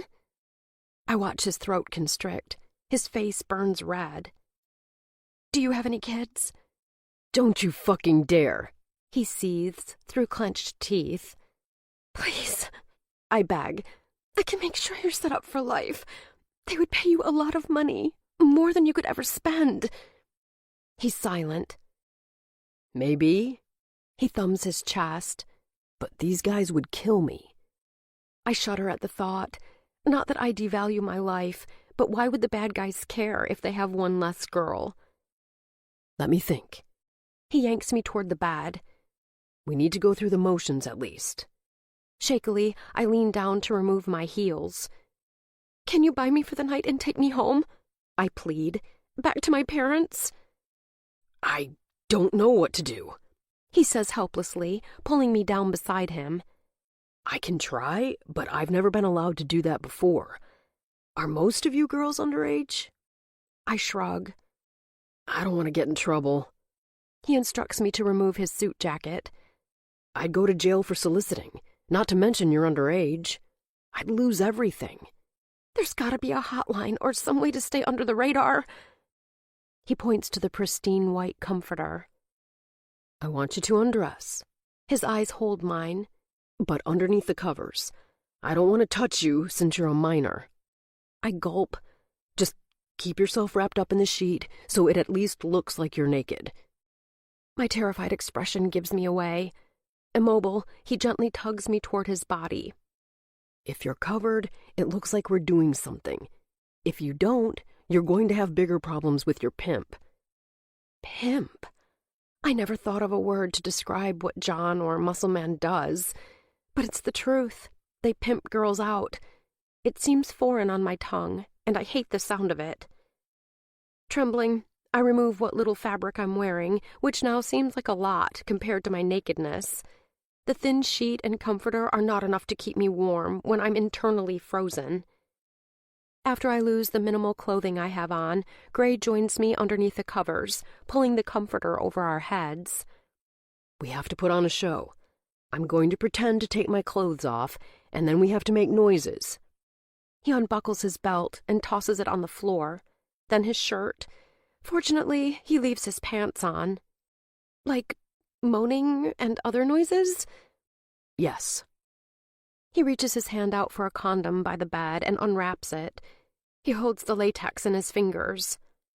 I have to pretend to, you know. What about your friends? I whisper to Gray as he caresses a spot on the bed beside me. Please don't let them come in here. I'll do my best. He seems preoccupied as he stares at the wall, his eyes avoiding mine. I keep talking. My real name is Allegra Atwater. Look me up. I don't think he hears me until he mumbles, Sure. Do you do this a lot? Don't judge me. I thought you girls were prostitutes. he says defensively. Gray asks me a few questions as he messes up my hair, and I do my best to dishevel the sheets. We make sounds, and I feel like I'm shooting a movie, which, if we're being filmed, I technically am. John busts through the door to check on us. He says it's to make sure Gray is satisfied, but I know it's to make sure I'm not causing problems. Time for another. John motions for him to get lost. When he exits the room, I take the opportunity to bag one last time. Please. I try to remain calm. I need you to get your phone. They take our phones when we arrive. Gray gently touches my cheek as tears start to roll down my face. I can't help you. He winces. I'm sorry. After he dresses himself and steps out, I wipe my eyes and say a silent prayer that I got through one alleged liaison. Not all will be as understanding as him, I remind myself. Keeping the sheet pressed to my naked body, I hear Gray asking John if he can rent me for a house party, along with a couple of my friends. Waiting for John's answer, I settle back against the pillows. It's not a positive one.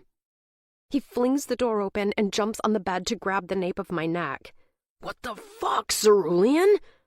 I stammer, I'm sorry. Shit, did John hear what I said to Gray? You know better than to tell clients you're allowed to do outside jobs. John shakes me as Gray stands behind him, his eyes nervously darting around the room before they land on the floor. I'm sorry. I apologize. I'm sorry, sir. I didn't know. With a final slam, John shoves my face down into the pillow. He snaps his fingers at Gray, screeching, It's time for your friends to have a turn. He leaves me gasping for air on the bed as he yanks Gray out of the room. When he returns, it's with another man. This one, three-piece navy suit, is in a mood to get rough. When I'm alone with him, his clammy hands claw at my skin. After I huddle underneath the covers and scream, John flies into the room like there was a fire and I sounded the alarm. Navy suit guy complains I'm not following instructions, and before I know it, John reaches into his pocket and pulls out something tiny. Before I can respond, I'm stabbed in the vein with a sharp needle. Thrashing, both John and the man both hold me until I settle down. With a hand still on my chest, the man shakes his head. This girl is trouble. My vision blurs, and John slaps my cheeks with his hand to coerce me to stand, but it's useless. Dizzy, I close my eyes as the room becomes a blurry mass of shapes and muted colors. When I wake up, I'm in a foreign bed, not the one in either the penthouse suite or room number 4 at the sister wives' house. 38. Cerulean. What the fuck happened? I hear screams. The house is so tiny it sounds like the fight is beside me. It takes me a moment to realize who the voices belong to. Muscleman howls, How dare you? I fucking bought her. She wasn't yours to take. Calm down, man. John's voice is shaky, the earlier confidence gone. I'm not going to calm down. Muscleman's voice raises another octave. Why would you tell me to relax? I hear a thud, and I'm pretty sure he pushed John by the sound. It was fine. The night went well. We made a lot of coin. That's not the point. I didn't want Cerulean taken out of the house. Why not? John protests. This girl isn't our usual. I know her family on a pretty intimate level. What do you mean? Her mom and I, we have a thing. He lowers his voice to a reasonable level. Lots of people are looking for her. Authorities, private investigators, her parents, everybody you don't want. I didn't want Cerulean spotted in public. Did anyone seem suspicious? My blood runs cold. He knows my mom? What kind of thing could they possibly have going? I know my parents have a fucked up marriage, but my mom seemed so focused on my own happiness. No. John sounds contrite. I'm sorry, we only went to one hotel, and it was a penthouse suite. Her family is loaded, like major wealthy. She's not a throwaway or a runaway or some teen down on her luck. Muscleman snaps. Her rich daddy better come through with the money soon. I need to know the gentlemen that were there. Muscleman demands. I need their names. Are they regulars? I hear John go through a list. I wonder which one was Gray. You better go, Muscleman says. She'll probably wake up, and you drugged the shit out of her. She was making a scene, John argues. I had no choice. I can imagine him gritting his teeth as he says, Get out and let me handle this. Okay. I hear the door slam after him, and a lock clicks into place. Then the toilet flushes and the sink drips before I feel Muscleman's hot breath on my face. I want to push him out of the way, but instead I groggily open my eyes. I need to know about his ties to my family. What happened to me? I yelp. You had a rough night. What? Did they? I can't finish my sentence. The reality is unspeakable. Go to sleep. How do you know my mom? And how do you know my family? He sighs, but says nothing. My mom, I moan. What is she to you? He gives me a small shove. Stop talking.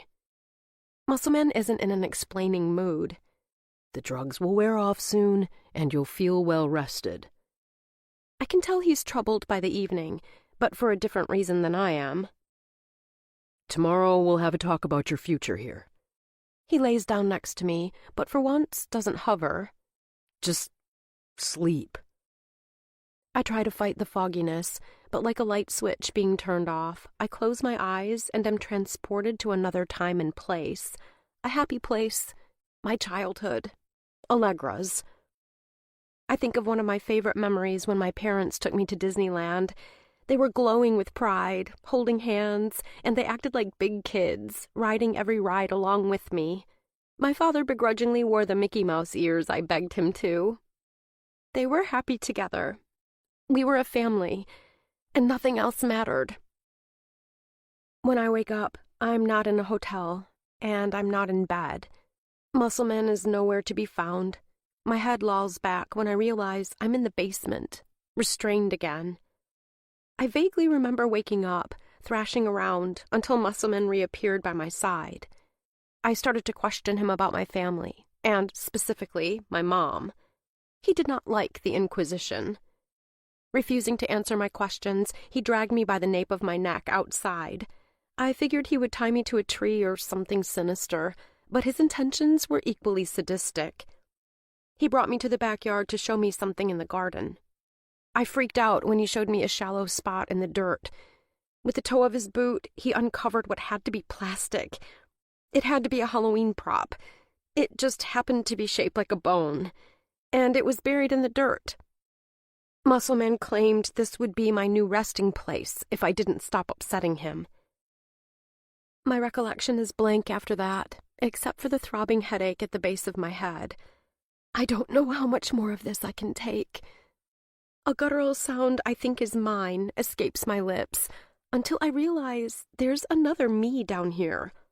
A girl I've never seen before. Part 3. Present day. 39.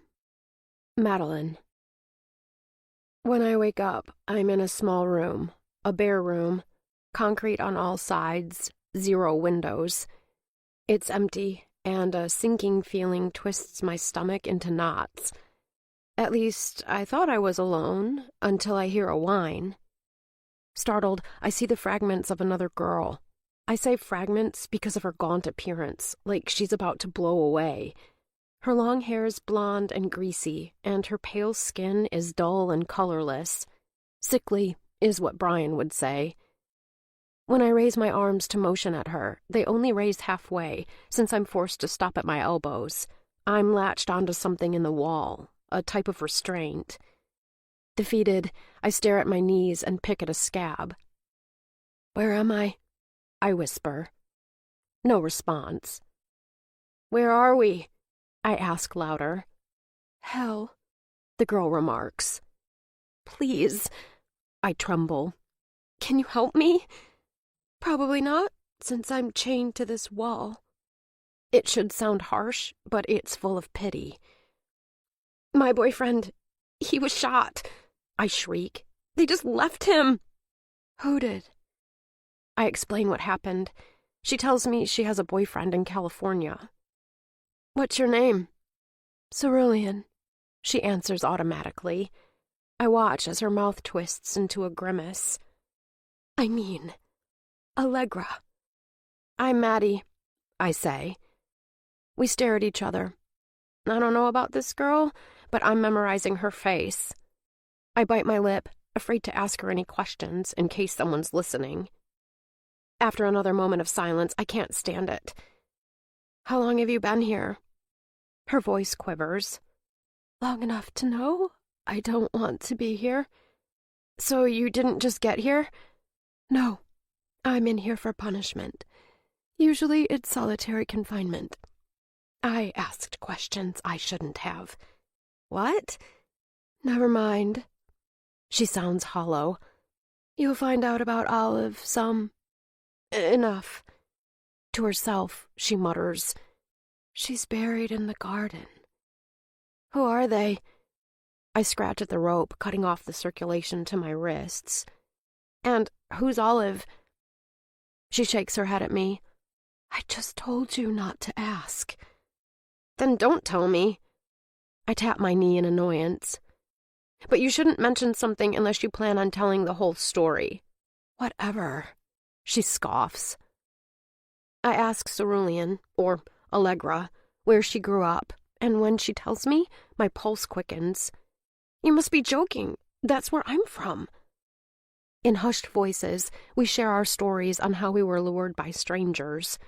I must be more scared since I'm new to this place, but having another girl 10 feet away, one from my hometown, comforts me on some level.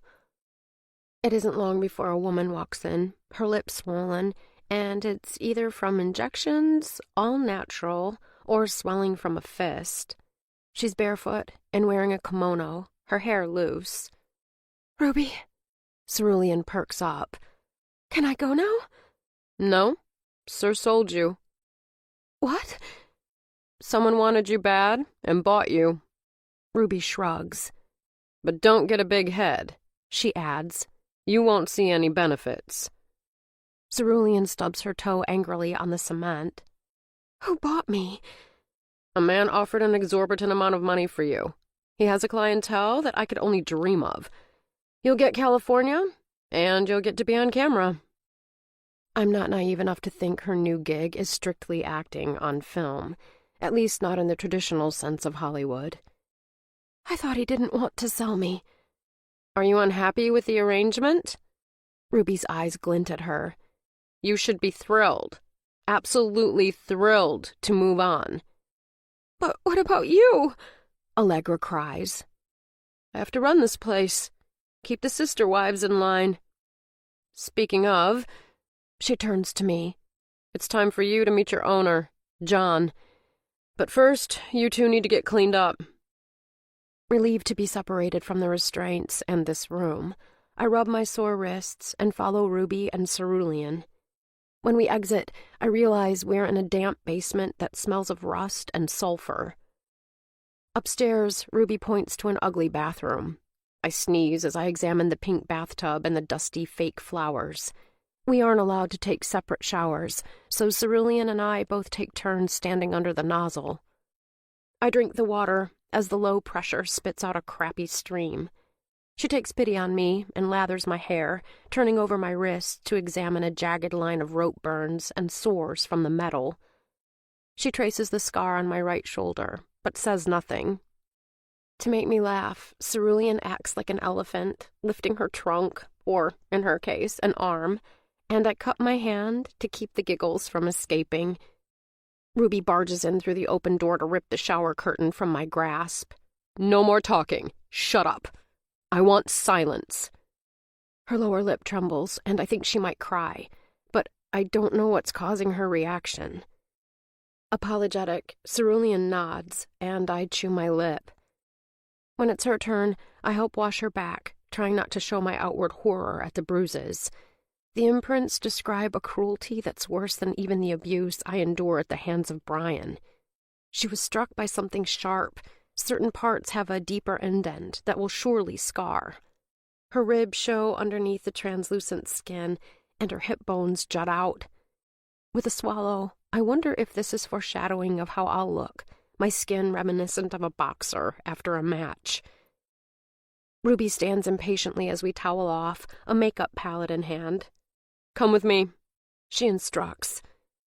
We follow her to another door, and when we enter, I assume it's Ruby's room, by the bed and the minimal personal effects. Clothes are laid out on her bed for us to try on. Ruby explains I will call John Sir, and overwhelms me with the house rules, most of which I forget because I'm filled with trepidation at what's to come. After we're made up, Ruby tells us to have a seat in the living room. As we sink into the couch, I notice it's empty of modern technology. Weird. We used running water, and there's electricity, so they must not be some bizarre cult that lives off the land. With Ruby out of earshot, Cerulean moans. I was supposed to get a Jeep and finally have some freedom, and instead I've lost every part of myself. Here I thought I had it bad when I didn't have a vehicle. I didn't know it could get worse. What a stupid thing to worry about, right? I don't have a car either. I sigh. Brian's a mechanic and owns a garage, and I still don't have one. What garage? She questions. And is Brian, like, your boyfriend? No, my dad. I tell her the name of the garage, and her mouth drops in surprise. You call him Brian? I wrinkle my nose. Yes. That garage sounds familiar. Cerulean opens her mouth, and I'm positive she'll ask why I call my dad by his first name.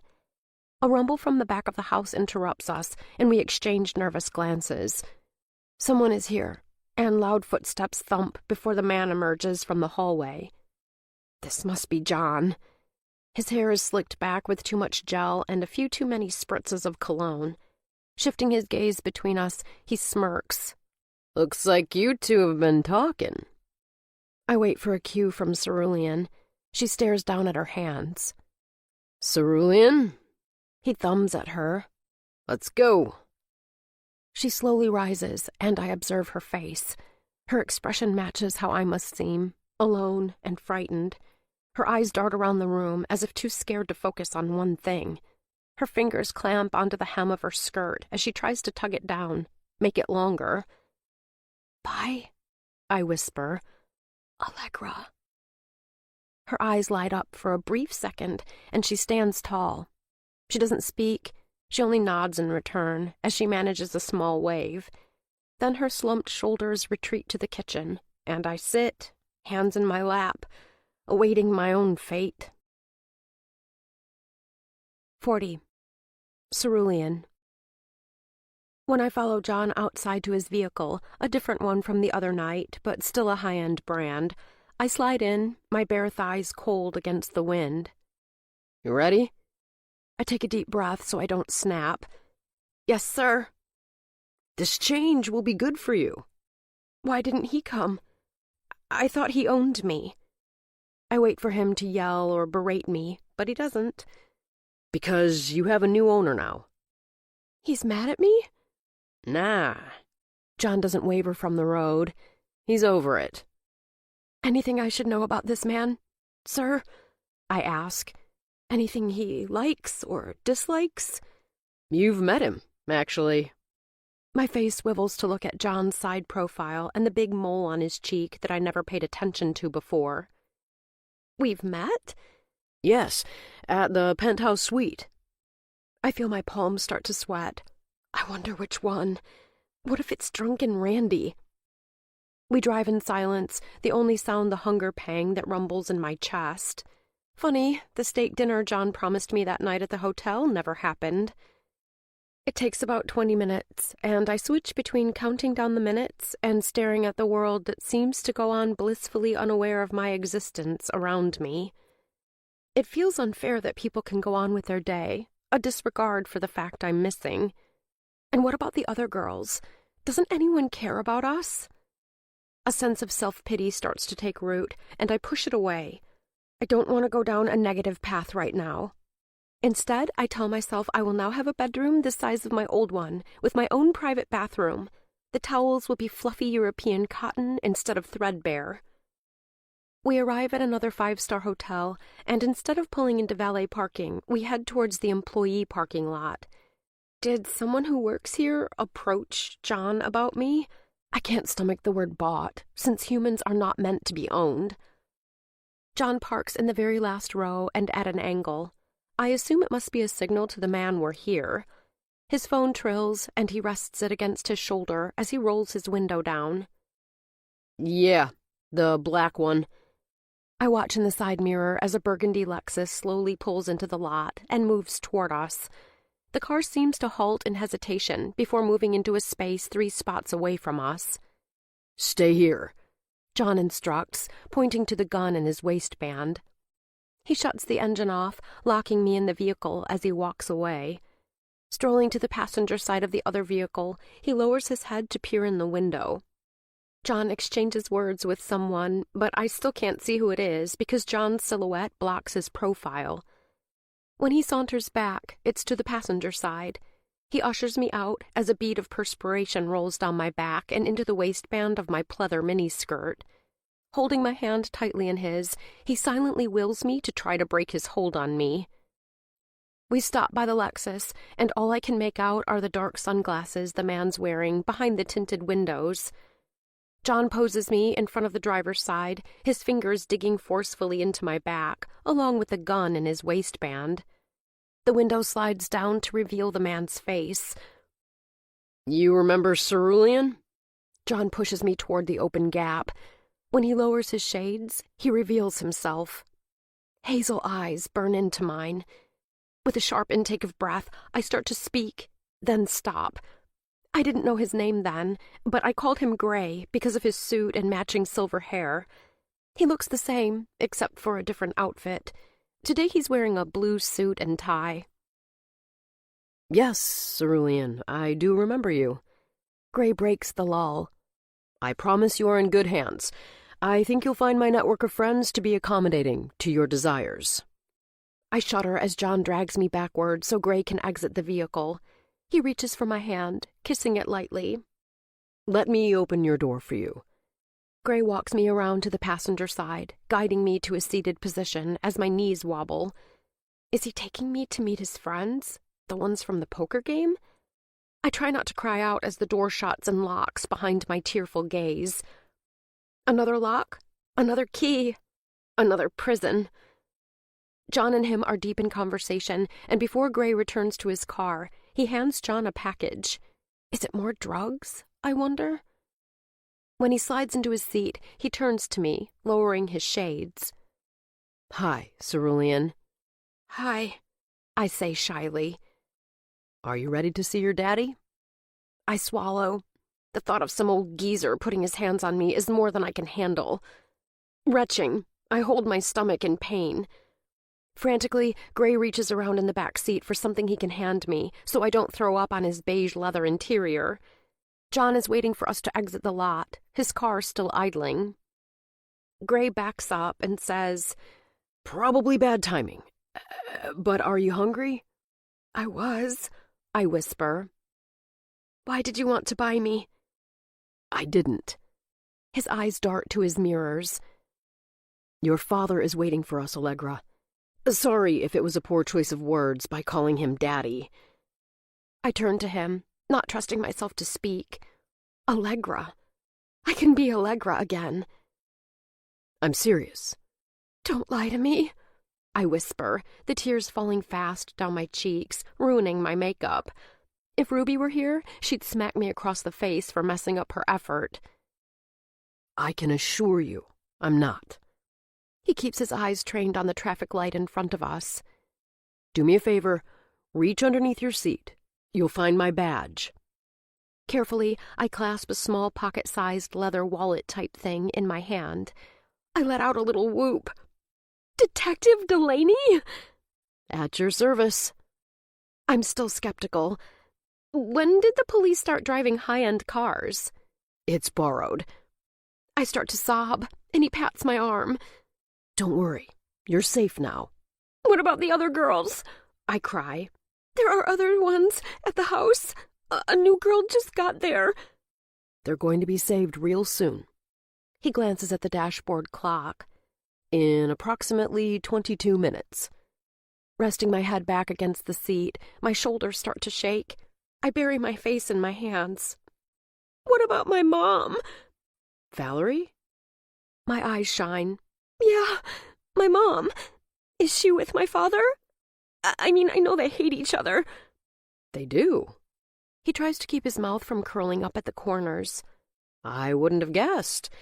Let's get you some food, and we can talk. Afterward, we'll go to the hospital. He explains doctors will want to examine me. Can I call my boyfriend and tell him I'm alive? Soon. He promises. Not yet. My face falls. He's got to be so worried about me. I bet he thinks I'm dead. Everyone forgot about me.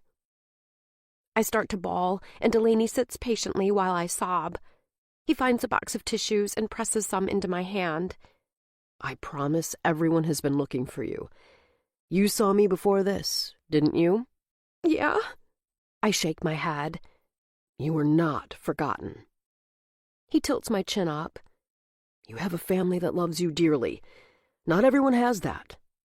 I nod, wiping the last of my tears off my face. The other girls, known as the sister wives, they need help. I tell him about what I saw, the dead girl, Olive, and what I remember. Detective Delaney takes me to a small diner where I scarf down a bowl of soup and some crackers, not wanting to upset my stomach. It's nice using real silverware and not having to ask permission for the cabinets or refrigerator to be unlocked.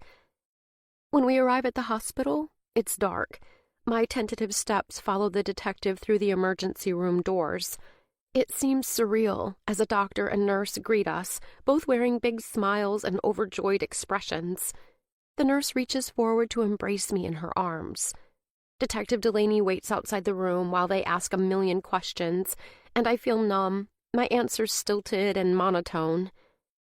After my examination, I hear hushed voices outside the room while they converse. A few minutes later, Delaney reappears with an overnight bag. My overnight bag. Inside are my own clothes, and I weep at the smell of the familiar laundry detergent and fabric softener. Let's get you home, Delaney says, his eyes misty as he gently leads me back to his unmarked vehicle, his grip light on my elbow. After we're settled in the vehicle, I force out the question I'm not sure I want to know the answer to. Did my father not want to come to the hospital? I thought it was best we meet him in private. Detective Delaney brushes a strand of hair off my face. I'll take you to him now. I struggle to hold back my emotions. I want to scream 1 minute and then sob the next. I'm grateful he saved me, but homesick for my parents and coy. Why don't you shut your eyes? He suggests. We won't be back to the city for a couple hours. I'd rather stare out the window, but my lids are heavy, and it doesn't take long before I'm out. It isn't until I'm awakened by a hand grabbing my shoulder that instinctively I scream, "Don't touch me!" My eyes are wild as they meet Delaney's calm hazel ones.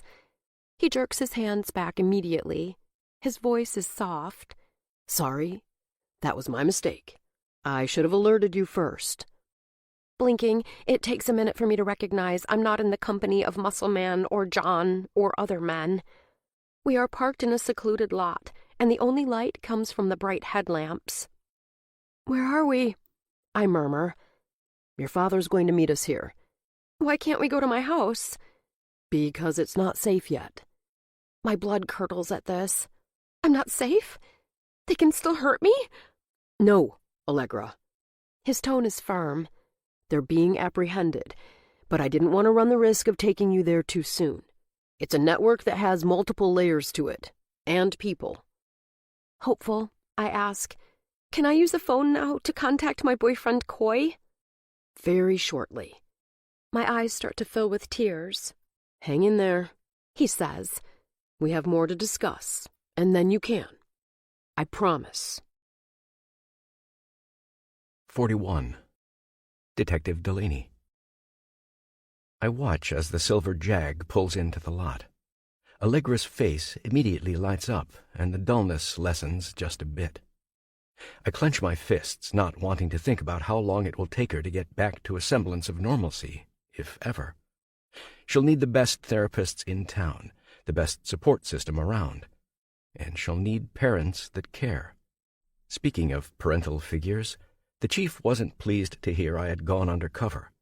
Obstruction of justice, he spat at me. In fact, father or not, he was going to hand me my walking papers. It wasn't sanctioned by the department. Since I was removed from the case, I was supposed to stay the fuck out of the way. But I couldn't do that. I didn't want to let Valerie down again. Something inside me told me to keep at it. It's not until I told the chief I located Allegra that he went absolutely still, a rarity for him. His jaw went slack. If it were any other occasion, I'd have laughed. But this was serious. This was an Atwater.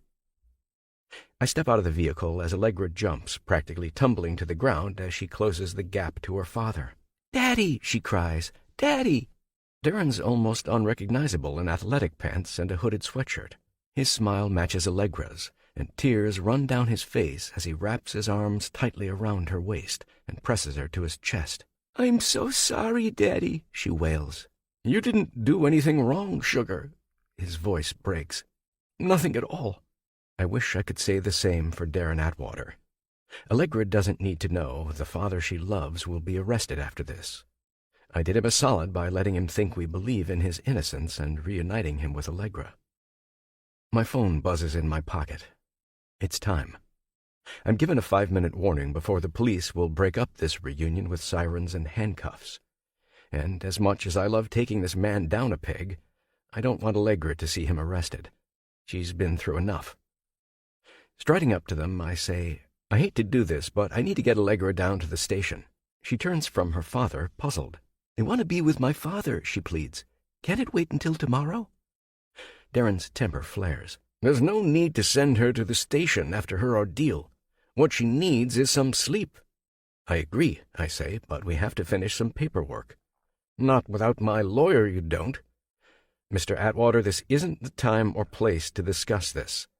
Allegra and I need to have a chat about her mother." His eyes narrow. "What about Valerie?" "She has a right to know her daughter's safe." Darren can't argue this. Slumping his shoulders, he leans against his car. "Can she at least ride to the station with me?" "I'm afraid not." I run a hand through my hair. It's police protocol until a parent signs off that she be escorted by an officer. "Why can't I sign the necessary papers?" "Because we aren't at the station." "You're a dipshit." His brow furrows. "Then why couldn't we have met there instead of in the middle of an abandoned lot?" Sneering, he asks, "Is this payback because you got removed from the case?" I shoot a warning look at him. "Let's go, Allegra." "I don't want to." Her voice quivers. "I appreciate everything you've done, Detective Delaney, but I want to stay with my father." I'm struggling to keep control of the situation and my patience. I need her in the car to avoid the impending arrest. Allegra, in the Lexus, now. My tone has the desired effect. Now she has to decide who's in charge between Darren and me. Is it her father or the police? He must feel the pressure because he starts to argue with me. This, in turn, causes his daughter to pause. At my wit's end, I pull out my trump card. We don't want to hurt your mother's feelings. "Is she at the station?" Without waiting for a response, Allegra gives Darren another hug and hurries to the vehicle. When I'm certain she's inside with the door shut, I turn to him. "Hey, Darren," I smirk. "I'm the reason Allegra is home, you ungrateful prick. Enjoy prison." Confused, his face contorts into a grimace. I hurry into the Lexus, the sirens starting to blare. We drive out of the lot and are back on surface streets when the flashing lights approach and then pass us. Even though I know what they mean, I say nothing out loud, my mind drifting to Valerie. At a stoplight, I shoot her a quick text. "You didn't see that," I tell Allegra. "What?" "Exactly." At the station, Allegra pressures me to let her call Coy. I hand her my phone. 5 minutes, I say. That's, I interrupt, not enough time, I know. She pouts. Trust me, you can call him back later. Your mom will be here soon. I shut the door. My palms perspire as I pace the hall watching for her. I'm nervous about seeing Valerie, and I don't know why. 42. Valerie. I'm aimlessly pacing the halls of the empty house. I've spent the evening chain-smoking cigarettes and wandering like I'm lost in my own residence. In a way, I am. Being alone in this massive estate makes me realize how isolated I really am. Darren hasn't bothered to come home again tonight. The papers served to me yesterday by his attorney. He's not backing down from our imminent divorce. My phone beeps. It's from Devon, Detective Delaney. Allegra is in my office. It's one sentence, but the meaning of his words is priceless. I struggle to breathe. It must be a jumbled text. There's no way. Allegra? I text back. She's here. Come now. I don't bother locking the doors or shoving shoes on my feet. My purse isn't even on my arm when I get into my G-Wagon. I have to run back in the house to throw flip-flops on and bring my wallet. Speeding down the hill, I dial Darren. It goes straight to voicemail. Annoyed, I try again. Shaking my head and cursing, I don't bother leaving a message. If he wants to start over with Sandy and cease all communication with me, even with Allegra missing, I can't force him to participate in the journey. Squealing into a parking space at the station, I realize it's reserved for the Officer of the Month. Indifferent about being towed, I grab my purse and head inside. In my mind, I keep waiting for Delaney to tell me he's pranking me, that Allegra's not really here. Hands in his pocket, he's leaning against the station desk when I walk in. He's wearing blue dress pants and a collared shirt with the sleeves rolled up. If I went into his office, I'm sure I'd find his suit jacket ditched in a heap. Never one for restrictive clothing, he always preferred loose garments. "Devon!" I scream. "Where is she?" I found her. His eyes burn a hole in my heart. "Valerie, we need to talk a minute." "You found her?" I start to sink down to the floor, my knees buckling. "I need to see her now." Tears flood my eyes. "I need to know my baby's safe." "She is. But I need to fill you in on some developments." He guides me gently by the elbow down the hall. Stopping abruptly, he swivels to face me. "Darren was arrested tonight." My mouth drops. "He did see Allegra. I made sure of that." I have so many questions, but I can tell he's exhausted. Purple circles rim his eyes. Allegra was being held by human traffickers. She's okay physically in some respects, but she's going to need a lot of assistance. She went through some traumatic shit. He clenches my wrists. "Valerie, she's going to need you now more than ever." "Devon," I swallow. "She's going to need us more than ever." "I will do what I can to help." "Who are they?" "We can talk about it after you're reunited with your daughter." Delaney knocks before entering his office. Hunched over, Allegra's body shakes like a leaf. Poor girl. Muffled, she tells who I presume is Coy on the other end she has to go. Allegra hands Devon the phone, but has a hard time letting it out of her grasp, her fingers wrapped tight around the screen. That is, until she spots me standing behind Devon. Shrieking, she throws herself into my arms. I hold her close, her shrunken body significantly different from the one I parted with that day at the mall. "Allegra, I am so sorry you had to go through this." Our tears run together, the top of her head wet from my cheeks. "Why don't you sit down?" Devon moves his swivel chair next to the one Allegra just vacated.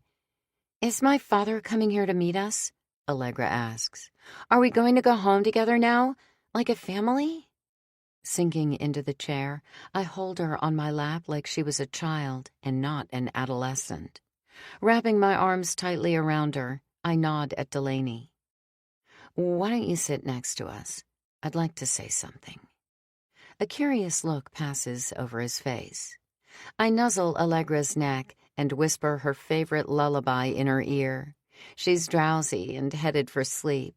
We sit in blissful silence for a few minutes, both focused on the rise and fall of Allegra's chest. "Devon, I owe you an explanation, and this is the absolute worst time, and I'm sorry." I take a deep breath.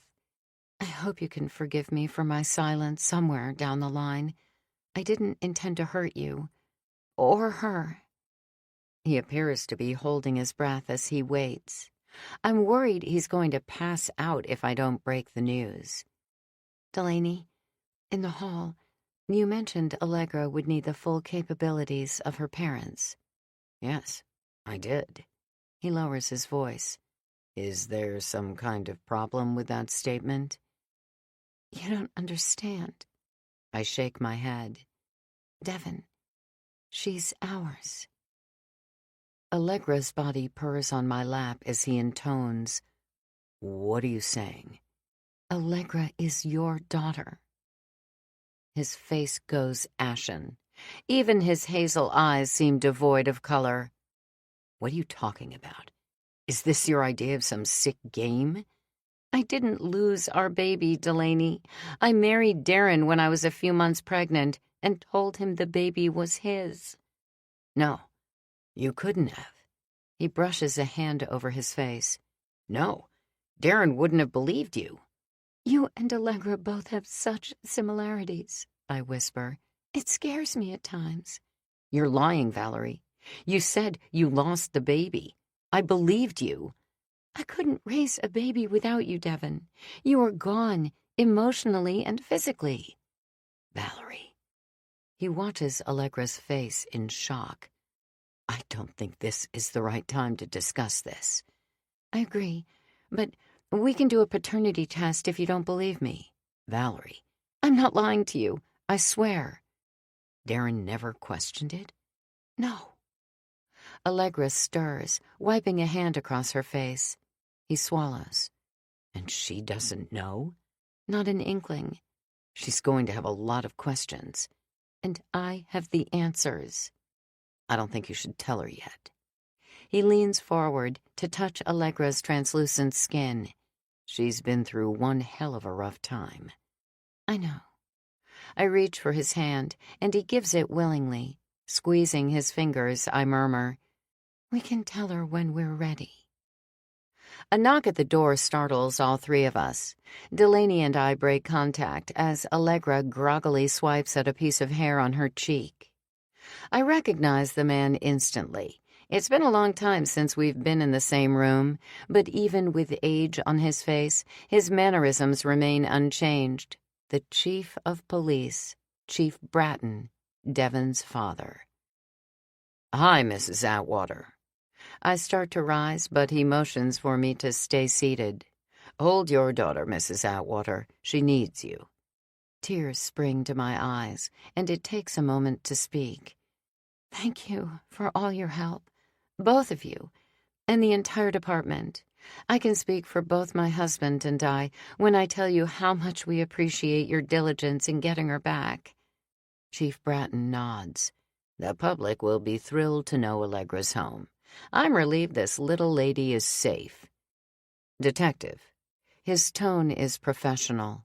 "Would you mind coming with me for a minute? We have a couple loose ends to tie up." They step outside of the room. I hear the chief mention Darren's name, but their voices are muffled as the tap of their footsteps echo down the hallway.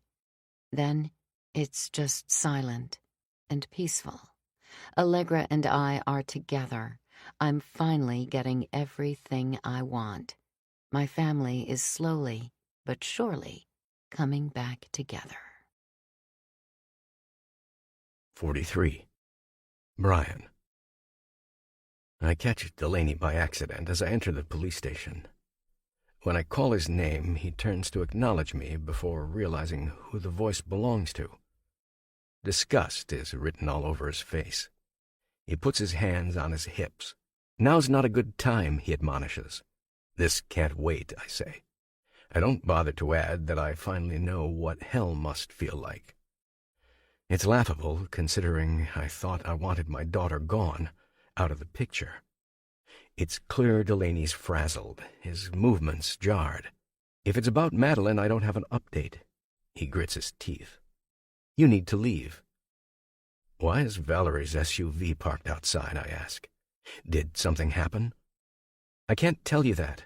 Now, if you'll excuse me—" He tries to brush past me, but I grab his elbow. This displeases him, and he throws his hands up. "Unless you came to confess, I don't have time for your shit, Brian. I know you hate me. You expressed this, I get it. But this isn't about me. This is about your earlier question." I swear I see a vein pop out of Delaney's temple. This is my final warning, so I make it fast. "You asked if anyone has it out for me." He snaps. "When I say I'm busy, what am I not clear about? This is about the case." I take a deep breath. "I have a confession to make." "You came to admit you killed Madeline?" "Not exactly." "Leave." He points to the door. "Not before I see Val. She's occupied." Something crosses his face, maybe sadness. "Now's not a good time." I told her what I found. I jut my chin out. "You can ask her." Delaney looks bored. "Unless she witnessed it, it's hearsay and doesn't matter. She can't corroborate anything you confided in her." Turning on his heel, he walks away. I take 2 aggravated steps before sputtering, "Damn it, Delaney. This is about a body I found." As soon as Delaney hears the word body, he swivels. "What did you say?" "I found a young woman." "And you bring this to me now?" His nostrils flare. "In the middle of the night?" "It might be connected to the disappearance of Maddie. Maybe even Allegra." Delaney sneers. "I thought Maddie ran away from a bad situation." I don't react to this. I shrug my shoulders. "I did a delivery for Darren Atwater last week. I think he has it out for me." The mention of Darren captures his attention.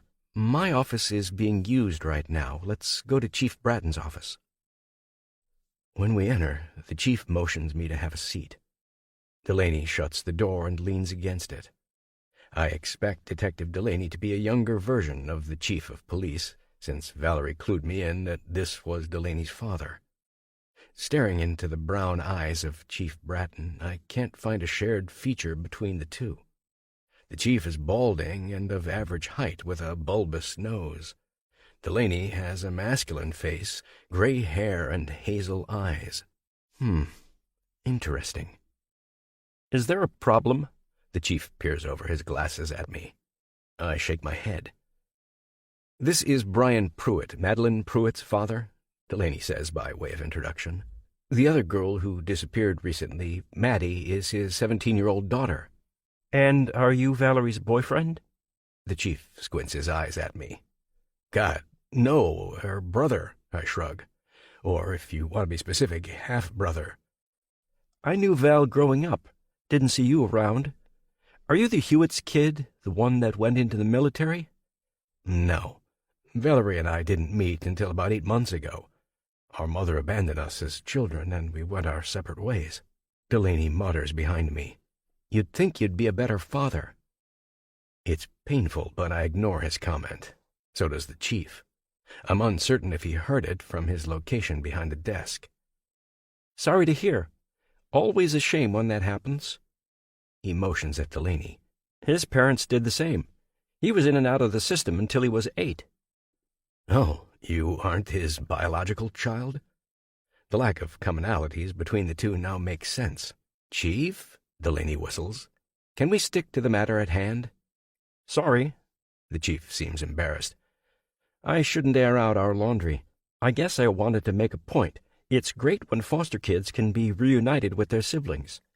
Did your fosters adopt you? No, I bounced around. Now it's my turn to step around the topic. Delaney senses my discomfort and saves me for once. Cutting to the chase, he tells the chief I found a body doing a run for Darren Atwater. He stretches the name out smugly, clearly making a point to the chief.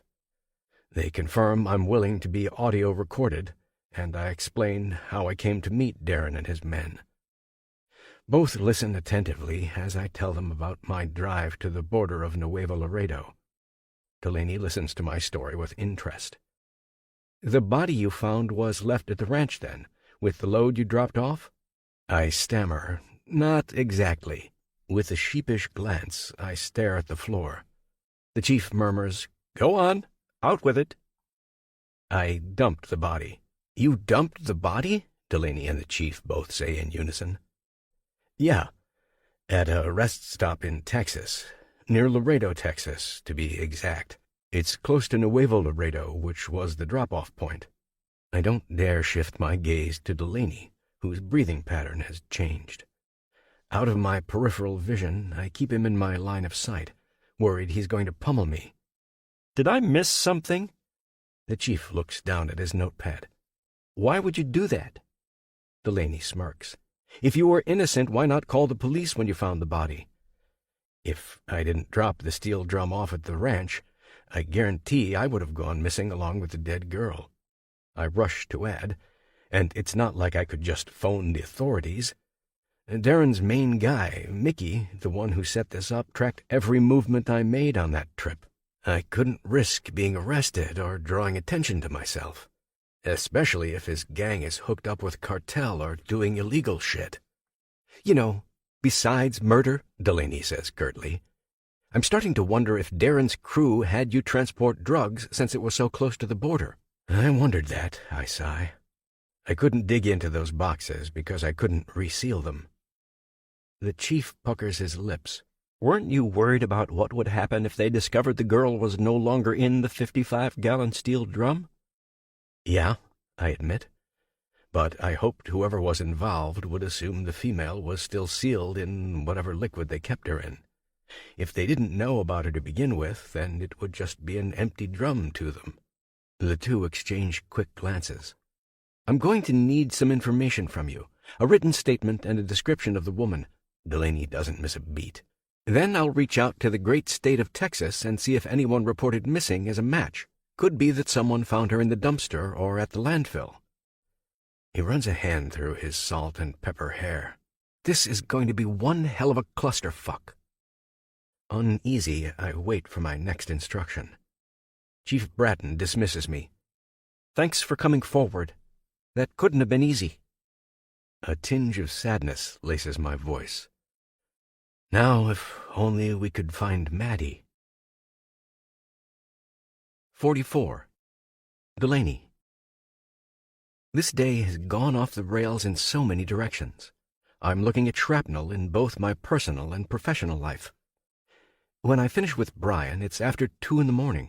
I don't bother to tell him I think I've located his daughter. He mentioned the name of one of Darren's crew members, and I want to delve deeper into the men working for him before this case becomes public knowledge. She was found in the house where the sister wives live, with Allegra, a.k.a. Cerulean. Threading my arms above my head, I settle into the pillow. The girl I thought I rescued, Valerie's daughter, is mine. She might have disappeared for a while, but I've lost 17 years with her. And Brian gets to be a shitty dad while I was robbed of the opportunity to be a stellar one. But I know it's not that simple. Val is right about my emotional and physical presence back then. It was a train wreck, and now I'm in pain. I shut off my emotions, but when it comes to Val, they are raw and deep-rooted in our shared history. I avoided seeing Valerie and Allegra off. If I stopped back in my office to say goodbye before they left, there's no way I could stare at both of them and not lose my composure. Sure, I could feign happiness at Allegra's safe return, but the agony in my eyes would be an easy read. My mind drifts to the hotel room, and I'm suddenly disgusted. Just thinking about being in the penthouse suite with Allegra makes me feel dirty. How the men leered at her in the hotel room, the one that had his way with her. Tears prick my eyes. I didn't protect her from the big, bad, ugly world. I could have grabbed Allegra and ran, but I wanted to save more girls than just her. Does that make me a hero or a villain? It's an ethical question I don't have an answer to. One I'll wrestle with internally long after this case ends. If I had tried to remove Allegra the first time we met, the likelihood of either of us being alive is slim to none. 45. Brian. In the morning, a knock at my door startles me but doesn't wake me. It's not like I went to bed. The television was on mute as I sat fully clothed. Waiting, I knew it wouldn't be long until I was summoned. Beer washes down my pain pills. Between the insomnia and sedative, my head's in a fog. I'm unable to think clearly, but it's a welcome distraction right now. My steps are unhurried toward the front, as if I'm walking toward a death row executioner. I peer out of the curtains, dumbfounded to see Valerie on my stoop. Pushing past me when I open the door, she eyeballs the dirty apartment. Her bewildered eyes flicker at the mess. "Are you okay, Brian?" "No." I rub a hand over my eyes. "What's going on?" "Maddie's missing." I tap my fingers on the table. "And so is my vehicle." The blood drains from her face. "This is all my fault," she wails. "I got you mixed up with Darren." "No, it's mine." I wipe a hand across my mouth. "I haven't been a good dad." We settle on the couch, and wordlessly, I hand her a pack of cigarettes we can share. A few minutes later, the voice of Detective Delaney filters in through the half-opened door that one of us hadn't fully closed. He solemnly asks, "May I enter?" "Sure," I say, inhaling the smoke. Speaking Valerie's name as a hello, he turns to address me with a curt nod. "Brian?" The detective looks terrible. His eyes are half swollen with dark circles underneath. "Do you need me to leave?" Valerie's voice sounds hollow. "No, I'm glad I caught you both at the same time." He sounds like he's choking as he asks how Allegra is. "Sleeping soundly. I left her with our housekeeper so I could sneak out for a few minutes." Shameful, she peers at Delaney. "I'm going to go back to her in a couple minutes. I just wanted to check on Brian." "Wait, Allegra's home?" I run a hand through my hair. "Since when?" "Last night," Valerie says. I tilt my head. "Is that what all the commotion was?" "Yeah," she sighs. "They suspect Darren was involved in her disappearance. He was arrested." "Why didn't you call me?" I suck longer than usual on the cigarette. "I was at the station. Delaney wasn't letting me near you." "Why not?" She looks first at me, then at Delaney. Delaney snaps. "The night went down a rabbit hole. A lot of unexpected explosions caused by reckless people and their selfish actions." Valerie sinks back against the couch, as if the ward slapped her across her cheek. Puzzled by her reaction, it's like she's suddenly ashamed. As I try and figure out that riddle, I'm interrupted by a clinking sound. Dismayed at the sight of Delaney unfolding handcuffs from his pocket, I groan in protest. He stares in earnest at both of us. Even though I knew this was coming, I'm still shocked to hear Delaney's authoritative tone. "Brian Randall Pruitt, you're under arrest for the kidnapping of Allegra Atwater and Madeline Pruitt." He reads me my Miranda rights. Valerie watches in awe. "I knew it." She shakily stands. "I knew you had something to do with it after you told me about the body you found. You're involved with Darren's gang, aren't you?" Just because CPS has been called in the past doesn't make me guilty now, I argue. "True," Delaney concedes. A long hush lingers between the three of us, as if we're paused, no one daring to breathe or change positions. Valerie leans against a wall. I choke on one last puff, and Delaney has the cuffs in his outstretched hand. Finally, I toss my burned-out cigarette and an empty beer can. "I'm ready."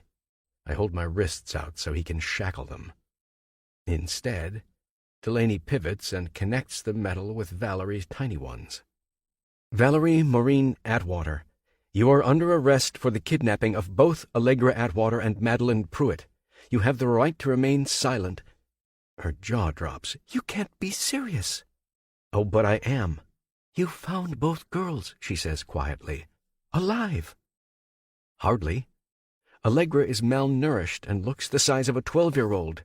Do you know what they did to her? His eyes are wild. I've seen him angry, but this is different. This is primal. He's like a rabid animal ready to tear apart his prey. In this case, Valerie Atwater. Do you know what they did to our daughter? My soggy mind is playing ping-pong with the information spewing from their mouths. What motive would Valerie have for kidnapping my daughter? When Valerie and I reconnected, I had high hopes our daughters would meet. But not like this. And he made it seem like he has a daughter with Val, that Allegra is his. Wait, you also found Maddie? I'm ignored as the tension mounts between the two of them. Their eyes are locked on each other in hatred. Valerie whispers, It wasn't supposed to be like this. What do you mean? We say in unison. Do you really think I'd let men sell my daughter? Valerie fumes. Sell my daughter? Wait, back up. I'm on a roller coaster, having been practically arrested and then informed my half-sister's now involved in Maddie's disappearance. Delaney, what the hell's going on? He shoots Valerie a death stare. Do you want to tell him or should I? How do you even know what Maddie looks like? I'm stunned. You've never met her.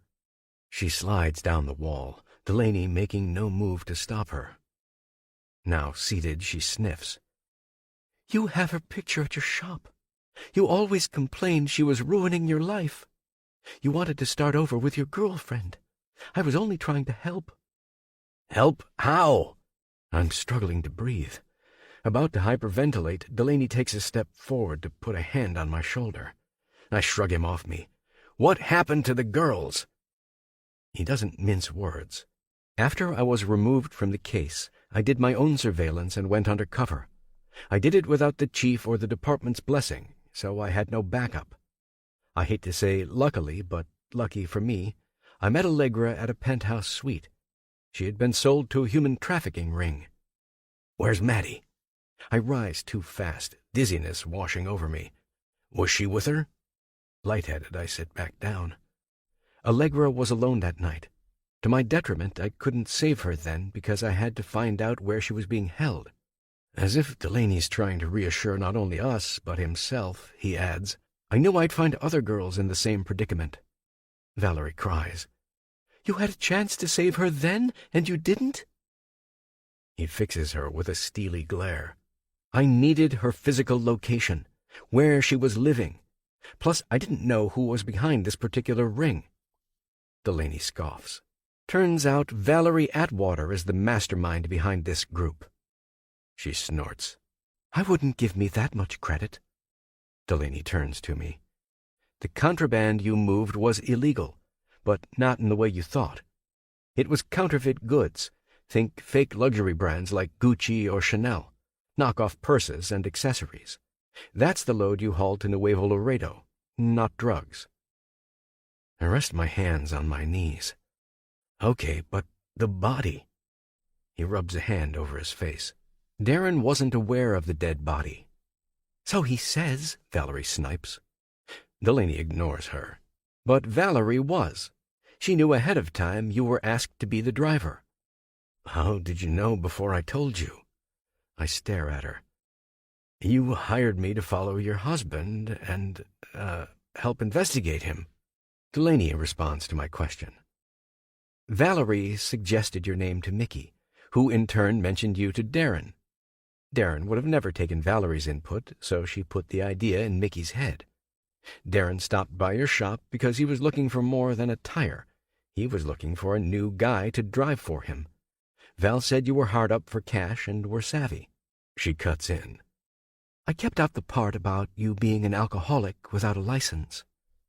After Darren came to your shop, he investigated you. He was worried you and Val might have had your own thing going on, but Mickey knew better. He knew you and Valerie weren't sleeping together, that you were in fact related because he was having an affair with her. This is too much. I light up another cigarette. Delaney has more to say. Valerie had agreed to help Mickey out with his side business, and an issue came up with the girl. She was killed and tossed in that steel drum you delivered. She'd been dead for a little while, but you'd never know because she was stored in fluids that kept her from developing rigor mortis or going through the actual decomposition process so they could control when the time clock starts on death, I finish. Exactly, Delaney sighs. Mickey's crew hid the 55-gallon steel drum behind the shipment. Valerie didn't think you would peek inside either, I'm guessing. It was an empty container when I got to Vincent's, I say. And they unloaded it without question. In fact, Vincent asked Darren why an empty steel drum was part of the load, and he had no idea. Delaney continues. Mickey has been running this ring with a couple other men.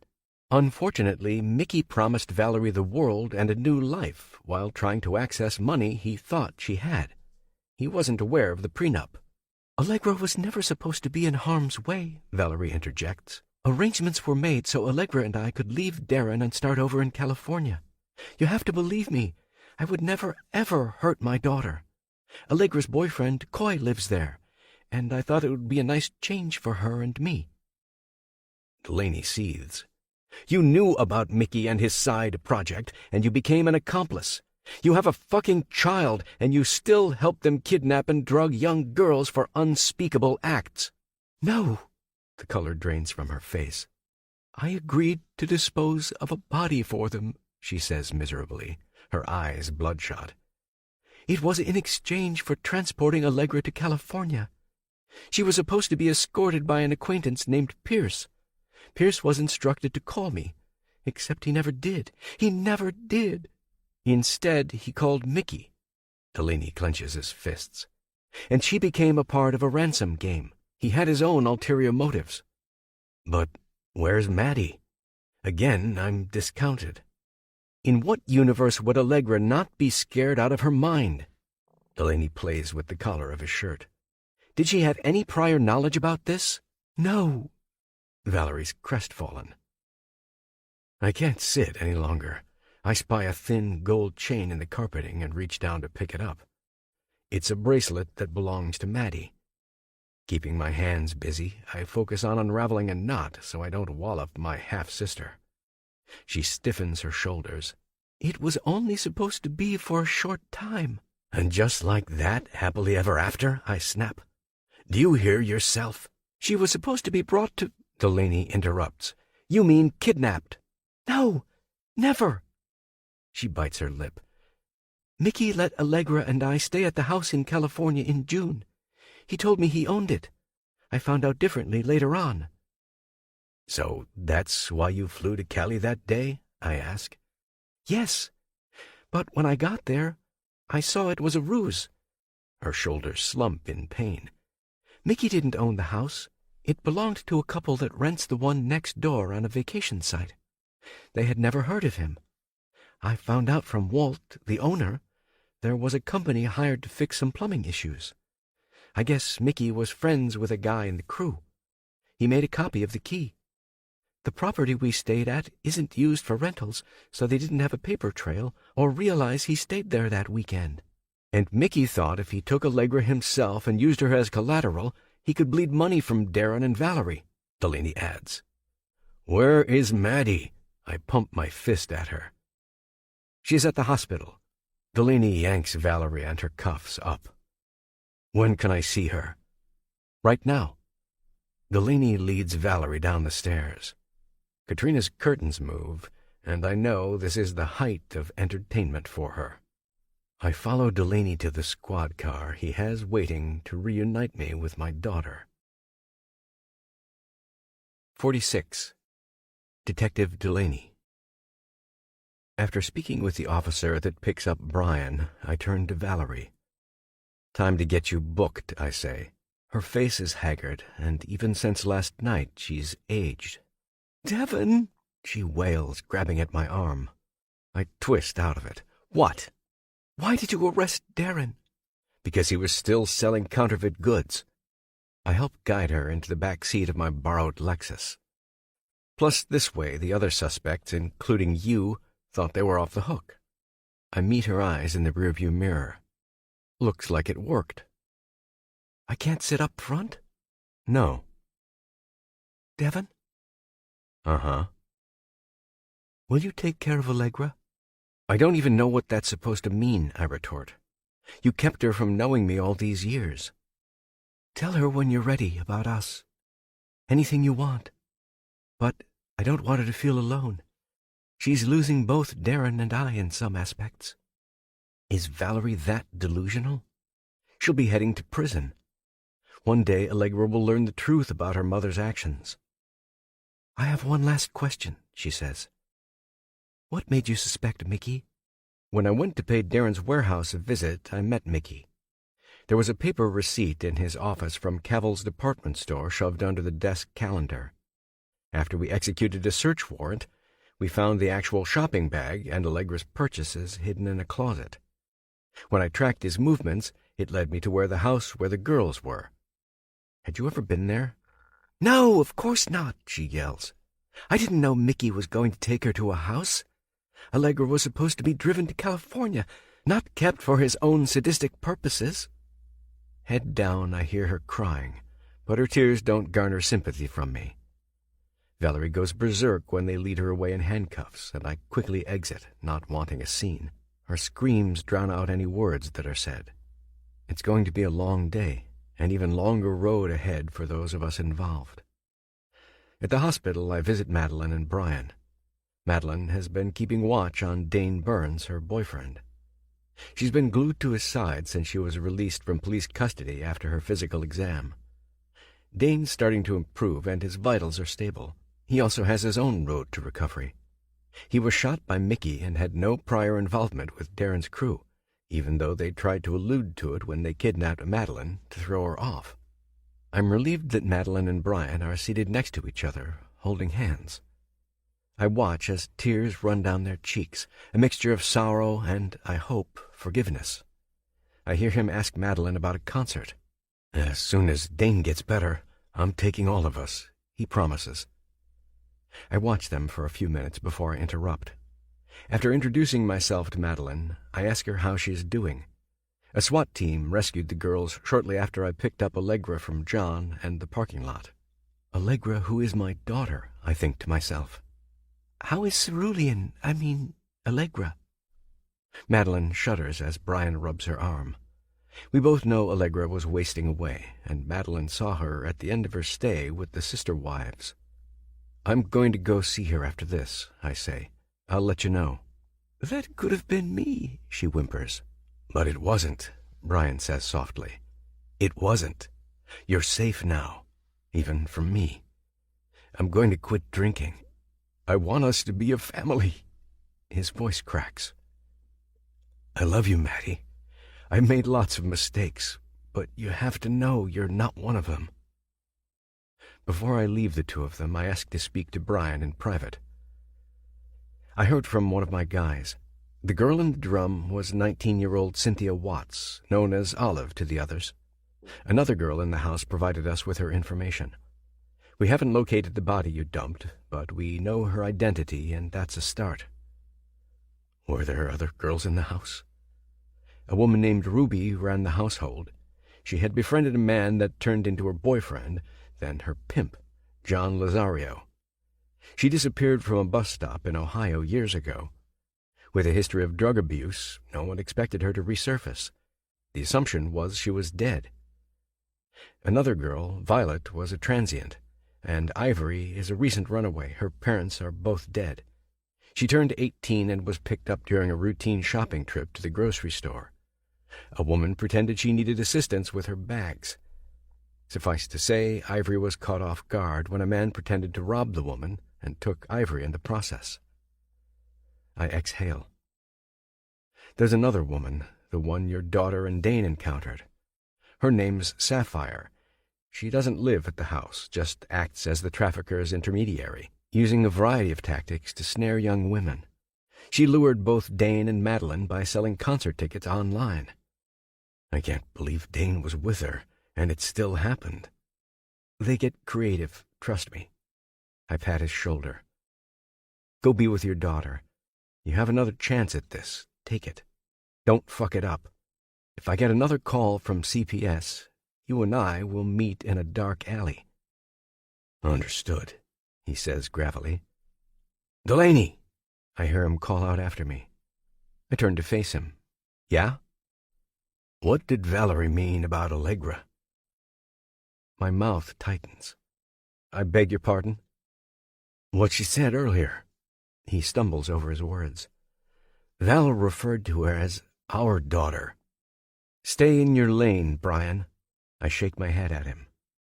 If you do better at being a dad, maybe I'll tell you someday when our kids get together. Over my shoulder, I murmur, parent to parent. Epilogue. Allegra. I'm at home when I hear the intercom beep twice. Rose, one of our housekeepers, is helping me bathe. After being naked most of the time, I've lost any shyness I had. It feels like heaven to take a simple bath in a clean tub, with my own soap, and unlimited water. Hot water.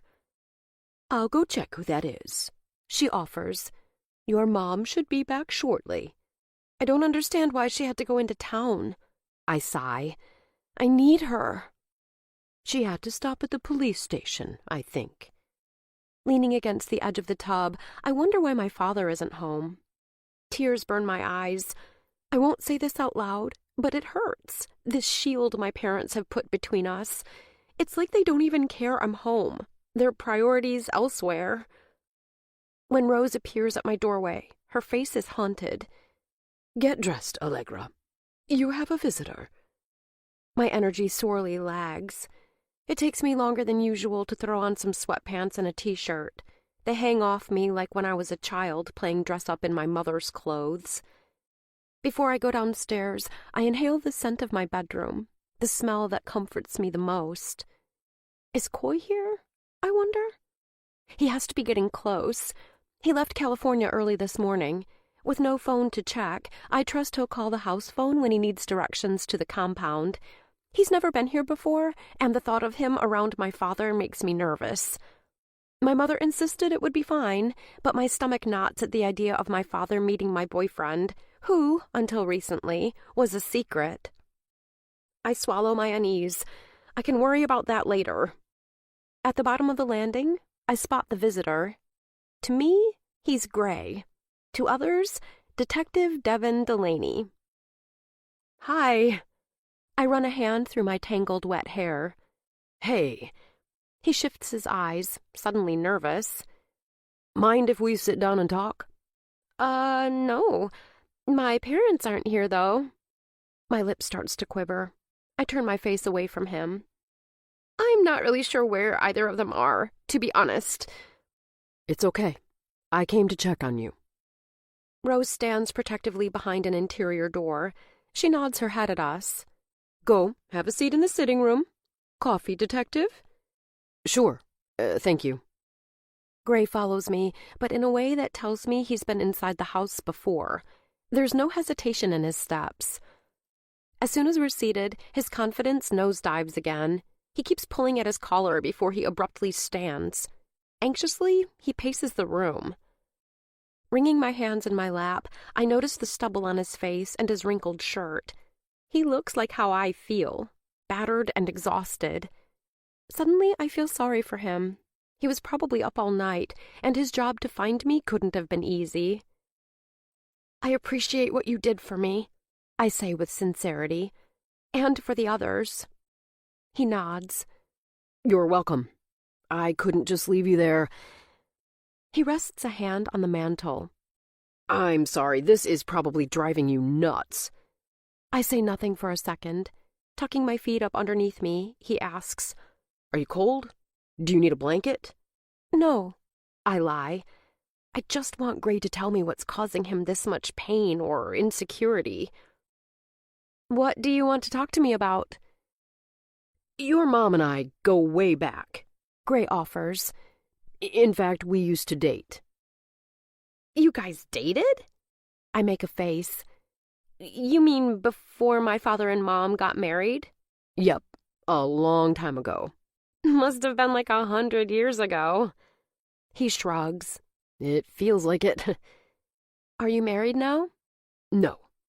I snort. What happened to the wedding ring you were wearing at the hotel? Good eye. He stares down at his bare ring finger.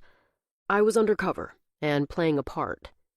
And you had to be married for it to work? Sometimes I have to disguise my own reality. I don't know what he wants me to say next. Neither does he. We both sit in silence for a moment. The only noise is the chiming of a grandfather clock in the house. Luckily, Rose appears with his coffee. He gratefully takes the mug from her hands. We need to get you fed. She smiles kindly at me. Soup for lunch? Yes, please. It'll be a while before I can eat full meals without feeling sick. My body needs to readjust to solid foods outside of watery oatmeal. Gray sits down on the opposite end of the couch. Holding his mug, he leans forward. I don't know how to tell you this, so I'm just going to say it. Your mom and I got pregnant when I was in the military. I wasn't the best candidate to be a father, and I was deployed. My eyes widen. But how? I gasp. What are you talking about? Darren is my father. Wouldn't he have said something? They would have told me. Yes, he's raised you like his own, he says. But I'm your birth father. I chew my lip. Why weren't you around then? Did you not live here? I only moved back a few years ago. And you just left me all this time? I glare at him. I'm already emotional and wounded by my parents' seeming rejection, but this puts me over the edge. Anger laces my voice. And you chose now to drop this on me? Why now? I whisper. Why would you tell me this right now? He takes a swig of coffee, his hazel eyes never leaving my face. I want my father. Will you call him to come get me? The truth follows, one I'm not ready for. Your father was arrested last night. Accusingly, I say, how is that even possible? We were just with him. I wanted to give you the courtesy to see him. The courtesy? Are you serious? I jump up from my seat. You planned this all along, didn't you? You're punishing him for my mom's fuck-up. I put my hands on my hips. She had an affair, didn't she? With the man that took me, the big tattooed guy? Now it's my turn to pace the floor. He says nothing, and even though his face remains impassive, I can tell I'm right. Allegra, I'm just as overwhelmed as you. Gray's eyes are warily watching me, but he keeps his distance. I just get home, and now you're telling me my father's in jail, and not only that, he isn't even my real father? I stop to slap my hand against the wet bar, twisting my lips into a scowl. How could my mother do this to me? I thought we didn't keep secrets. He pats the seat next to him. No way. I cross my arms in front of my chest. Allegra, let's talk. We did. No, I'm not done. He curses. This isn't fair. What? That we're in this position. This sucks. Did something else happen? Allegra. Wow. He mutters. I don't want to have to tell you this. I stare at him. I'm not telling you until you sit down. I'll sit over here. Again, he taps the spot next to him. Right here. I'm already tired from standing, but I don't tell him that. Please. Fine. I brush a strand of hair off my face. Your mom. He starts, unsure how to proceed. His voice cracks. She told me last night that you were my daughter. And now she's in trouble. I feel like I'm being squeezed, my lungs about to burst. Leaning forward, I grab my knees and rock back and forth. I cry, "What kind of trouble?" "With the law. She did a terrible thing." "What?" I shriek. "What could she have done?" "She's going to jail for a long time." "Because of the man?" "She helped him, didn't she?" I don't realize I'm the one sobbing hysterically until Gray puts a hand on my arm. "I'm here." We sit like that for a long time. He gently touches my elbow as I bury my head into my knees. "Why were you there that night?" I whisper. "In the suite." "To find you." "But you didn't know then I was your daughter?" "No, but I knew your parents were worried, and I knew you needed help." "That night at the hotel?" I take a deep breath. "What did you give the man named John?" "Drugs." His voice is flat. "Cocaine." "Did you know those men?" "Only for the intent and purpose of arresting them. I supplied drugs, so I wasn't ratted out." I start to tremble. "Who are they?" "Bad men." "But why me? Does my father do business with them?" "It's complicated, Allegra." He rubs a hand over his face. "We can talk about it, but let me do my detective work first." The tears stream down my face.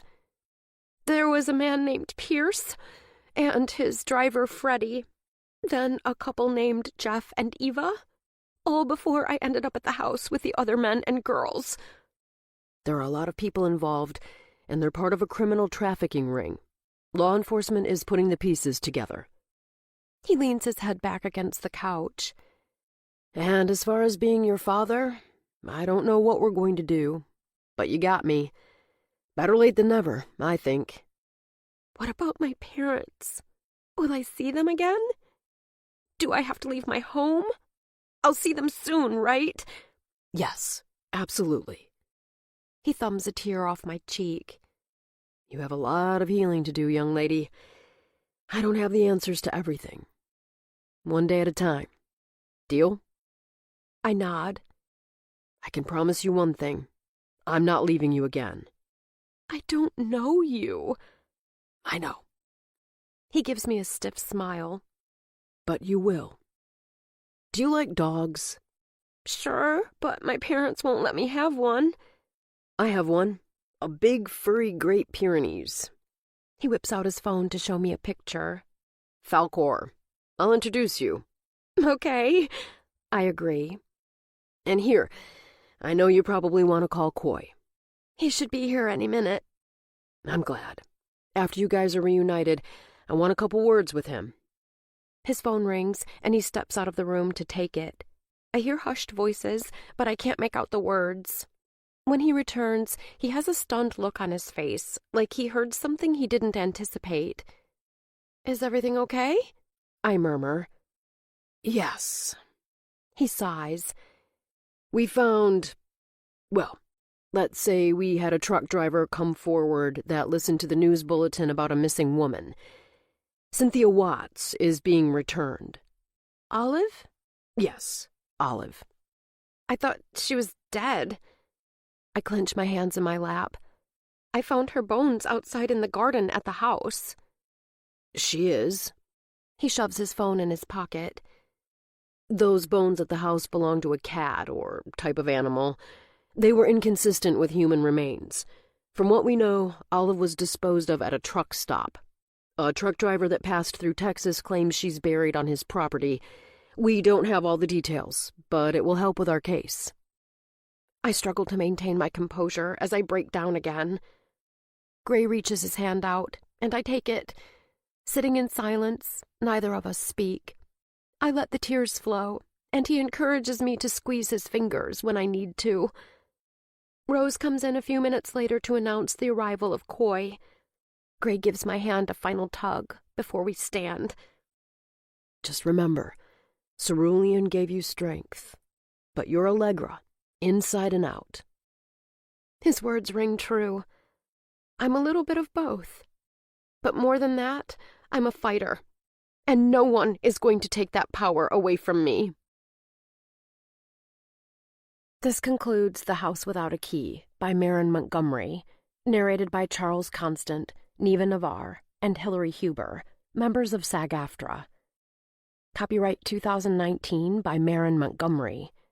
This unabridged audiobook is published by arrangement with Marin Montgomery and was produced in the year 2020 by Tantor Media Incorporated, a division of Recorded Books, which holds the copyright thereto.